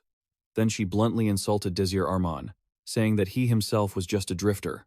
She didn't hold back at all as she insulted him to his face. "Even if you're a tactician now, your background is still that of a drifter. You'll have to leave this place in 2 days too, no exceptions," she continued, assuming that even if he were allowed to stay, she wouldn't let it happen.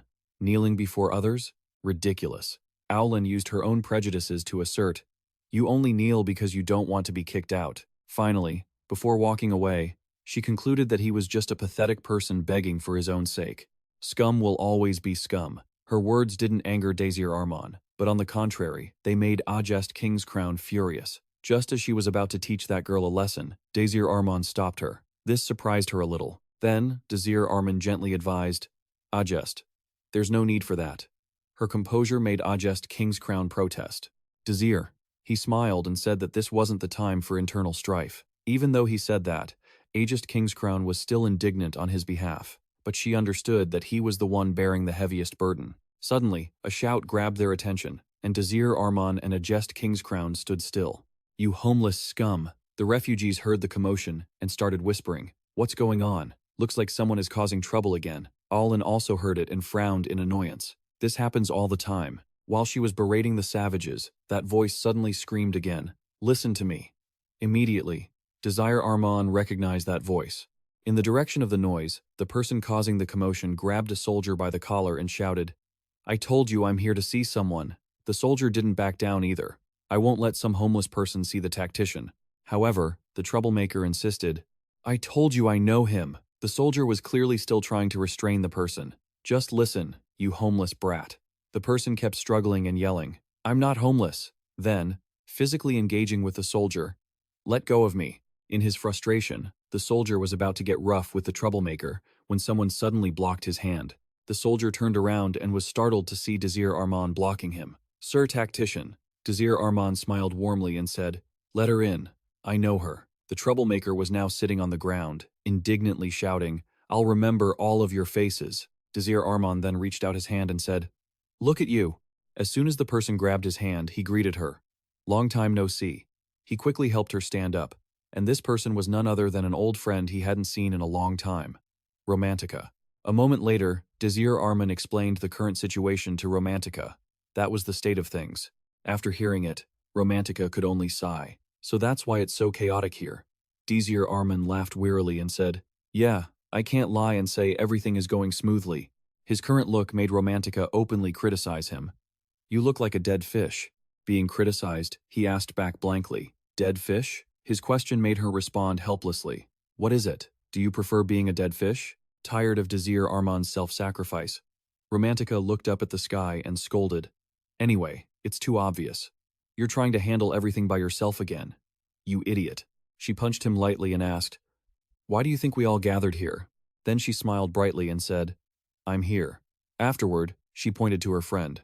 Pram Schneider, hearing his name, smiled confidently and spoke up. Naturally, Romantica then gestured toward Ajest Kingscrown. And her too. Finally, she advised Desir Arman not to try and shoulder everything alone like he used to. "You've trained us so hard. Why not let everyone return the favor for a change?" Her declaration was exactly what Pram Schneider and Ajest Kingscrown wanted to say. Being in the same team means supporting each other. The sight of his friends by his side left Desir Arman momentarily stunned. As Romantica proudly asserted herself, Desir Arman felt too moved for words. These were the members Desir Arman had handpicked himself. At that moment, he finally spoke up, "All right." Meanwhile, Romantica was teasing an old friend she hadn't seen in a while. "Pram Schneider, did you grow taller?" Pram Schneider shook his head wearily. Suddenly, Romantica said, "Let's do this right now." This comment left Desir Arman confused. "Do what?" Seeing him look so blank, she said, "What do you mean? Didn't you say food supplies were the biggest problem?" Just as things were getting serious, she suddenly turned to complain about the cloak Emin had given her. "This thing is so hot, damn it. Emin, when I get back, I'm gonna kill him." After taking off the cloak, Romantica exclaimed, "What did you think I was doing in the shadow world for all that time?" She stated confidently, "I wasn't just sitting around." And then she loudly declared, "I will take care of the entire food supply issue." Everyone followed Romantica into the forest, but after walking forever without reaching their destination, they all called out, "Hey, Romantica." Desir Arman called out while walking, "Romantica." Hearing him call, Romantica turned back and asked, "What is it?" He said helplessly, "Where are we going? You didn't tell anyone anything." Romantica calmly replied, "You said you needed food, so I'm handling that problem for you." Just as everyone was talking, normally, an annoying voice suddenly chimed in, "A refugee like you." Allen contemptuously scoffed, "How exactly do you plan to handle the food problem? Don't make me laugh." Provoked by her attitude, Ajest Kingscrown prepared to warn the knight, but Desire stopped her. "Just leave her be." Romantica gave a provocative smile and asked, "Like you? And who are you, exactly? I never said you could come along. Why are you even here?" Annoyed by her question, Aulin haughtily introduced herself. Aulin Lil Stick, Knight of Evenaren, and Deputy Commander of the Knight Order.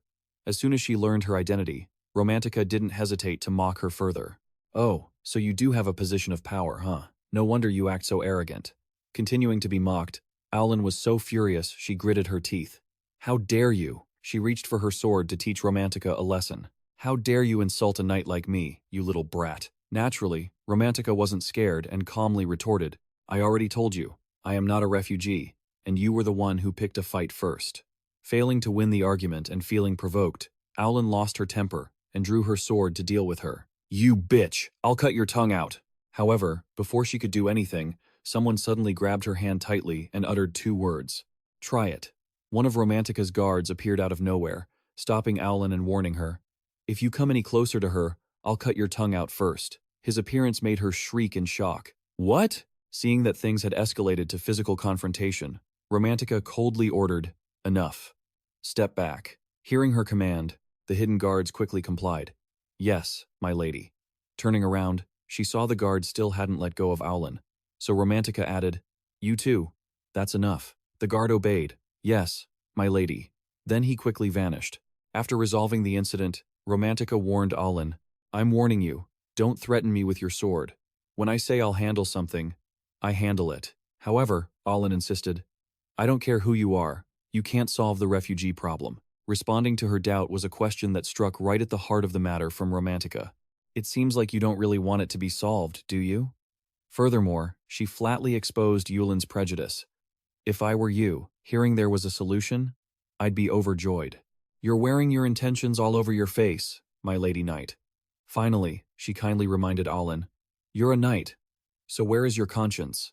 Learn to respect others before showing off your rank." By this point, Desir Arman asked blankly, "Romantica, what have you been doing all this time?" Romantica sighed at his question. "Are you only asking now?"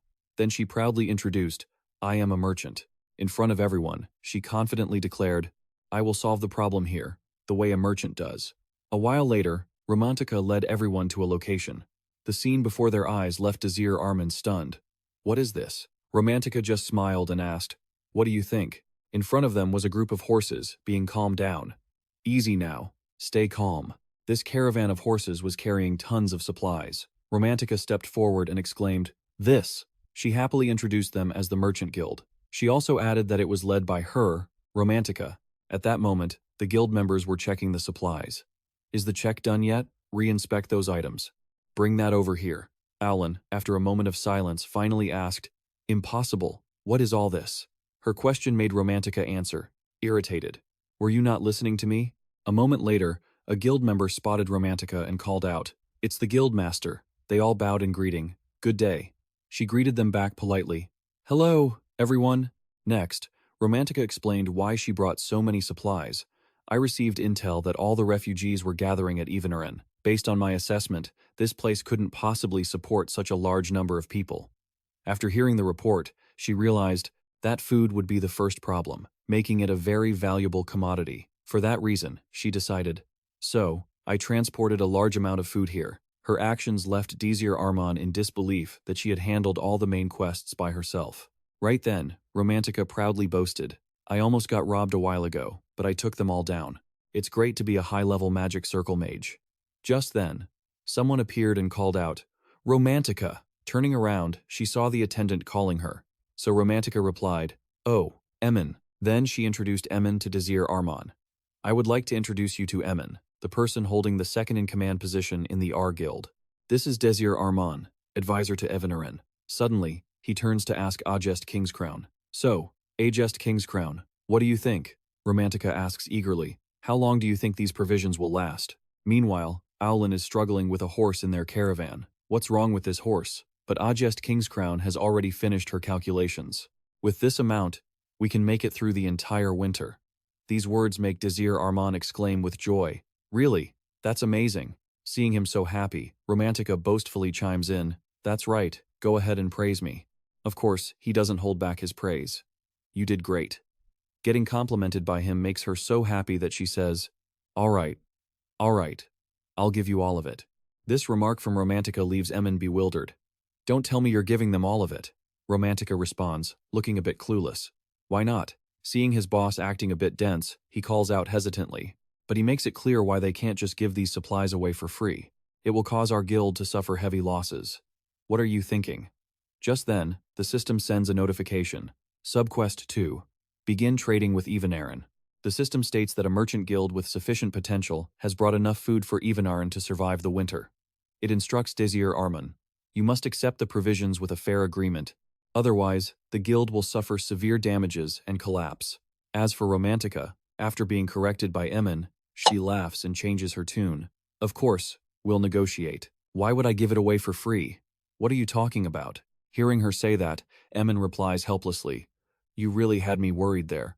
At this point, Desir Arman steps up to negotiate the deal. We will pay in 6 months. In the meantime, we will allow you to use Evanarn's name. Hearing him offer the country's reputation as collateral, Aulin shouts in anger. What? Are you insane? How can you let a bunch of merchants use the Lord's reputation so easily? Romantica finds it quite reasonable. Using the name. Huh? That's not bad. However, Emin argues.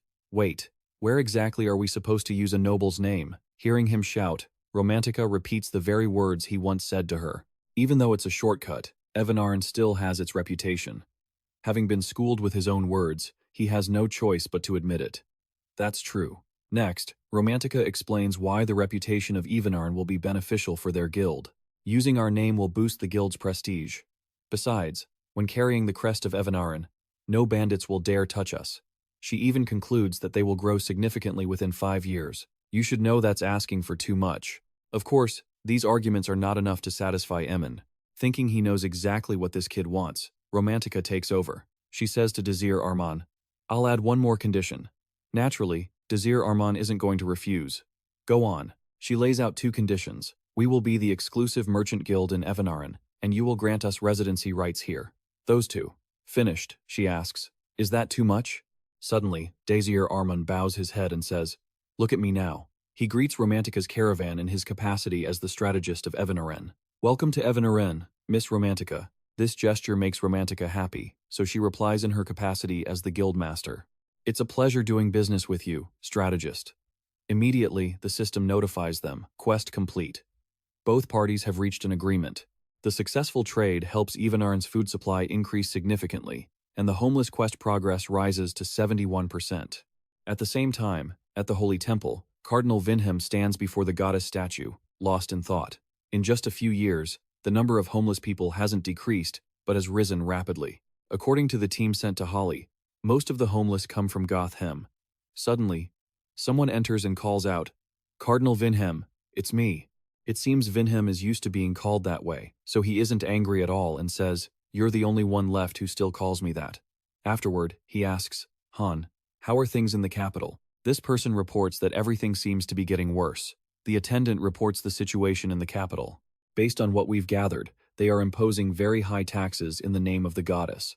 Hearing this, Vinhem asks, Have you found the truth behind the rumors? The attendant replies, Yes, it turns out it's true. He explains that many people have gone missing, even more than they were aware of.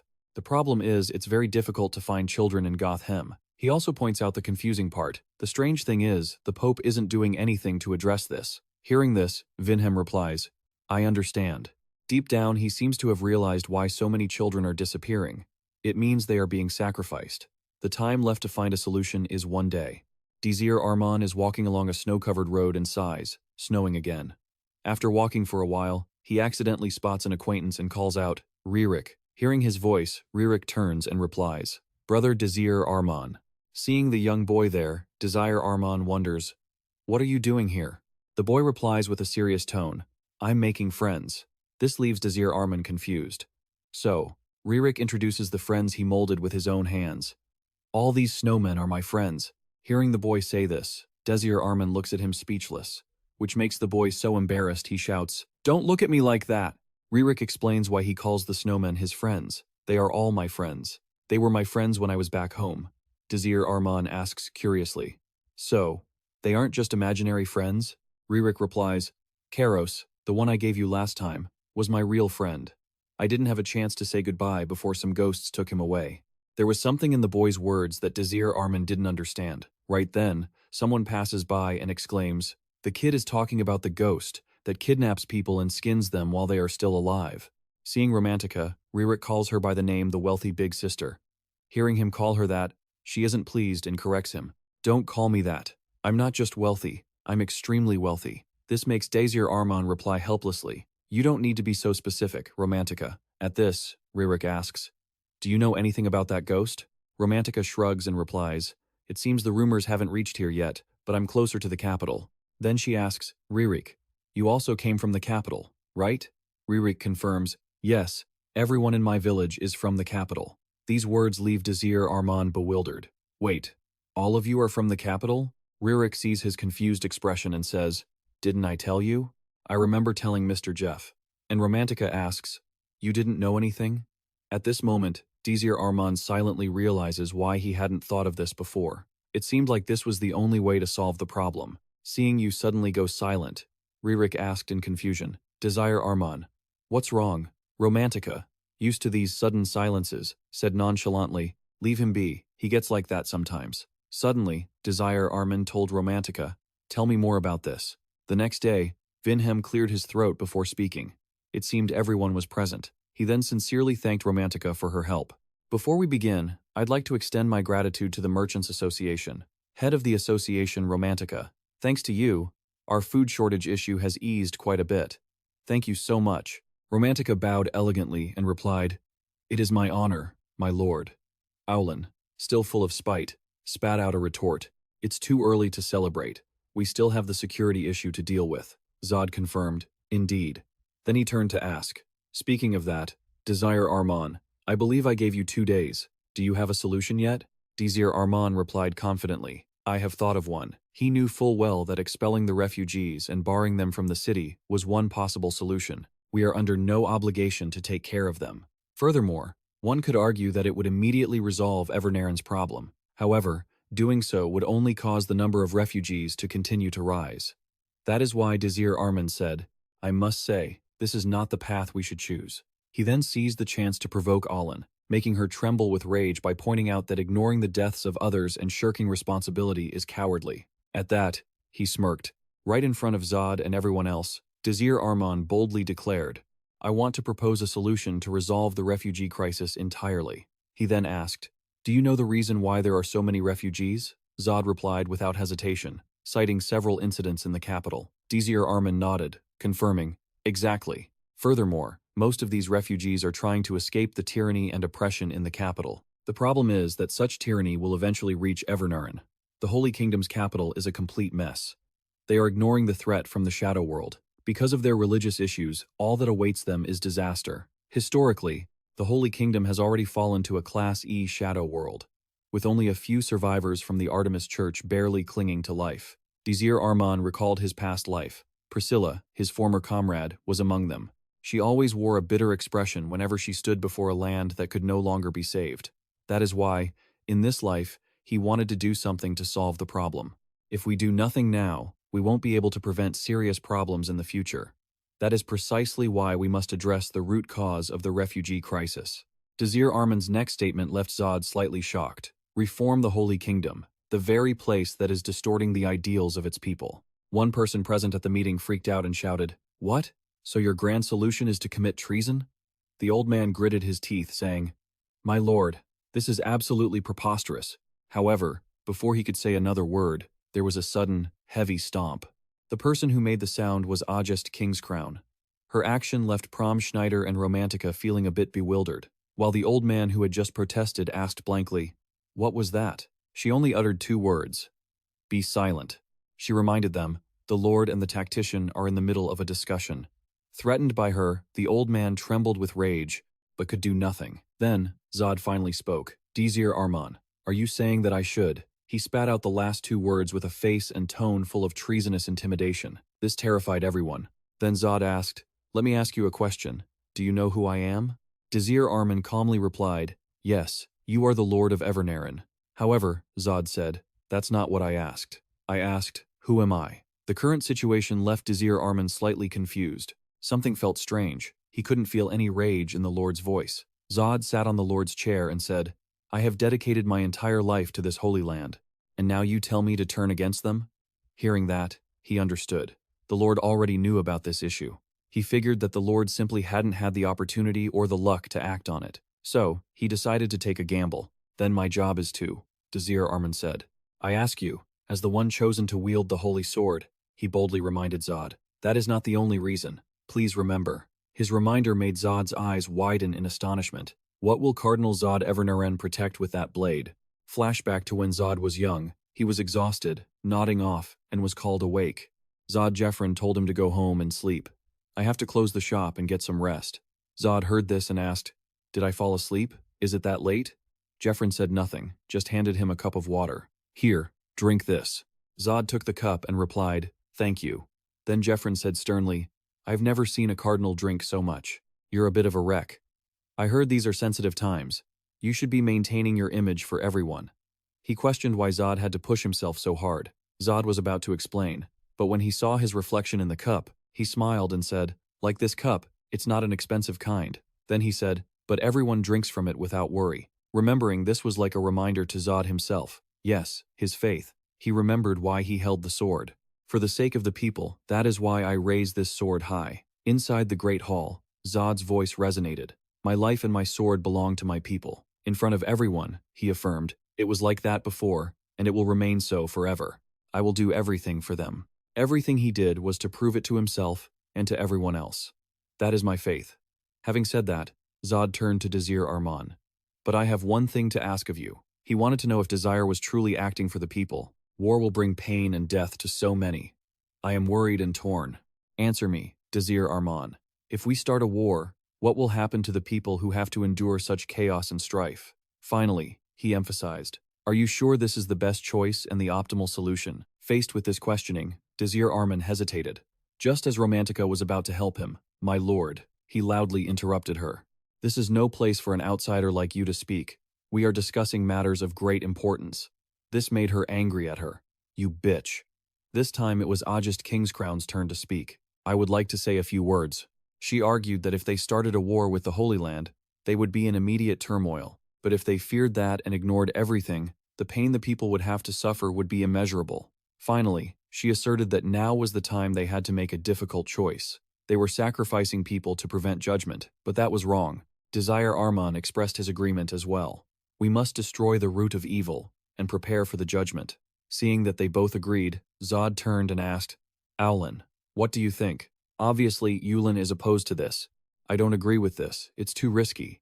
How can a small land like ours stand against the Holy Land? She argued that although the Evenaran army was strong, it was nothing compared to the capital. A long silence followed. Vinhem looked at Oilin and the attendant beside her. They looked back at him. Then, the attendant bowed and blurted out, Please, speak your mind. Vinhem revealed that yesterday, he had received a letter from one of the lords.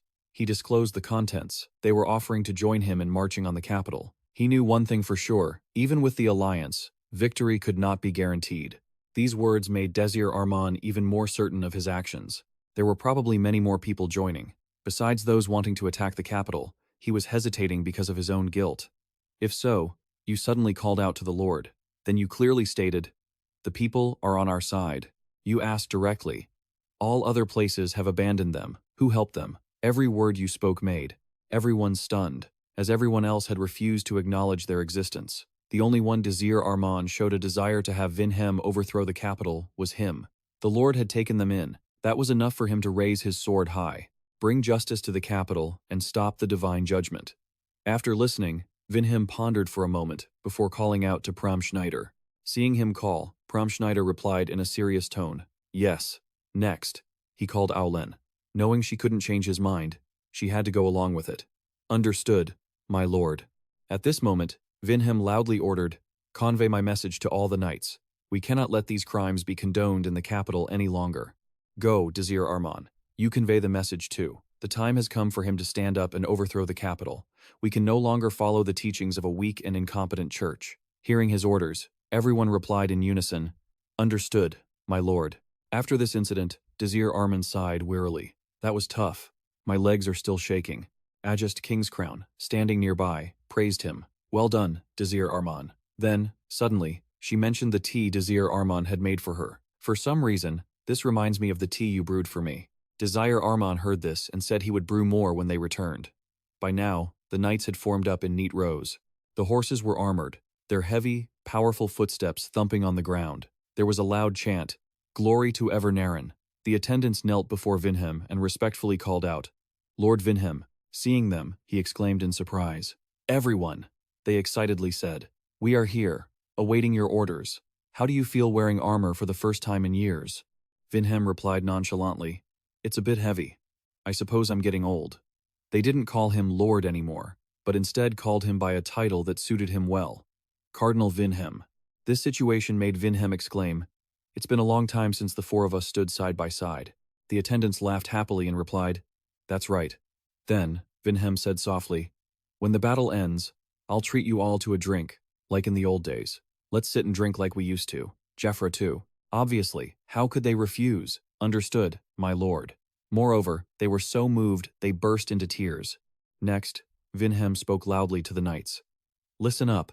Soldiers of Evernaren, he said. We are heading straight to the capital. Many other regions will be joining us. He understood their feelings perfectly. I know you all feel uneasy, because you are about to become rebels. Vinhem knew there would be those who disagreed with the war. Some might oppose it because it was a risky battle. Saying this, he drew his sword. He raised his sword high and affirmed, Even so there is nothing to fear. Do not hesitate any longer. Amidst his soldiers, Vinhem declared, I, Vinhem Evernaren, will lead you all to glory. Then, the system notification appeared. Unique hero, Vinhem Evernaren. The unique hero, Vinhem Evernaren, changed to Vinhem Lis Evernaren, historical hero, Pope. A possibility had occurred. The hero who stood up for the people and judged crimes for the sake of justice. At the same time, it announced that the main quest, Evernaren's rebellion, was complete.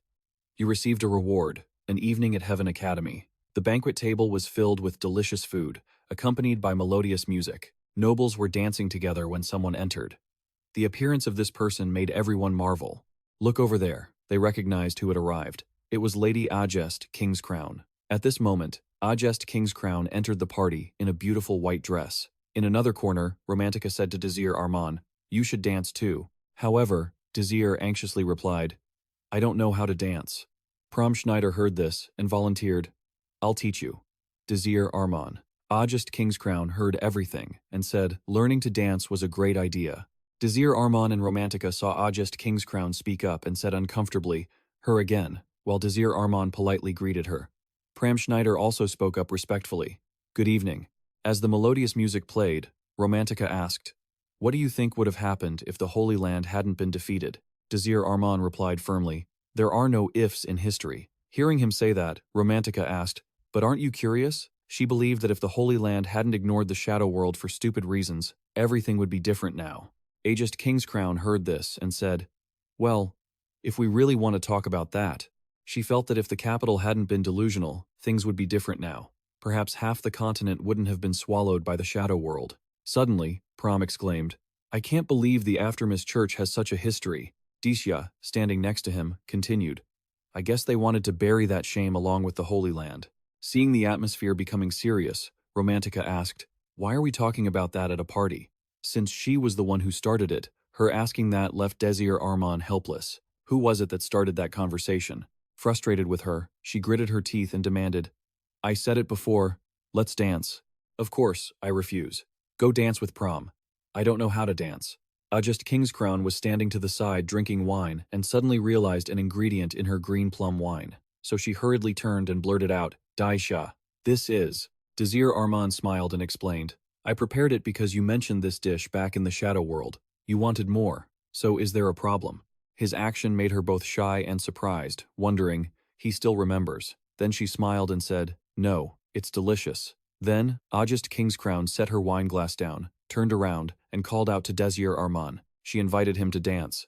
"Would you like to dance with me?" This startled him to his core. Schneider panicked and blurted out, She made the first move." Romantica, shocked, tried to intervene. "Wait a second." She angrily confronted Ajest Kingscrown. "You can't just cut in line like that." Ajest ignored her completely and just told Desir Arman, "I will teach you how to dance." After some commotion, Desir Arman finally smiled and said, "I guess there's no harm in learning a little." He placed his hand in Ajest Kingscrown's and gave her a warning. "I told you, I'm a terrible dancer." She calmly reassured him, "Don't worry, I'll guide you." Hearing that, he smiled and replied, "I'll do my best to learn." Beside them, Pram shouted, "I want to dance too." Ajest was delighted that Desir Arman had accepted her offer. She smiled gently and said, "Just follow my lead." Romantica, annoyed, yelled again, "I said wait a minute." The scene was a mix of warmth and chaos between the four of them. Right at that moment, in the shadow world, B sneered with interest. "He got caught? I'm not sure if that magic tower is just good, or if he's just plain useless." Draken replied with a look of disdain. "Obviously, he's useless. How could he get into trouble with just a measly mana crystal? That title doesn't suit him at all." Jer coldly added that it seemed a group from the Hebrion Academy had captured him. This news caused a stir among the group. "He got captured by a bunch of students? What the hell? Say something, he's your guy, right? Oh wait, you were there, weren't you?" Ikar muttered the name, Mr. Revolutionary. Thunder crashed across the sky, a shattered world, a burning horizon. The crashing waves merged with desperate, agonizing screams, pulled down into the depths of the sea. "Where am I?" Someone grabbed Desir Arman's hand, pleading, "I don't want to die, Desir Arman." Back then, Desir Arman just stood there in silence, watching them without a word. He held Romantica in his arms. Around him lay the bodies of those who had fallen. The ocean waves kept crashing loudly. Desir Arman kept clutching Romantica's body as they finally sank to the bottom of the sea. His eyes remained wide open, his mind filled with the name of the demon of destruction. Droop. This nightmare jolted Desir Arman awake. He was gasping for air, trembling in fear. He sat up, wondering what he had just dreamt. After sitting still for a while, he told himself he thought he had forgotten all about that. Not looking at his own trembling hands, Desir Arman knew full well he was just trying to bury the memories. That nightmare had reawakened the dull ache inside him. Later, in the academy hallway, a book slammed onto a desk in a noisy classroom. Romantica was the first to greet him. "Good morning, Desir Arman." Then Ajest Kingscrown followed. "Good morning." Desir Arman gave a weary smile. "Good morning, everyone." Suddenly, he let out a huge yawn, which made Romantica ask with concern. Looking at him, she said, "You look tired. Did you not sleep well last night?" He explained, "I had a nightmare, so I woke up a bit early." This made Romantica skeptical. "You? Having a nightmare? That's new." She added, "I used to think you were the one who always appeared in my nightmares."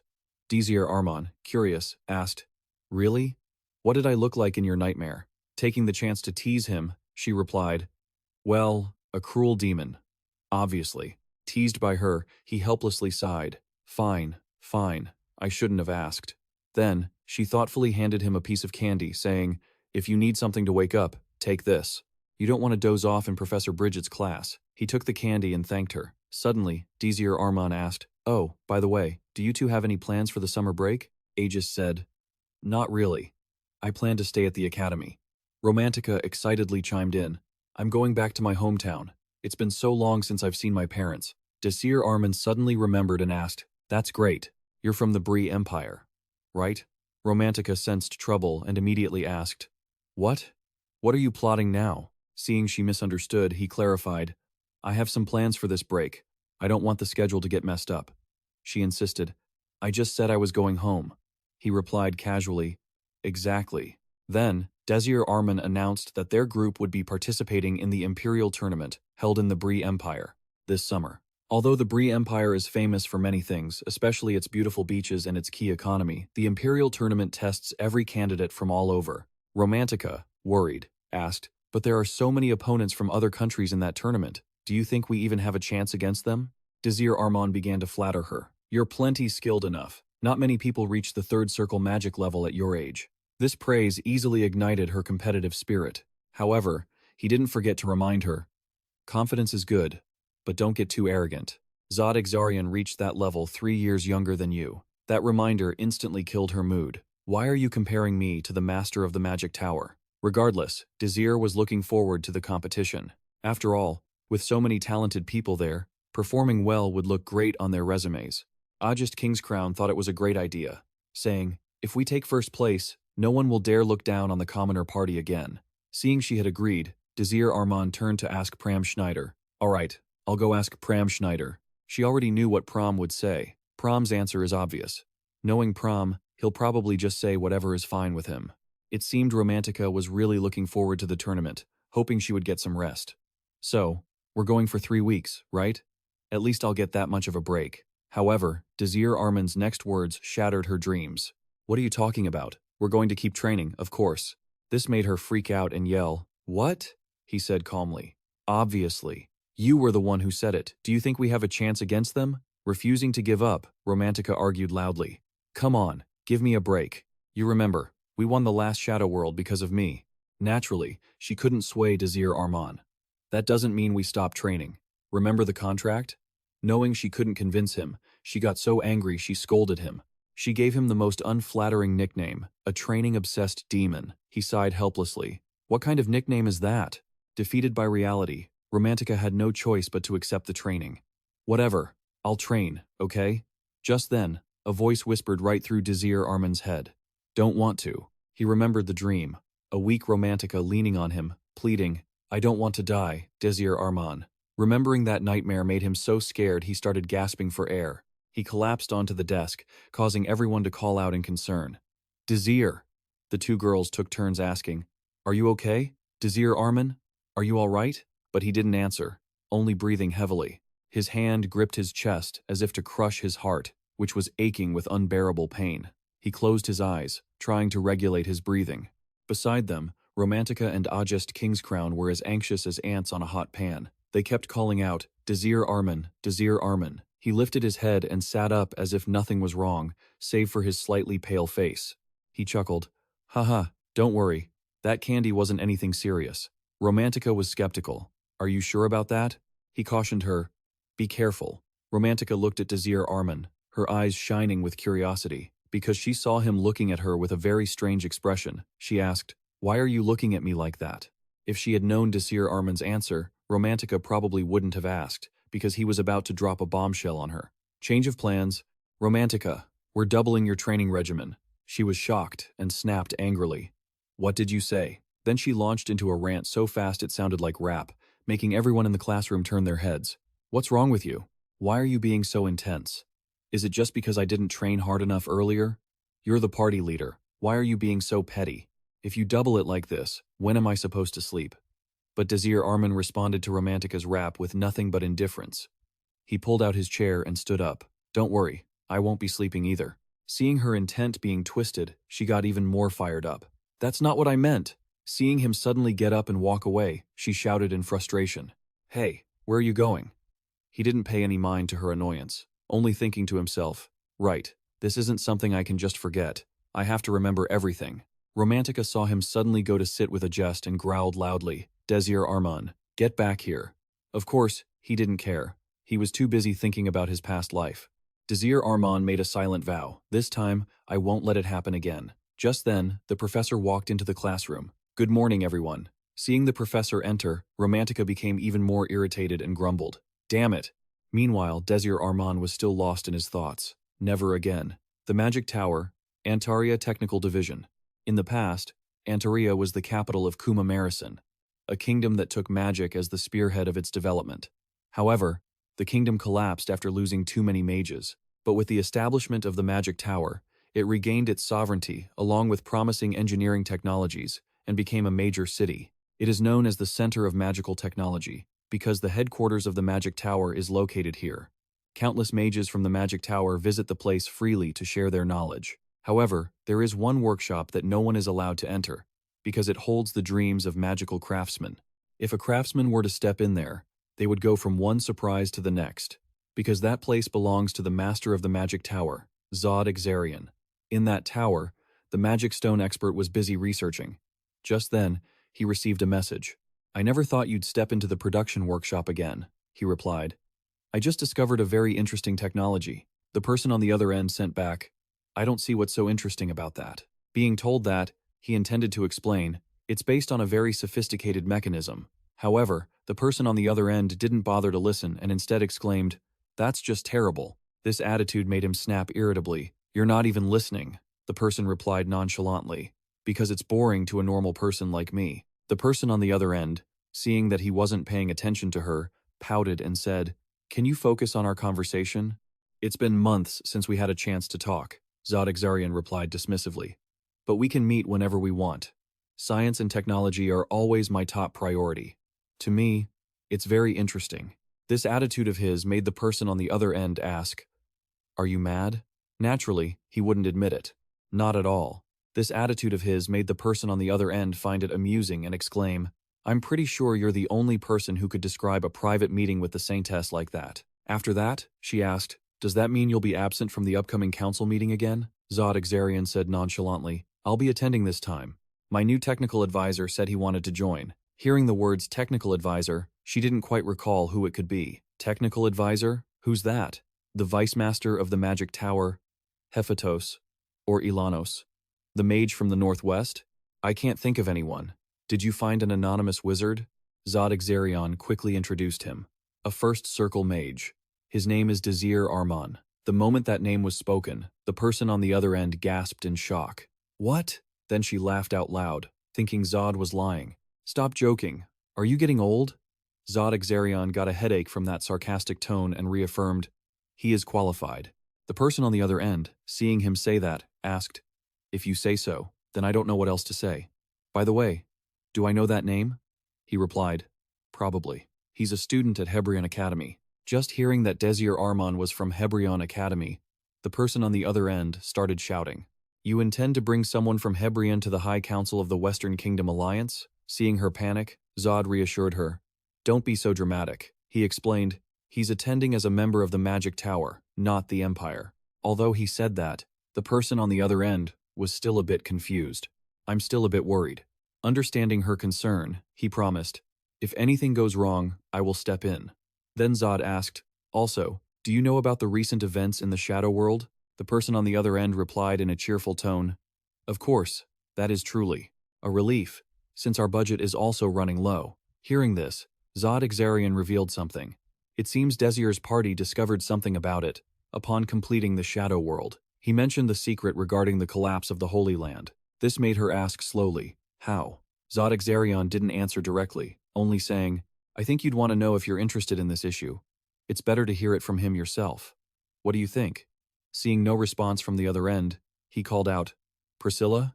After a moment of silence, Priscilla exclaimed, all right, I'll try to meet him. Then she asked to hang up first. Oh, and I have an urgent matter. You don't mind if I hang up, do you? Regression was, of course, too used to it to care. I thought you were always like that. This attitude of his made her tease him. I know you're mad. Of course he didn't admit it. Not at all. Finally, Priscilla hung up. Goodbye. The room was quiet now. Priscilla whispered the name. Desir Arman. Desir Arman.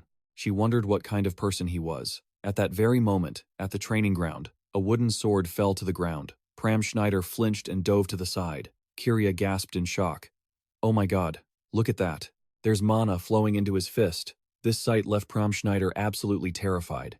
It was Desir Arman, his body surging with mana. What's the big deal? He asked. Flashback to 20 minutes ago at the arena. Upon hearing the challenge, Pram Schneider had panicked. Wait, what? You want a sparring match? Kyria, looking thrilled, stepped forward. This should be fun. I'll be the referee. Seeing him volunteer, Desir Arman said excitedly, thanks, Kyria. Get ready, Pram Schneider. Pram Schneider was still bewildered and hadn't quite processed it, but he hesitated and asked, what do you mean, spar with you? Desir Arman rolled up his sleeves and replied, I need a little practice myself. Seeing Pram Schneider still hesitant, Kyria chimed in to show his support. He clearly recognized the kid's potential. Give it a shot, Desir Arman added. That's right, Pram Schneider. I want a duel. Faced with this situation, Pram Schneider looked a bit uneasy. I'm happy to, but does it really have to be me? Pram's hesitation was starting to test Kyria's patience. What are you waiting for? Just spar with him. Pram was still nervous, insisting that he had never done anything like this before. Sensing Prom's confusion, Desir Arman offered some reassurance. Don't worry, just think of it as fighting another mage. Still, Prom insisted. But, it's you, Desir. Desir Arman understood perfectly that Prom didn't want to hurt him, so he kept his voice gentle. No need to hold back. Fight me, just like you would in a real battle. Seeing that Desir was firm, Prom finally agreed. Okay. Keria stepped in to declare the rules. Both of them moved into position. I'll be judging based on how you perform, so give it everything you've got. In the middle of explaining, Desir noticed Pram Schneider was losing focus, so he shouted, "Snap out of it, kid!" The shout snapped Pram Schneider back to reality, and he responded. Okay. With the spirits of both fighters high, Keria started the match. Alright, begin. Desir Arman started with a spell, but Pram Schneider was still struggling to find his rhythm. Are we really fighting for real? I can't bring myself to attack Desir Arman. Annoyed by his hesitation, Keria shouted, Pram Schneider, he emphasized. Don't you forget, he scolded him firmly. He's doing this because he recognizes your strength. Acting like this, it's not manly at all. He also encouraged Pram to push forward. Try your best against the one who acknowledges your potential. Desir Arman followed up. That's right, Pram. You're a skilled swordsman, Pram Schneider. Give me everything you've got. After being persuaded by both of them, Pram Schneider finally got his head in the game. Okay. Desir Arman. Let's have a duel. Pram Schneider secretly started calculating his attack. Desir Arman's magic needed time to cast and couldn't be released as quickly as Romantica's. Relying on that, he quickly moved, his speed matching Desir Arman's. Keria noticed it immediately. He was moving into the mage's blind spot before the incantation was finished, a move rarely seen from a typical swordsman. It was a risky decision that usually just bought more time for a mage, but with Pram Schneider's speed, it became an effective tactic. Desir quite liked Pram's strategy, but he still had a counter. I don't know where or when Pram Schneider will strike, so I can't use magic recklessly. Very impressive, Pram Schneider. But Desir Arman had already thought of a way to break Pram Schneider's strategy. You're mistaken if you think I can't use magic quickly. He cast Fireball. Seeing that, Pram Schneider smirked and shouted, I knew you'd do that. This caught Desir Arman slightly off guard. A loud boom echoed as everything exploded. Looking at the debris flying toward him, Desir Arman was baffled. Bricks? That spell wasn't supposed to be that strong. Pram Schneider's voice called out, explaining, the arena tiles are loose. It only takes a little force to shatter them. Hearing that, Desir Arman immediately realized what happened. You mean you intentionally lowered your attack posture to aim the spell at the ground? Is that it? He realized Pram Schneider was playing a trick, using the debris to block his vision. Suddenly, Pram rushed toward him and shouted. He said in a low voice, I've learned that nothing is more dangerous than a mage with their vision blocked while fighting a speed-based swordsman. In this situation, he confidently declared, this fight is mine. Watching the sword heading toward him, Desir Arman didn't look panicked. Instead, he flashed a smile. Flashback. Donetta Hadoun for some reason kept calling out, Hey Desir Arman, Desir Arman. Hearing him, Desir Arman turned his head and asked, Donetta Hadoun, what is it? He excitedly proposed, duel with me. This challenge caught Desir off guard, and he yelled, what? Before he could even process it, Donetta Hadoun attacked, forcing Desir to dodge to the side and shout, what are you doing? Seeing Desir Arman easily dodge his punch, Donetta Hadoun laughed loudly. You're still as fast at dodging as ever. Desir was terrified, scolding him. That punch could have killed me. I'm weak. Hearing that, Donetta Hadoun didn't hold back. That's right. You're very weak, Desir Arman. I don't know anything about magic, but you are just too weak. Being insulted directly was a bit embarrassing, but Desir had to admit it. I know that well. That was exactly why Donetta insisted. That's why you have to fight me. You're weak, but you're also strong. I see a light within you. You fought in brutal battles and survived countless terrifying enemies. These words confused him, so he asked, Wait, what are you talking about? He shouted back. You can become stronger, but because you're so weak, you need to fight me. With his fighting spirit high, Donetta Hadoun declared, Anyway, fight me, and you'll become as strong as I am. Watching him go crazy like that, Desir was a bit scared and yelled, Wait, you're going to kill me. Back to the present, Desir Arman understood the reason behind Donetta Hadoun's actions. I can't become as strong as you, but I finally understand why you fought me. He had realized it himself. I've learned a few tricks, and you know, even if I am weak. At that moment, Desir Arman grabbed the sword in Pram's hand. He then knocked the sword away and shouted, Aslan-style martial arts. The sword flew backward and fell to the ground, leaving Pram Schneider stunned. Regaining his composure, he walked toward the sword and thought, "What was that just now? That was close." He quickly picked up the sword and was quite surprised by Desir Arman's counterattack. He had deflected a blow that should have landed. Without hesitation, Pram Schneider attacked again. Desir Arman wasn't surprised. Once again, he smirked and dodged to the side. His actions caught Pram Schneider off guard. His sword brushed past Desir Arman's shoulder. In an unbelievable move, Desir grabbed both of Pram Schneider's arms. This scene made Keria exclaim, "What was that just now?" In the split second that Pram Schneider was stunned, Desir Arman tackled him, face-planted him into the ground, and sent his sword flying into the air before it landed. After leaving, Pram Schneider confused. Desire panicked and let go, apologizing, "I'm sorry, I forgot to go easy." Pram Schneider quickly jumped up and asked, "What just happened?" Desir Arman answered calmly, "Oh, just some things I learned a long time ago." He explained the technique. He just used a move that uses the opponent's own attack momentum to take them down. Hearing this, Pram Schneider's eyes lit up with excitement. "That's amazing," Keria asked with interest. "What the heck was that?"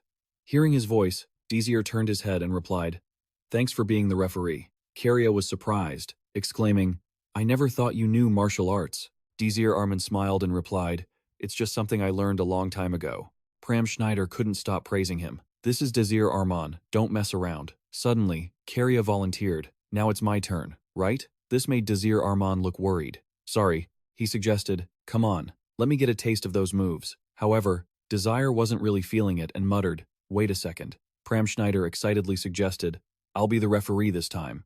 After a few days of training like that, Romantica packed her bags to go home. A few steps away, someone suddenly called out to her, "Romantica." Desir Arman waved goodbye and didn't forget to offer some praise. "You all did great this past week." Ram smiled and said, "We'll head out first. Everyone else will follow." Seeing Romantica still standing there pouting, they urged her on. "Let's go, or we'll miss the train. Come on." After holding it in for a moment, Romantica shouted, "I won't forgive you guys. Don't you dare be late." And so, Hebrion Academy began its summer break. A few days later, at the Hebrion Academy station, Pram Schneider said excitedly, "Let's go. Romantica is waiting for us."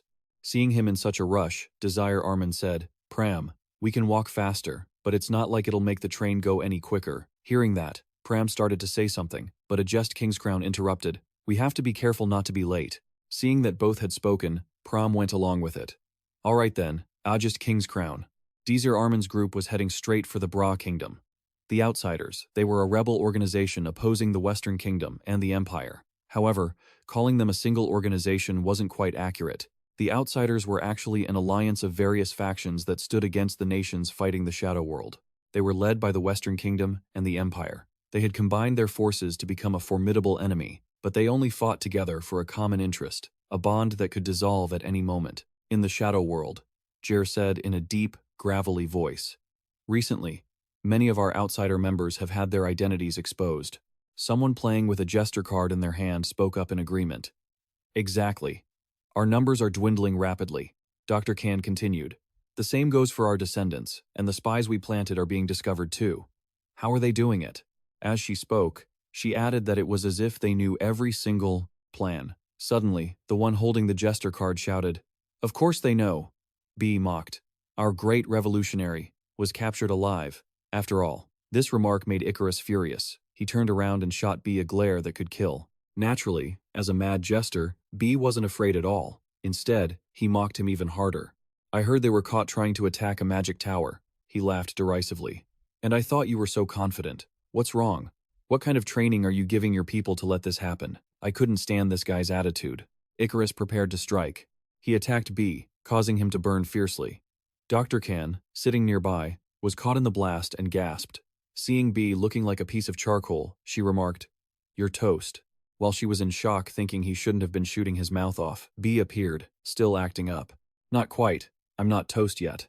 That was a close one though. Just kidding." He was still trying to provoke Icarus, even after just getting beaten up. "Anyway, that jerk has already interrogated them. He's a 7th Circle mage. Who knows what he did? He probably extracted the information from their brains with magic. Your people will suffer until they die." Naturally, Icarus prepared to teach him another lesson, but Jer stepped in to stop it. "Enough," he said sternly. "We didn't gather here for this." Furthermore, he emphasized that they shouldn't dwell on the past. Rebuked by him, Icarus had to back down. Then Jur turned to evaluate the strategy Icarus had proposed. Revolutionary. We must always stay in the shadows. Your approach is too dangerous. But Icarus insisted stubbornly that the plan was perfect. Seeing how pig-headed he was, Jur growled in frustration. But someone discovered it. And we only care about results. Having been told that, Icarus didn't know how to talk back. At this point, Jer added, however, this could be an opportunity for us. This remark left Dr. Khan puzzled. What do you mean? Jer argued that they couldn't hide in the shadows forever.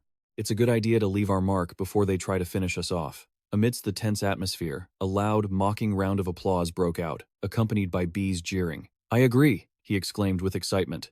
Those are wonderful words coming from the right person. My body is itching to show what it can do. However, he was smart enough to ask, but we can't take on the Western Kingdom and the Empire at the same time, can we, Jer? This question received confirmation from Jer. Of course not. Then he mentioned that there were reports the High Council meeting of the Western Kingdoms was about to take place. B knew about this too. That's right. So, taking this opportunity, Jer gave Icarus one last chance to prove himself. Revolutionary. This is your chance. The leaders of the kingdoms are gathering in one place. I'm giving you a chance to correct your mistake. After saying that, he turned and gave an order. B. Give him that.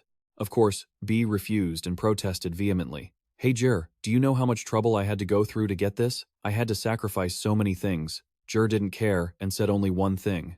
Don't make me repeat myself. Threatened by him, B couldn't do anything but curse. Damn it. Finally, he took out the thing Jer had mentioned. Fine, here it is. Take it, Mr. Revolutionary. Icarus quickly reached out to grab what B was holding. Then Jer asked sternly, the kings of the Western Kingdoms will be gathering at the High Council. Kill them all. Do you think you can do it? Revolutionary, he said. We will prepare the stage, and you will play the leading role. Suddenly, Icarus spoke up. You haven't forgotten about Desir, have you? Jer replied casually. Of course not. Mentioning that name made Icarus's hatred surge. Desir was also an old enemy. The moon in the shadow world was still round as ever. Icarus was walking down the road alone when suddenly he shouted, What do you want? He called out to the person who had been following him. B, the jester, even though he had been discovered, replied nonchalantly, nothing serious. Then he asked, Would you mind if I asked you a question? Seeing that Icarus didn't even bother to respond, B felt a bit embarrassed and shouted, Don't ignore me, he said slowly. Don't you think you should admit that you're... The next thing he said made Icarus stop in his tracks. Just like us? Seemingly provoked by that question, Icarus replied in a harsh, strained voice, Don't you dare equate me with you, bunch of criminals. Naturally, Romantica wasn't about to let that slide. If you're here, that makes you a criminal too. Think about it. We'd both be executed if we went back. Whether it's you or me. He even emphasized that if you dare to take that relic, it's proof enough that you're a villain. Clenching his teeth to suppress his anger, Icarus retorted, I have a goal that I must achieve at any cost. Pierre replied, and that lunatic is the same. He asserted that whether it's a mysterious old man or a monster that has lived for over a century, even before the outsiders were founded, everyone follows their own path. While they were talking normally, his tone suddenly turned incredibly eerie. Everything descended into a world of shadows. He was mimicking someone, and it looked terrifying. Everything will collapse before the world of shadows. Is that what the gods want? Icarus couldn't fathom the intentions of this madman, so he glared at him and asked, Why do you keep trying to equate me with yourself? Pierre hesitated for a moment. Well, he then casually belittled Icarus's goal, calling his precious objective stupid. He even insisted that, you claim you want to create a world for the common people, yet you act just like those nobles. In truth, you're just a sick individual, acting solely on your own selfish goals. Getting insulted right to his face, Icarus annoyed said, My goals have nothing to do with you. But Pierre just kept pestering him. Unfortunately, they do. Because if you decide to give up for the sake of the commoners, I'll slit your throat. These words from Pierre provoked Icarus once again, and he gritted out, King of Owletta, those sharp blades passing over a pig's neck, do you really think you dare use them to slit my throat? Pierre just responded to the outrage with a mocking laugh. You're right, but let me add this, comrade, he said, as if he wanted to play a gamble with Icarus. If you insist, we can certainly try. Just as he said that, Pierre suddenly acted up, playing a game of tossing his blade. This left Icarus feeling helpless, and he turned to leave. I have no interest in your circus act. But before walking away, he admitted, a small sacrifice for a greater cause. I know that well enough. With that, he actually left, leaving Pierre alone to talk to himself. He's gone. Then, he muttered. So, the provocation didn't work. Huh. Looking up at the full moon, he amusedly told himself, I hope the party in the Kingdom of Divide is more fun than this. Back to Desir Arman's group, someone suddenly called out his full name. Desir Arman. Even though he was a bit confused, he replied, Yes, that's me. It turned out this person was sent on Romantica's behalf to greet him. Welcome to the Kingdom of Divide. Miss Romantica is waiting for you. Please follow me. On a scorching sunny day, a few words of narration from our friend Pram Schneider. Hello, this is Pram. In this kind of heat. We were just talking when suddenly someone jumped up. Pram Schneider caught something. It turned out they were just playing. But it looked like they were fighting. They were playing beach volleyball. Romantica took the lead. Alright, I'm ending this. Ajest Kingscrown didn't stop her. I'm counting on you. Desir Arman pumped them up. Focus everyone. Pram Schneider. This heat is nothing. Pram Schneider, naturally, followed his lead. Not at all. The current situation made him wonder, I don't know why we're all this excited. Regardless, he only had eyes for Desir Arman. But I'm very happy to be on the same team as Desir. As for the reason for this volleyball game, well, to put it briefly, it all started with, a few hours earlier, Romantica slammed the dining table in anger and shouted, Desir Arman, we still have 6 days until the competition. You should give everyone a day off. She boldly stated, We've been training non-stop since before summer break. We even did great in the shadow world. You should give us some time to rest. Pram Schneider, who usually listened to everything Desir Arman said, took her side this time. That's right, Desir Arman. We might never have a chance to come to this kingdom again. Seeing him support her, she became even bolder. Exactly.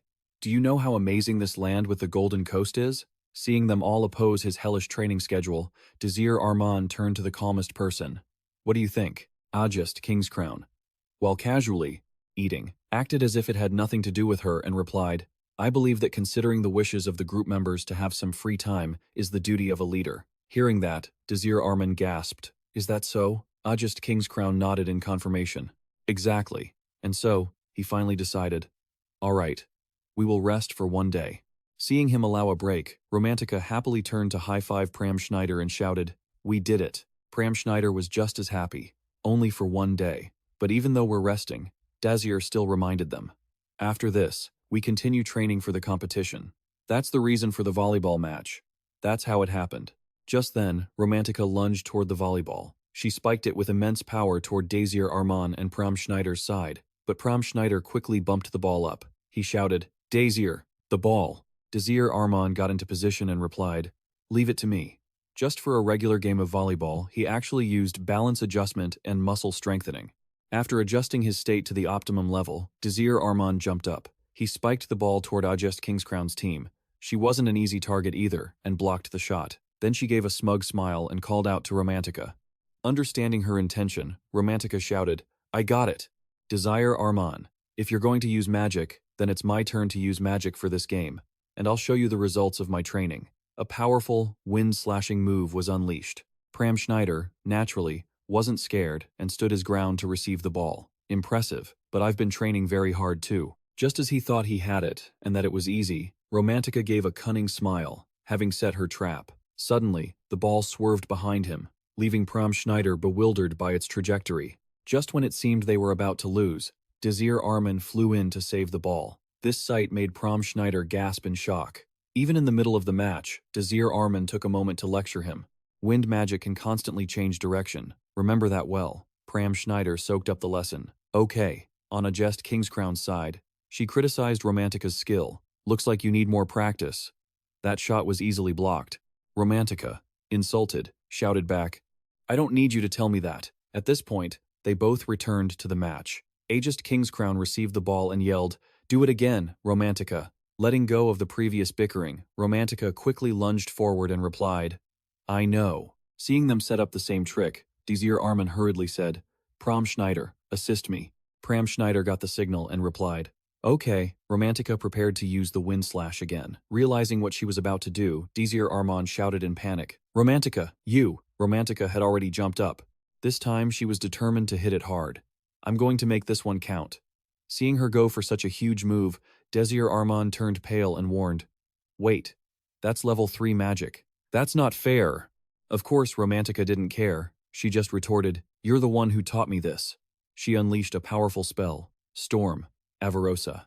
But unexpectedly, Pram Schneider managed to block it.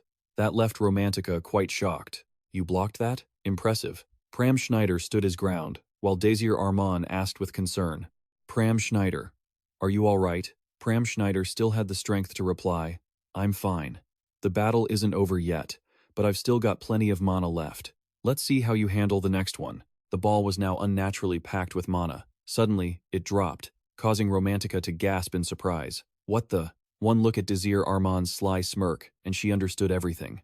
"You analyzed it," she realized. "You rascal." Even though she scolded him, Desir Arman just grinned triumphantly. "You're the one who started it, so this is only fair." Pram Schneider, standing behind, chimed in, "Yeah, it's only fair." Naturally, Romantica wasn't going to let this go so easily. "I'm not giving up that easily." Pram Schneider and Desir Arman didn't care about the outcome of her petty competition. They just happily chatted to each other.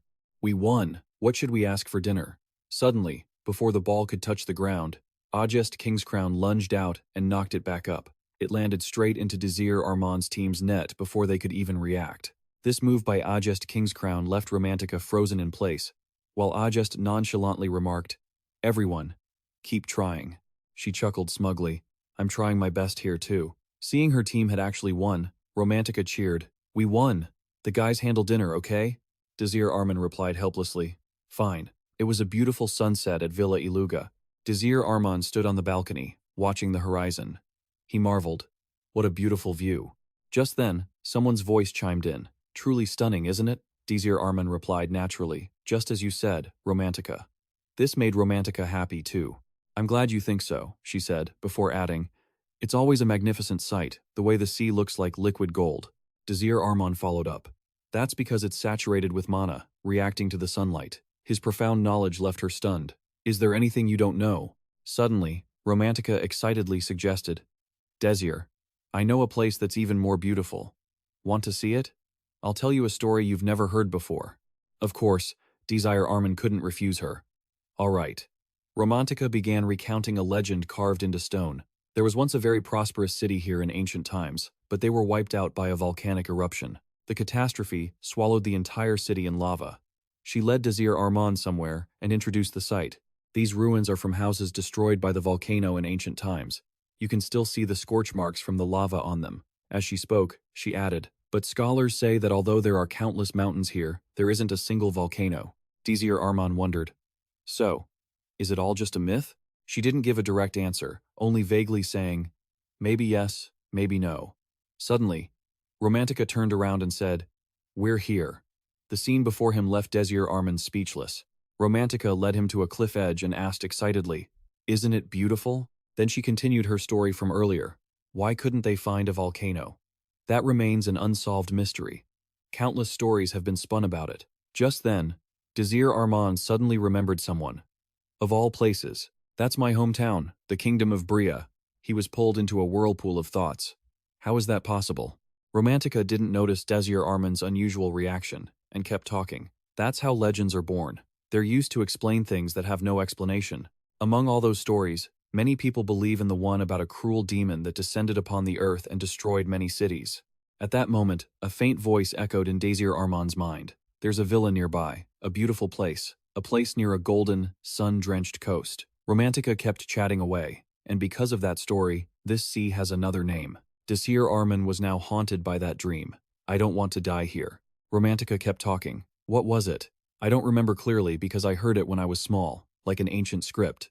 Just then, a phrase flashed through Desir Arman's head. "The Great Catastrophe." He blurted out the name Istaka. "The Sea of the Great Catastrophe, the Istaka Sea." Desir Arman's sudden outburst of the name Istaka left Romantica confused. "How do you know all these things?" Seeing his attitude shift so drastically, she asked with concern, "Desir Arman?" At this moment, Desir Arman was deep in his own thoughts. "That's it," he realized. "I know this place. This isn't my first time here." He thought to himself in disbelief. "I never thought I'd return here, especially in this situation." Seeing him not responding, Romantica asked anxiously, "Desir, are you okay?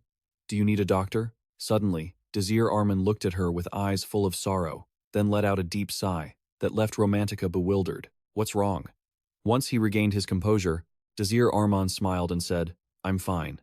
Thank you for worrying about me." "Hey, Romantica." Hearing him call her, Romantica focused on listening. Desir Arman spoke slowly. "One day, I said that there would be a terrible threat that you wouldn't be able to handle." Romantica wondered what he meant. A terrible threat. Every time this threat was mentioned, Desir Arman would shudder. It was a threat no one could avoid, an unstoppable catastrophe. His voice turned heavy, an unstoppable threat, a threat you can't even imagine. His words and strange behavior scared Romantica, who asked, "What is it? What the hell is going on? Why do you keep mumbling this nonsense?" Desir Arman said nothing more, only thinking to himself, "Now that I've returned to the past, I won't let anyone perish." Then he said firmly, "When that time comes, if I order you to run, please listen to me, no matter the situation." His words left Romantica confused. "What do you mean, order? You're the one trying to train everyone so that it doesn't happen, right?" Thinking he was just overthinking things, she replied indifferently, "Just try trusting everyone a little more." However, this time was different. He gripped her shoulders, emphasizing, "I want you to survive." That statement left Romantica flustered. Desir Arman softened his tone, as if begging her, "Promise me you'll do it, that you'll follow my orders." He humbled himself, pleading, "Please." Faced with this side of Desir Arman, Romantica finally agreed. All right. Time flew by, and 6 days later, a loud scream echoed inside a building. Romantica's face was filled with utter disappointment, leaving Desir Arman to wonder, "What's wrong?" Pram Schneider says she's having a bit of trouble with breakfast. Seeing Romantica wailing and shedding tears, Pram Schneider calls out to her in confusion. Just then, someone walks up and speaks out. Zod Exarian, dressed sharply, arrives to meet Desir Arman's group. "I presume you all are members of the technical advisory team?" Desir Arman greets him politely as soon as he spots him. "It's been a long time, Master," Zod Exarian said calmly. "Has it really been that long? It seems your ideas have completely shattered my sense of time." Knowing exactly what he meant, Desir Arman played along. "I'm glad you found it interesting." Suddenly, a shout grabbed Zod Exarian's attention. "It's such an honor." Romantica suddenly bowed to Zod Exarian. "It's a pleasure to meet you. I'm a huge fan." Zod Exarian recognized her, and he even remembered something about her family and the AU Tower. "You're from the AU family, aren't you?" The Magic Tower owes a lot to the AU. Seeing him remember her family, she happily confirmed, "That's right. I'm from the Jeru branch." He then smiled warmly and greeted her back. "Is that so? It's a pleasure to meet you too." Seizing the chance to meet her idol, Romantica started gushing. "I saw the new items from the Magic Tower. The rapid response magic is honestly amazing." Just then, Pram Schneider turned to Desir Arman. He looked sad that Desir couldn't join the tournament with him. "It's a shame you can't participate in the Yellow Sea tournament." Seeing how disappointed he was, Desir gently reassured him. "I didn't have much of a choice, since it's the High Council's call. But I'll be there to watch the finals." Afterward, he told Romantica, "Good luck, Romantica. If you make it to the finals, I'll be there watching with Master." His sweet comment made Romantica so embarrassed she shouted, "Cut it out." Their unusual harmony made Zod chuckle. He looked at Desir's group and muttered to himself, "What a fantastic team." A moment later, out on the street, people were drawn to something. "What is that?" they wondered, looking up at the flying machine in pure astonishment. It was hovering. Inside the machine, Zod rubbed his tired nose bridge. Desir noticed and asked, "Is something wrong?" Zod replied, "I tried it the way you suggested." He handed a tablet to Desir and asked, "Do you want to test it out?" Of course, Desir accepted immediately. "Sure." Zod introduced what he had just researched, calling it the Aurora system. It was fascinating how it could neutralize a sixth circle magic circle by interfering with its natural frequency and shattering it. "But I don't see what makes it worth it. It just costs me more money." Faced with his skepticism, Desir had a different perspective. "But it's a necessary process. No matter what threats we face, we must always have a counter-strategy." Zod listened and replied wearily, "So you wanted me to build it on that scale, and I did. We aren't short on investment funds, and it is pretty interesting, so I don't see a problem there. However, I'm still doubting whether we actually need to stop a sixth circle magic circle." Before he could finish, Desir confirmed, "We definitely will." Suddenly, Zod exclaimed, "Looks like we've arrived." This caught Desir off guard. That was fast. But upon checking, he realized they still had plenty of time. Hearing that, Zod suddenly suggested, "True, I was in a bit of a rush. Let's use this extra time to talk to the Saintess." This proposal shocked Desir. He stammered, "You mean, I'm allowed to meet Priscilla?" Zod replied without hesitation. Yes, she gave permission the moment I mentioned the collapse of the Holy Land, just as you predicted. Desir was overjoyed. Finally, he had a chance to speak with Priscilla. Suddenly, he addressed Zod respectfully as master and bowed deeply, expressing his gratitude for everything Zod had done for him. I am truly grateful for your help. Zod smiled and said, No need for thanks. I'm just putting you in my debt because you're worth it. Hearing that, Desir replied, I'm happy to take on that responsibility. To avoid wasting any more time, Zod urged him on. Let's go. A while later, at the royal palace, Desir sat on a chair, trembling slightly. He told himself, Priscilla, it's been so long since I've seen her. This is nerve-wracking. He remembered Zod's stern warning earlier. Be careful with Priscilla. Desir had been surprised and asked, The Saintess? Why? Zod had said she was quite fierce, and just recalling that made Desir feel helpless. It was true they were terrifying when they fought in his past life. While Desir was lost in thought, heavy footsteps approached from outside. Is this because of the shadow world? Damn it, this is only making me more nervous. Suddenly, a voice called out from outside. I'm coming in. Desir answered loudly. Okay. The grand doors opened, and a girl walked in as the guards bowed. The girl spoke up. Seeing the Saintess arrive, Desir quickly bowed and introduced himself. I would like to introduce myself. I am Desir Arman, a freshman at Hebrion Academy and a technical advisor to the Magic Tower. However, the Saintess didn't seem to care much about that. Skip that part. The master of the tower has already told me enough about you. Desir listened and replied respectfully. Yes. The Saintess then ordered him, Raise your head.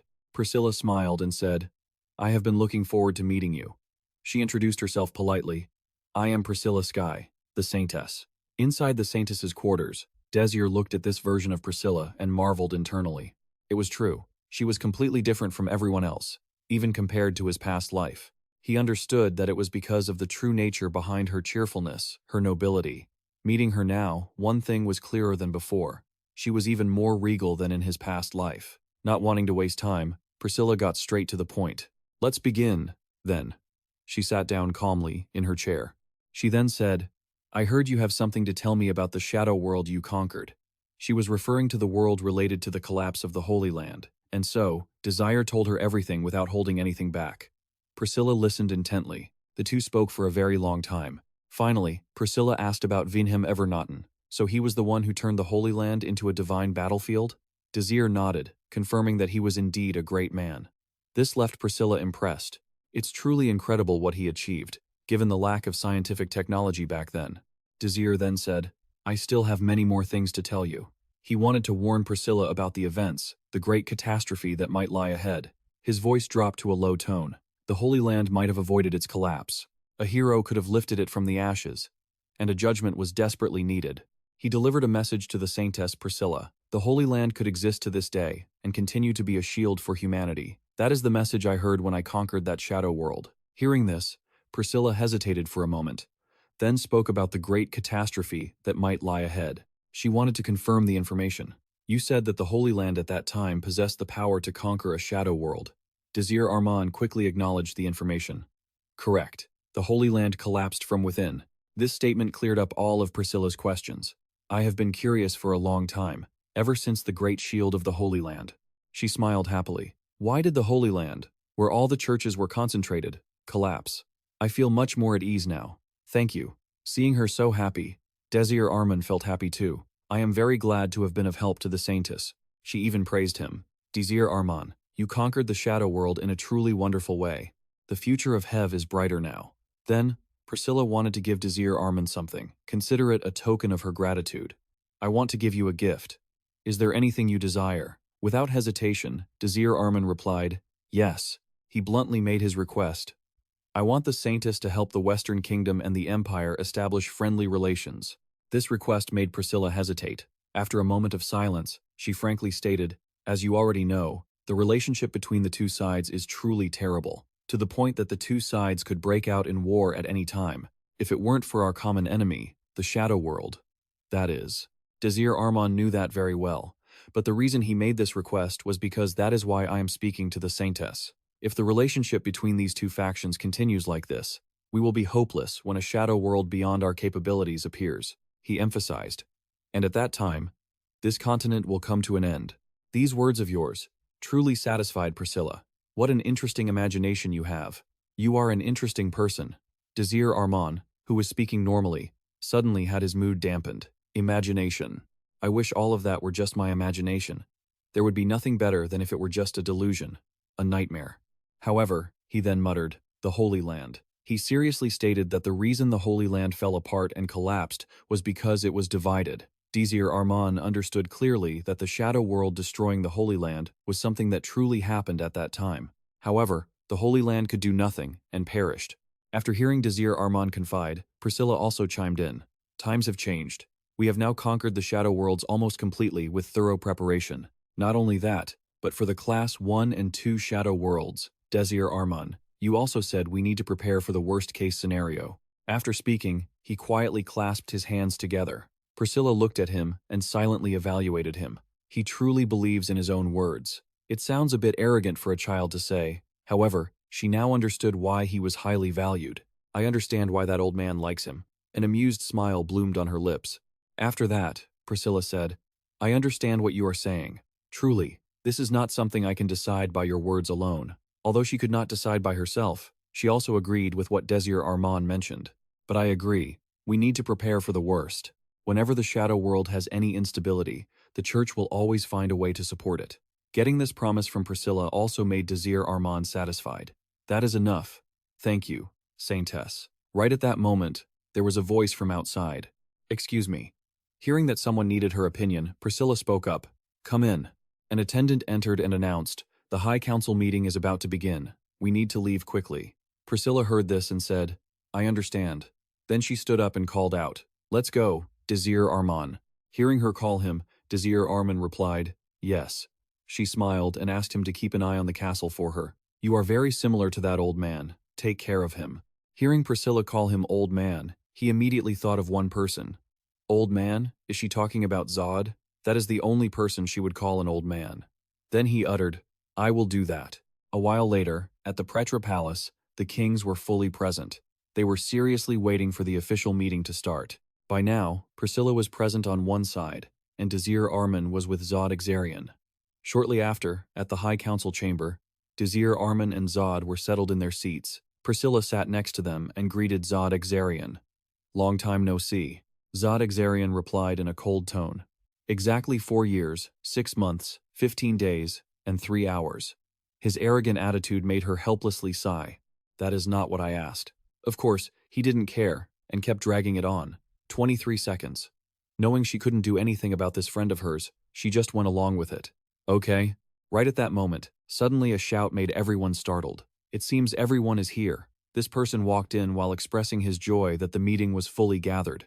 Representatives of the nations, the master of the magic tower, and the saintess. I am very grateful that everyone is participating. The King of Hebrion, Green, confidently declared. As the organizer of this meeting, I will preside over it to the best of my ability. Let's begin the meeting. Outside the palace, the streets were extremely bustling with cheers. Ladies and gentlemen, the host loudly stirred up the atmosphere. How are you enjoying round 32? Let's give a big round of applause for the 16 people who have performed so well so far. His voice echoed, blending with the cheers of the audience for the survivors, leaving us amazed. To not spoil the excitement of the crowd, he quickly moved into the matches. Now let's continue. On to the first round of the 16 teams. The host introduced the first contestant, the heir who inherited a great blessing just like the royalty of Bra, and the opponent of this person will fight against the ruler of beautiful, sparkling gemstones. The host's voice grew louder and louder. Introducing. He introduced Romantica as the first one to enter the arena, the Wind Mage, Romantica Eru. Finally, her opponent in this match, the Earth Mage, Ruby Fedora. The Royal Sea Tournament, round of 16, shall now begin. In the meeting room, Desir Arman and Zod were seriously participating. Romantica was excitedly preparing to enter the competition. Prom Schneider and Ajest Kingscrown were cheering from the stands. During the meeting, Green exclaimed, Thank you for everyone's input. Now let's continue. He stated that this year's campaign against the Shadow World was very favorable. Each country and each organization has conquered them with better results than last year. But there is one problem. This can be said to be a major problem for all countries. The outsiders. The representatives murmured among themselves. What about those outsiders? That criminal group. Red said, in a serious tone. Please look carefully at the marked position on the map. Desir and Zod seriously looked at the map. Green was still busy with his presentation. We couldn't detect it when it happened. It wasn't until a month later that we knew about the incident, and it had already been conquered when people found it. I guess everyone here realizes the severity of this problem. There is a possibility that those outsiders possess technology even better than ours. Having said this, he handed the next part over to Zod Arman. The master of the magic tower will provide us with more details on this matter. Seeing he was being signaled, Zod Arman stood up, ready to take the stage.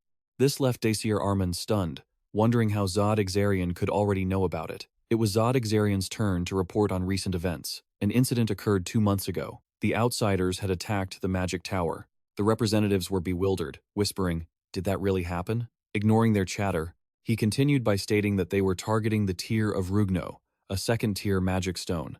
At this point, he glanced down toward someone, but thanks to information from an individual, we were able to prepare for that raid in time. It turns out the one who provided intel on these cases was none other than Desir Arman. Thanks to him, the rest of their work was quite simple. We interrogated them and obtained information about that organization. According to what they extracted from those outsiders, they also learned more. Thanks to that, we were able to thwart some of their plans and uncover a few spies. The number of spies was much larger than I had anticipated. They had infiltrated our ranks quite skillfully. Furthermore, there is one lingering issue. There are still spies in the magic tower that we haven't found yet, and it's quite possible. Suddenly, he looked towards someone and hinted, "There are also spies hiding in the Western Kingdom." Prompted by his subtle remark, that person cleared their throat. Unexpectedly, someone raised their hand and spoke up. "Excuse me, the King of Divide, Korora Vandaris, has a point to make. I would like to express my opinion if you don't mind." Zod Arman, he is refuting everything Jot has said so far. "I am very sorry to hear that the magic tower was attacked, but I must say that your speculation is baseless." Then, he pointed out the details he felt were unreasonable. First, you claimed that the outsiders had the ability to evade our detection technology and conquer the shadow world. He felt there was no evidence to confirm this point, and personally, I don't believe it's possible. They are just a common criminal group. There's no way they possess such advanced technology. As soon as Korora said this, it caused quite a stir among the others. Of course, the Western Kingdom's detection technology has been developed for over 20 years. That isn't something a mere group of criminals would dare to touch.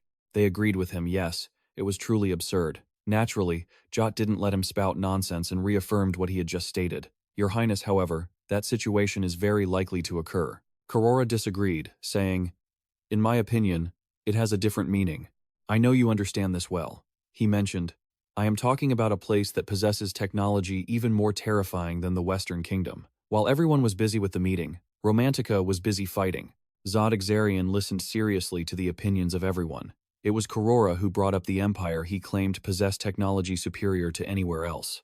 The Hebrion Empire. As soon as he mentioned that, Desir Arman suddenly stood up, startling Priscilla, who asked, "Desir Arman, what's wrong?" Realizing his reaction was over the top, he sat down a bit awkwardly and said, "It's nothing." Deep down, he felt a bit anxious.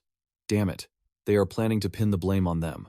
At that moment, Korora confidently questioned Jot, "Do you agree with that? What if this whole thing was a plan by the Hebrion Empire to seize the rewards of the Shadow World?" Being grilled like that, Jot was a bit flustered and couldn't respond. Meanwhile, the other man insisted that the Hebrion Empire was capable of pulling this off without being detected. He also insisted that it made perfect sense for them to do so because they are our enemies. The other kings only knew how to listen and nod along without any real opinion. That's right, only an empire could deceive us. They all leaned toward Korora's side. Exactly. The Empire always has dirty tricks to divide us. I agree with the King of Divide. They were rowdy, while Romantica calmly received the attack. Come to think of it, maybe those outsiders are spies for the Empire. I see. Everything makes perfect sense. Just as they were at their loudest, the arena floor was also exploding. It's definitely Hebrion pulling the strings behind this organization. Zod Arman saw everyone getting ready to lose control and quickly calmed them down. "Everyone, stay calm, stay calm." Desir Arman looked at Zod Arman with a bewildered expression. He replied with a helpless shrug. Then, the two of them shared an inexplicable laugh. On the arena stage, the announcer loudly declared that we had a winner. Confetti rained down. Pram Schneider admiringly congratulated Romantica on her victory. "You were amazing." Romantica not only changed the trajectory of the spear, but also knocked her opponent out of the arena at the perfect moment. Romantica, being praised, swelled with pride and replied, "Easy." Pram Schneider, of course, showered her with compliments. "I think you've gotten better than before. It's unbelievable. Those compliments made her feel like she was floating. Of course, I didn't train for nothing. What unbelievable? What's so hard to believe? Just then, Prom suddenly said, but it's a shame. This remark made Romantica curious. Why? He explained that it was because in the next match, she had to fight Ajest Kingscrown. To Prom, that was quite a shame. But Romantica thought otherwise. What? I thought that was a good thing, Pram Schneider said bluntly. But I was hoping the two of you would meet in the final. That would be perfect. Afterward, he asked if she was nervous about fighting Ajest Kingscrown. Romantica glanced toward Ajest Kingscrown and then said firmly, not really. I've always wanted the chance to fight her, haven't I? As her fighting spirit made Ajest Kingscrown's resolve boil over as well. That's right, even if just once. Putting aside all the fighting, right now they were thinking about filling their stomachs first. Anyway, let's eat first. Let's go find something to eat quickly. Romantica excitedly went to look for food. Let's go, I'm starving. Suddenly, she accidentally bumped into someone, making her stammer in confusion, I'm sorry. Suddenly, a terrifying feeling spread through her entire body. She hurriedly turned around. Seeing her look so panicked, Prom Schneider asked, what's wrong, Romantica? Romantica's face was full of bewilderment, and she whispered to herself, who is that? The Raven Mask. That's not the problem. I have the ability to perceive others' mana. Ever since I became a third circle mage, I've been able to read others' mana more clearly. Desir Arman's mana is very small but moves distinctly. Ajest Kingscrown's mana is like freezing ice. So, when I checked the mana of the person just now, it terrified me. I felt that this person's mana was incredibly fearsome and filled with murderous intent. It was pitch black, as if it were from a dark basement. A while later, on the outskirts of the capital of PR, someone stopped right at this spot. The person Romantica identified as having dark mana was standing amidst the happy crowd on the street. That person was Icarus. He coldly muttered, let's begin. The magnificent capital of PR. Unlike them, there were dark slums where only rats and trash existed. Icarus's silhouette appeared here. He walked alone, the name Hebrion flashing in his mind. He was still impressed by Romantica after that collision earlier. The brat I just passed was wearing magical clothing. That's high-class apparel only given to those of royal blood. I don't know what Romantica did to him, but he pinned all his grudges on her. Nothing has changed since the uprising. Those pathetic nobles. They don't even bother looking down at the people beneath them. Even the royals sitting on their thrones, they just cast blame without ever seeing the bigger picture. All of them.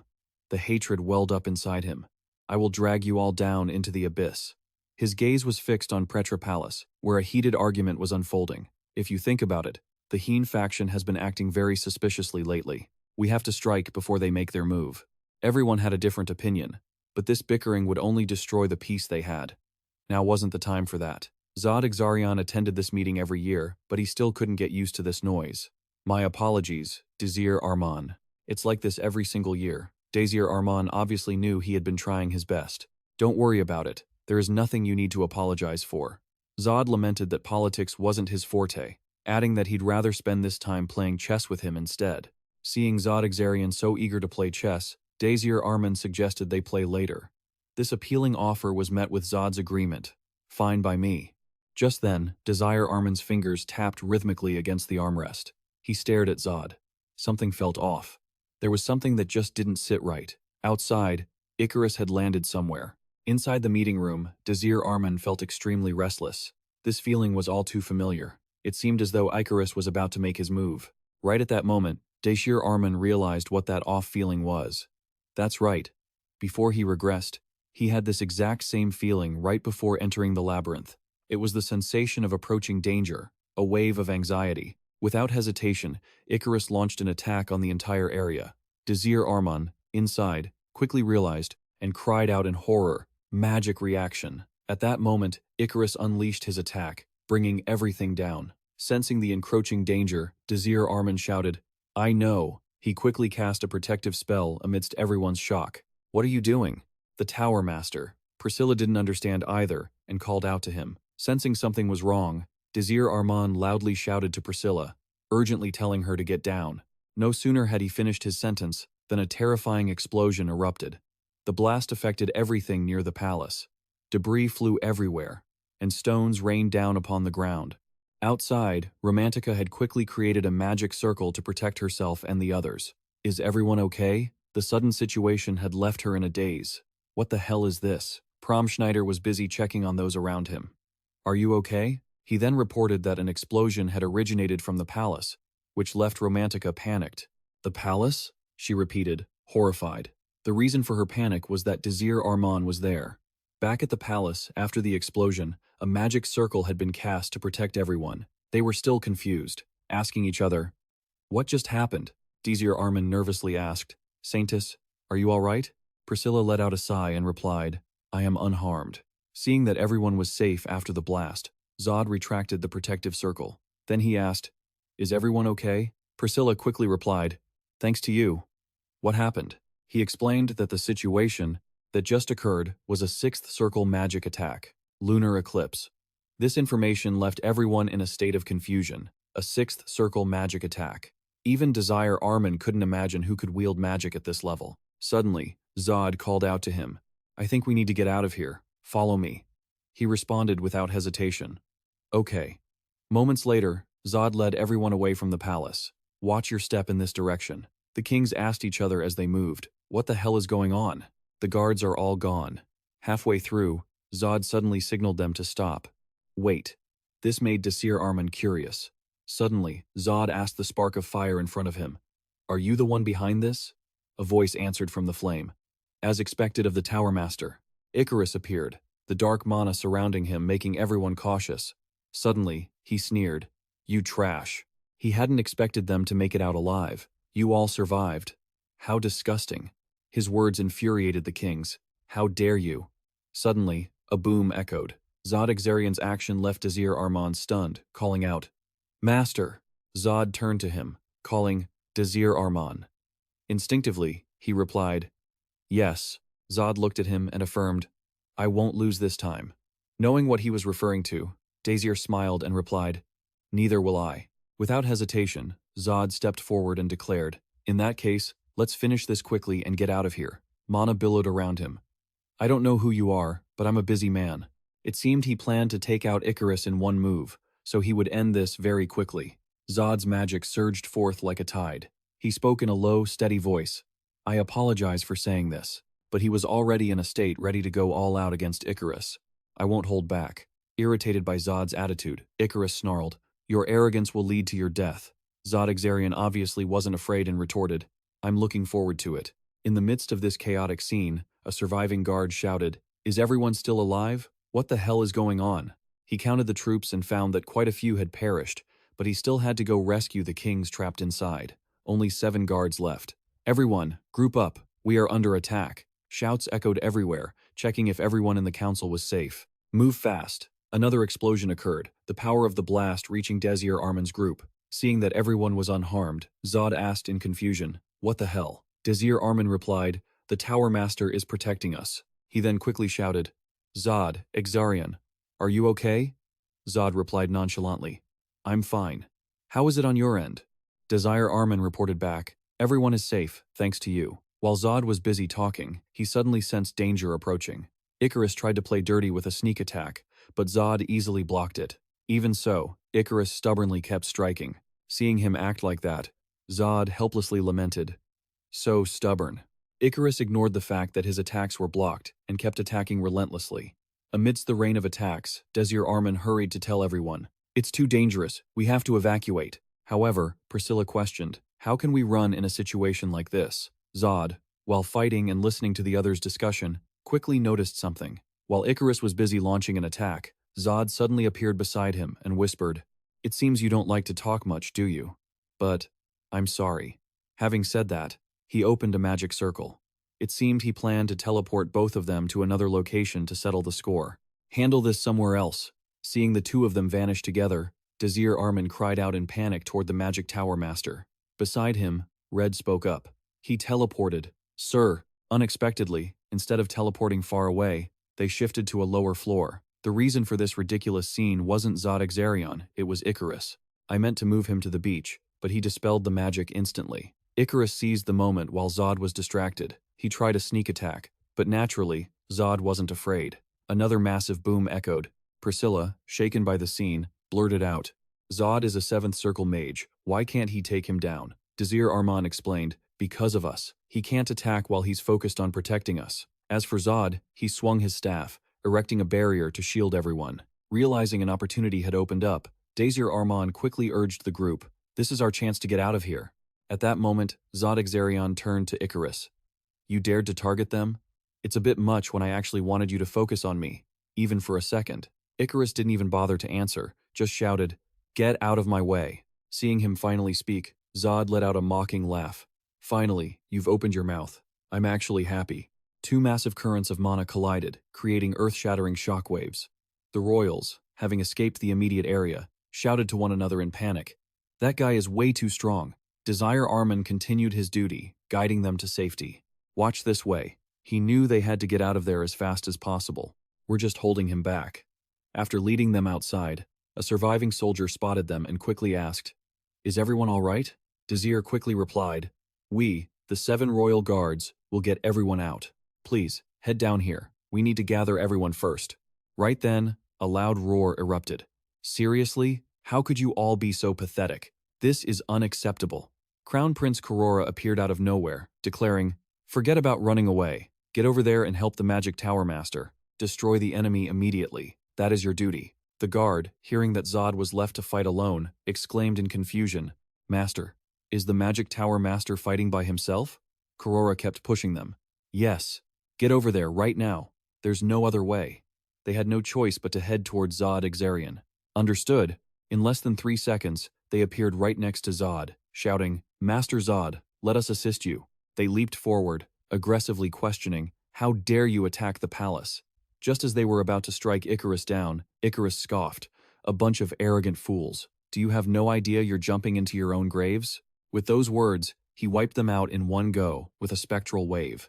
This scene left Desir Arman horrified, while Korora gritted his teeth. Damn it. After dealing with the soldiers, Icarus set his sights on Desir Arman's group. "Found you. You aren't getting away from me." Seeing him so arrogant, Zod roared in anger, "I'm still here." Then, it was his turn to strike. He unleashed a powerful technique, Lava Howl. Icarus quickly countered with a molten spell, followed by a Requiem strike. The way Icarus countered left Zod feeling uneasy. He blocked it, but thought, "This is annoying. I should be able to overwhelm him." He quickly realized the man was adapting to every one of his fighting styles. Icarus's appearance made him wonder, where did someone with this much skill even come from? Zod then shouted, "Who are you?" He desperately wanted to know why Icarus intended to kill them. Icarus replied with a question. "Are you curious?" Then he added, "They've already run away, just as you wanted." The Magic Tower Master didn't hesitate to reply, "Exactly. I can't let you wreak havoc any longer." Suddenly, Icarus hesitated, sneering at Zod with contempt, calling him arrogant and naive. With a triumphant look, he stared at Zod Exarion and challenged, "What makes you think I couldn't kill them?" Those words made Zod realize something was wrong, and he gasped, "What?" He hurriedly checked, only to be horrified to discover traces of magic near the main gate. 6th circle, eclipse magic? How could he cast that without me noticing? He cursed under his breath, desperate to save everyone. Damn it. But Icarus wouldn't make it easy for Zod to leave. He suddenly appeared right behind him, saying, "Where are you going? I thought you wanted to talk." This interference made Zod snap. "You bastard." This helpless yet furious look on Zod's face made Icarus incredibly satisfied. "I like that look on you." Then he calmly added, "Take a good look at the Western Kingdom group." By now, the magic circle had been activated. Icarus declared, "Watch it crumble." The circle was about to detonate. The person who triggered it was, of course, Icarus. Zod Exarion finally realized it was a relic capable of pre-calculating any spell whenever the user desired. That must be the Memorizer relic lost during the revolution. He seemed to recognize Icarus's true identity. The danger of the situation left him unable to react in time, and he gritted his teeth. "Damn it, it's too fast. I can't do anything at this moment. I can't analyze it." Icarus laughed triumphantly, thinking his plan was a success. But then, an unexpected incident occurred. This was completely outside of Icarus's calculations. Zod Exarion himself felt the irregularity. A miscalculation? No, that's not it. Could it be that he knew who was behind this rescue effort? It was Desir Arman's analysis ability. This eased his mind. "Thank you, Desir Arman. Because of you." With nothing left to hold him back, Zod Exarion could finally unleash his full power. "I don't need to worry about anything anymore." Hitting him with his attack, Icarus was left a bit shaken. His mana, it can exert this much pressure? You really are a monster. Being called a monster, Zod didn't get angry. Instead, he looked quite smug. A monster. Huh, I see. That's not bad at all. By then, his power enveloped the area. Icarus glared at him, and Zod's voice rang out, cold with killing intent.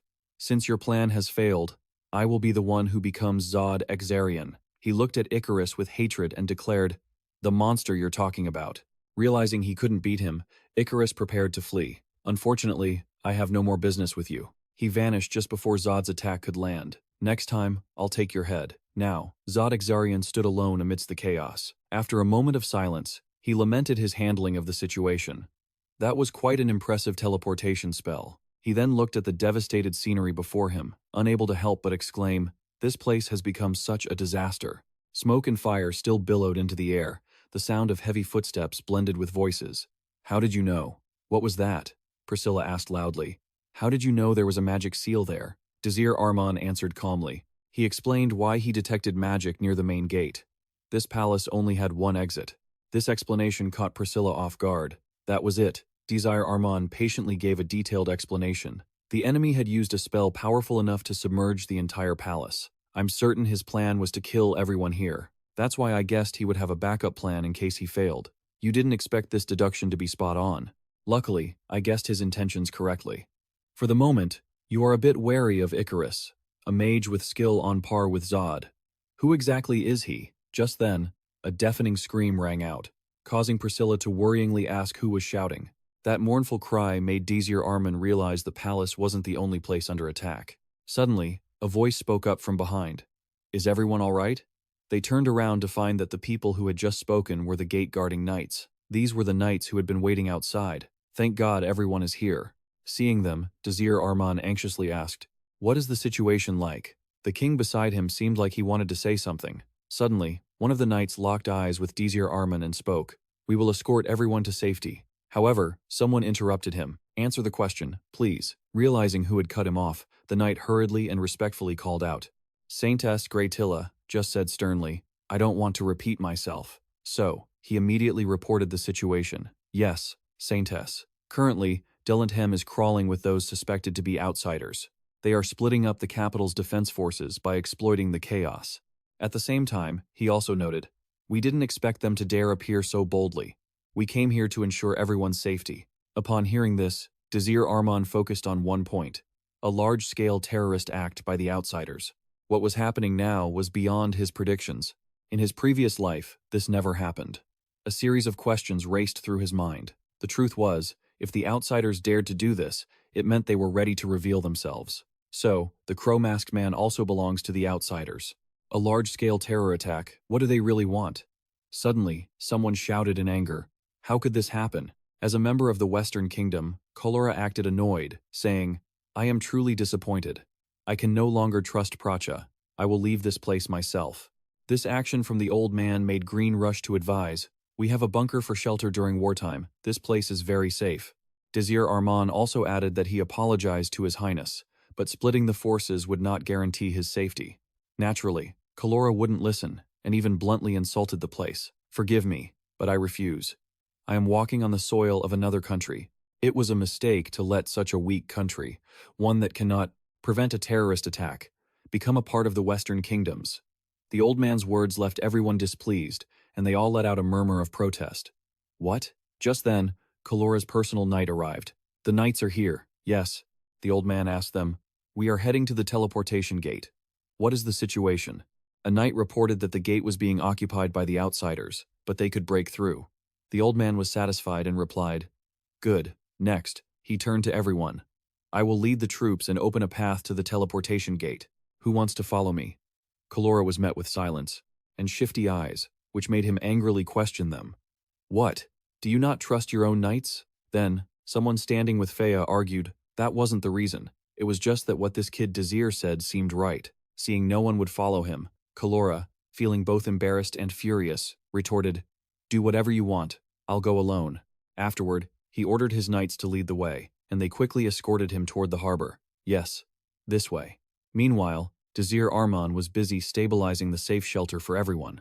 We will go into the bunker. If you know the way, then please. But suddenly, Zod appeared out of nowhere in the crowd, causing them to scream in surprise. Realizing it was Zod, They called out to the master of the magic tower. He casually asked, "Is everyone here?"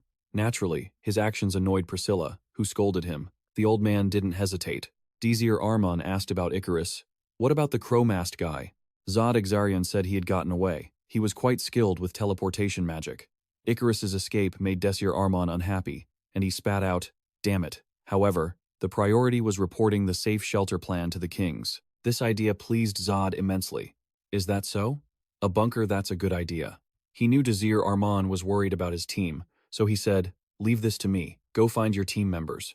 I can't keep you here while you have other worries." Seeing Zod step up to handle this for him, Desir Arman replied gratefully, "Thank you, sir." Before leaving, he didn't forget to leave a well-wish. "Good luck." Zod gave him a mentor-like warning, "Be careful." Then, Desir Arman hurried off to find his team, his heart restless and heavy.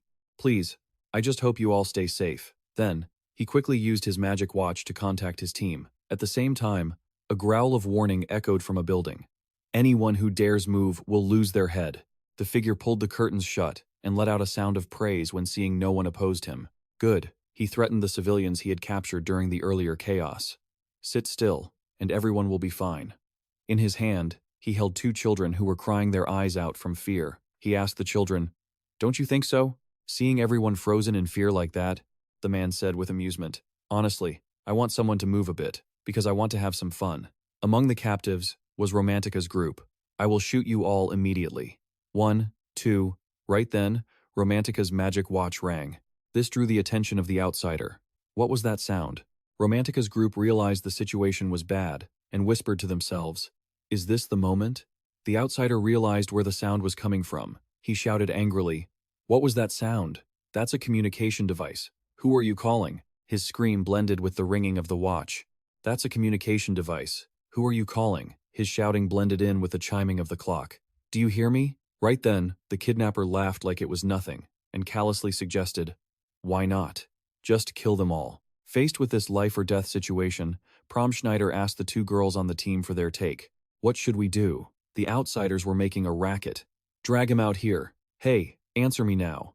He barked. I said, "Bring that device out here."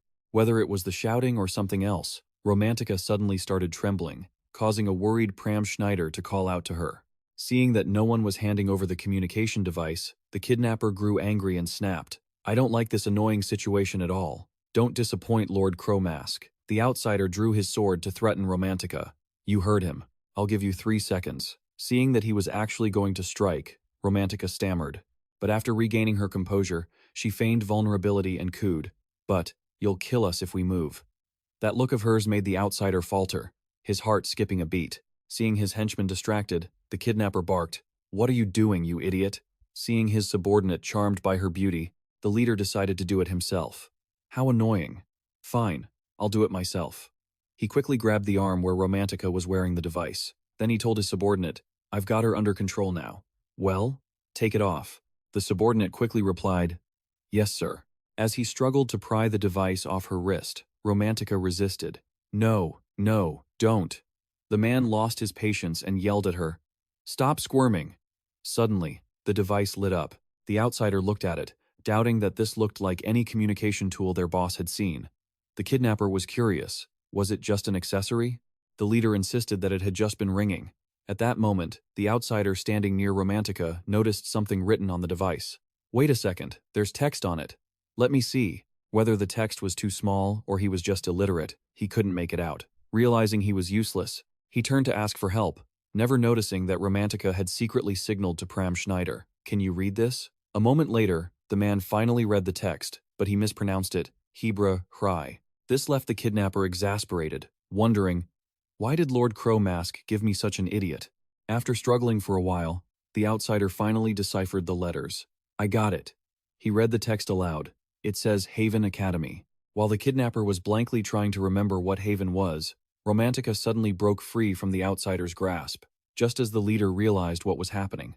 "You mean that Hebrion Academy?" Ajest Kingscrown took the opportunity to kick the outsider in the face, while Romantica signaled Pram Schneider. Getting her cue, Pram replied, "Okay." As soon as the outsider fell, Romantica struck. She used her Windblade spell and easily took down another one of the outsiders.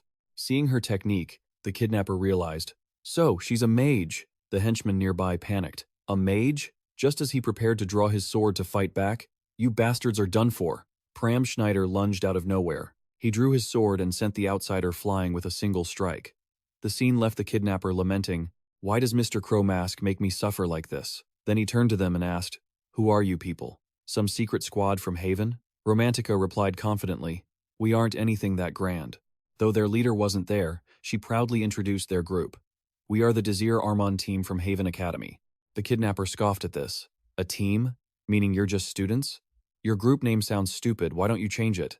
But then, his eyes filled with murderous intent. "You brats think you can mess with me?" Romantica assessed him for a moment and warned the others.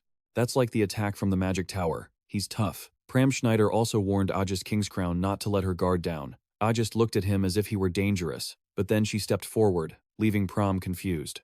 Meanwhile, the kidnapper was seething internally. "It doesn't matter. Since you're standing in my way, I'll mince you up as an offering to Mr. Crow Mask." Just as he spat out those last 3 words, Ajest Kingscrown had already placed her hand on his face. She used his head as a pivot to leap into the air, and finally, she slammed his face into the ground with a loud thud. The result was that he was knocked unconscious, while Ajest remained perfectly fine.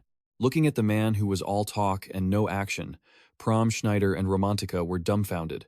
Pram blankly uttered, "That's it?" Ajest's ability to take down a villain in a single second left everyone bewildered.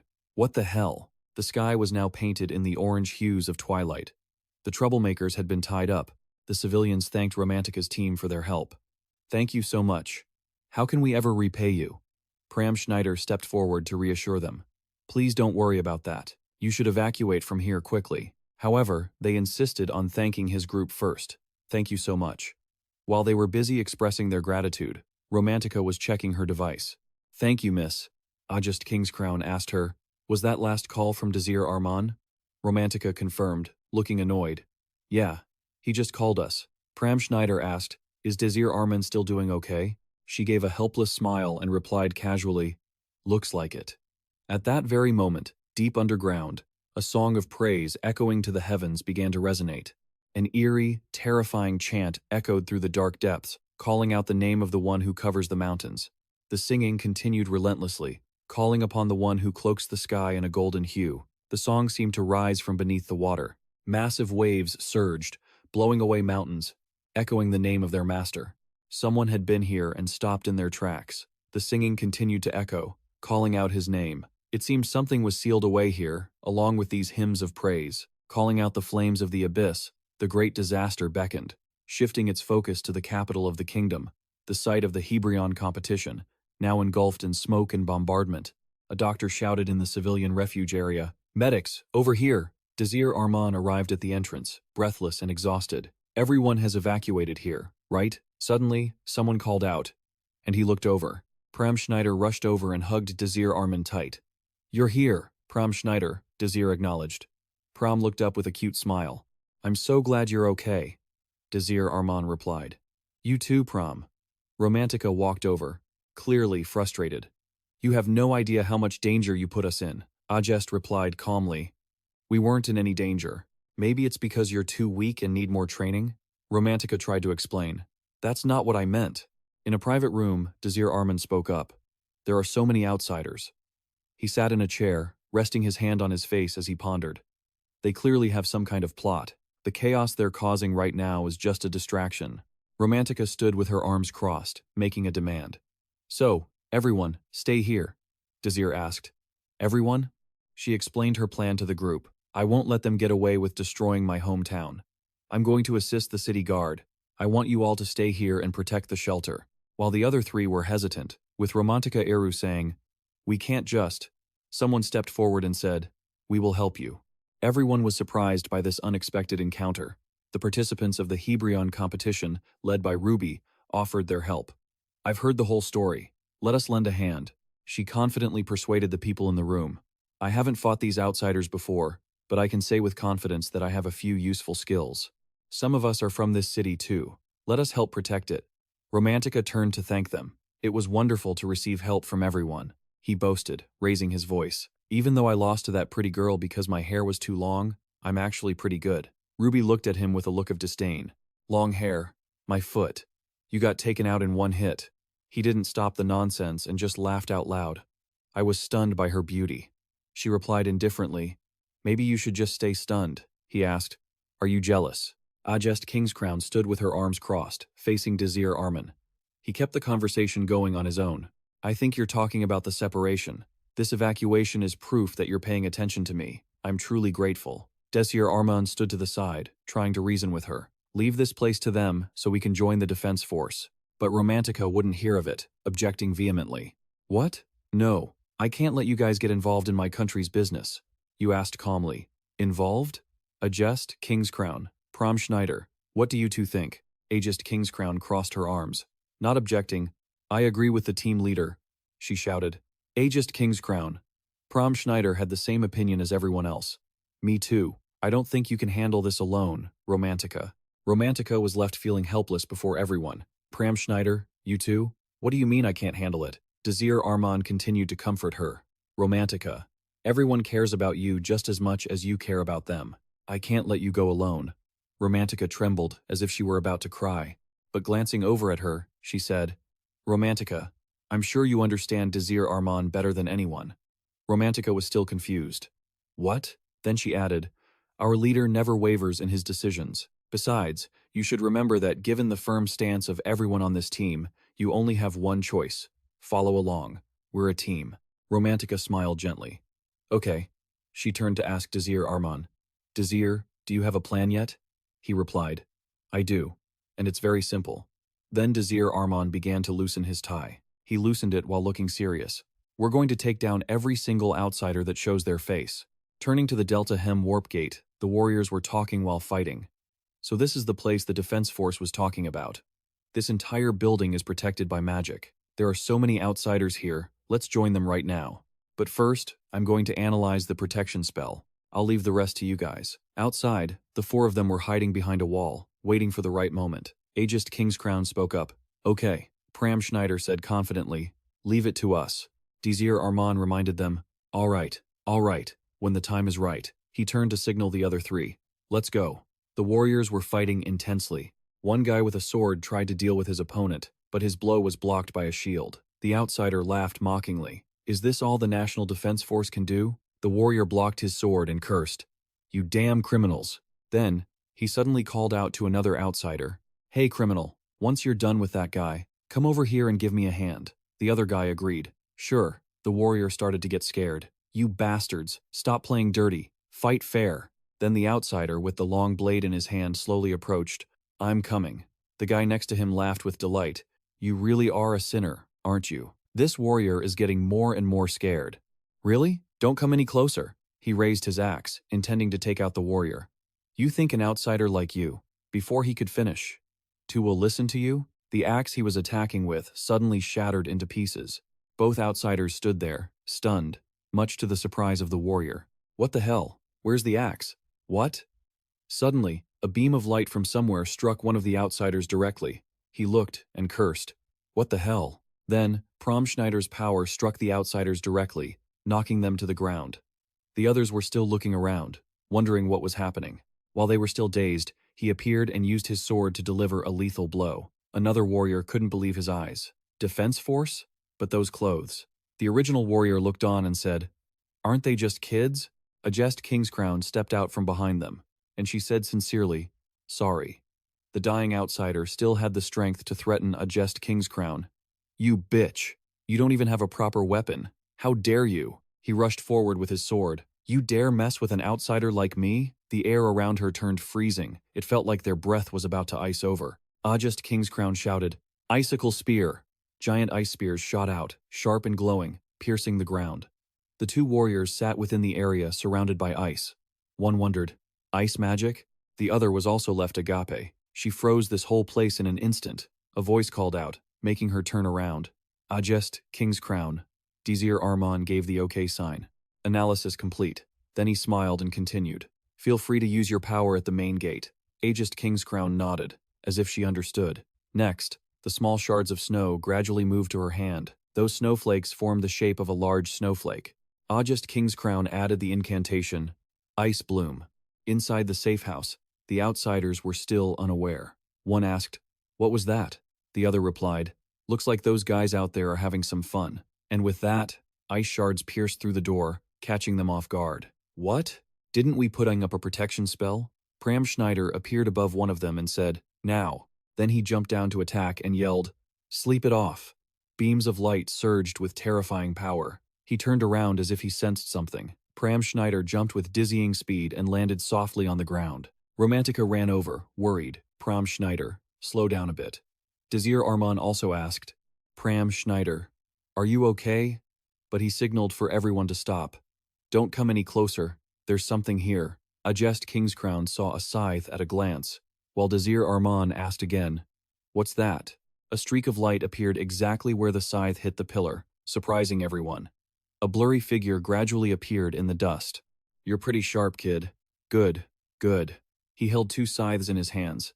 Otherwise, I'd be bored to death. A muffled outsider spoke up. Stop having so much fun with the slaughter. His orders were to guard this place. The girl with a scarf covering her face reminded him. Such rude behavior, don't you dare insult his name. The man with the scythe just chuckled. Yeah. Taka appeared, his face fully visible, acting as if it were no big deal. I'm just doing my job. He looked at the person opposite him and said, let's fight. Come on, you brats, he added. The scythe in his hands slowly materialized. Let's see here. Taka looked at the 4 people before him, calling out their status one by one. A swordsman, a mage, and another mage. He was sizing them all up, 3 mages and 1 swordsman. They're just enough for us, he thought. But then, an outsider he thought was dead suddenly stood back up. You guys are as good as dead. The best of the best are right here. Taka was shocked. You're still alive? The outsider threatened Desir Arman's team.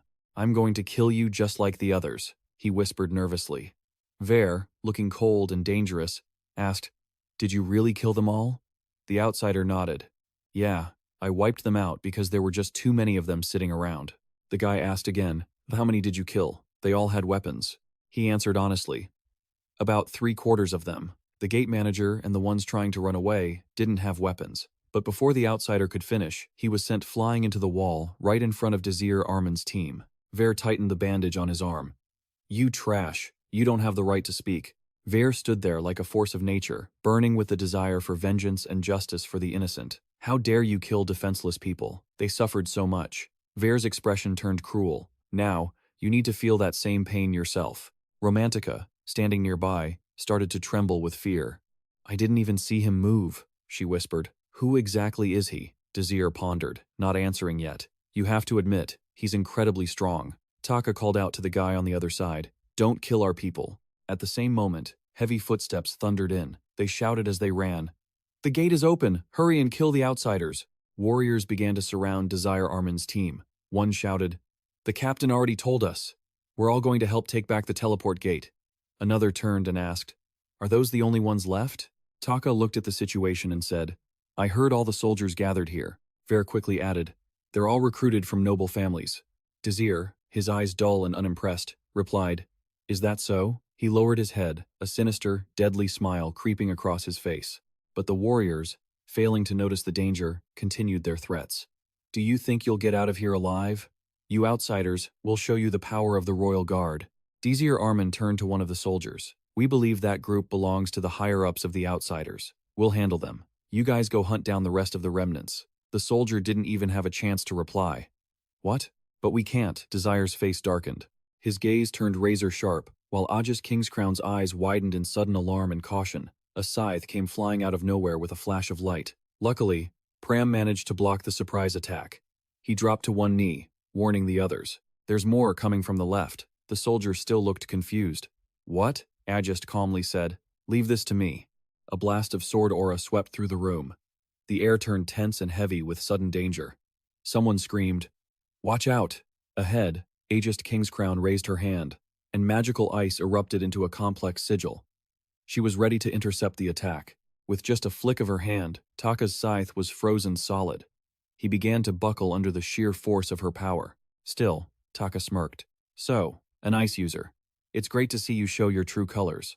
But the young girl's eyes were filled with bloodlust. Taka glared at Ajest Kingscrown, ready to strike her down at any second. Don't get in my way, or I'll kill you first. She watched him with a mix of surprise and vigilance. But in a flash, Ajest Kingscrown delivered a kick that sent Taka sprawling. He let out a grunt, but quickly retaliated with a kick of his own, forcing her to dodge. Taka praised her. Fast. Nice kick, he continued, throwing out attacks. But here's the thing, I know a thing or two about kicks. Ajest Kingscrown gritted her teeth, raising both arms to defend as her face tightened in pain. Taka launched a powerful upward kick that connected directly with her in midair. Ajest Kingscrown was sent flying back, while Taka remained completely unfazed. Romantica screamed in panic. Ajest! But Desir Arman shoved her head down to the ground. He did it to shield Romantica from getting hurt, while a warrior nearby was sent crashing away. She was left dazed, not knowing what had just happened. What? Why, Desir Arman asked with concern. Are you okay? Romantica gritted her teeth in frustration. What kind of attack was that? Where did it even come from? Desir Arman was trembling, his eyes wide with intense confusion, while she muttered that they'd almost lost their lives. On the other side, Vare remained in a combat stance. They dodged it. Serena replied slowly. Looks like it. She sounded mockingly impressed. Those kids actually have some skill. Vare still refused to give them credit. They're still just arrogant nobles. Footsteps rushed in from somewhere, followed by an immediate attack. The strike hit its mark, triggering a violent, blinding explosion. Prom Schneider was stunned that his attack had been blocked. A wall. And it was fast. The stone wall cracked, and the tip of a blade pierced through. Veer's face appeared through the hole. With just one punch, he shattered the wall into 100 pieces, forcing Pram Schneider to retreat. Prom quickly leaped back to the ground. As for Vare, that punch was just a test. This kid is pretty fast. I guess they were taught well, Romantica asked with a grim expression. Pram, are you okay? He coughed in response. Yeah. But watch out. Both of them are incredibly fast. Pram guessed as he watched the two. I can't sense any magic from the big one, so the other one must be the mage. Desir Arman stood to the side, silent, quietly calculating. The defense force wants us to take the gate back after them. If we don't do something, the outsiders will just keep sending reinforcements through the teleport gate. His plan was to have Prom and Romantica buy time while he analyzed the situation. It was the most efficient way. Romantica turned to him. What are you muttering about? Prom was curious too. Desire? Desire finally spoke up. I'm changing the plan. He remembered the moment, his heart filled with anger. He couldn't forgive those bastards. The room was a scene of chaotic battle between the two factions. But Desir's resolve was stronger than ever. We're going to stand together, the three of us. Debris was scattered everywhere. Ajest Kingscrown emerged from the ashes, reborn. She radiated pure killing intent. Taka relaxed, holding his scythe, and asked, Are you the strongest one? The others seem weak. Ajest just gave a cold smile. You say I'm strong? She continued.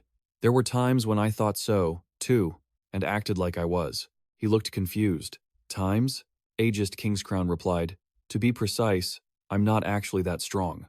Then, she drew her sword and stepped forward. But I think I'm good enough to take you down. Taka readied his stance, while Ajest added, and that enough is what they call being strong. The scene between them turned into a battle that could explode at any second.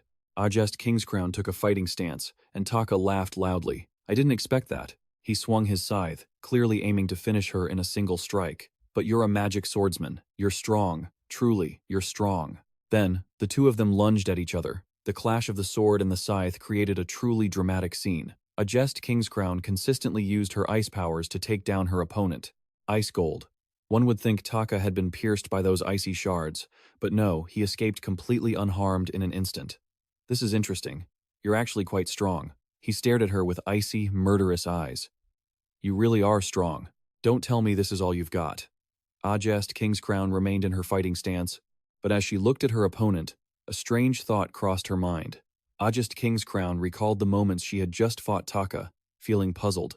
Not a single one of her attacks had landed on him. He dodged everything, even from her blind spots. Had she done something wrong? Ajest's sword almost hit Taka in the face, but he quickly dodged and retreated a distance away. She stood far from him now. Ajest Kingscrown watched him, thinking she needed to observe him much more closely. Taka quickly lunged from afar to taunt her. What are you doing?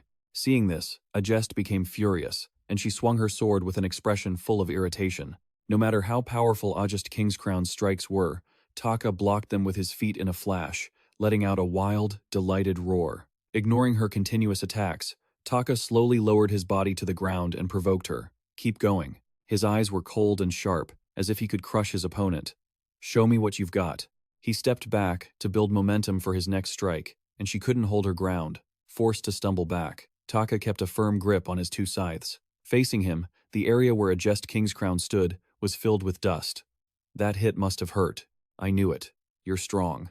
Taka set aside his scythe, reached out a hand, and said, "Come on, show me more.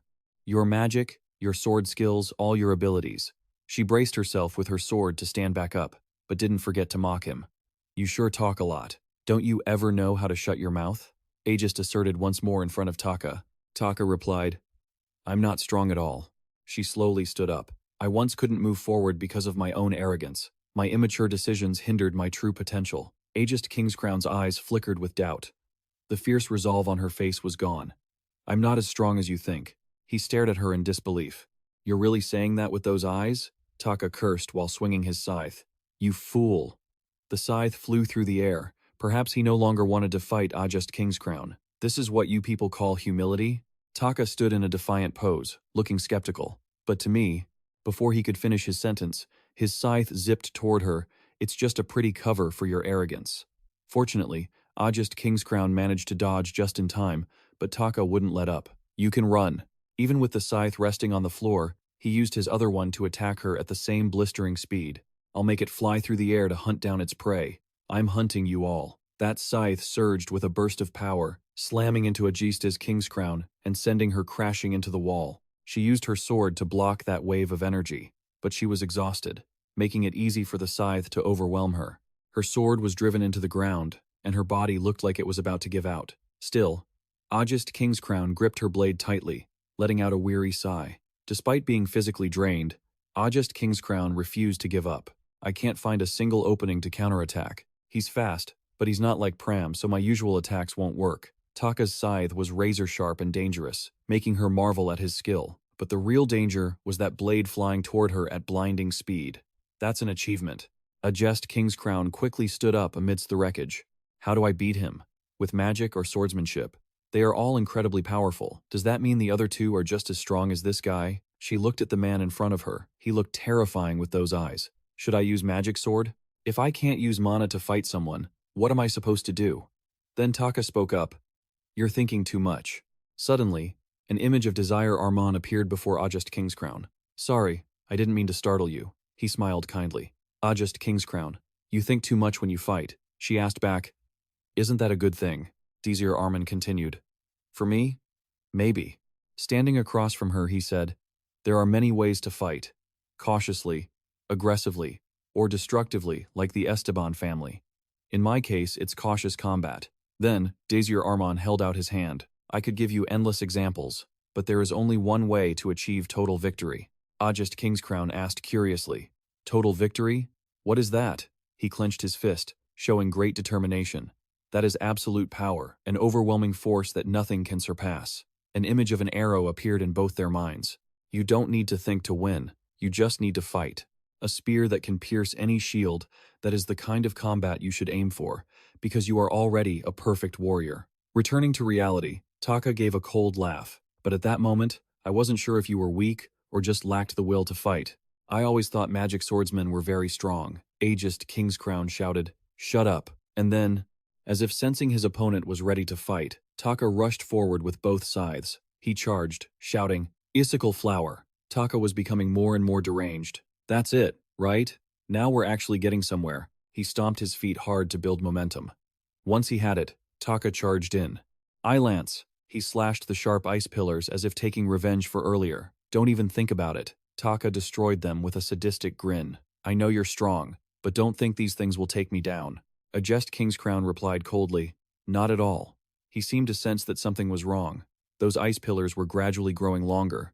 She added, "I didn't think that would be enough to defeat you." And so, after chanting a spell, her sword transformed into ice. "Magic sway. I'll show you my true power." Taka looked bored, raising his hand to reveal the bracelet containing his power. "You people always make that face, every single one of you." Ajest Kingscrown's expression faltered at Taka's words. "You're going to ruin the fun. All the power is in my hands. You think your best ability can handle everything? Where do you get that confidence from?" Then, he casually unleashed that power toward her. Taka swung his scythe and spoke. "I always thought you looked down on us, treating us like we were beneath you. A freezing gale swirled around him. No matter what we did, you never listened to us. Ajest Kingscrown looked on in disbelief. So, that magic. It wasn't a real achievement. His cold eyes looked up from below. Your eyes. They're truly disgusting. Taka starts chanting, and it's like he's awakening his true power. Magic enhancement, Fen boost. Taka gets into his stance. Alright, let's get to the main event. He leaps high into the air at dizzying speed. The new battle between the two begins. Pram Schneider grips his sword tightly, his eyes focused and intense. He lunges forward, fast as lightning. Pram Schneider rushes straight at Vader, catching him completely off guard, but with his massive frame, Vader knocks him away in an instant. Looking at his arm where Pram Schneider cut him, he mutters, "This brat is fast." Floating in midair with a wounded leg, Pram Schneider winces. That bandage, it's like steel. He lands safely on the ground. Before he can even catch his breath, Pram Schneider unleashes his special magic. Wind bullet. Serena steps forward. Vader, get behind me. Then, she starts channeling her own magic. Bataki, move, Romantica calls out from the side. Their defense is too strong. Level 2 magic can't break through it. I'm still not used to level 3. And Desir Arman, he's not saying a word. Vader and Serena, standing opposite them, notice the two whispering. Hey, Romantica, listen, Desir Arman says. She replies, okay, Desir, what do you think? Can you do it? If not, just say so. Romantica bristles. Of course I can. Who do you take me for? This is a piece of cake. He gives her a nod of approval. Good. I'm counting on you. She acts indifferent. Whatever. Romantica adds, what about the gate? The cultists are going to break through if we don't do something. Go. Desir Arman starts taking off his cloak. Don't worry. He tosses the coat aside without a second thought. I have a plan. Desir Arman rolls up his sleeves, stares ahead, and gives the order. Pram Schneider follows his cue and charges forward. He doesn't quite understand, but he obeys anyway. Okay. Across from them, they ask, so, is he the leader? Serena doesn't have much to say, unimpressed. Doesn't look like much. Desir Arman signals them to get ready. He starts running, building momentum. Okay, then, both of them charge forward together. Romantica is still confused. Pram Schneider calls out, Desir Arman? But Desir shouts the order to keep moving. Pram Schneider has no choice but to follow along. Okay, Desir Arman chants, magic, strength enhancement.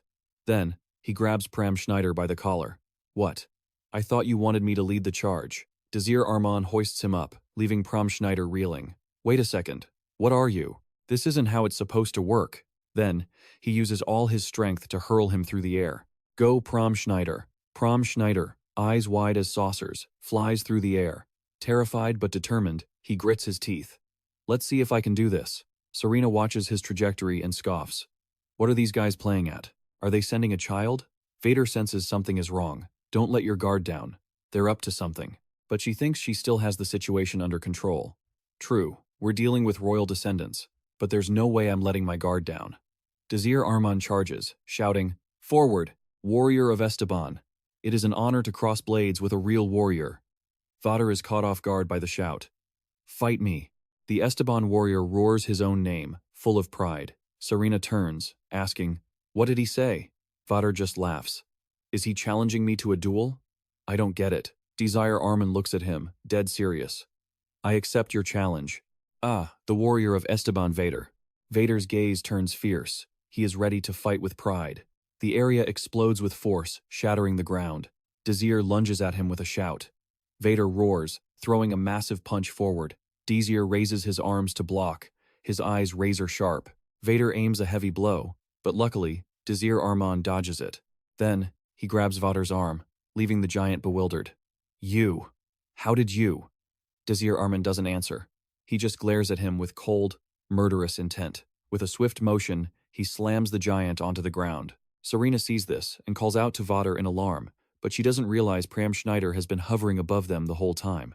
By the time Serena realizes, it's too late. Pram Schneider vanishes from his spot in a blink. Appearing out of nowhere, he delivers a powerful slash, sending Serena flying. Her clothes are shredded by the sharp edge of his blade. Seems like you let your guard down. You're nothing without your magic. But Serena doesn't seem fazed. She sneers. Just like the other royal brats. Getting arrogant just because you think you've won. Pram Schneider's eyes widen in shock. Then, Serena unleashes a counterattack before he can react. Hati Kapeha. Prom Schneider is blown away. Yet down below, Desir Arman just watches and nods in approval.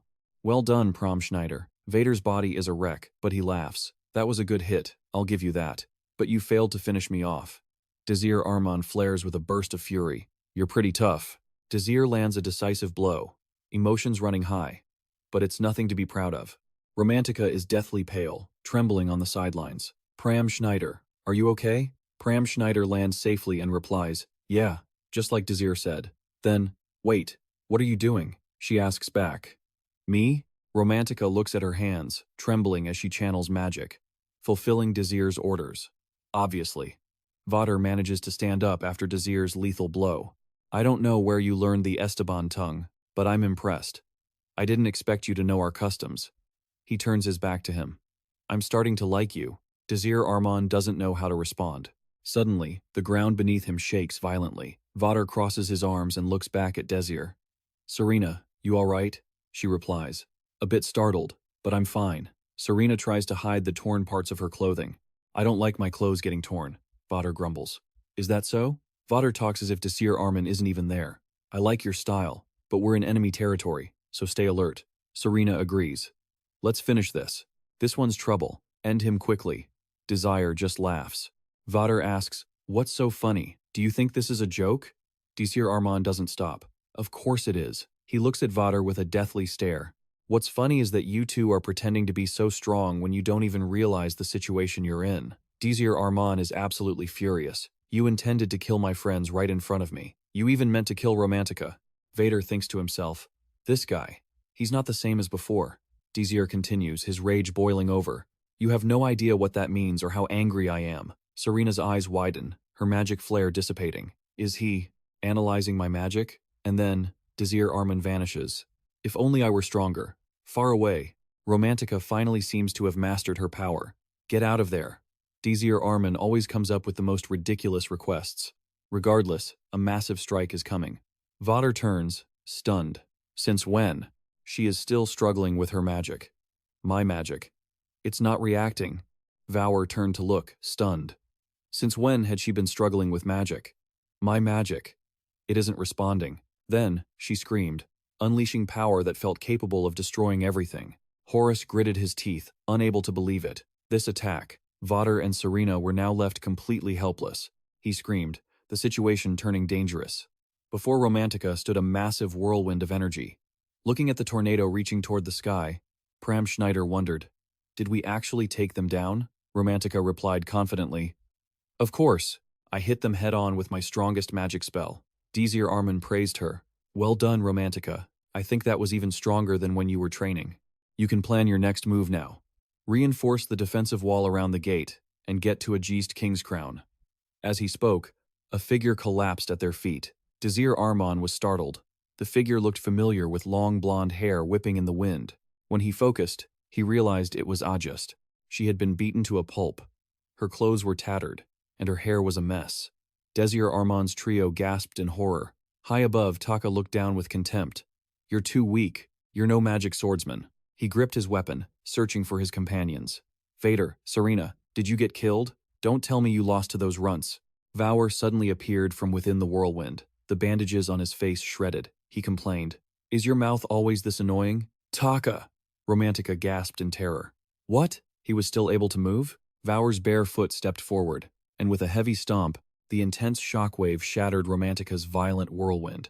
If my barrier had been 1 second slower, Vader concluded wearily, we would both be incapacitated by now.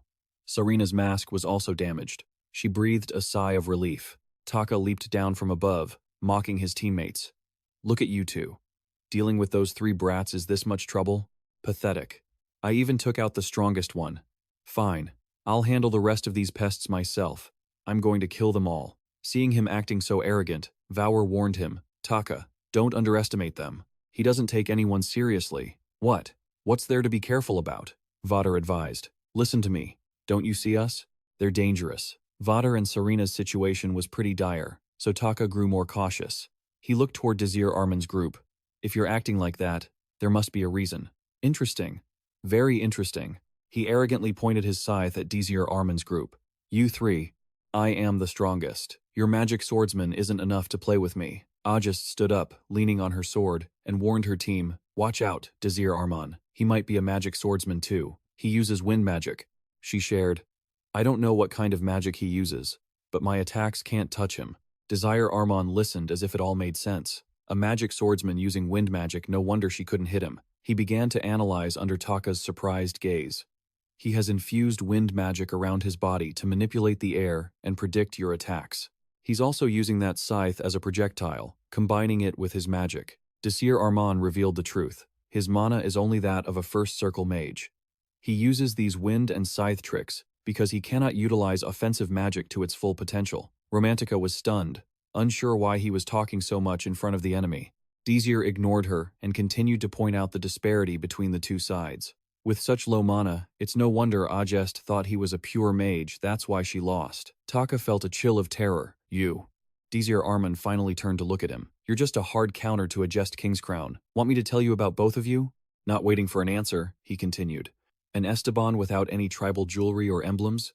You must be a runaway. No, an exile from your tribe. Your all high damage output comes from the aura around your body, but you are very poor against long-range magical or physical attacks. That's why you two are paired up. The witch is around level 3, but her magic is incredibly simple and basic. She probably can't do much beyond defensive spells," Taka said coldly. "So what are you going to do? What can you do even if you understand us? Your attacks won't have any effect." Desir Arman calmly retorted, "You call yourself a magic swordsman?" He didn't think much of his opponent. "You only have mediocre scythe skills and a little bit of magic," he mocked. "And you call yourself a magic swordsman? Don't make me laugh." Taka was furious. Insulted, he swung his scythe, eager to show his power. "Nice lecture. Why don't you try tasting this basic weapon and see if you die?" Desir Arman stepped forward. Behind him, Romantica was worried. "Desir Arman, what are you doing?" Ajest Kingscrown also called out. Facing the enraged Taka, he was perfectly calm. "Death? I've already tasted that." He narrowed his eyes. "Don't you dare talk about death in front of me." Being lectured and looked down upon, Taka lost his temper. He charged in like a storm. "You arrogant brat! I'll kill you first." Desir Arman didn't hesitate to engage. He raised his hand, summoning a red magic circle, attacking without even needing to know who his opponent truly was. Immediately, Taka's stance was interrupted. His wind magic suddenly vanished, causing him to panic. Midway through his charge, he fell to the ground like a kite with a snapped string. In his ear, Desir Arman's cold voice echoed, "You don't even know what your own weakness is?" Behind him, the trio was stunned by his display of skill. Desir Arman didn't forget to instruct them. "Romantica, Prom Schneider, watch closely. This is part of your training." Taka crashed into the ground, struggling to sit up in a panic. "My magic." "What did you do?" Desir Arman kindly enlightened him. When facing a mage who uses magic to enhance their body, he continued, "I can generate a counter magic to interfere with that enhancement." Taka was dumbfounded. "What did you do?"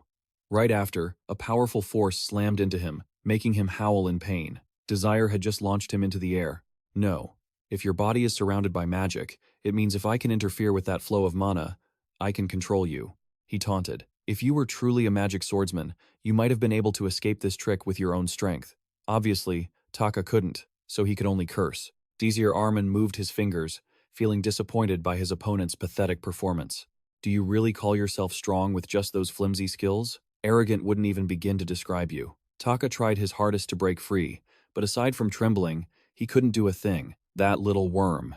Suddenly, a piece of fabric wrapped around him from behind. Vare pulled Taka back with such immense force that it shattered Desir Arman's control. She complained, saying she told him not to let his guard down, but Taka still couldn't believe it. "What? Who on earth is that?" Vare had no answer. "I don't know. But one thing is for sure," she said, looking at Desir Arman on the other side of the battlefield. "He is the most dangerous one among them." Taka cursed under his breath. "Thanks for the heads up. Isn't it obvious?" Taka didn't make another move, just watching as Serena asked with concern if he could stand up. "Of course I can. Just a few scratches." Taka brushed it off, though it was clearly more than that. It was enough to make him snap. Finally, he squinted at the enemy youth. A shiver of fear crept into his heart as he asked, "Which hole did you crawl out of?" But he grit his teeth and stood up, clutching his scythe. "We can't back down. Our superiors ordered us to take the portal at all costs." Taka was determined. "We need to be careful with him. I was careless last time. But this time," black smoke began to pour from his bracelet. It wasn't just him. The same thing was happening with the bracelets worn by V and Serena. "He's calling us," she said. Taka went quiet. "I guess it's time." Desir Arman watched the black magic in surprise. That magic. The black smoke formed a magic circle beneath their feet, and their bodies began to fade. Taka growled in frustration. "Damn it, I hate this. It feels like we're running away." V tried to soothe him. "What else can we do? He's calling. We have to go. We finished our mission anyway." Before vanishing, Taka added, "We'll meet again." The punk disappeared into the black magic circle, his voice echoing back, "If you're still alive by then." Romantica crossed her arms, looking annoyed. That was teleportation magic. They used such aggressive mana. Pram Schneider looked dazed. Did they just leave? Seeing Desir Arman standing there in silence, Romantica wondered what he was thinking. Pram Schneider tried calling out to Desir Arman. Ajest Kingscrown asked with concern, "Are you hurt?" But Desir Arman remained silent, lost in thought, recalling the words the Raven Mask had spoken earlier. "Sir, mission to protect the portal complete." He stayed deep in thought regarding the Raven Mask. What is he planning? Shaking off the doubt, Desir Arman spoke up. "All right, let's secure the portal first. You three go take a break. There might still be some intruders around, so stay sharp." Everyone replied, "Understood." At the same time, in another location, the black magic from before surged into the ground. A moment later, the trio V, Taka, and Serena appeared inside. Taka still hadn't cooled down. "Damn it, that was so frustrating." Icarus watched them struggle, looking slightly surprised. "It seems you're all wounded," Taka reported. "We ran into some strange ones. It was much harder than I thought." V blamed his teammate. "That's because you were careless." Taka refused to accept that and fired back. "What? This is my fault?" Icarus chuckled softly. Serena took the chance to ask, "Didn't you call us only when everything was almost finished?" Icarus nodded. "Indeed." Hearing that, Taka said, "Then I'm going to rest." Thinking of the sealed chains, Icarus warned them to prepare themselves. He revealed that the seal was about to break. Meanwhile, the sun began to set over the beautiful island. At the magic tower, the site tasked with guarding the teleportation portal, Romantica walked down the sun-drenched hallway, looking around. Desir Arman. Where did he go? She paused, surprised when she finally spotted him. Desir Arman was standing there, watching the sunset. The light hitting him in his white robe made him look like an angel. Romantica walked over, wondering where he'd run off to, only to find him enjoying the sunset. She sighed, but had to admit the view was beautiful. Desir Arman nodded in agreement. "You're right. It looks like a sea of shimmering gold. Where is everyone else?" Romantica explained. "Don't ask. They're helping the guards, busy supporting the people. I snuck away early, but the others are probably still struggling in the chaos." Elsewhere, Pram Schneider was carrying a mountain of bread, unable to see where he was going. The garrison soldiers kept praising him and Ajest Kingscrown. "You guys are amazing. Even though you're just students, you're fantastic." A wealthy man in the city shouted orders, "Bring more food here." Hearing Romantica's story, Desir Arman laughed. He asked if there was any new news. She replied, "Well, the Avalon army has arrived." Recalling the flag of the local defense forces, she added that they were quite flashy. "I had heard of them, but this is insane. They really are an elite force." Desir Arman nodded. "That's why they're the strongest army in the Western Kingdom. After they arrived, they completely cleared out the remnants of the intruders. I almost feel bad for the bad guys." She laughed. "There are so many things I want to show my parents. I don't even know where to start. My dad probably won't believe these stories. He didn't even believe I could protect my hometown." Desir Arman watched the sunset. "That's great. I'm happy for you." Even though the attack didn't cause much damage, he had minimized the impact as much as possible. Romantica nodded in agreement. "Exactly. It feels amazing." He didn't reply, just staring blankly at the scene outside, his mind clearly somewhere else. In the distance, the sun slowly dipped behind the golden sea.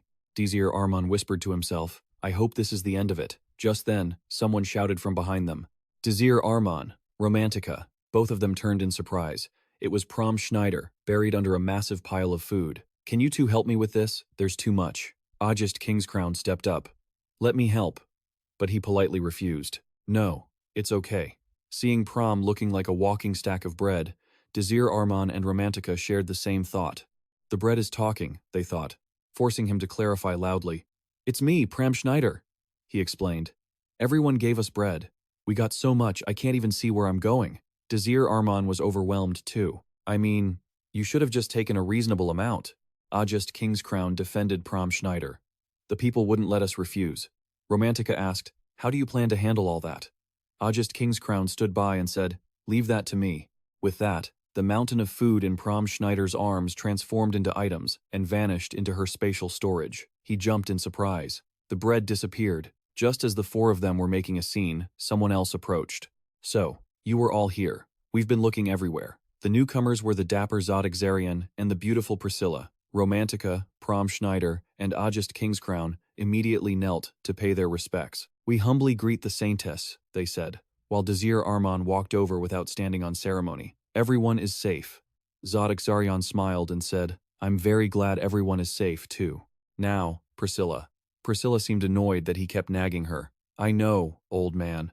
She looked at the three who were still kneeling. "Rise, let me see your wounds." In truth, Priscilla was very kind and approachable. She seriously treated the wounds of Prom Schneider's group without a single complaint. Prom Schneider looked at his arm, marveling. "The pain is much better." "No, it's gone." Priscilla smiled, sharing in his joy. "I'm glad the wounds weren't serious." He cheered, dancing around. "I feel like I can move however I want now. Let me go get more bread for everyone." Priscilla couldn't help but laugh at his antics. She nodded. "Even if it's better, please be careful." Ajest Kingscrown stood nearby, dazed. This is the power of a saintess. She healed everyone's wounds as if nothing had ever happened. Watching Priscilla laughing and talking with everyone, Ajest Kingscrown marveled at her incredible power. In another corner, Desir Arman was speaking privately with Zod. He was recounting the recent battle. They were quite a tough bunch. They claimed to be the elite force of the Crow Mask. They might hold high-ranking positions within the Outsiders. Zod listened and then questioned why they were guarding that door, especially since they hadn't sent any more troops after they left. Desir Arman crossed his arms, speculating that they must have had another objective. "The only thing we know for sure right now is that the Crow Mask is highly skilled in teleportation magic." Zod nodded in agreement. "I believe so as well. We have no way of knowing where he'll appear next, or how he'll attack." Moving past that subject, he shifted the conversation to something more personal, like Sans Siu. "Oh, that's right. King Green sent his thanks to you. It seems like Hebrion will have a very deep relationship with him. Just as you wanted." Desir Arman felt satisfied. "I'm glad to hear that." He shifted back to the previous topic. "What about the others in the dungeon?" Zod replied, "We figured it would be best if they stayed there until things calmed down." "You already know the real reason, don't you?" Desir Arman said. "It's because of the Crow Mask, right?" Zod nodded. "Exactly. Just like before. It's not just his teleportation ability. We still don't understand his true motives. This guy is a real pain." Desir Arman crossed his arms, deep in thought. He's a dangerous man. A sixth circle mage. His magical capabilities go beyond anything you could imagine. He is an incredibly knowledgeable individual. But then, he suddenly smiled. Looking at Zod before him, Desir Arman felt an immense sense of confidence, believing that even they couldn't defeat this sage. Then he spoke up. "Everything has stabilized. Would you like to play a game of chess? It would be a wonderful way to take a break." Zod laughed heartily and agreed. "That sounds good." Behind them, Priscilla loudly asked, "Hey old man, when are we heading out?" Pram Schneider also called out excitedly, "Let's go, Desir Arman." Zod turned around. "The threat has been dealt with. I should get ready to head out." Desir Arman immediately followed. "I'll lend a hand." The two walked off, one after the other. Suddenly, they felt like they had missed a beat. An unexpected tremor made both of them turn back to look. And as if to prove it, the vibration intensified. The entire building shook. Everyone lost their balance. Loud screams echoed throughout the great hall. A deep rumbling sound rose up, and it felt like the entire island was swaying. Some loose stones fell to the ground, but after a moment, the shaking stopped. Everyone was surprised. "What was that?" Romantica panicked. "What just happened? An earthquake? It was so sudden," Pram Schneider asked with concern. "Is everyone okay?" Zod looked over. "Priscilla, are you all right?" She nodded. "Yeah, I was just a little startled." Suddenly, there was a whisper. He looked back at the person who had just spoken. Desir. He was in a state of absolute panic. He stood there like a stone statue, muttering, "It can't be." Worried, they asked, "Desir Arman, what's wrong?" Pram Schneider also noticed he was acting strangely.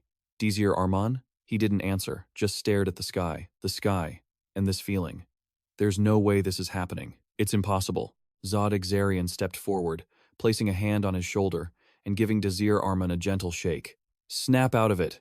If you know what's going on, tell us." And then he caught sight of the scene before them. The sun was no longer golden. It had been obscured. Zod whispered, "The sun. It's blocked. An eclipse? At this time? How is that possible?" Romantica, with sharp eyes, saw something. Wait, something is moving. Something was rising from the sea surface. The water seemed to be pulled upward by something, and gradually, a head with two horns emerged. Beneath the horns were a pair of vicious, blood-red eyes. A fire demon broke through the surface, letting out a roar that was deafening. Upon seeing the fire demon, the group of soldiers stood stunned. "What on earth is that horrific thing over there?" Someone quickly shouted, "We have to evacuate everyone." Zod stood on the balcony of the high-rise building, the strong wind blowing against him. He was shocked. Where did that thing come from? Is that a demon? Priscilla was in disbelief. No way.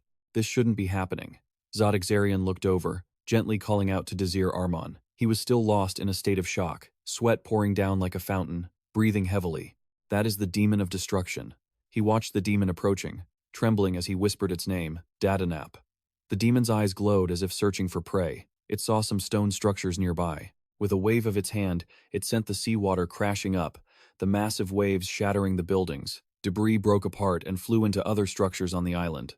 The guard squad shouted to each other, "We're under attack! Run!" But danger was everywhere. Someone asked, "Where are we supposed to run?"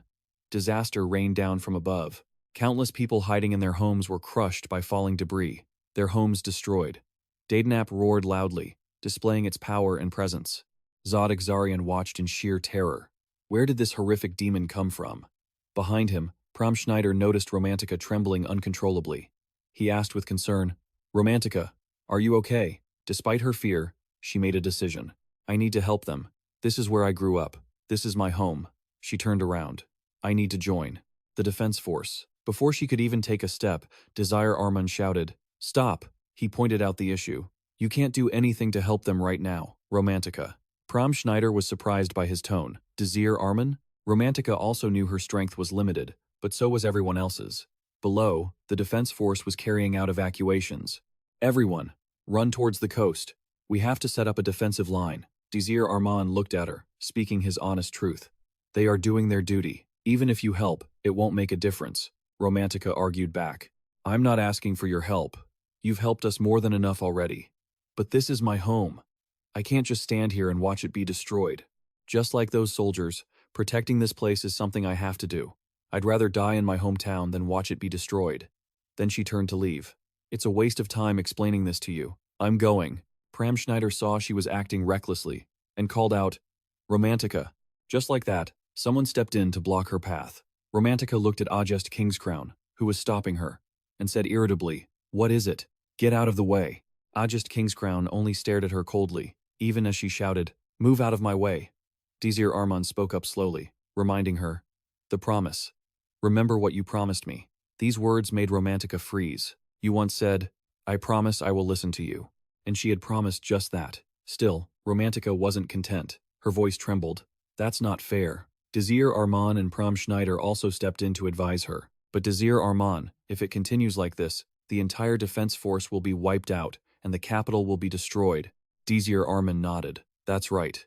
That's exactly what will happen." Prom Schneider gestured with his hands. "See? Right now, at the defensive line, they need reinforcements. The Avalon squad is preparing magic to blow that monster away with everything they've got." Desir Arman's voice was cold, tinged with helplessness. "I know. But Prom, this isn't a mission we can participate in." Beneath the billowing smoke, the commander barked orders to keep attacking. Nothing must get through. The soldiers were in a panic, shouting, "Did we actually take it down?" The commander told them not to celebrate just yet. Sure enough, as the smoke and flames cleared, the silhouette of the Black Crow remained standing like a mountain. Watching from afar as the beast tore through the city, Desir Arman concluded, "There's nothing we can do for them now." The crow tilted its head back, gathering a massive fireball. Its flames sharpened into a spear-like drill, the overwhelming pressure enough to annihilate anything in its path. Without hesitation, the monster launched its long-range attack. The searing flames melted everything in their way. Desir Arman ran inside and shouted, "Everyone, take cover!" The sea churned, and the sound of crumbling buildings mingled with the crackle of flames echoing through every corner of the island. Even though they had fallen back, the heat wave slammed into them. Zod had to erect multiple layers of magic shields just to keep everyone safe. He agreed with Desir Arman, saying, I'm sorry everyone, but Desir is right. You all have to get out of here. I have to fight this thing. Desir Arman spoke up. Then it settled. He explained that there was a core cell buried deep within the monster's spikes. Even if they located it, it would be incredibly hard to strike because its outer shell was far too tough. Zod Exarion was stunned. How do you know that? Desir Arman didn't say much, only, I'll explain everything later. When those ancient runes appear on the creature's teeth, it means it's about to fire an energy wave. It's almost impossible to block, so try to divert its trajectory elsewhere. Zod Exarion listened intently. I'll make sure to remember your words. Leave it to me. Priscilla, you need to evacuate. But just then, a shadow loomed behind them, and a deep, gravelly voice echoed. I won't let you. Zod Exarion jumped as he looked back. The masked man, Icarus, had appeared. Blocking our way, are you? Zod Exarion spun around, gripping his staff, ready to strike. You bastard. Where did you crawl out from? Icarus didn't answer, only threatened. You won't be leaving this place. Enjoy the destruction. Across the way, Desir Arman shouted to Zod, struggling to his feet. Teleport me and him away from here. I'll handle him. Romantica gasped in surprise. Zod was stunned. What?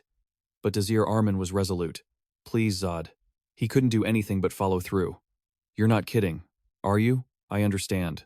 With that, he raised his staff, and a teleportation magic circle swirled around Desir Arman. Fine, I'll leave it to you. Ram and Romantica looked on, worried. Desir, Icarus, feeling ignored, raged as he channeled magic into his hands. Do you think I'd allow that? Snap, his magic was instantly dispelled. Icarus was caught in the teleportation magic. Stunned. Analysis? Moments later, both were transported elsewhere. Icarus wondered, since when could you analyze my magic? Desir Arman didn't answer, stating coldly, you're staying right here with me. Only then did Icarus realize. He stared at Desir Arman, who stood there in his white shirt, probing. Wait, could it be that you're an analyzer? He remembered his previous opponent. You're the one who blocked my attack before the gate. Exposed, Desir Arman didn't show an ounce of fear. He shot back. And what are you going to do about it? Icarus arrogantly summoned a magic circle. Don't get cocky. Your mana is pathetic. You're only good for analysis. In the end, it's just a waste of time.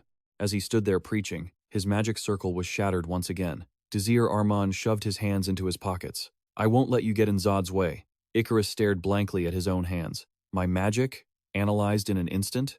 Desir Arman pulled an eye-shaped artifact from his pocket and attached it to his chest, the item instantly shifting into a magical cloak, a mage's combat uniform. In a flash, Desir Arman was geared up from head to toe like a frontline battle mage. He glared at Icarus. I need you to stay here with me.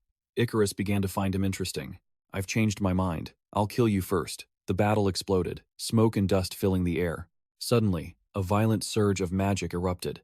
It tore forward with terrifying speed, like a hurricane sweeping everything in its path.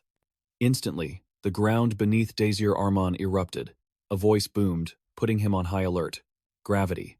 Icarus followed up with a control spell, a magic circle flashing into existence.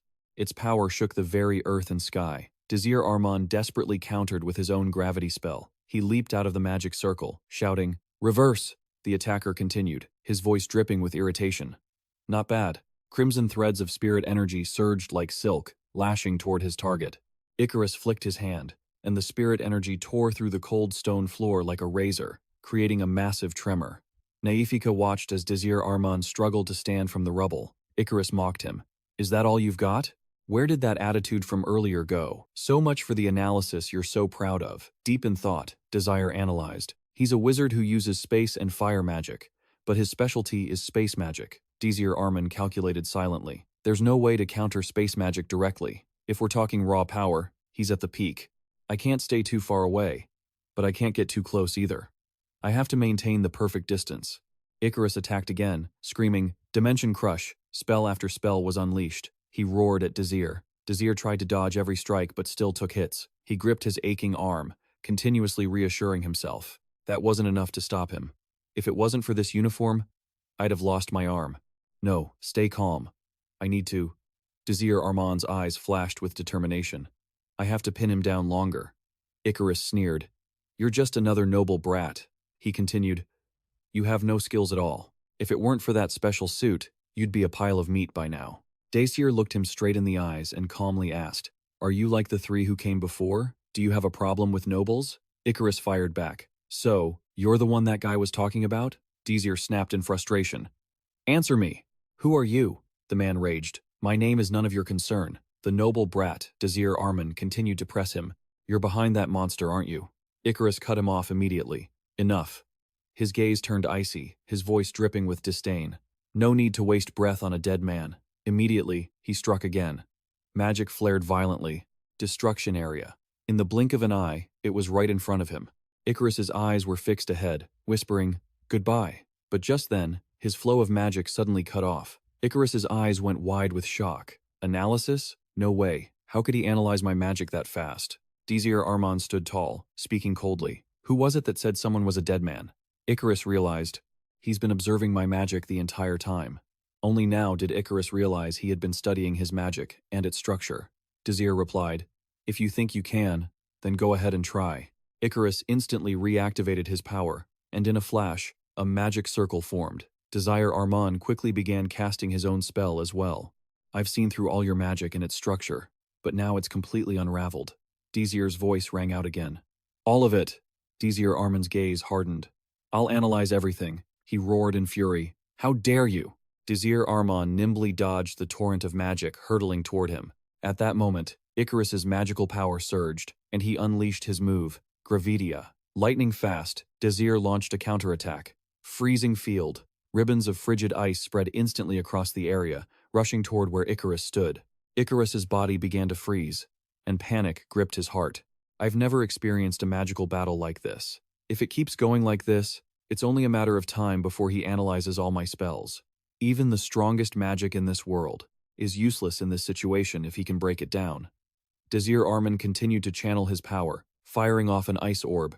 Icarus wouldn't go down without a fight. His magic flared intensely, and he muttered, impressed, impressive. His mana capacity is so low, yet he can use elemental magic. His analytical ability is truly staggering.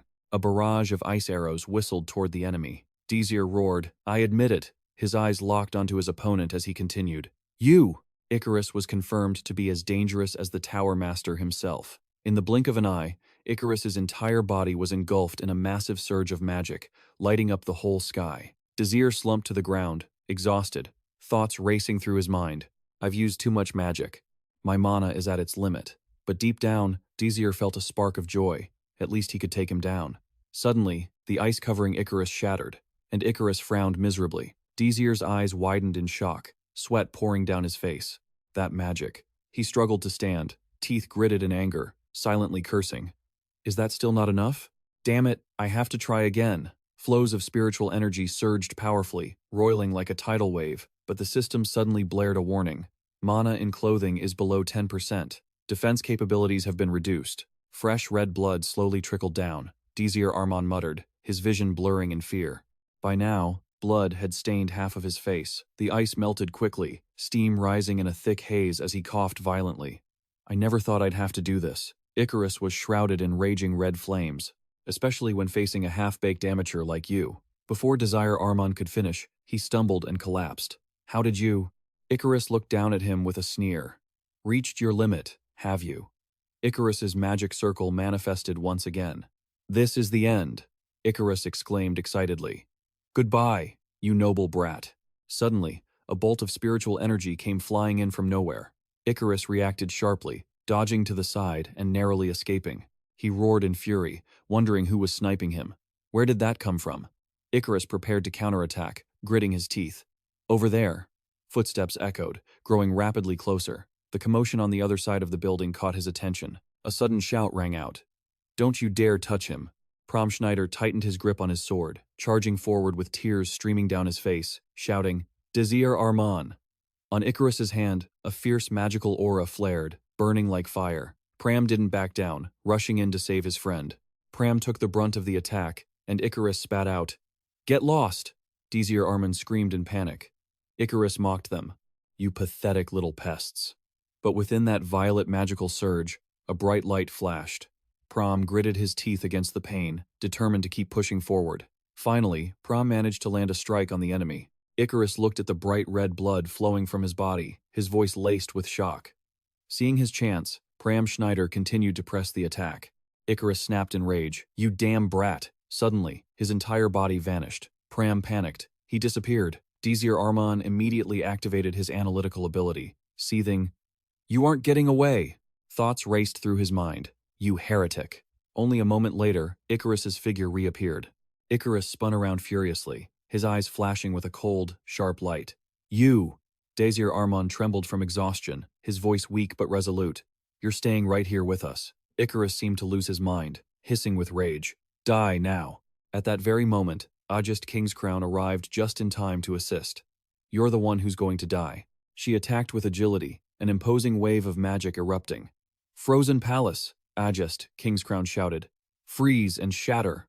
The look of shock on the heretic's face was total. He was stunned, his limbs stiffening. She leaped up to continue her assault, her magic illuminating the sky. Frozen Serenade. She landed softly, as if everything was perfectly under her control. Desir stared blankly. "Everyone. How did you find this place?" Ajest Kingscrown replied immediately. "We followed you." Pram Schneider gripped his sword tightly and whispered, "Tracking." He angrily wiped his eyes. "Why did you leave me behind?" Pram's voice trembled. "Because we weren't good enough?" Desir Arman fell silent, his eyes filled with melancholy. He spoke softly, sharing his feelings. "I just thought you guys wouldn't be able to handle it," Pram yelled angrily. "Do you have any idea how worried we were?" Ajest nodded in agreement. Pram added, "Right." Ajest continued, "We admit that we aren't strong enough to face monsters like him. But looking at the state you're in now, it seems you don't have the right to say that anymore." Desir Arman hesitated to explain, but she cut him off. "Don't say anything." At that moment, the communication stone rang. "You aren't going to tell the others?" Romantica asked coldly. "Are you not involved in this mess? Tell me." From high above, she focused intently on her aim, shouting a threat. "I'll put a hole right through your head." Ajest updated him on the current situation. "We've all taken our positions, just like you trained us." She continued. "Snipers, in position. Pram Schneider and I will be on the front lines." Her eyes flashed with determination. "This is the party you taught and trained." Ajest Kingscrown's next words made Desir Arman freeze. "You wouldn't even give us a chance?" He hung his head. "I'm sorry for not telling you sooner." Then, Desir Arman stood up once again.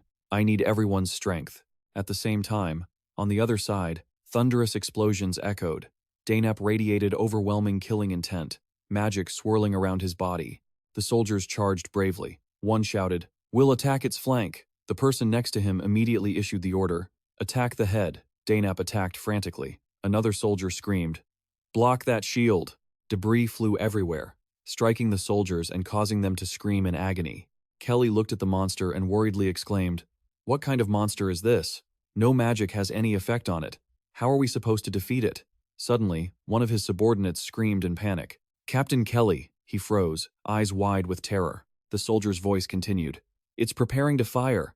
Ken frantically ordered his men to stop him, to prevent him from unleashing his attack. He panicked in the face of that overwhelming magical surge. "Captain, it's useless." The flames quickly engulfed them.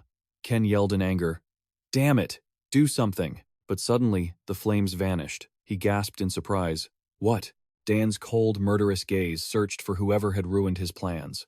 Just then, someone landed from above. "It seems Desir Arman was right. You've caused far too much trouble for an uninvited guest," Zod Exarian declared, his voice full of irritation. "It's time you disappeared from here." He continued speaking, "You damn monster." Glowing embers of fire drifted in midair. Dop was hit by a barrage of attacks, with explosions echoing across the sky. Ken rushed over to greet him. The master of the magic tower shook his head slightly. "This one's tough. Magic like that will only hold him off for a few minutes." "Captain, let us join in," he suggested. "Can I take command of the guard unit?" The captain hesitated. "The problem is," Kenley continued, "we've suffered too many casualties. We're no longer in any condition to fight." Suddenly, a voice rang out. "Leave it to me." Priscilla immediately channeled her holy power to heal them. Whoosh! A soldier pointed to a wound on his arm. Another gasped in amazement. "It's gone!" She cheered them on. "Don't worry about your wounds. Keep fighting. We have to take that monster down." The crowd erupted in cheers. The saintess called out to Priscilla, who asked in surprise, "What is it?" She glanced behind her. "No need to push yourself so hard." Priscilla gripped her trembling hand, muttering unhappily, "That old musical geezer." Her eyes were filled with deep thought, her lips pressed tight as if suppressing her emotions. Priscilla stood with her hands on her hips, annoyed. "If you have the time to say things like that, just finish him off so I don't have to push myself this hard." Ken froze. The Saintess sighed. I wish I could. Suddenly, the ground beneath them went dark. He panicked, and the area commander immediately signaled, "Get down." The monster lunged in a fury, its fist slamming down and shattering everything in sight. Ken hugged his head in fear, crouching down and trembling all over. "Help me," he called out softly. "Captain! Captain!" Its fist was quickly blocked by a protective barrier created by Zod. "We're safe," I asked again. "Can I take command of the guards?" Kelly was still moaning in pain. He barked back, frustrated. "Fine," the captain quickly agreed. "Yes, yes, the whole squad. Prepare to attack." Looking at the monster before him, he marveled. "The closer you are, the bigger you look." Zod Exarian sighed. "Let me cool things down a bit." Immediately after, the monster was covered in a layer of sharp ice from the Ran Glacier spell. Then, the thunderous sounds of explosions rang out once more. On the other side, Romantica grumbled irritably. "It's so noisy over there, it's really annoying." Looking through her scope, she gasped in shock.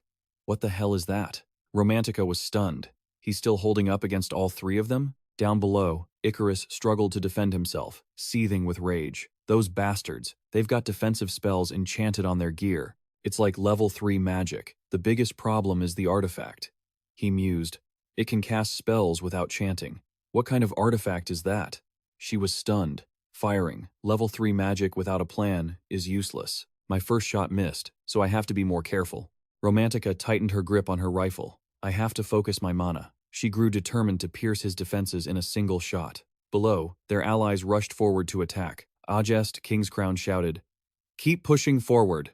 Pram Schneider sprinted ahead with all his might. "Okay," Icarus growled. "You damn brats." He looked at the sword in Pram Schneider's hand, his heart filled with anxiety. That sword. It must be a BR rank. Defensive magic is useless against it. Icarus calculated silently. The sniper is only around level 3, not a real threat. With that, he quickly executed his plan, thinking that if he focused his attack on this guy, Pram Schneider was suddenly blown far back.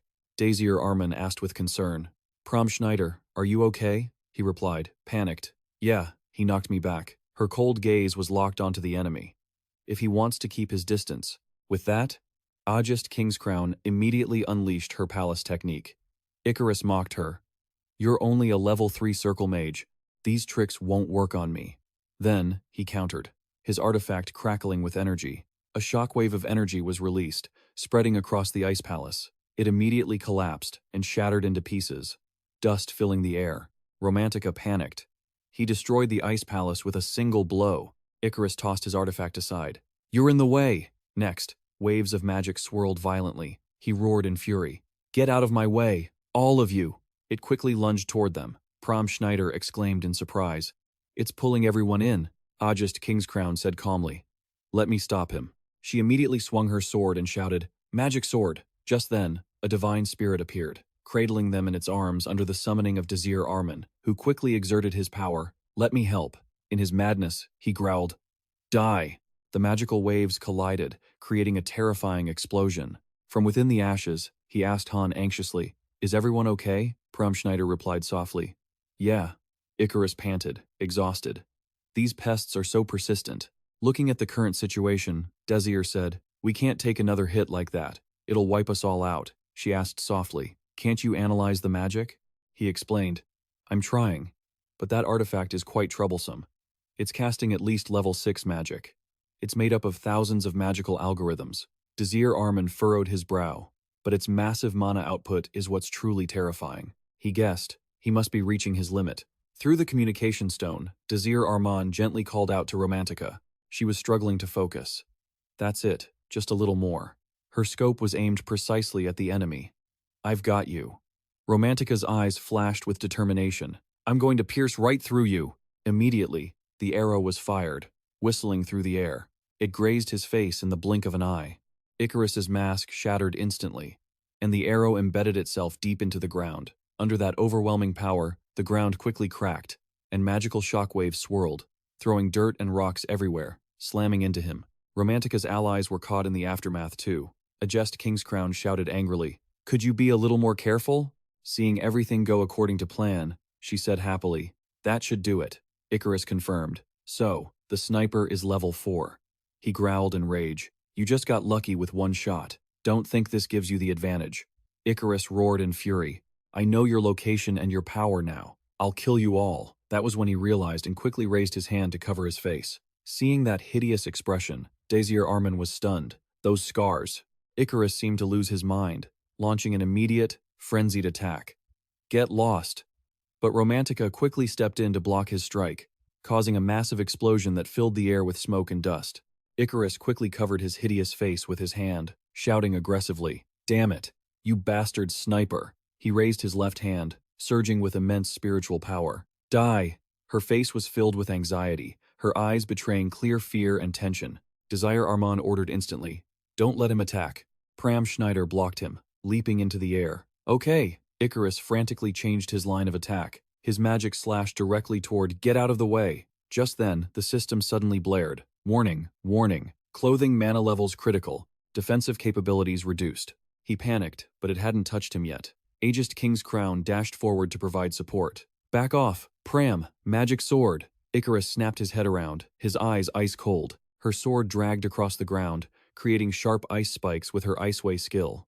Ajest Kingscrown then struck hard at the enemy. He didn't have time to dodge and was hit immediately.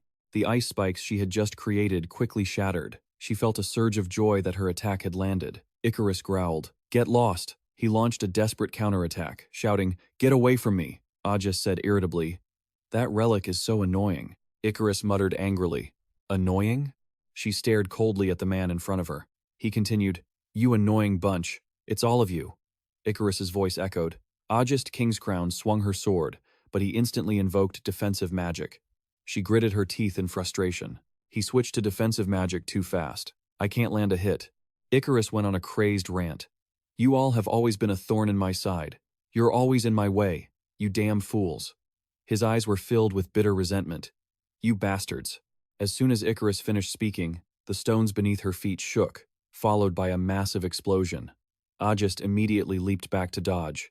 In the thick cloud of dust, Icarus kept muttering, "You're always blocking my path. Always," he continued. "I won't let you win this time. This is where it all begins." Icarus lunged forward in a frenzy. "Everyone is screaming at me, they tell me." A surge of magic was released rapidly. "That I have to kill all of you."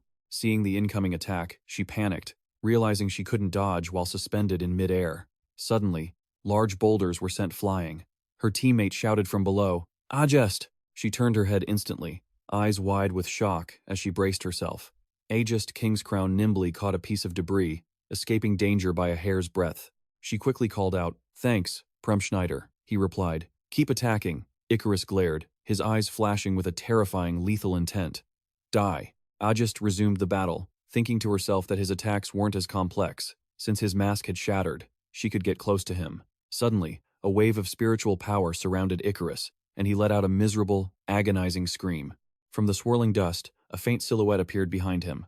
Pram sighed softly, gripping his sword tightly. He glared, concentrating his spiritual energy. Through the hazy dust, the enemy's silhouette quickly came into view. Pram Schneider didn't hold back. He swung his sword decisively. Icarus whipped around, a thought flashing through his mind. Since when? At that exact moment, the blade swept past, striking him. Icarus panicked, realizing he couldn't react in time. Pram Schneider seized the opportunity and kept pressing the attack. Seeing himself surrounded on all sides, he screamed in rage. "Damn you!" Ajest shouted. "It's over, you heretic!" Icarus howled in fury at the heavens' pawns. In the blink of an eye, his magic flared up, countering the enemy's attack. Icarus resolved, "The mana I accumulated to fight the Magic Tower Master. I'll use it to kill all of you now." Suddenly, his relic stopped working. At that moment, Desir Arman used his analytical ability to suppress it. "It's over." The heretic Icarus gritted his teeth, shouting, "You!" He was deeply shocked. Impossible. Thousands of magic algorithms. A thought raced through Icarus's mind.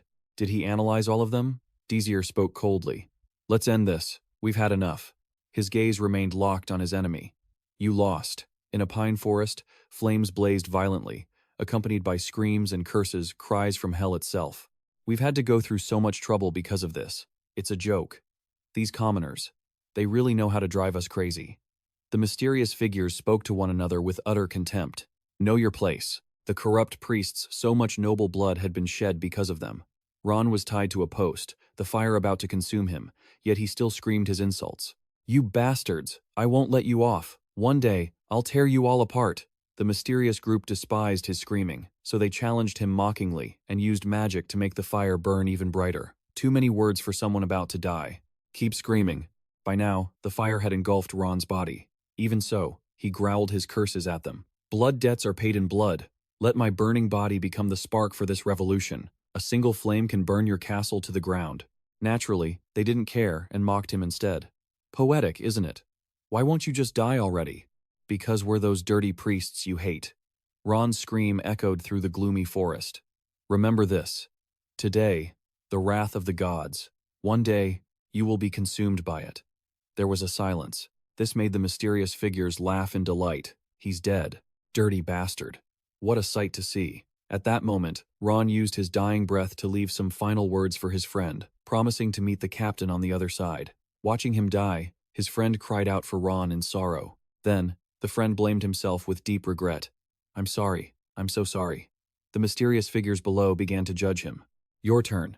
So many nobles died because of you. You even tried to steal the national treasure relic. But it's all over now. We will eradicate you, and all your followers. However, the man wasn't afraid. He laughed and shouted, You fools! The smile, and his cursing, made the people there quite uncomfortable. What? You think this is funny, you idiot? The man's face now looked completely insane as he spoke. That's right, you fools. It's so amusing to see you think you're at the top of society. I can't help but laugh. His insults drove them into a rage, and they cursed him to his face. You priest! How dare you spew such filth? Kill him! At that very moment, someone appeared and calmed the infuriated crowd. Now, everyone relax. No matter what he says, it won't change his dirty origins. Even so, the person laughed and remarked that he was still the leader of the rebellion. We should show him the same respect, shouldn't we? Let's give him the most horrific death possible to bring peace to those who died because of him. This guy is cunning and is inciting everyone. Let's just kill him. Back in reality, Desir Arman coldly says that it was a failure. It seems the tragic story mentioned earlier belongs to Icarus. Desir Arman confirms this. He then confronts Icarus, saying, I've analyzed all your magic, which means you have no more tricks left to play. Why would you do that? Who are you? Icarus starts to grit out each word. This world is filled with filth and absurdity. You students of Hebrion Academy should know that well. His words make Desir Arman and Ajest exchange sharp looks. It's not just Hebrion Academy. At this moment, he seems to have lost his mind, lashing out at the Hebrion Empire and, even further, the entire world. Those stupid nobles force everyone to accept their irrational standards. It seems Desir Arman hit a sore spot for Icarus, so he just keeps ranting. Nobles stand at the top, and only nobles have the right to rule. He shows extreme hatred toward the nobility. Commoners have to face contempt just because of their background, just like in your academy. His voice rings out, low and heavy. A world structured like a sandcastle, with nobles dwelling inside. I am determined to deal with them, and then that castle will collapse. And I am the one leading us to that day. Hearing this, Desir Arman seems to have realized Icarus's identity. Is that so? You are? As soon as he calls out his true identity, Icarus's eyes widen in shock. The remnants of the revolutionary forces. 12 years ago, a student of Hebrion Academy started the Republican Party. Although they called themselves Republicans, others called them revolutionaries. Their goal was to restructure the current social system, which led to the Hebrion Civil War. In this moment, Icarus grinds his teeth and exclaims, The structure of this world is fundamentally flawed. You cannot deny that. Suddenly, Desir Arman agrees with what Icarus is saying. That's true.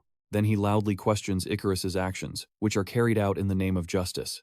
But look at what you've caused. No one can justify this. Look at this scene. This is the answer you've been looking for. Naturally, Icarus still has his justifications. Sacrifice is necessary for a greater cause. The collapse of the Western kingdoms is just the beginning. He has gone mad, declaring he will completely destroy this absurd world to bring fairness to everyone. Ajest Kingscrown sees that things have gone too far and hurriedly says, He's insane, Desir Arman. There's no need to listen to him anymore. Subdue him first. Pram Schneider adds with disgust, He's gone off the deep end. At this moment, Icarus laughs and says, Still as arrogant and stupid as always. That's why you will never defeat us. This statement leaves Desir Arman a bit confused. What? Pram Schneider sees the sky lighting up and joyfully assumes, Look, did they defeat the monster? However, Desir Arman realizes in horror, No. Is that it? It seems Icarus knew what was happening, so he gloats, saying it seems it was too much for the master of the magic tower to face that monster without any preparation. Right at that moment, a massive explosion occurs, with rocks and debris flying everywhere. As soon as Desir Arman sees the fire rocks scattering like fireworks, he knows exactly what is happening. The eruption phase. Ajest Kingscrown says this is an attack from the monster. Prom Schneider is bewildered and sighs. There are too many. Suddenly, Icarus exclaims, "What did you just say?" This makes Desir Arman ask again. Then, Icarus suddenly says, "That's right, I was defeated." Returning to that night, while Icarus was being engulfed by flames, a voice suddenly calls out, "Captain!" This call makes the mysterious nobles panic. What? Icarus recognizes whose voice it is and whispers, "Moved. Everyone. The members of the revolutionary group have arrived to rescue Icarus. We arrived too late. The captain is burning. Damn it." The nobles recognize them and fearfully say to each other, "Remnants of the rebels. Where is the defense team?" Now, Icarus laughs and asks mockingly, "Where did that arrogant look go?" The fact that he is still breathing and still has the strength to taunt the nobles leaves them completely stunned. What? He's still alive. His face is covered in fire and horror, yet a crazed smile appears as he utters those terrifying, low words. "I'll give you a piece of advice. Never get too happy about a victory. The moment you let your guard down, you'll lose your life." Realizing that these events are Icarus's doing, Ajest quickly rushes toward him and shouts, "He can still use magic. Prom Schneider, subdue him." Prom Schneider replies without hesitation, "Okay." Not wanting to waste any more time, before leaving, Icarus doesn't forget to leave one last remark.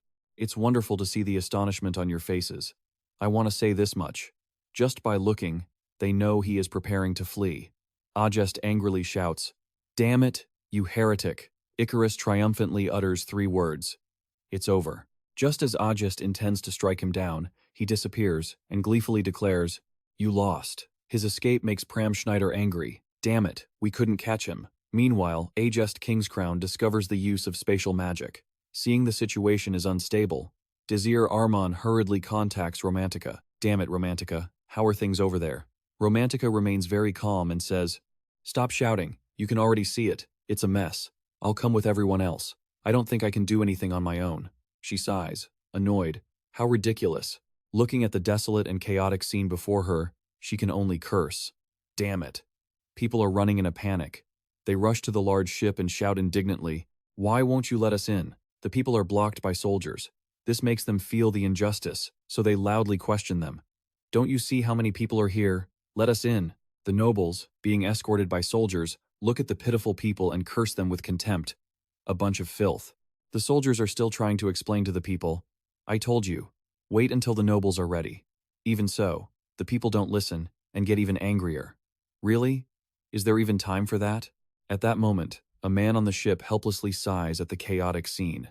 Watching this mess, Hugo worries to himself. The world she has stepped into is truly terrifying. He gently calls his mistress's name, Romantica. After a while of chaos, the ship finally sets sail. 2 large ships carry everyone fleeing from the disaster. The people on the ship are all confused and anxious. "I'm saved. The city of Hebrion is burning to ashes. Mom, look." An innocent child sees the blazing fire and naively calls them fireworks. Suddenly, something hits. It slammed into the ship, sending the passengers into a panicked frenzy. Finally, the ship sank right before the eyes of those on the other vessel. What the hell is going on? The ship. Everything turned into total chaos. Can't we go any faster? A poor child clung to their mother, fearfully calling out, "Mommy!" The mother held the boy tight, soothing him gently. "It's okay, honey." Even with a fireball about to crash down on them, she shielded her child and whispered, "We'll always be together." In that split second, on the verge of disaster, the fireball was suddenly destroyed by something. Debris rained down into the sea amidst the screams of the crowd. It exploded. The woman looked up at the sky in confusion, watching the fragments. Suddenly, streaks of ice appeared from within the water. Someone had used magic to protect the people on the ice crow. A voice, calm and reassuring, rang out. "It's okay now." Ajest Kingscrown had boarded the ship and was taking charge to ensure its safe departure. She would protect the ship. Meanwhile, the others left at the pier, saw what was happening on the ship, and gasped in shock. What was that? At that very moment, Pram Schneider spoke up, shouting to calm everyone down and direct the crowd. "Everyone, please, stay calm and move in an orderly line. We will protect everyone. Don't worry." Of course, the people weren't listening to him anymore. Calm down? That uniform of his. It disappeared from the Heaven Academy. How can we trust someone from heaven when you're just a kid? Even though he was frustrated by their attitude, he still saved them from falling fire rocks and retorted, "What do you mean? We're the ones protecting you?" Then, he raised his voice in frustration. "Keep moving if you don't want to get hit by the falling debris." Finally, the crowd listened to Pram Schneider and began boarding the ship in order. This scene caught someone's eye. He's losing his cool. But he's kind of cute. Things were slowly settling down. Once the crowd was settled, this person began targeting the fire rocks. Okay. After locking onto the target, Romantica opened fire. "I've got this." By now, her mana was almost depleted. She turned around and asked, "I'm out of mana. Now what?" Desir Arman said in a serious tone, "It looks like there's nothing more we can do." Having said that, he glanced at the magic board and noticed a specific symbol on it. He knew exactly what was happening. The eruption phase was a sign that the Dadan's activity was about to reach its peak. Desir Arman knew it wouldn't be easy to quell this. In the past, the elite members of the Shadow Labyrinth squad had faced this, but we took it down by the skin of our teeth, and the casualties were massive. We can't defeat it right now. He felt a wave of dangerous apprehension. If it appears, the danger will escalate even further. If Danup appears in its true form, we'll have no hope left. Delenta will be buried in a sea of flames. But it seemed he had prepared to deal with it this time. However, Desire suddenly said in a serious voice, "Romantica, get out of here. I'm going to go call the other two." Romantica replied, "Good idea. If we stay here, we're going to be turned to ash." Desir Arman quickly contacted the other two, ordering, "Ajest, Kingscrown, Pram Schneider, we need to evacuate immediately. Stop everything and meet at the escape hatch." They responded in unison. "Got it. Okay." Right now, Desir and Romantica were blending into the evacuating crowd. Romantica seemed quite annoyed by the slow pace, muttering, "The dust, the heat, the crowd, this place is a total mess.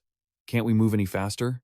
At that moment, Desir Arman looked as if he had made a difficult decision, and then he lied about Ajest Kingscrown and Pram Schneider. "It seems they're having a little trouble back there." Romantica took him at his word and asked worriedly, "Did you see them?" Desir Arman followed up on his lie to convince her. "We accidentally ended up on different boats, so I'm going to go get them. Go on ahead if I'm late." Naturally, she didn't know she was being deceived and smiled. "Of course, we're talking about life and death here. My hometown is already reduced to ashes anyway." Suddenly, he lowered his voice. "I'm sorry about that." Romantica responded to his apology with gentleness and empathy. "It's okay," she said. "I understand. You're right. It's too risky to do anything else now. Go call them." She even tried to tease Desir Arman to help him relax. "Don't make that face. I miss your usual goofy expression. And I'm not going to wait if you're late." Her adorable behavior made Desir Arman break into a smile. Seeing him still standing there, Romantica urged him, "Go quickly. I thought you were meeting them." He replied accordingly, "See you later." As Desir Arman turned to leave, he suddenly stopped and called out to Romantica in a low voice. Then he made a promise, "I'll be back soon." Romantica, still oblivious, replied cheerfully, "Okay." With her answer, Desir Arman felt a surge of resolve to carry out his decision. He didn't dare look back at Romantica. Desir could only apologize silently. "I'm sorry for lying, Romantica, but I have to go." This time, he was determined. He didn't want a repeat of the past. He didn't want to see Romantica take her last breath in his arms. Thinking back to what happened before, Desir Arman told himself, "Don't hesitate. You have to do this." He told himself, "You must do whatever it takes." Alone, he threw himself into danger with one goal in mind: to protect her at any cost. Even in such a critical situation, the usual bickering still flared up. "What did you say, you bastard? You started it." The surrounding crowd was a bit annoyed by this arguing.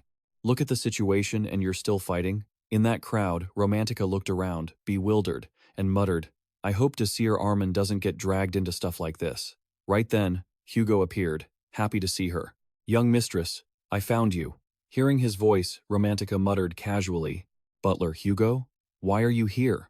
Without wasting time, he urged her, "I've been looking for you everywhere. The Baron has prepared a ship for everyone to evacuate. Let's go. Your friends are there too. Hurry." A moment later, after getting her on the boat, Hugo panted, exhausted, and remarked, "Young mistress, you're so energetic." Seeing him like that, she teased him. "No, you're just weak. You should exercise more." Just then, someone shouted for Romantica. Seeing her friends, Romantica ran over excitedly. "You guys are here. Pram Schneider replied happily. Yeah, thanks to the butler. Then, Romantica suddenly remembered something. But, why are there only two of you? Where's Desir Arman? Her question left Pram Schneider confused. Desir Arman? Didn't he go with you? This left her stunned and adamant. What? No, he said he was going to find the two of you. Once again, Pram Schneider emphasized. But we haven't seen Desir Arman. At that moment, Romantica realized something, and hurriedly tried to contact her reckless friend, Desir Arman. Don't tell me that after tracking Desir Arman's location, you let out a sigh of relief. He's on the ship. She hurried to go find Desir Arman. That idiot. Hugo had just started feeling better when he saw her bolt off somewhere. Instinctively, he called out in a panic. Pram Schneider didn't even have a moment to process what was happening before calling after Romantica. Ignoring those chasing her, Romantica tried to find Desir Arman in the crowd while muttering to herself, "No way, you idiot. Why would you do this?" She didn't want Desir Arman to do something stupid again. She knew he was a fool who always tried to shoulder everything alone, but not this time. By now, she had reached a room, convinced that if she opened that door, she'd find him passed out from exhaustion. Without hesitation, Romantica opened the door and shouted, "Are you just relaxing in here?" The only response was the silence and emptiness of the room. This left her stunned. In that moment, she noticed the device on the table, and a chill ran down her spine. She couldn't believe what was happening before her eyes. No, it couldn't be. In her heart, she kept praying, "Don't ring, please don't ring." But no matter how much Romantica prayed, she couldn't stop the cruel reality. The device on the table buzzed, and all she could do was gasp, "Please." The sound coming from the device terrified her so much that her eyes went wide. Just then, the others caught up. Hugo asked, "Han, are you okay?" Suddenly, Romantica whipped around, and before Hugo could get another word in, Romantica barked, "Shut up." Her behavior made Pram call out to her in concern. As for Ajest Kingscrown, she seemed startled as well, uttering 2 words. She didn't have the energy to deal with them, so she questioned him sharply. "Hugo, I'm going to ask you this once, and you better answer me." She grabbed him by the collar and demanded, "How did you know I was among the evacuees? Tell me the truth." Of course, Hugo wasn't about to tell the truth. He just stammered out a weak lie. "Because I was looking for you." After a moment, Romantica saw right through him. She didn't believe a word and screamed the question again. "Bullshit. You look perfectly clean, not a speck of dust on you. How could you have been searching for me that long? Tell me the truth before I jump off this ship." Seeing how aggressive she was, Hugo finally broke. "Okay, your black-haired friend told me to." He tried to stumble through more excuses, but I swear, milady, she didn't bother listening, shoving him aside and yelling, "Enough!" Her crazed reaction made Hugo yelp in fear. Just as she was about to take off somewhere else, someone suddenly held her back. Ajest easily restrained her, telling her to calm down. Romantica wasn't surprised. She struggled and shouted, "Let me go." Ajest wouldn't budge, replying sternly, "Only if you promise to calm down." Seeing she wouldn't let go, Romantica screamed in anger, "That's not happening. You know that. Desir Arman isn't on this ship, is he?" Ajest replied with her usual indifferent attitude. "That's right." Hearing her say that, Romantica angrily challenged her. "How long have you known about this, and why didn't you stop him?" So, she had to tell the truth. When Desir Arman caused the crowd of refugees to argue, he asked me and Pram Schneider to make sure you didn't follow him. That sentence made Romantica burst into tears, whispering, "Why?" She truly didn't understand why he would do that. At the same time, in the ruined city, Zod Exarion was busy casting magic. He was putting everything he had into fighting the monster. Even though he kept attacking, the monster wasn't fazed at all, so he decided to go big. "You're quite a tough nut to crack." With a grimace, he shouted, "Try taking this." The monster roared back, unafraid. He unleashed a powerful move, Element Explosion. The shockwave from the blast sent everything around them flying. Fortunately, Priscilla was protected by her guards. However, the attacks didn't stop there. Zod Exarion continued his chaotic battle with the monster. "That's still not enough for you? Take another one." A deafening scream tore through the air as everything exploded, time itself seeming to freeze. After that strike, the monster was frozen solid. Priscilla watched, smiling in satisfaction as she praised him. "Excellent work, old man." However, Zod warned her it wasn't over yet, saying he only slowed it down a little. He said 10 minutes was the maximum. His 6th-level magic circle wasn't enough to pierce its hide. He added in a low voice, "I don't have enough mana left." Right then, someone contacted Zod, the master of the magic tower. The kings of the Western Kingdoms had safely evacuated. He heard the news and replied, "I understand.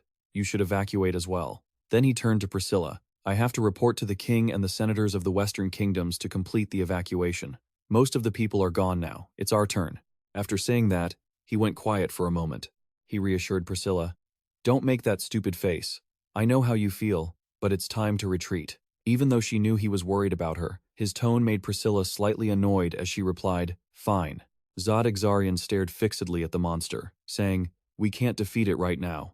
We'll treat this as a bitter lesson and prepare for the future. Priscilla saw there was nothing left to do, so she urged, If the people are all evacuated, let's go. Zod Exarian didn't object, only asking her, All right, take my hand. Just then, something suddenly flew toward him. With a horrified expression, he gasped, No way.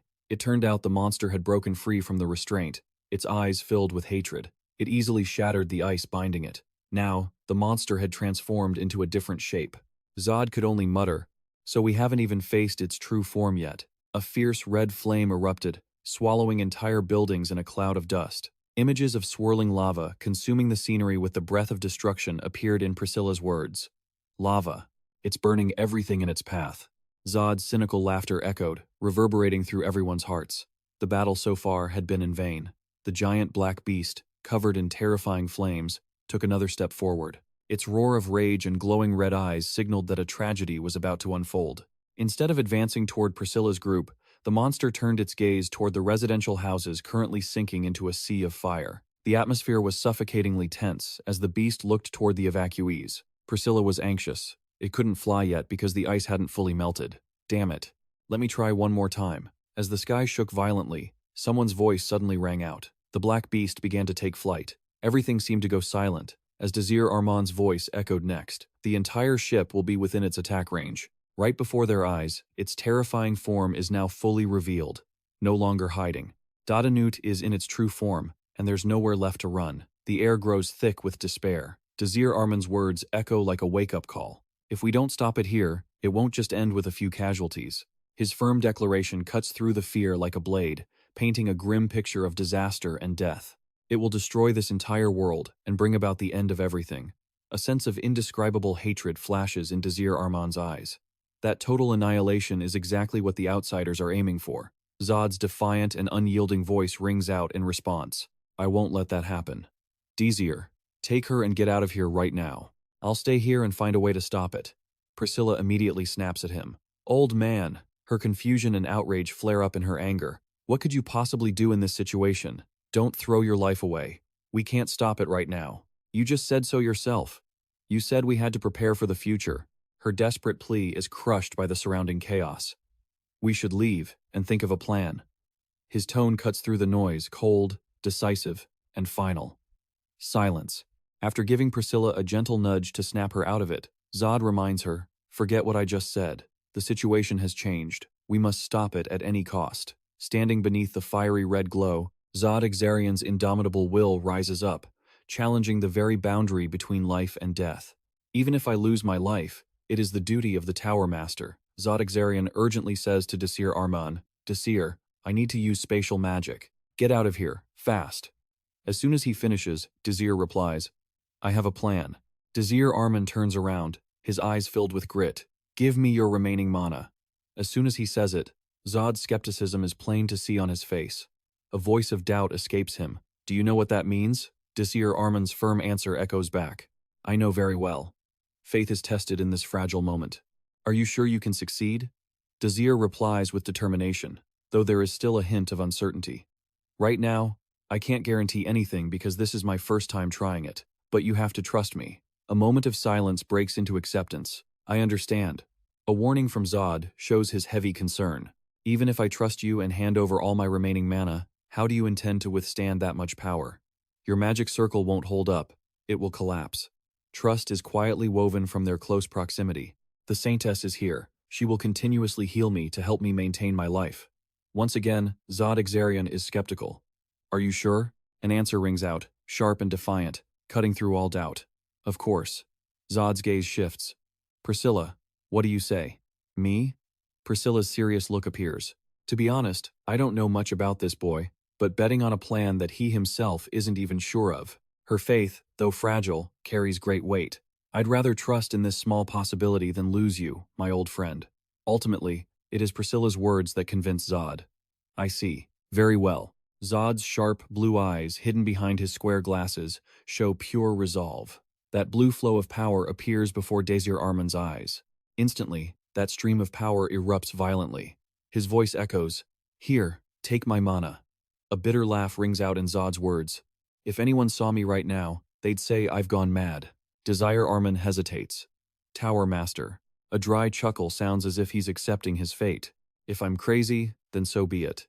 I've always been called a madman anyway." Desir Arman smiles calmly, his face marked with minor wounds, but his eyes remain steady and full of resolve. Zod's voice is deep and heavy as he entrusts him with the ultimate burden. "I leave this responsibility to you, Desir Arman." His trust has been almost entirely placed in him. "I believe in you."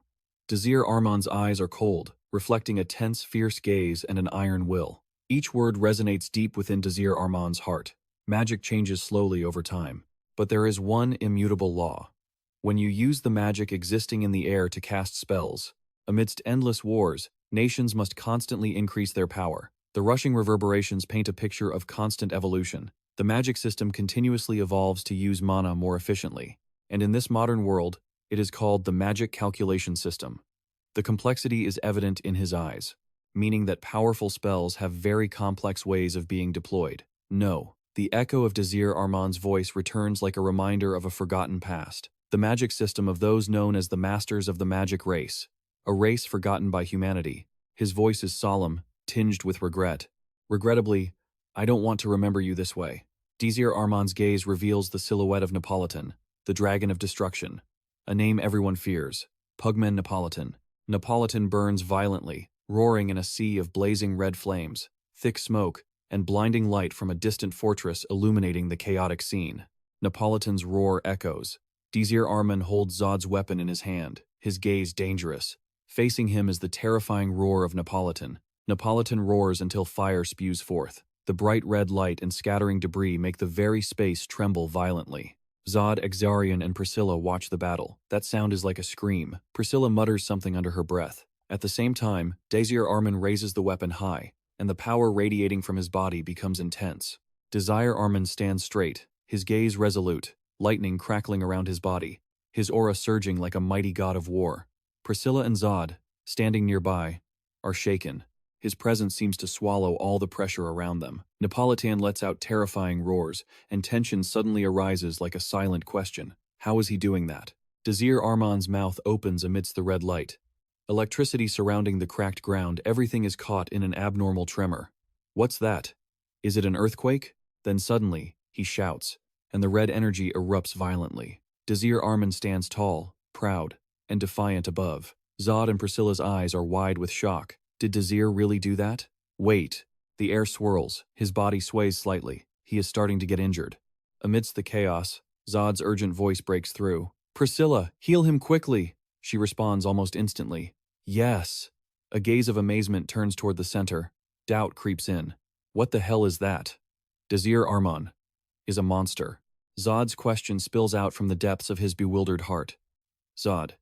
Exarion. Who are you? In the midst of the storm, a deep-seated fear from within, Desir Arman suddenly escapes his lips. You don't want to die, you want to live. You can't die yet. Emotions break into a bitter, accusatory tone. It's your fault. You still have so much to do. You don't want to die here. His voice falters as if falling into an abyss. It's all your fault. You didn't want this, please. You didn't want to die like this. The desperate cries repeated, filled with pain. Everything, it's all.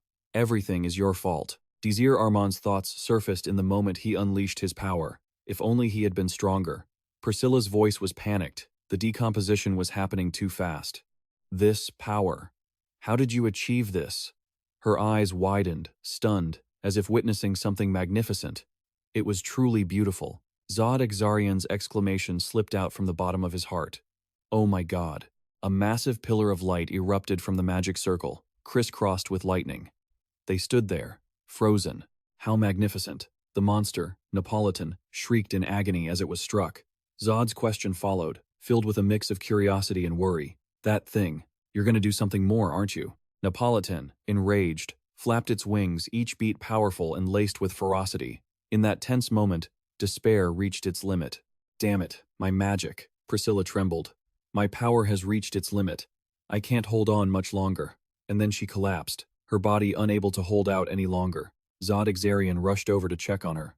Is Priscilla all right? Desir Arman replied. She did even more than I did. A silent fear began to stir regarding the unpredictable danger. It would be catastrophic if the collapse continued. Major events flooded back like a tide. The magicians of the Hebrion Academy had sided with the enemy. The terrorist attack at the outing tournament, and the meeting of the Western Kings. They were conspiring to destroy the divide by summoning the great demon. However, the ancient demon had been stopped by one young man. A question echoed, filled with astonishment and curiosity. Desir Arman. Who exactly is this young man? The person's hand tightened around the papers on the table. Romantica's words broke the silence of the room. Given that someone from Hebrion had saved the divide, this reaction was understandable. As she looked out the window, someone's voice rang out in protest. You can't come in! A crowd was shouting and pushing, ignoring the attempts to stop them. Where is Desir Arman? He's in here, right? I am not allowed to say anything. Let us see him. Her voice lowered, calm yet laced with embarrassment. I would have been noticed if it were any other situation. And then, a sigh, half smile and half reproach, escaped as Romantica turned her gaze toward Desir Arman. You're going to scold me, aren't you, Desir Arman? Time seemed to stand still, with all those days captured in a single name. It's been 2 weeks since then. When do you plan on waking up, huh? You've always been like this. Her reminiscence drifted, rekindling their earliest memories. You've always acted so strangely from the very beginning. Sitting in the chair, Romantica's confession held a hint of doubt, but also deep admiration. At the entrance exam, you defeated me like I was nothing, but you never acted arrogant. Not only that, you even asked me to join your party without ever threatening me. You always acted sly, as if you knew everything about me. And after training, you always knew exactly how to make me hate you. A question slipped from Romantica. Even though she knew Desir Arman couldn't hear her, she whispered, Do you know what? Desir Arman. Her voice softened again, sincere, yet the tremor in her words was evident. The way you care for us and your sincerity, it always gets to us. I'll never really know what kind of person you are, but I always know you are completely serious. I know all that, but why? Then her voice trailed off, filled with a mix of reproach and pleading. Why do you always have to do things this way? Why don't you pay attention to me? To the people you leave behind? Romantica's insistent questions echoed like an unhealed wound. Do you think acting like that makes us happy? You worry about us, but we worry about you just the same. We don't want to lose you. Tears fell, drop by drop. I will train harder. I won't complain anymore. I'll do whatever you tell me to do. Romantica buried her face in her hands, crying like a child. I'll work harder and be more useful. So please, please, never act like that again. Suddenly, someone's finger touched her head gently. Romantica was startled, looked up, and Desir Arman's voice rang out. I promise. He stroked her head while answering softly. I promise, Romantica. The scene shifted to a building. Suddenly, an urgent, desperate call echoed out. Desir Arman! Desir Arman! When the person saw Desir Arman awake, they shouted, Desir Arman! Prom Schneider rushed toward him in excitement. You're finally awake. But before he could get close, someone's arm hoisted him up. Ajest Kingscrown, her face cold as ice, pulled Prom Schneider back and scolded, Don't jump on the patient, Prom Schneider. Ajest Kingscrown's rebuke echoed. Desir Arman could only manage a wry smile. By the way, you've caused quite a mess out there, you know. Desir Arman, Romantica also chimed in. That's right. Do you know how many fights we had to deal with just because Ajest Kingscrown was covering for you? Before Desir Arman was the image of Romantica looking skeptical. How could the two of you lie to us like that? Right, Pram Schneider? Pram Schneider nodded quickly. That's right. I was so mad at Ajest Kingscrown. Romantica and Ajest Kingscrown began bickering back and forth. The noise echoed through the room. I was only doing what he asked me to, Ajest said. Seriously? Though she knew Prom Schneider had been nearly exhausted from taking care of everyone. Romantica. I thought I mentioned that this had to be kept a secret. The three of them stood around Desir Arman's hospital bed, chatting loudly. Suddenly, a knock at the door cut them off. A soft interruption steered the conversation in a different direction. Sorry to ruin the mood. It turned out to be Zod. He leaned against the wall, his voice low. Would you mind? I have a few things I'd like to discuss with Desir Arman in private. As the door closed, Zod Exarian spoke up. Apologies for that. Desir Arman's concern surfaced. How are you feeling now? Desir Arman replied gently. I can't move much yet, but I'm fine. Anyway, what do you need? Zod Exarian clapped his hands together, hesitating in a mysterious way. Before we begin our discussion, a stream of pure energy appeared. His voice is calm and gentle, yet carries significant weight. Where should we begin? Let's look at your magical vessel. It seems you haven't told them about that yet. The gravity in his words becomes apparent. It's something you can't hide. Zod's voice turns serious. I'm talking about your left eye. Desir Arman looks suspicious. You already knew about it. It's a prosthetic eye. Zod Exarian's reply is calm, as if to reassure him. No, your eye didn't suffer physical damage, yet it barely functions at all. Zod's next words are laced with hidden frustration. Priscilla, myself, and not a single doctor knows the reason for this. Deep in his thoughts, Desir Arman knows that this is, of course, a side effect of using the dragon tongue. The price paid for committing a taboo. The cost of being mere human and trespassing into the dragon realm. And then, Zod has another question. But it's a much bigger issue than that. Desir Arman asks, feeling suspicious. What is it? This time, there is no leniency in his words. I don't want to beat around the bush. I will ask you directly. The question is slow and sharp like a sword blade. Desir Arman, who are you really? Upon hearing this question, Desir Arman is shaken. The weight of responsibility becomes clear. These are things I must know as the master of the magic tower. If this is even the slightest issue that could harm the magic tower. A powerful and terrifying warning echoes through the room. I will destroy you right here, right now. Amidst the tense atmosphere, thoughts flash through his mind. Zod Exarian is interrogating him right now. He must not falter. He must stay calm. Zod's tone becomes rapid, filled with lingering suspicion. Your connection to the magic tower until now is not normal. You warned the tower about an attack from the outside and defeated the enemy while protecting the second-tier magic stone. Honestly, I've suspected you were one of them since then. Every word from Zod rings out, while Desir simply says he figured it out. Doubts arise in his heart, revealing deeper theories. But it would make more sense to think that he is an outsider, trying to gain his trust. Zod's voice is calm, recalling past choices. I tried to keep my distance from you by offering rewards, but you requested a game of chess with me instead. I couldn't refuse. My curiosity was not something I could suppress. His voice softened slightly. When I think about it, you know far too much about me. You even used a type of magic that is clearly decades ahead of its time. How could you possibly use such magic? Let's continue with the questions. Desir Arman replies with inner calm. I simply don't want to lose to anyone when it comes to magic. Zod Exarian is a bit surprised upon hearing that. Is that so? But his next words make Desir's eyes widen in shock. But as far as I know, you surpassed even the most prominent mages before joining Hebrion. A terrifying theory that Zod thought of is spoken without hesitation. I have also pondered this theory, that the real Desir Arman is dead, and someone else has taken his place. In that case, Professor Bridget, who recommended him to the Academy, is also. You probably know where this is going. Desir Arman is surrounded by his own thoughts. He cannot try to deceive Zod. He has to try to explain it to him somehow. The demand is harsh, pushing the tension to its peak. Let me ask you once more. Who are you, really? Desir Arman's hand grips the blanket tightly, worried he will be misunderstood as an enemy. He is weighed down by hesitation. Should he tell him the truth about returning from the future? That all of this is the result of the Shadow Labyrinth? No, that's impossible. It would cause too much trouble, and no one knows how it would affect the future. The voice in his heart is quiet, but he still has to say something to Zod. Desir Arman intends to speak, but then holds back the words he hasn't yet said. Something? He grits his teeth. Anything. Zod Exarian crosses his arms, his gaze still fixed on Desir Arman. You say you can't give me an answer? An apology slips from him. I'm sorry. Contrary to Desir Arman's anxiety, Zod Exarian wears a calm smile on his lips. It seems he has implicitly accepted Desir Arman. All right, I'll believe you. Shock appears on his face when he hears that from the mouth of the Magic Tower Master. A resounding affirmation comes from Zod.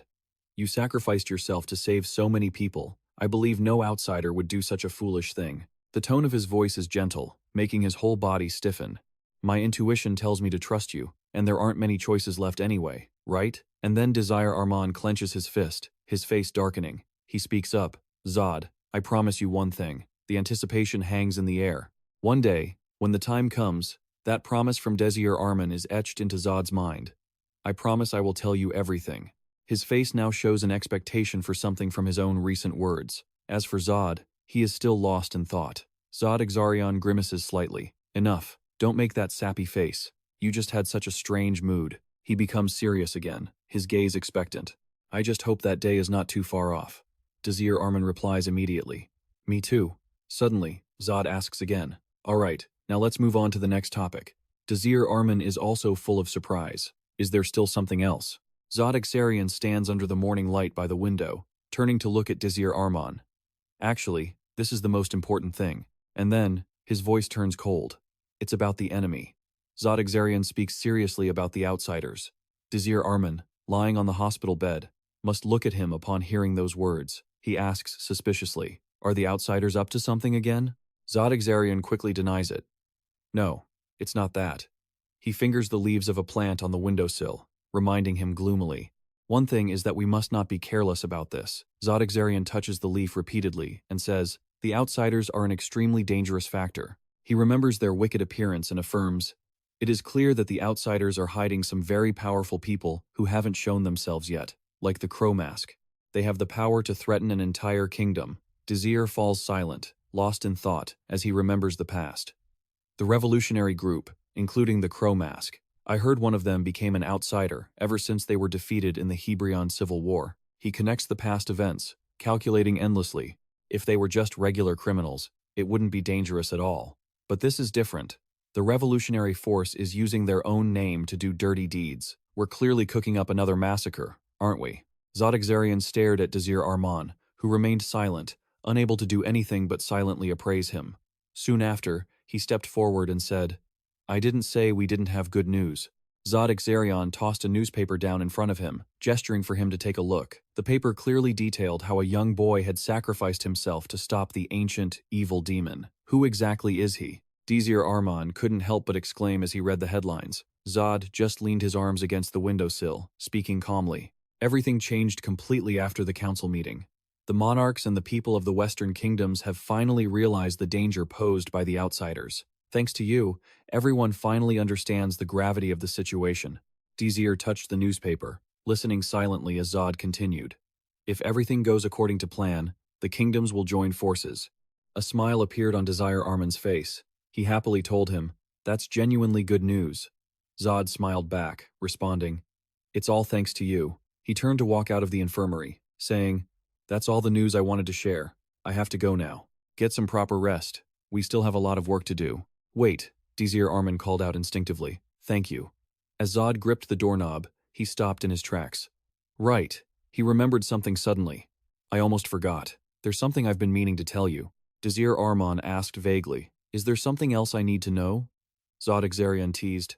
I'd highly recommend a haircut. Only then did he notice his hair had grown long and messy. Under the vibrant red sunset, the sound of cheerful laughter echoed from the hospital room.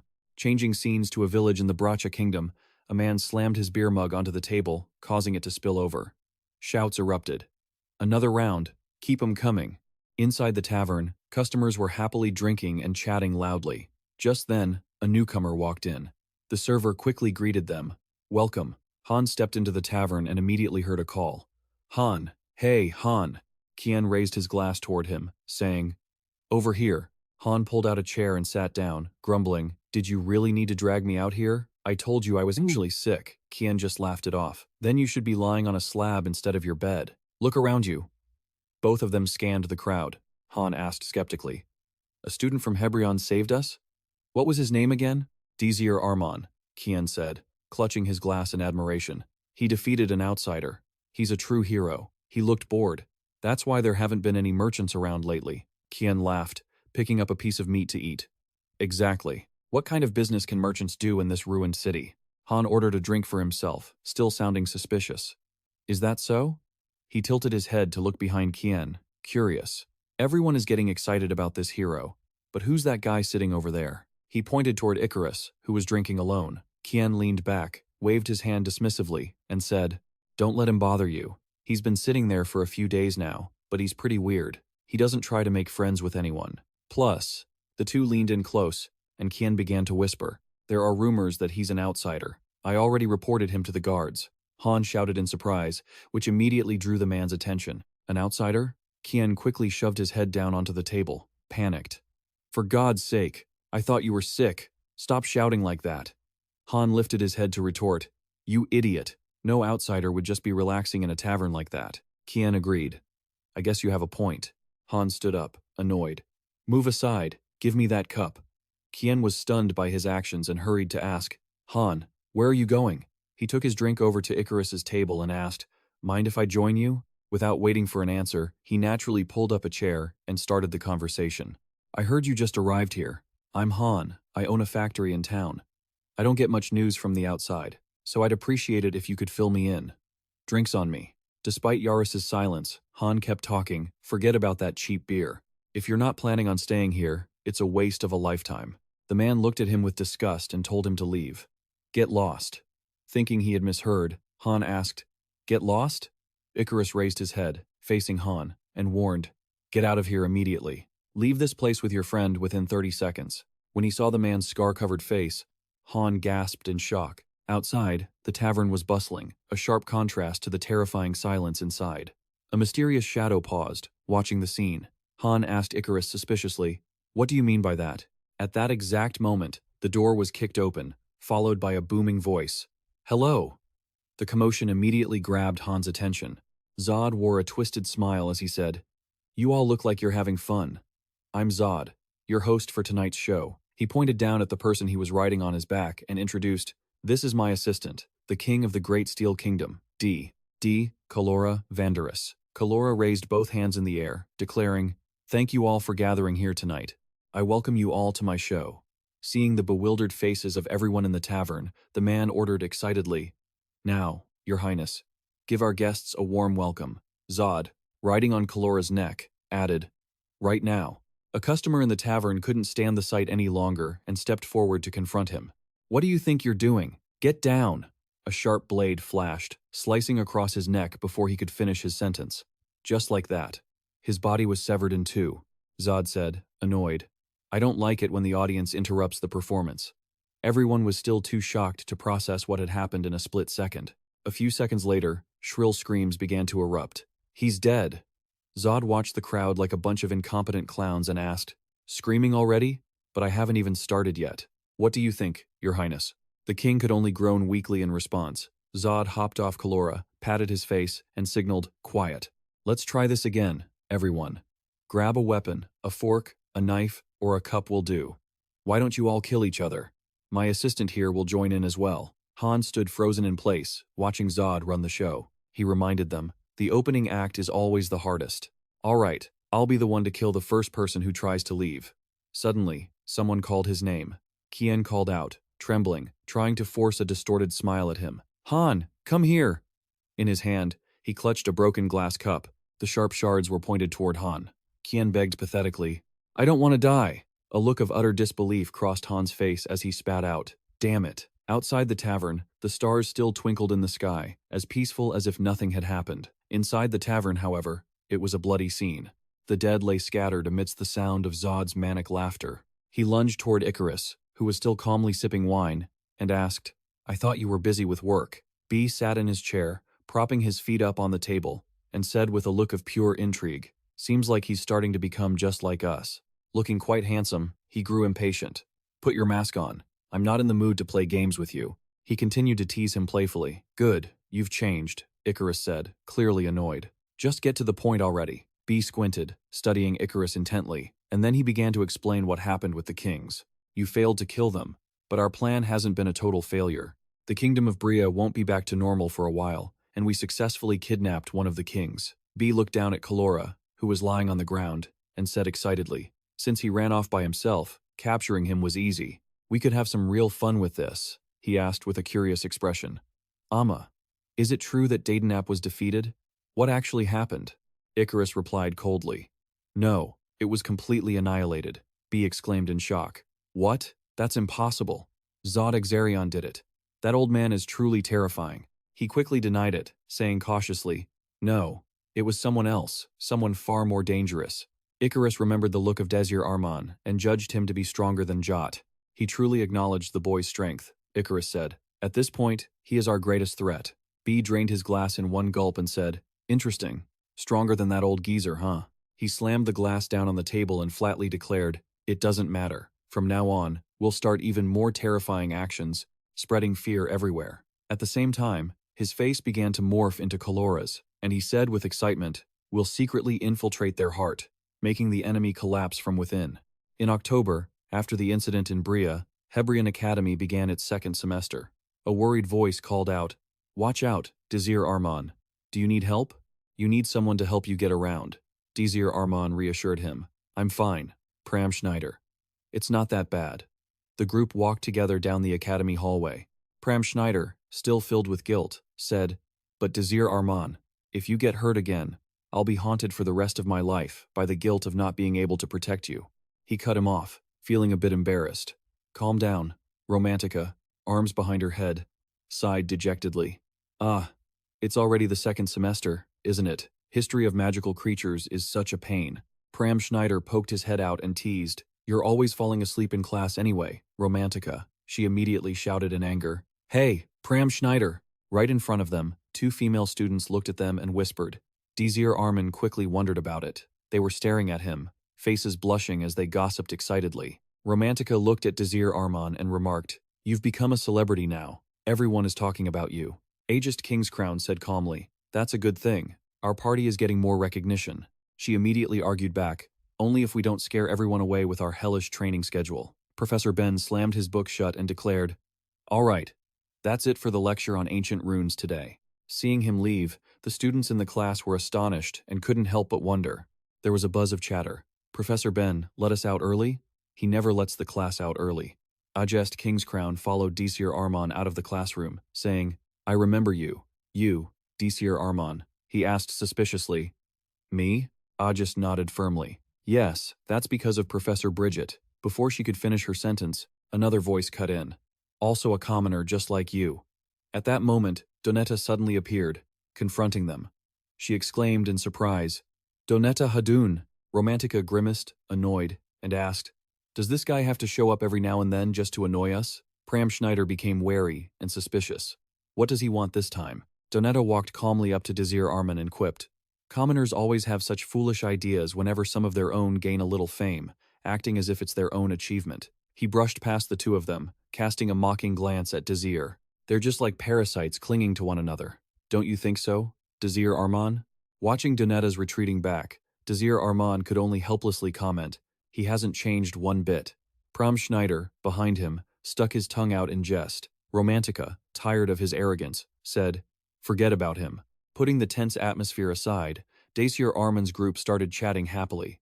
"Seeing Donetta Hadun reminds me that our next class is with Professor Napoca." "Oh, right. Is that the magic engineering class?" "Well, at least he doesn't discriminate like Donetta did back in class." "Let's hope so." "Professor Pugman Nipoca, magic engineering class." The old man roared in anger, "Unqualified. You are not qualified, Desir Arman." Amidst the laughter of the students around him, he simply replied calmly. Donetta stood outside, witnessing the scene. He smirked. Other students also took the opportunity to mock Desir Arman's background. Typical commoner. How could he get eliminated by such a simple evaluation? Professor Bridget's magic class. She had just finished a session and was reminding the students, "That was another excellent magic lesson today. We will divide the class into 3 groups and evaluate each person after measuring their magic output." Bridget walked around the classroom, observing the students practicing magic. Desir Arman was currently guiding other students on how to draw magic circles. He instructed them patiently, "Do it like this." And then, the others watching him were easily performing magic proficiently and couldn't help but admire him. One student exclaimed, "What? How?" She observed for a moment and then walked over, offering praise. "You're as good as ever, Desir Arman." He responded modestly, "Thank you, Professor." Bridget stood behind Desir Arman, her expression suddenly turning somber as she ordered, "Come to my office after class. I want to talk to you." He turned his head, looking at her suspiciously. "Yes, ma'am." In the office, Bridget's excited voice echoed, "You have no idea how surprised I am. Every newspaper is talking about you. Do you remember the first time we met?" Desir Arman sat in the chair, answering nervously, "Yes, at the Imperial Library." She happily continued, reminiscing to herself, "Exactly. I never thought I'd see a child with that much passion." Bridget sat opposite him, smiling as she recounted, "I still remember that child holding a huge book, asking me to teach him magic. It all feels like just yesterday." Desir Arman laughed and replied, "I was pretty desperate back then, wasn't I?" Her mood shifted suddenly, and she said, "Yes, That's why I recommended you to Hebrion Academy. It felt terrible seeing someone with such a passion for magic, having to live in a place with so few opportunities. Desir Arman listened in silence as Bridget spoke. Of course, I never thought you'd make it this far. A decorated hero and the youngest magic advisor in the history of the Magic Tower. She revealed a worried expression, saying, "Not to mention, you've saved countless lives. I'm truly proud of you, but, Desir Arman."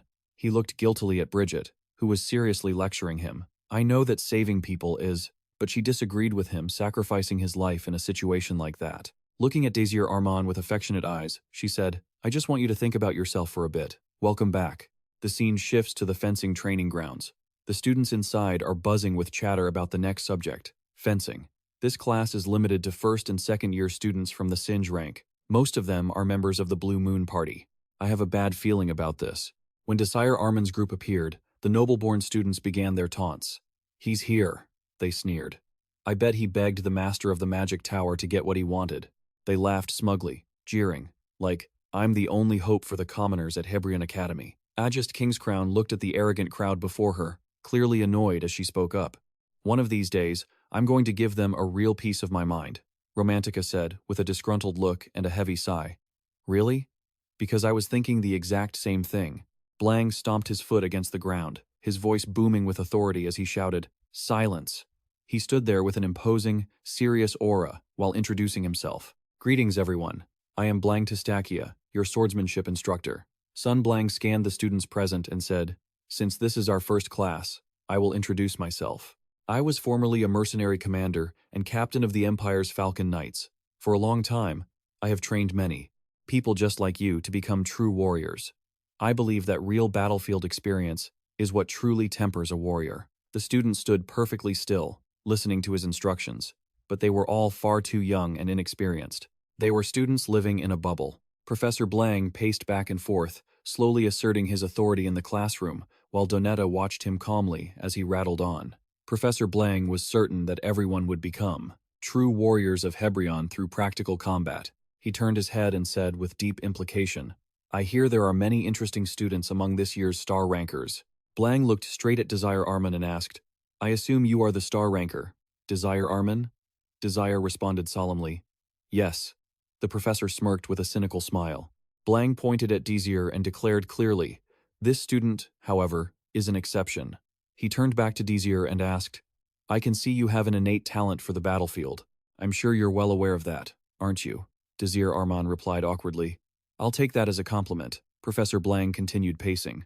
As he walked, he said, "I've heard you've achieved countless feats since entering the academy, not just becoming a technical advisor for the Magic Tower." Ignoring the uncomfortable stares from other students, Professor Blang kept hyping Desir Arman up. "You even defeated the ancient demon that the heathens resurrected, standing beside Zod-Xarian, the greatest mage in history still alive today. I don't think I need to explain how monumental those achievements are, do I?" Kelt stood behind the crowd, his expression dark as he listened to the professor. "Hebrion Academy is famous for its talented nobles leading the way." Professor Blang shouted excitedly. "Don't you feel like teaching those arrogant nobles a lesson? You must be very proud to be a commoner, right?" Desir Arman, feeling awkward, tried to stop him. "Professor," he said cautiously. Regardless of the hateful glares directed at him, Professor Blang continued. "However, Desir Arman, look at this academy.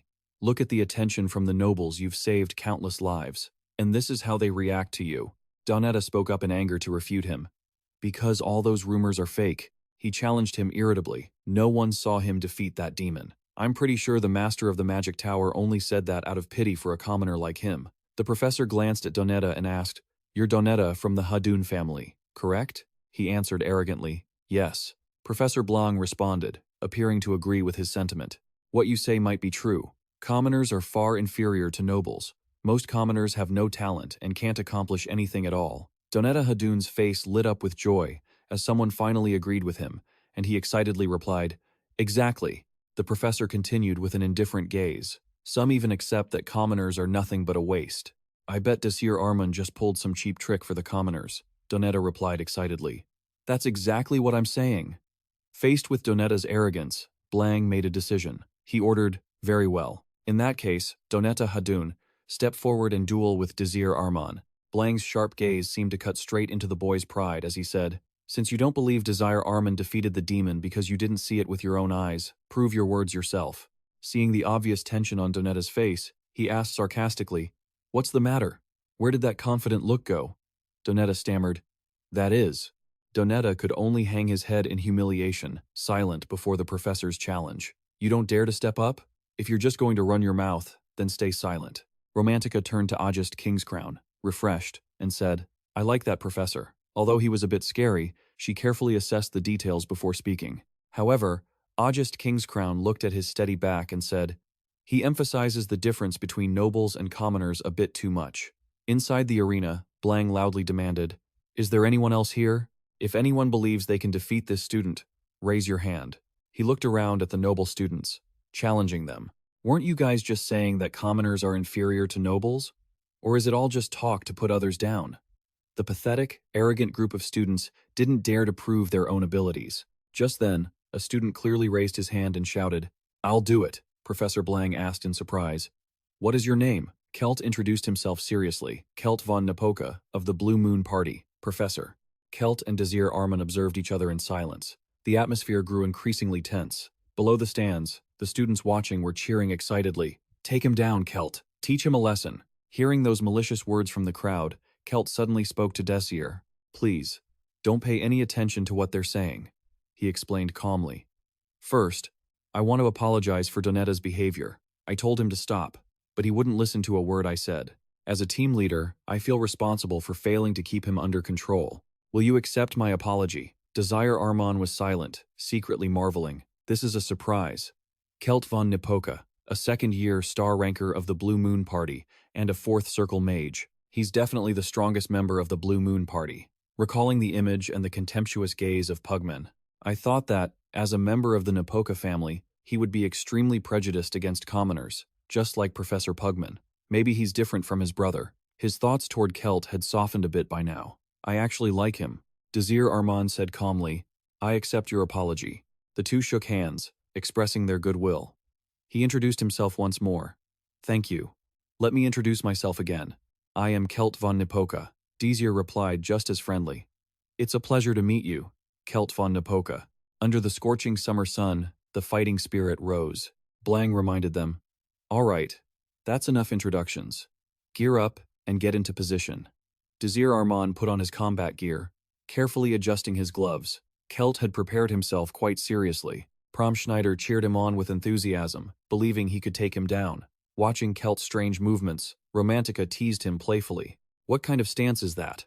Ajest Kingscrown silently patted Prom on the head, listening to Kelt say, "I'm just showing him my spirit." The students from noble backgrounds looked on with anticipation. Blanc signaled for them to start, and both were ready to engage. As soon as the signal was given, they both launched their attacks. Kelt utilized the advantage of his magic to fight. Desir Arman was not one to fall behind either, launching a quick counterattack. Two powerful sources of magical energy collided, creating an explosion with immense pressure. Under the artificial rain that had just appeared, Kelt carefully observed, silently assessing him. So this is his power. I had expected him to be a bit more special. I have to admit that he is quite fast and precise when casting magic, but it seems the rumors were blown out of proportion. Observing the calm on Desir Arman's face, Kelt had to reconsider. However, his true unique ability wasn't just magic calculation, but reverse analysis. Kelt's eyes flashed with anticipation as he thought, "Seriously, show me everything you've got." Before Kelt's distraction, Desir once again used magic to attack with a fireball. Facing the incoming spell, Kelt quickly turned himself into water to dodge it. Splat. He merged completely with the water beneath his feet. To Desir Arman's surprise, Desir scanned his surroundings, warily thinking that Kelt would make it hard to find him since the area was filled with water. Just then, an anomaly appeared in the water behind Desir Arman. With his keen senses, he quickly realized the danger. Desir turned and fired a fireball at that exact spot. After the fireball, the water returned to stillness. Kelt couldn't help but calculate the details. Magic like that would be useless against a target using splash, so the only way was to use area of effect magic. Hiding under the water, Kelt began to predict the AoE spell, which required a lot of time to calculate. The moment Desir let his guard down would be the end of the match. Kelt wore a look of curiosity, thinking, "So, what will you do now?" Desir Arman wasn't panicked at all by losing track of his opponent. On the contrary, he spoke up quite calmly. Splash is a great spell for choosing the perfect time to strike. Kelt silently grew suspicious. He stopped casting magic. Kelt frowned, appearing tense as he thought. No, he hasn't stopped. With just that one attack, Desir Arman had already found his weakness, but he had also exposed his own weakness. He couldn't defend while using that spell. Kelt gasped in shock. He's finished, as Desir stomped his foot on the arena floor. Immediately, streaks of lightning appeared everywhere, summoning a storm. They struck the water powerfully, leaving no room for escape. Under Desir Arman's intense pressure, Kelt was forced to reveal himself to dodge the blows. Kelt used magic to create a massive sphere of water to generate more water. That move successfully neutralized Desir Arman's AoE attack. Desir calmly remarked, "I see you reacted very quickly by using pure water to counter the electric current. I don't think you gave any consideration at all when using Splash." Kelt's sharp gaze finally turned serious as he acknowledged Desir Arman. "Now I understand that you really are very strong." Right after that, Kelt clenched his fist and decided not to hold back anymore. He slammed his hand into the ground, summoning a stream of water. Seeing the current turn of events, Desir thought to himself that he was right. Responding to Kelt's attack, he gently flicked his hand to block it by manipulating gravity. However, against Kelt's full-force move, Desir Arman struggled to come up with a perfect counter-strategy while controlling such a massive volume of water. That's a 4th-level magic circle, isn't it? I can't evaporate this much water with a 3rd-level magic spell. What should I do? While Desir Arman was lost in thought, Kelt controlled the water flow to attack. This time, he successfully hit his target, forcing Desir to struggle to defend himself. Kelt began to gloat. "Looks like you can't keep up with this magic." Seeing Desir Arman struggle, Kelt became even more eager to mock him. "What happened to your confidence in analyzing magic? I was sure you could do more than this." Desir was tangled in his own thoughts due to his limitations. "Damn it," he cursed. "My left eye can't see because of the dragon tongue. I'm having trouble judging distance." Kelt suddenly fell silent, thinking, having spotted an abnormality in Desir's actions. He wondered, how strange. He could have completely avoided that attack. He's reacting quite slowly to attacks from the left. Kelt thought excitedly that this was his chance. A second later, Kelt seized the opportunity to launch an attack. A whirlpool. A massive water vortex rapidly approached Desir Arman. To deal with this, he hurriedly used magic to resolve it with liquid oxygen. Drops of liquid air collided with the powerful vortex. They instantly spread out, covering the entire surface. Thanks to his ability to analyze magical attributes, Desir Arman froze the entire massive water vortex. Seeing his attack easily neutralized, Kelt hissed, "Ice magic." The vortex was quickly frozen at the points where the liquid touched. Kelt began to taunt Desir Arman. "You froze all the water around us. That's your genius plan for a situation like this? Now neither of us can move, and you'll just stand there and face my next attack." Desir didn't hold back and retorted directly. "But since I froze all the water here, you can't use any more magic either." Kelt wore a confident smile, raised his hand to the sky, and said calmly, "Then we shall see if that's true." Seeing the scene before him, Desir Arman gasped. What? The sky, which was sunny and bright before, was now covered by thick, dark clouds due to Kelt's weather-controlling magic. The gray sky was blanketed by heavy, dark clouds. Raindrops began to fall to the astonishment of the many students in the stands. Saint Blanc was also surprised by this miraculous turn of events. Pram Schneider's group, Romantica, and Ajest Kingscrown all shared the same stunned expression.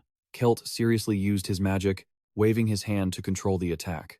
Immediately, a series of heavy hailstones fell from the sky, crashing onto the arena floor. Desir Arman quickly created a magical shield to protect himself from the hailstorm. He glanced at Kelt, silently assessing him. He's using 5th level climate control magic and scaling it down to 4th level. Every single level is incredibly powerful. Seeing Desir Arman struggle, Kelt said coldly, "Defending like that will only ruin your clothes. What are you planning to do? I hope you don't disappoint me." Desir suddenly spoke up. "You're more impressive than I thought. I'm quite surprised." Kelt suspiciously asked, "What was that?" Desir Arman calmly said from under his cloak, "Since you asked, I'll show you exactly what I'm about to do." He clapped his hands together, instantly creating a massive shockwave. The sky, which had been covered in darkness, was shattered in an instant by the deafening frequency of the sound. Below, Donetta clutched his ears in agony, screaming from the immense pressure of the sonic blast. My ears, the surrounding students, all cried out in unison. What in the world was that? Looking at the ruined, shattered stage, Everyone gasped in shock. What the hell is happening? Donetta suddenly shouted. Wait a minute. On the arena floor, Desir Arman was casually dusting off his cloak. Donetta hurriedly called out, Why is he standing there? What happened to Kay? From a corner of the spectator area, Kay struggled to sit up amidst Donetta's panicked shouts. He forced himself to stand, questioning in disbelief. What? What did you just do? In response to Kay, Desir Arman just let out a cheerful laugh. He slowly explained, Since you asked so seriously, I'll answer you. The magic I used just now was liquid oxygen. He continued brushing the dust off his clothes as he spoke. I vaporized the liquid oxygen, along with some water to make it freeze and trigger an explosion. With that much water, blowing someone off the arena floor isn't hard at all. Kay finally realized what had happened and said, Is that so? He laughed helplessly, mocking himself. It seems I've completely lost. I didn't even get a chance to see you use your analytical magic, your unique ability. I'm clearly not in the same league as you. Desir Arman replied awkwardly, Don't say that. In his heart, he thought, he doesn't even realize I went easy on him just to see how good he really was. He ended the match by fully acknowledging his defeat. I accept my loss. Thank you for the match. A few days later, at Desir Arman's club headquarters, Romantica sat lazily on the sofa, laughing excitedly. Did you see the look on Donetta's face? He didn't dare say another word after we crushed them. Pram Schneider reminded her awkwardly. Kay is still our senior, you know. Romantica finally calmed down and replied, Well, Donetta had it coming anyway. Stepped forward, sounding puzzled. What are you guys so happy about? Romantica answered cheerfully. Obviously. We taught them all a lesson. I'm pretty sure no one will dare to talk trash about our group anymore. Desir Arman, sitting at his desk, asked, That's pretty convenient, isn't it? Outside, someone seemed to be at the door. A knock echoed through the room. Romantica turned her head toward the door and said, Looks like we have another guest. The door opened, and she quickly gave a warm welcome. Hello. Prizel stood there, shy and stuttering. She gathered all her confidence to introduce herself. It is an honor to meet you. My name is Prizel. Desir Arman looked at her file, thinking, Prizel. She's in the beta class, our X team, a support squad that always gathers information and works under the alpha class. He frowned, thinking to himself, groups like that shouldn't even exist. Desir Arman spoke up. Prizel, I assume you already know about our group. Prizel calmly replied, Yes. I've heard that your training is extremely harsh, and that you're hated by the nobles. He began to question her. It seems you've done your research. Why do you want to join us despite knowing all that? She turned around, pulled a folder from behind her back, and replied carefully, There are some things that will make you uncomfortable. Prizel handed it to him, saying firmly, I can't stand it anymore. Desir Arman looked at the photos in the file and immediately understood the problem. Romantica looked at them and exclaimed angrily, What is this? Desir Arman wore a clearly unhappy expression. You're being bullied? Prizel hung her head and slowly recounted. My current group doesn't help me at all. Even the professors can't help because it would make them enemies of the alpha class. Desir Arman stepped in to explain. If you were just looking for help, joining our group wouldn't have been necessary. We could have handled it. She suddenly shouted, cutting him off. No, that would be useless. Prizel suppressed her emotions, speaking with resentment. I want to overcome this myself. I don't think I'll be satisfied unless I kick them in the butt myself.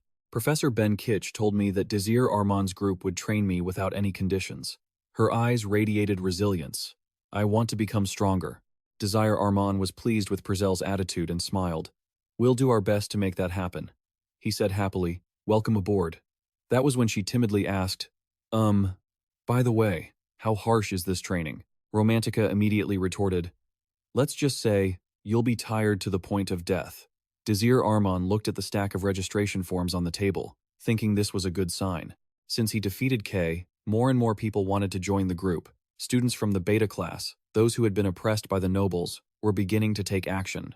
He looked at them, sighing deeply. The treatment of the beta class is truly unbearable. If things continue, a lot of talent will be wasted in the beta class next year. Thinking of the worst-case scenario, Desir Arman felt determined. The cycle of hatred between the nobles and commoners had been going on since the Republican Revolution 12 years ago, and he needed to break it. Looking out the window, he seemed to have his own plans, to gather talented individuals and create an environment where they could grow, changing the future into a place where nobles and commoners could coexist. The full moon in the sky was also a sign of what was to come. Desir Arman thought resolutely, preparing to face the upcoming Shadow Labyrinth. At the training building, Two parrots were standing on the railing, chirping happily. Suddenly, a loud noise startled them, and they flew away. Ajest Kingscrown was inside, training frantically. She was thinking to herself, "The guilt is rising in my heart." Back then, she hadn't been able to do anything. She remembered Desir Arman's instructions. "Please, Ajest Kingscrown, stop Pram and Romantica if they decide to leave the ship." Ajest Kingscrown poured all her emotions into her training. "You sacrificed yourself, but I." Her feet moved across the ground like lightning. Ajest Kingscrown denied the thought, recalling the past when she stood face to face with the giant monster. Ajest Kingscrown wanted to exhaust all her energy to numb her own thoughts. She thought of his responsible back, then thought of herself. Ajest Kingscrown blamed herself for only ever watching him from behind. She got angry just thinking about the nickname everyone gave her. A genius. Ajest Kingscrown swung her sword down at the floor, silently despising the word. What a load of nonsense. The ice crystals on her sword shattered rapidly under the powerful impact. After finishing her training session, Ajest Kingscrown let out a long sigh. A voice rang out, catching her attention. "You're always up this early, aren't you?" Ajest Kingscrown saw Romantica struggling to tie back her hair, complaining discontentedly. "Hey, we've started waking up at this hour without even needing an alarm clock. We should call it Desir Arman syndrome." A moment later, she noticed something unusual about the surroundings. Romantica wondered, "What's with all this rubble?" Ajest Kingscrown asked coldly, "Do you need something?" As she took a step forward and began to stammer, a magical summoning sound suddenly rang out, causing her to turn her head in alert. With lightning-fast reflexes, Ajest Kingscrown spun around and deflected the surprise attack with a single swing of her sword. Her body still trembling from the pressure, she asked with suspicion, "Romantica, what is the meaning of this?" Romantica looked calm, as if nothing had happened, and replied, "I knew it. Sparring practice." The two faced each other. She said excitedly, "Our match at the recent tournament isn't over yet. Let's settle it here." The Hebrion Academy practice arena was still filled with fog at this moment. Ajest Kingscrown faced Romantica's challenge and spoke calmly. "The trip to Zello Ocean." She began to warm up her body as she answered. "That's right. I bet you were disappointed about our match too, weren't you?" She looked at the rubble at her feet caused by Romantica and said in a low voice, "Sparring practice." She spoke with an air of generosity. "I mean, it's fine if you aren't ready for a fight yet." Ajest Kingscrown coldly agreed to Romantica's taunting proposal. "Fine," she said, pointing her sword forward. "I accept your challenge." However, she asked with suspicion. Still, Ajest Kingscrown made a serious proposal. "Let's raise the stakes a bit by turning this match into a bet." She spoke the penalty calmly.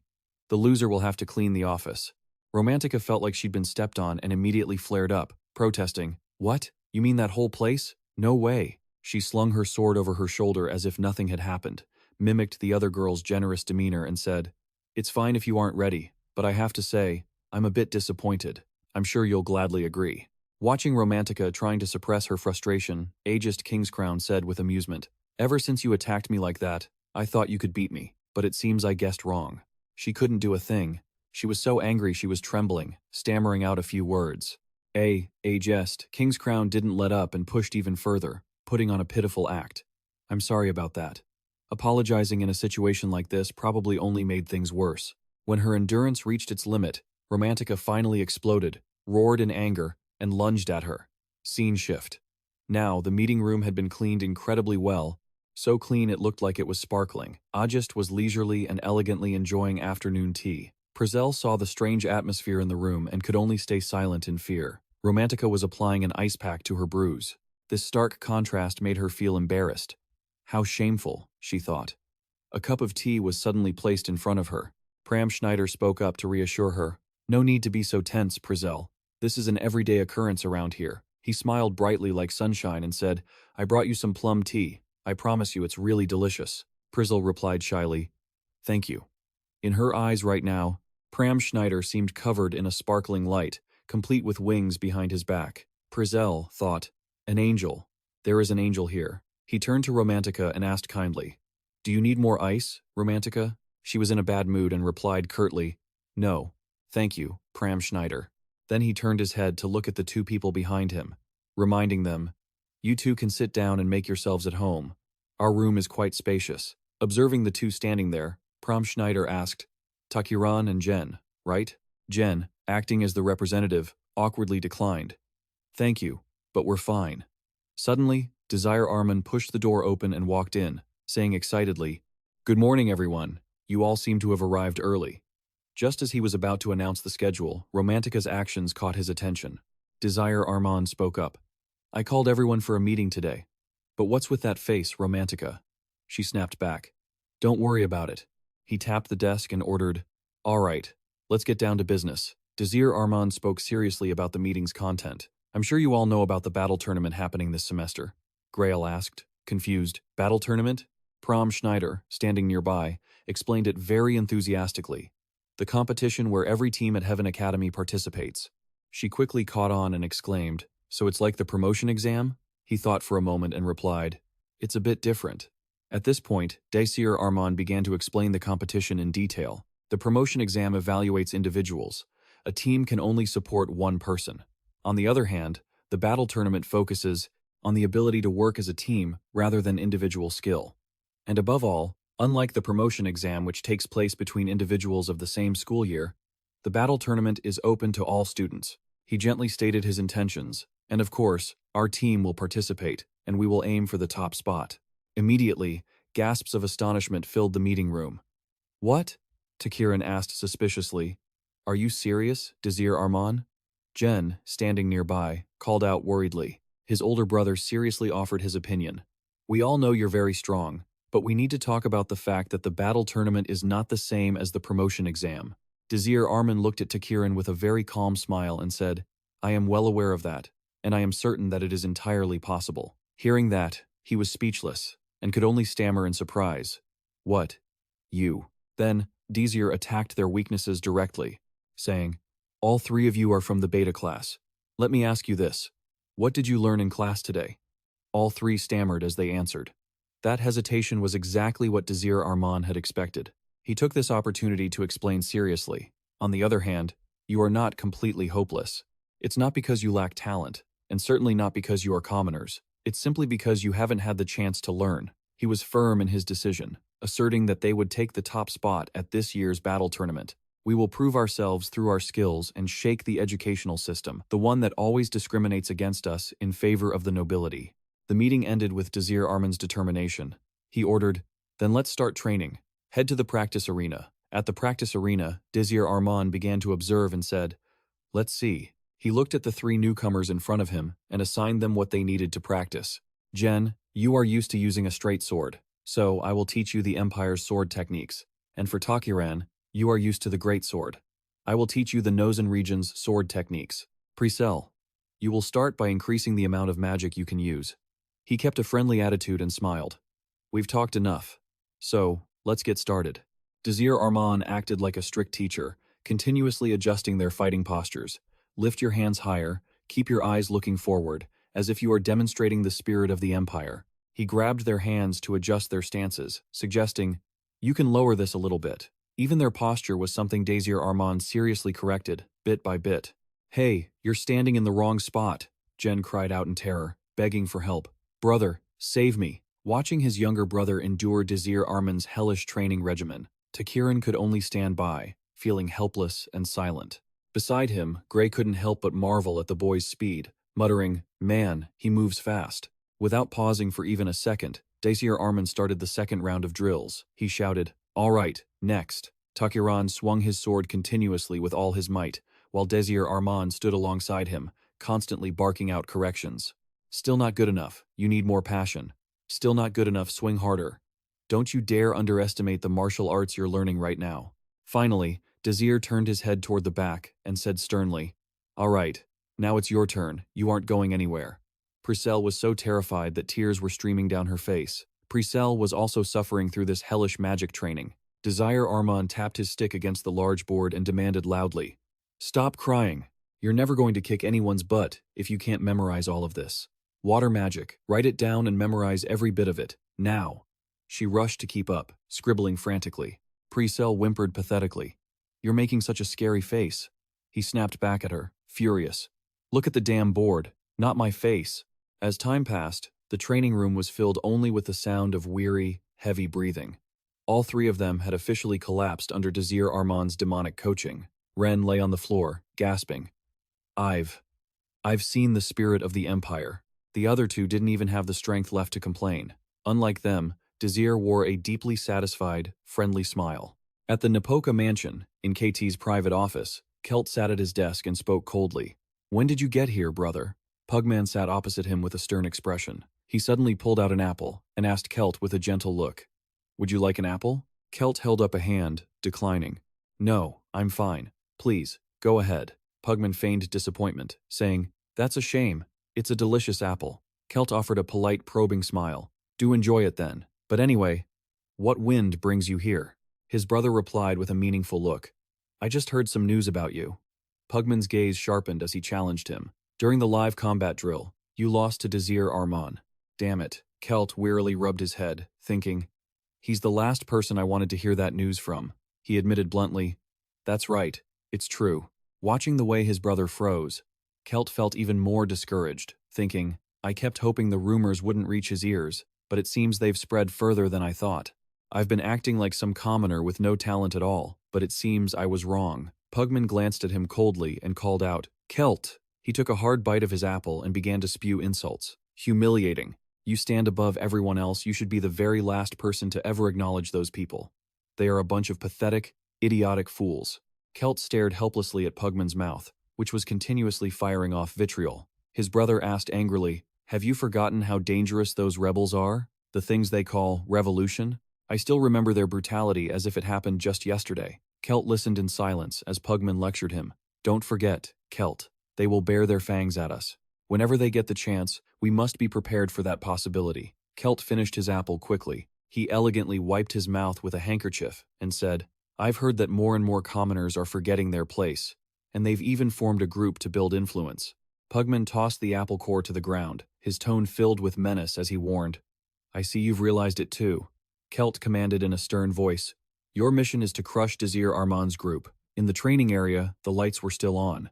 Desir Arman tilted his head, wondering, "You feel like you're having trouble developing your abilities, so that's why you've been practicing sword magic so much lately?" Ajest Kingscrown nodded honestly and asked, "Am I doing something wrong?" He hesitated before answering, "Not necessarily wrong," Desir Arman explained calmly. "Your training technique is clearly lagging behind, but when you try to reach level 4, you run into a slight issue."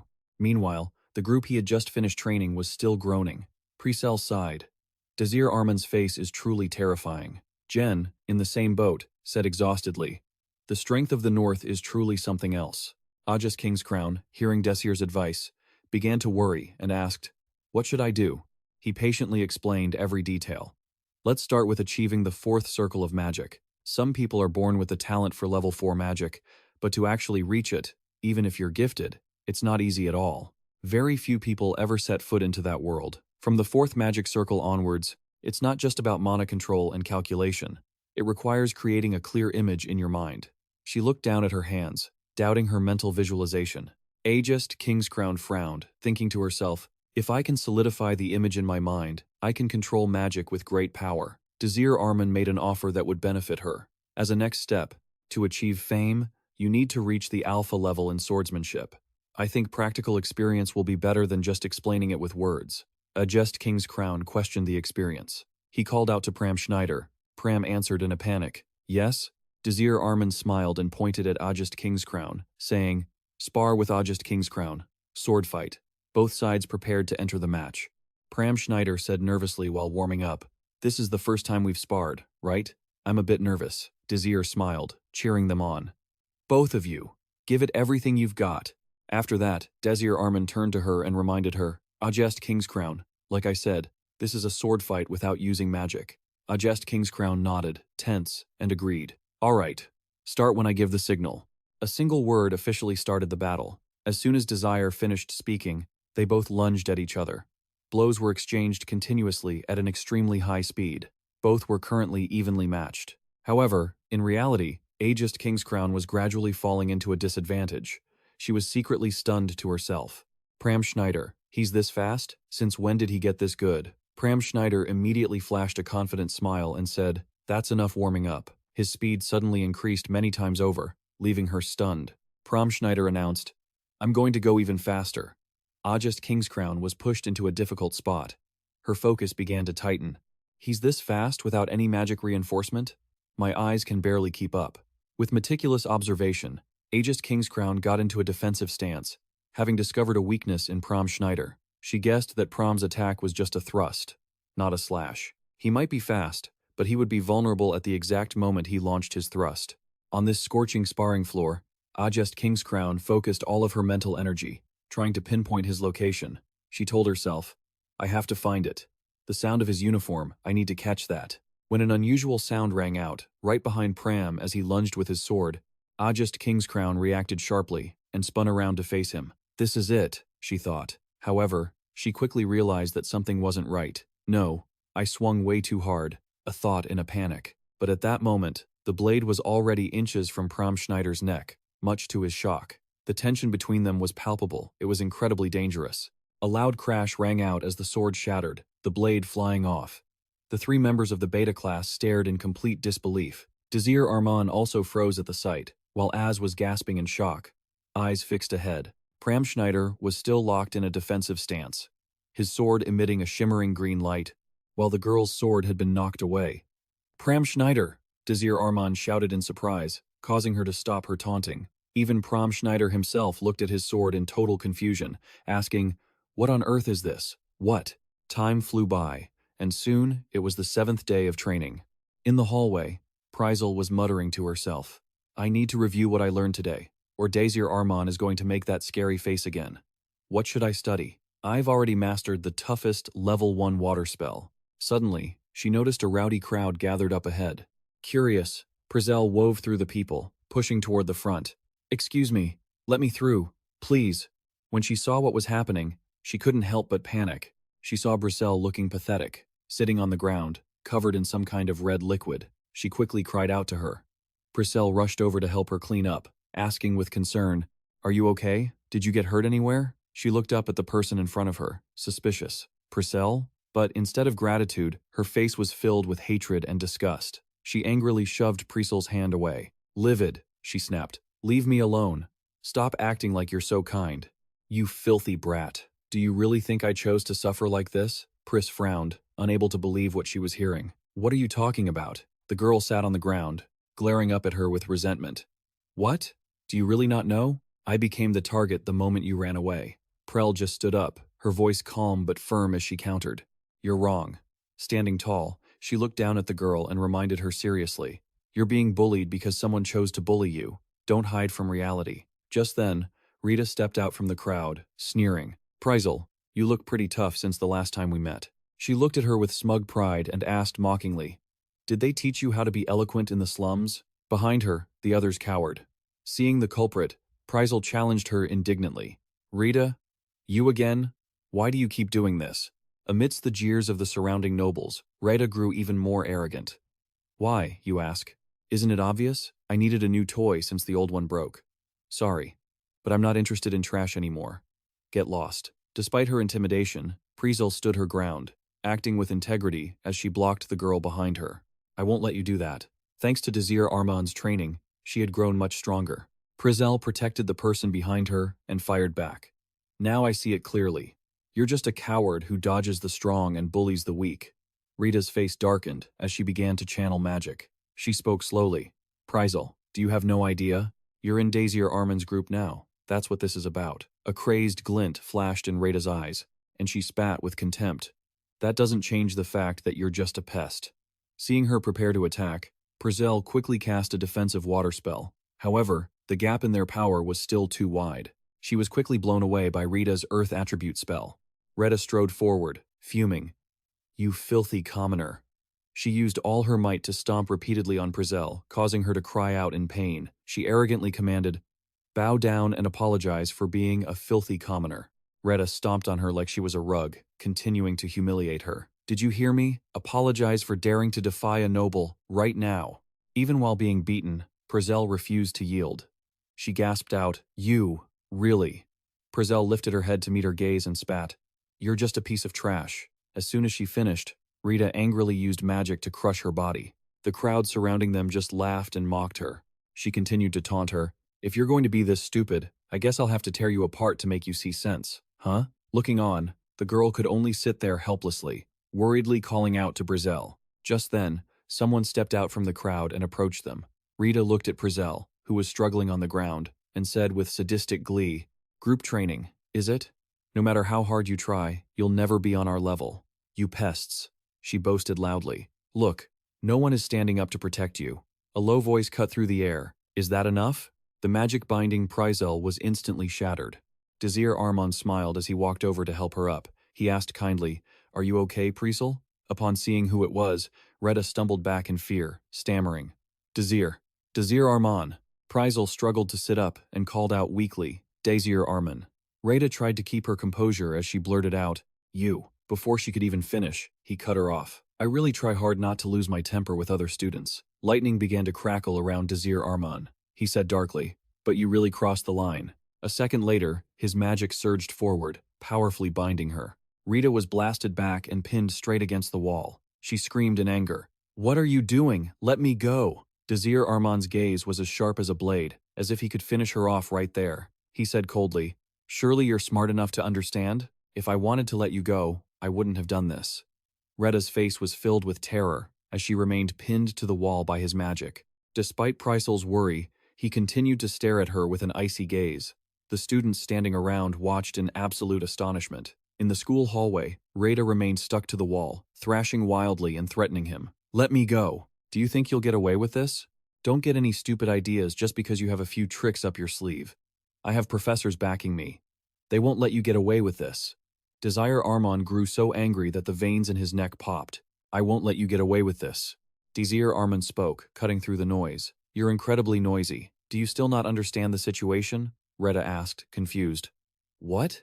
He approached her with the aura of a god of death. "You are currently trapped in my magic wall. With just a slight touch, certain parts of your body." As he finished, the wall began to expand rapidly, tightening its grip on Retta.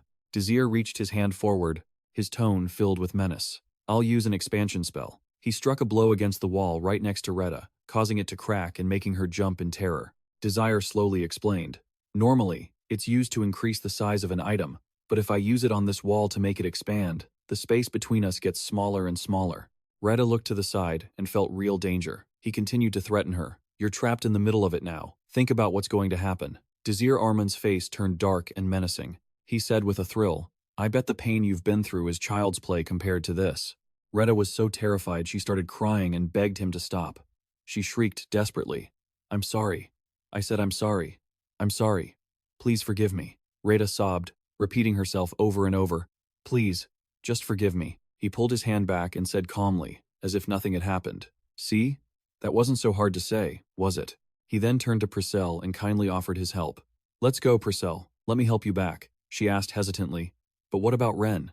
By then, she had already fainted from fear. Desir Arman replied carelessly, "I'm sure someone will help her."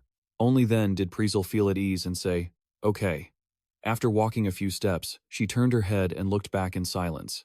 He had already stood up, brushed the dust off, and stepped out from the crowd. The students around them were scrambling to deal with the aftermath. Sounds of murmuring echoed one after another. "I'll call a professor to see how to dispel this." "Rita, hang in there." Prizel didn't say anything else. She simply turned back, acting as if they were strangers. She didn't know that he had also turned his head, silently thinking that she had become much stronger. Prizel smiled, shedding tears of joy. "Keep it up." Prizel seemed to hear those words and nodded slightly. "Firmly," she said. "I'll be cheering for you from behind."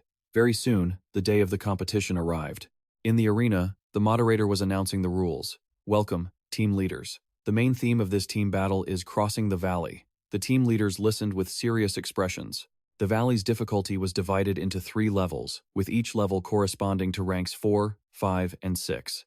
The team members were also nervously monitoring the situation. If they felt their team couldn't progress any further, the leader could announce a withdrawal. Remember, upon withdrawal, each group will be evaluated based on the level they completed. Everyone looked up at the big screen to hear the moderator explain the details. The evaluation will be based on 2 main factors. First, the effectiveness in dealing with obstacles. Second, how well team members coordinate with each other. The competition will begin in 2 hours. Go back and summarize the information for your team members. Suddenly, a voice called out, "Hey Desir Arman, do you have a moment?" Professor Blank stood before him and extended an invitation. "It won't take long." The two stepped out of the meeting room and stood in a corner. He carefully instructed Desir Arman, "I have high expectations for you. Throughout this entire academy, you are the only one capable of standing up to the nobility. You aren't just fighting for yourself, but for all the commoners as well. It was certainly a commendable trait. Professor Blank seemed to place all his hopes on Desir Arman. The team battle was a great opportunity to bridge the massive gap between commoners and nobles. That's right, just like a revolution. He hesitated before speaking. Professor, about that. The professor coolly cut Desir Arman off. Listen to me. Professor Blank brought up an issue. There are rumors that remnants of the revolutionary forces are still among the outsiders who attacked the academy. What do you think about them? Desir Arman replied with integrity. I think they are wrong. Desir Arman voiced his thoughts. Only their goal was just. But they have changed too much now. Their actions have crossed the line. They are no longer just simple terrorists. The professor probed. So, you still have some empathy for their cause? If that's the case, have you ever thought about joining hands with them? He answered firmly and directly. Never. Under Professor Blank's scrutinizing gaze, Desir Arman suddenly spoke up. However, someone stepped out from the shadows, interrupting their conversation. That's enough, Professor Blank. The professor instinctively flinched, gripping his sword tightly as he shouted, Who is that? Professor Ben Quick appeared, to the surprise of both of them. Professor Blank muttered in suspicion. Professor Ben Quick. He spoke calmly. You are putting Desir Arman in a difficult position, Professor. The professor stiffened and said awkwardly, We will continue this next time. Desir Arman nodded obediently. Yes. He was grateful that Ben Quick had saved him, saying, Thank you, Professor Ben Quick. The professor understood and replied, That wasn't an easy question to answer. But right after, Ben Quick turned and winked at him, saying, However, I have high expectations for you too. An announcement echoed through the hall. The team battle would begin soon. Team members, gather in the main hall. Romantica glanced at the upper floor, signaling, Desir Arman, look there. Desir Arman looked up and gasped in surprise. She began to tease him. Those professors are watching you. Are they waving fans to cheer you on? He replied embarrassedly. That's funny, Romantica. Romantica looked at the disgust and resentment in Pugman's eyes and shuddered. Our group is a thorn in their side. Desir Arman replied awkwardly. Perhaps, but does he have to glare like that? He didn't care much, calmly standing up to remind them. Leave them be. Let's focus on what's ahead. If we perform perfectly, no one will be able to say anything. She replied, annoyed. I know. The whole group was present. Desir Arman commanded seriously. All right, everyone gather. I will summarize everything. Amidst the excitement of the other teams, he began to explain the rules once again. Each team is allowed to have 6 participants. We have decided to let Jen participate. Takiran answered for his younger brother. How is Jen doing? Actually, he seems comfortable, because he's no longer a burden. Rada's team was being scolded by her. Meanwhile, Desir Arman was satisfied with the state of all his members. He praised them. Very good. After finishing the pre-match procedures, Desir Arman's team and others prepared to enter the battle. He said seriously, All right, enter the world of shadows. All team members, stay in your best mental state. Desir Arman shouted. Let's go. The competition officially began, and a mission appeared. This is the Awenbest Valley, named after a great wizard. He spent his entire life in this place researching one thing. Reach the end of the valley and claim Awenbest's legacy. Desir Arman gave the order. Romantica used magic to track, and she quickly replied, Here. Suddenly, a loud shout caught his attention. Hey Desir Arman, see you later. Shortly after, Redoria ran off to the hurried calls of her teammates. Watching Redoria, Desir Arman couldn't help but exclaim, The Red Dragon team is always so fast. A moment later, he caught Kelt's eyes, but strangely, he just looked at Desir Arman once and quickly turned away. He thought to himself, a bit awkwardly, Pugman must have said something to him. Romantica finished scouting and began her report. Hey Desir Arman, it looks like the path at 2, 4, or 6 o'clock is the fastest. He gave the request to the team, Let's go towards 2 o'clock. The monsters hiding in the shadows sensed the students participating in the competition. They say with pure hunger, We smell humans. Their leader says excitedly, It's hunting time. A sharp sword slash instantly finishes off one of them. Takiran attacks relentlessly. Water orbs, packing quite a punch, also force the monsters to collapse. Under Desir Arman's hellish training, Prizel has become quite skilled in combat. Pram Schneider happily reports that they've taken care of all the monsters. Desir Arman replies with satisfaction. Good job. Ajest Kingscrown chimes in.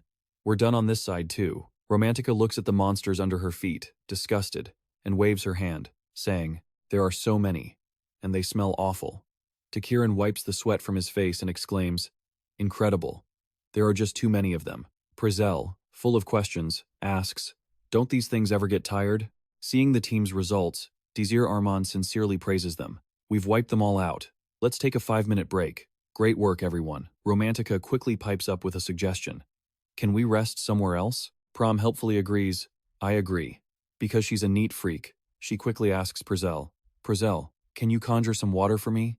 I can't seem to wash this smell off." She helplessly agrees. Okay. Right then, Desir Arman is deep in thought, strategizing how to handle this challenge. "I've been through this in the past, but I had very little information back then because I was a beta class student." He is worried about the strength of the new team members. Level 1 isn't a problem for the alpha class, but for beta class students, this level is a real test. Just then, the system chimes with an announcement. The Saurian's Children Party has been formed. It keeps announcing the names of the eliminated parties.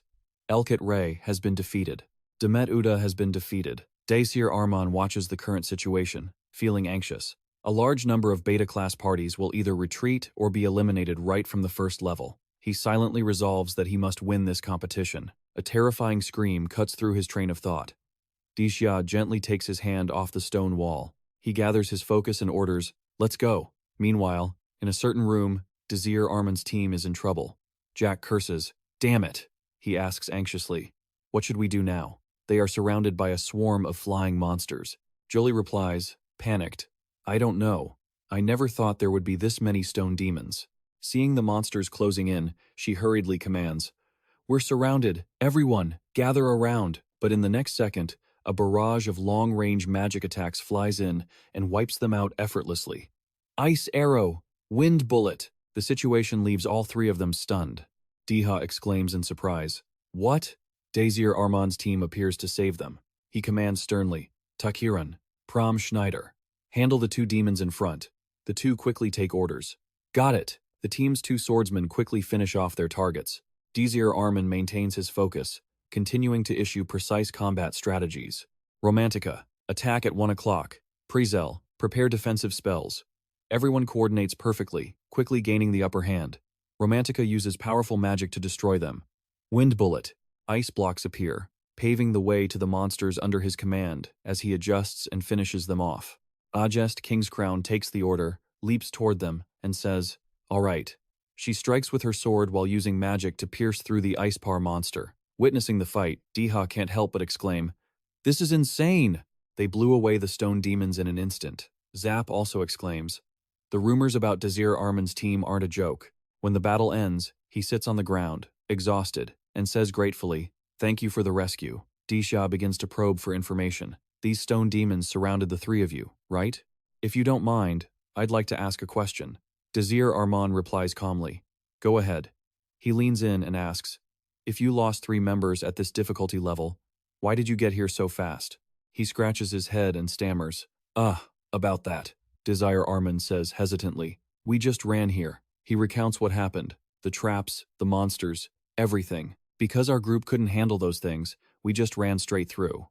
We tried to run as far as we could, to get as many points as possible. Desir Arman thinks silently. That's the worst move. Desir Arman looks at the sword in his hand and speaks softly. "I don't think I need to explain much more. I know that's a foolish way to do things.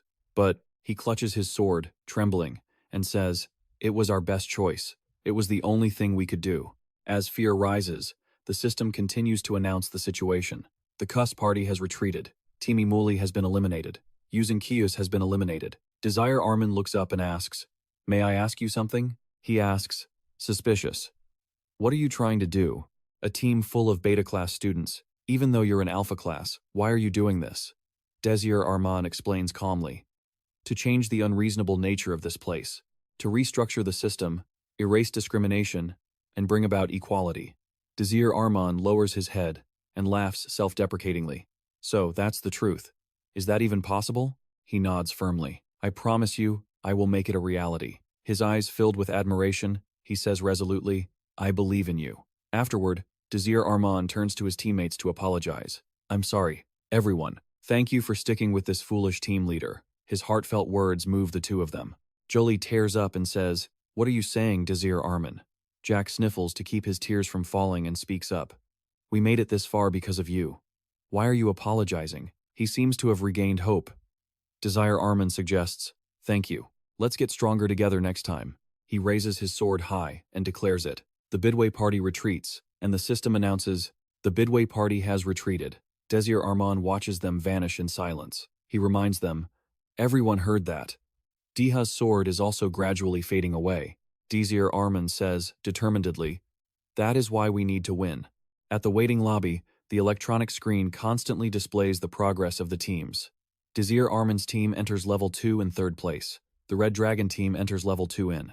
The Blue Moon team enters level 2 in 1st place. Pugman Alex approaches and asks, you don't look very comfortable, Professor Bridget. She replies impatiently, that's none of your business, Professor Pugman Alex. He says with an arrogant look, I understand. You're not in the mood to talk, are you? Looking up at the rapidly changing notifications, the Blue Moon team has entered the 2nd level in 1st place.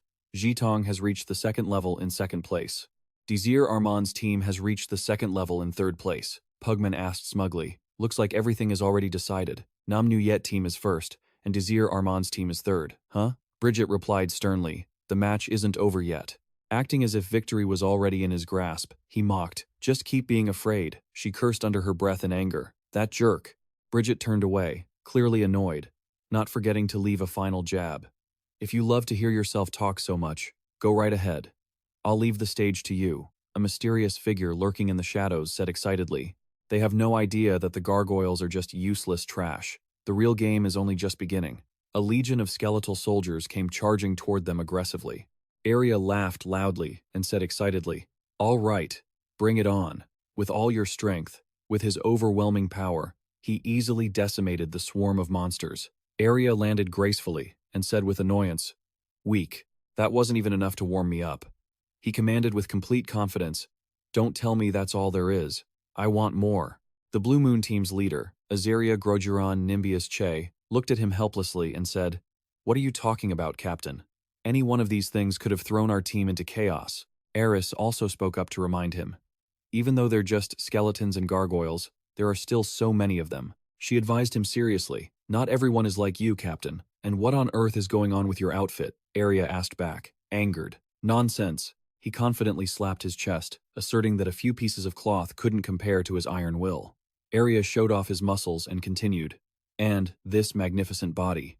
He narcissistically struck a pose and ordered, come on everyone, behold and remember this perfect physique. Che, unable to watch the eyesore, turned his head and sighed. I have no idea what he's talking about, and I honestly don't care. Eris also had to exclaim, how could this guy be holding the #1 spot in our academy? Arya ended his bragging and spoke up. At the end of the day, I don't even need armor. Let's keep moving if you've all finished resting. All the members replied in unison. Yes. He threw his arm around Kelt's shoulder, opened the conversation as they walked. Before that, Kelt, could we talk privately for a moment? He turned to him and asked suspiciously, what's up?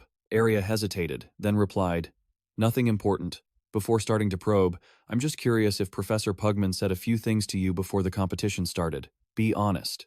That's right, he recounted. He told me that we have to destroy Desir Arman's team at all costs. Arya said awkwardly. I told the professor he could give us an extra reward. It's quite interesting after all. Kelt replied calmly. I'm not too surprised. You know what, my brother, I mean, what the professor is like. He was startled when he started speaking seriously. I understand, and that's why I'm asking you again. Arya's face darkened, and he asked grimly, who do you think is stronger, me or Desir Arman? Kelt thought for a moment, then said, I can't give you a definitive answer. He began to voice his personal opinion. If we're talking about combat using magic, I'm sure no other student. No, nobody in this entire academy can beat him, Kelt asserted seriously. He possesses something fundamentally different from the rest of us. Arya glanced at him, questioning. That's an interesting assessment, even though I've only fought him once. And what is that fundamental thing? Kelt remembered Desir Arman's demeanor and evaluated him calmly. That is also something I cannot answer. But in his eyes, over time, I feel a deep darkness, and no matter what is being held inside there. He suddenly spoke up, cutting off his words. That's enough. The members called out loudly at this moment. Captain Gargoyle. He stepped forward as if the previous conversation had never happened, saying, you are not allowed to lay a finger on them. All of them are mine. As soon as he finished speaking, Arya's figure vanished. He bolted forward like the wind, chanting in his heart, De Zeke. Boom. With a single sound, he charged and struck down a stone man, filled with excitement. Dexik. The ground cracked, and the stone man trembled under his hand. He whispered to himself, Desir Arman. Suddenly, several cracking sounds echoed from behind. Arya chanted like he was casting a spell, repeating the name Xia. Boom. With a roar, he transformed his aura into a shark, biting the stone man under his feet to pieces. Explosions echoed incessantly. Arya spun the spear in his hands, deflecting the flying debris of stone hitting his body. Finally, he slammed one end of the spear into the ground with such force that the floor shattered. He thought to himself, I wonder if you, Arya's eyes flashed with the excitement of a hunter tracking prey, can make me happy? On the other side, Desir Arman suddenly shuddered. Oh, why is it suddenly so cold? Seeing him tremble, Schneider asked with concern. Desir Arman? Romantica giggled. Oh my, how pathetic. The group walked ahead, not noticing a figure lurking behind. Having overheard their entire conversation, Desir Arman said, I can feel a flow of energy, as if something is hunting me. Romantica was startled. Really? Schneider, come here. We have to stay away from him. Schneider looked at her, finding it amusing. Romantica, the mysterious one hiding behind the wall, reported to someone, That's right, leader. Desir Arman's team has just entered the first floor. They destroyed a few gargoyles and passed the stage safely. On the other end, the person receiving the news smiled. Very good. As expected of the commoner hero, Desir Arman didn't let us down. Everything is going according to plan. He laughed loudly. Haha, Desir Arman isn't the only commoner talent among us. Arak led his team into the path of loose dirt and rocks, declaring loudly, We don't need to overcome this ourselves.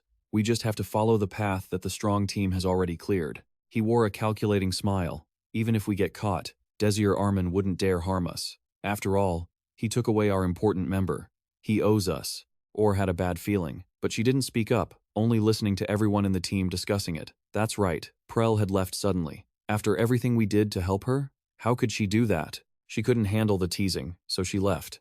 What do we do now? Arak's team moved forward. Someone has to be a target for Class Alpha, or followed the team, a sense of foreboding rising. Arak spoke as he walked. But thanks to Desir Arman's team, our team will be at the top of Class Beta. We won't have the strategy points, but we will have countless points once we reach the second floor. At this moment, the ground trembled slightly, but no one had noticed yet. After taking a few more steps, the system notified them that Arak's team had reached the second floor. He nodded with satisfaction. Everything was going smoothly. Arak laughed and said, We should search for their traces. Suddenly, the ground beneath their feet shook violently. The intense, rumbling vibration caused the whole team to huddle together, careful to stand near one another. Heavy footsteps thundered from every direction. Everyone panicked. What is that? Something's coming. It was getting dark. Arak ordered them to light a torch. The mage covered his face and held the torch high. In the flickering light, a giant stone golem emerged. The group panicked. A golem? But it's not just one. Arak heard his teammate scream from behind. Leader, there's more over here. They were completely surrounded by giant stone golems. The tremors in the ground were caused by them, and the whole team was terrified. Oh God, did every monster on the second floor just swarm us? Leader, we can't clear this level. In that hair-raising moment, Arak shoved someone aside. He ordered the team to head down the path that Desir Arman's group had taken. They fled immediately, leaving only the person who had been pushed down struggling on the ground. Arak looked back at her coldly. Sorry, but you'll have to be our bait. With bait in place, Arak and his team immediately ran for it. Left all alone, she was surrounded by the golems, looking tiny and pitiful. She wondered if as the golems closed in, she realized her mistake too late. Can I switch teams? Meanwhile, in a narrow corridor, Arak's group was panting heavily. Anan was gasping for air. Did we lose them? Arak guessed. We've come this far, we should be safe for now. He looked back behind them. We should turn around and retreat the way we came. But surprise! A massive golem was right on their heels. Someone screamed. What? They caught up already? Arak sighed, complaining. That useless brat couldn't even buy us any time. Anin looked indifferent. Well, there's nothing we can do. At least we made it to the second floor. Thinking this, Arak shouted decisively. Arak's team is retreating. But contrary to their expectations of being teleported out, there was no response. Arak panicked and yelled, We give up. What the hell? Why wasn't it working? A teammate saw the golem closing in, and screamed in terror, Leader, the golem's here. No sooner had he finished speaking than the golem punched him straight into the wall. The stone wall shattered, and Annan's body was crushed into it. The system announced, Anin Palemin has been eliminated. His body slumped to the ground like a broken doll. Arak was stunned. What?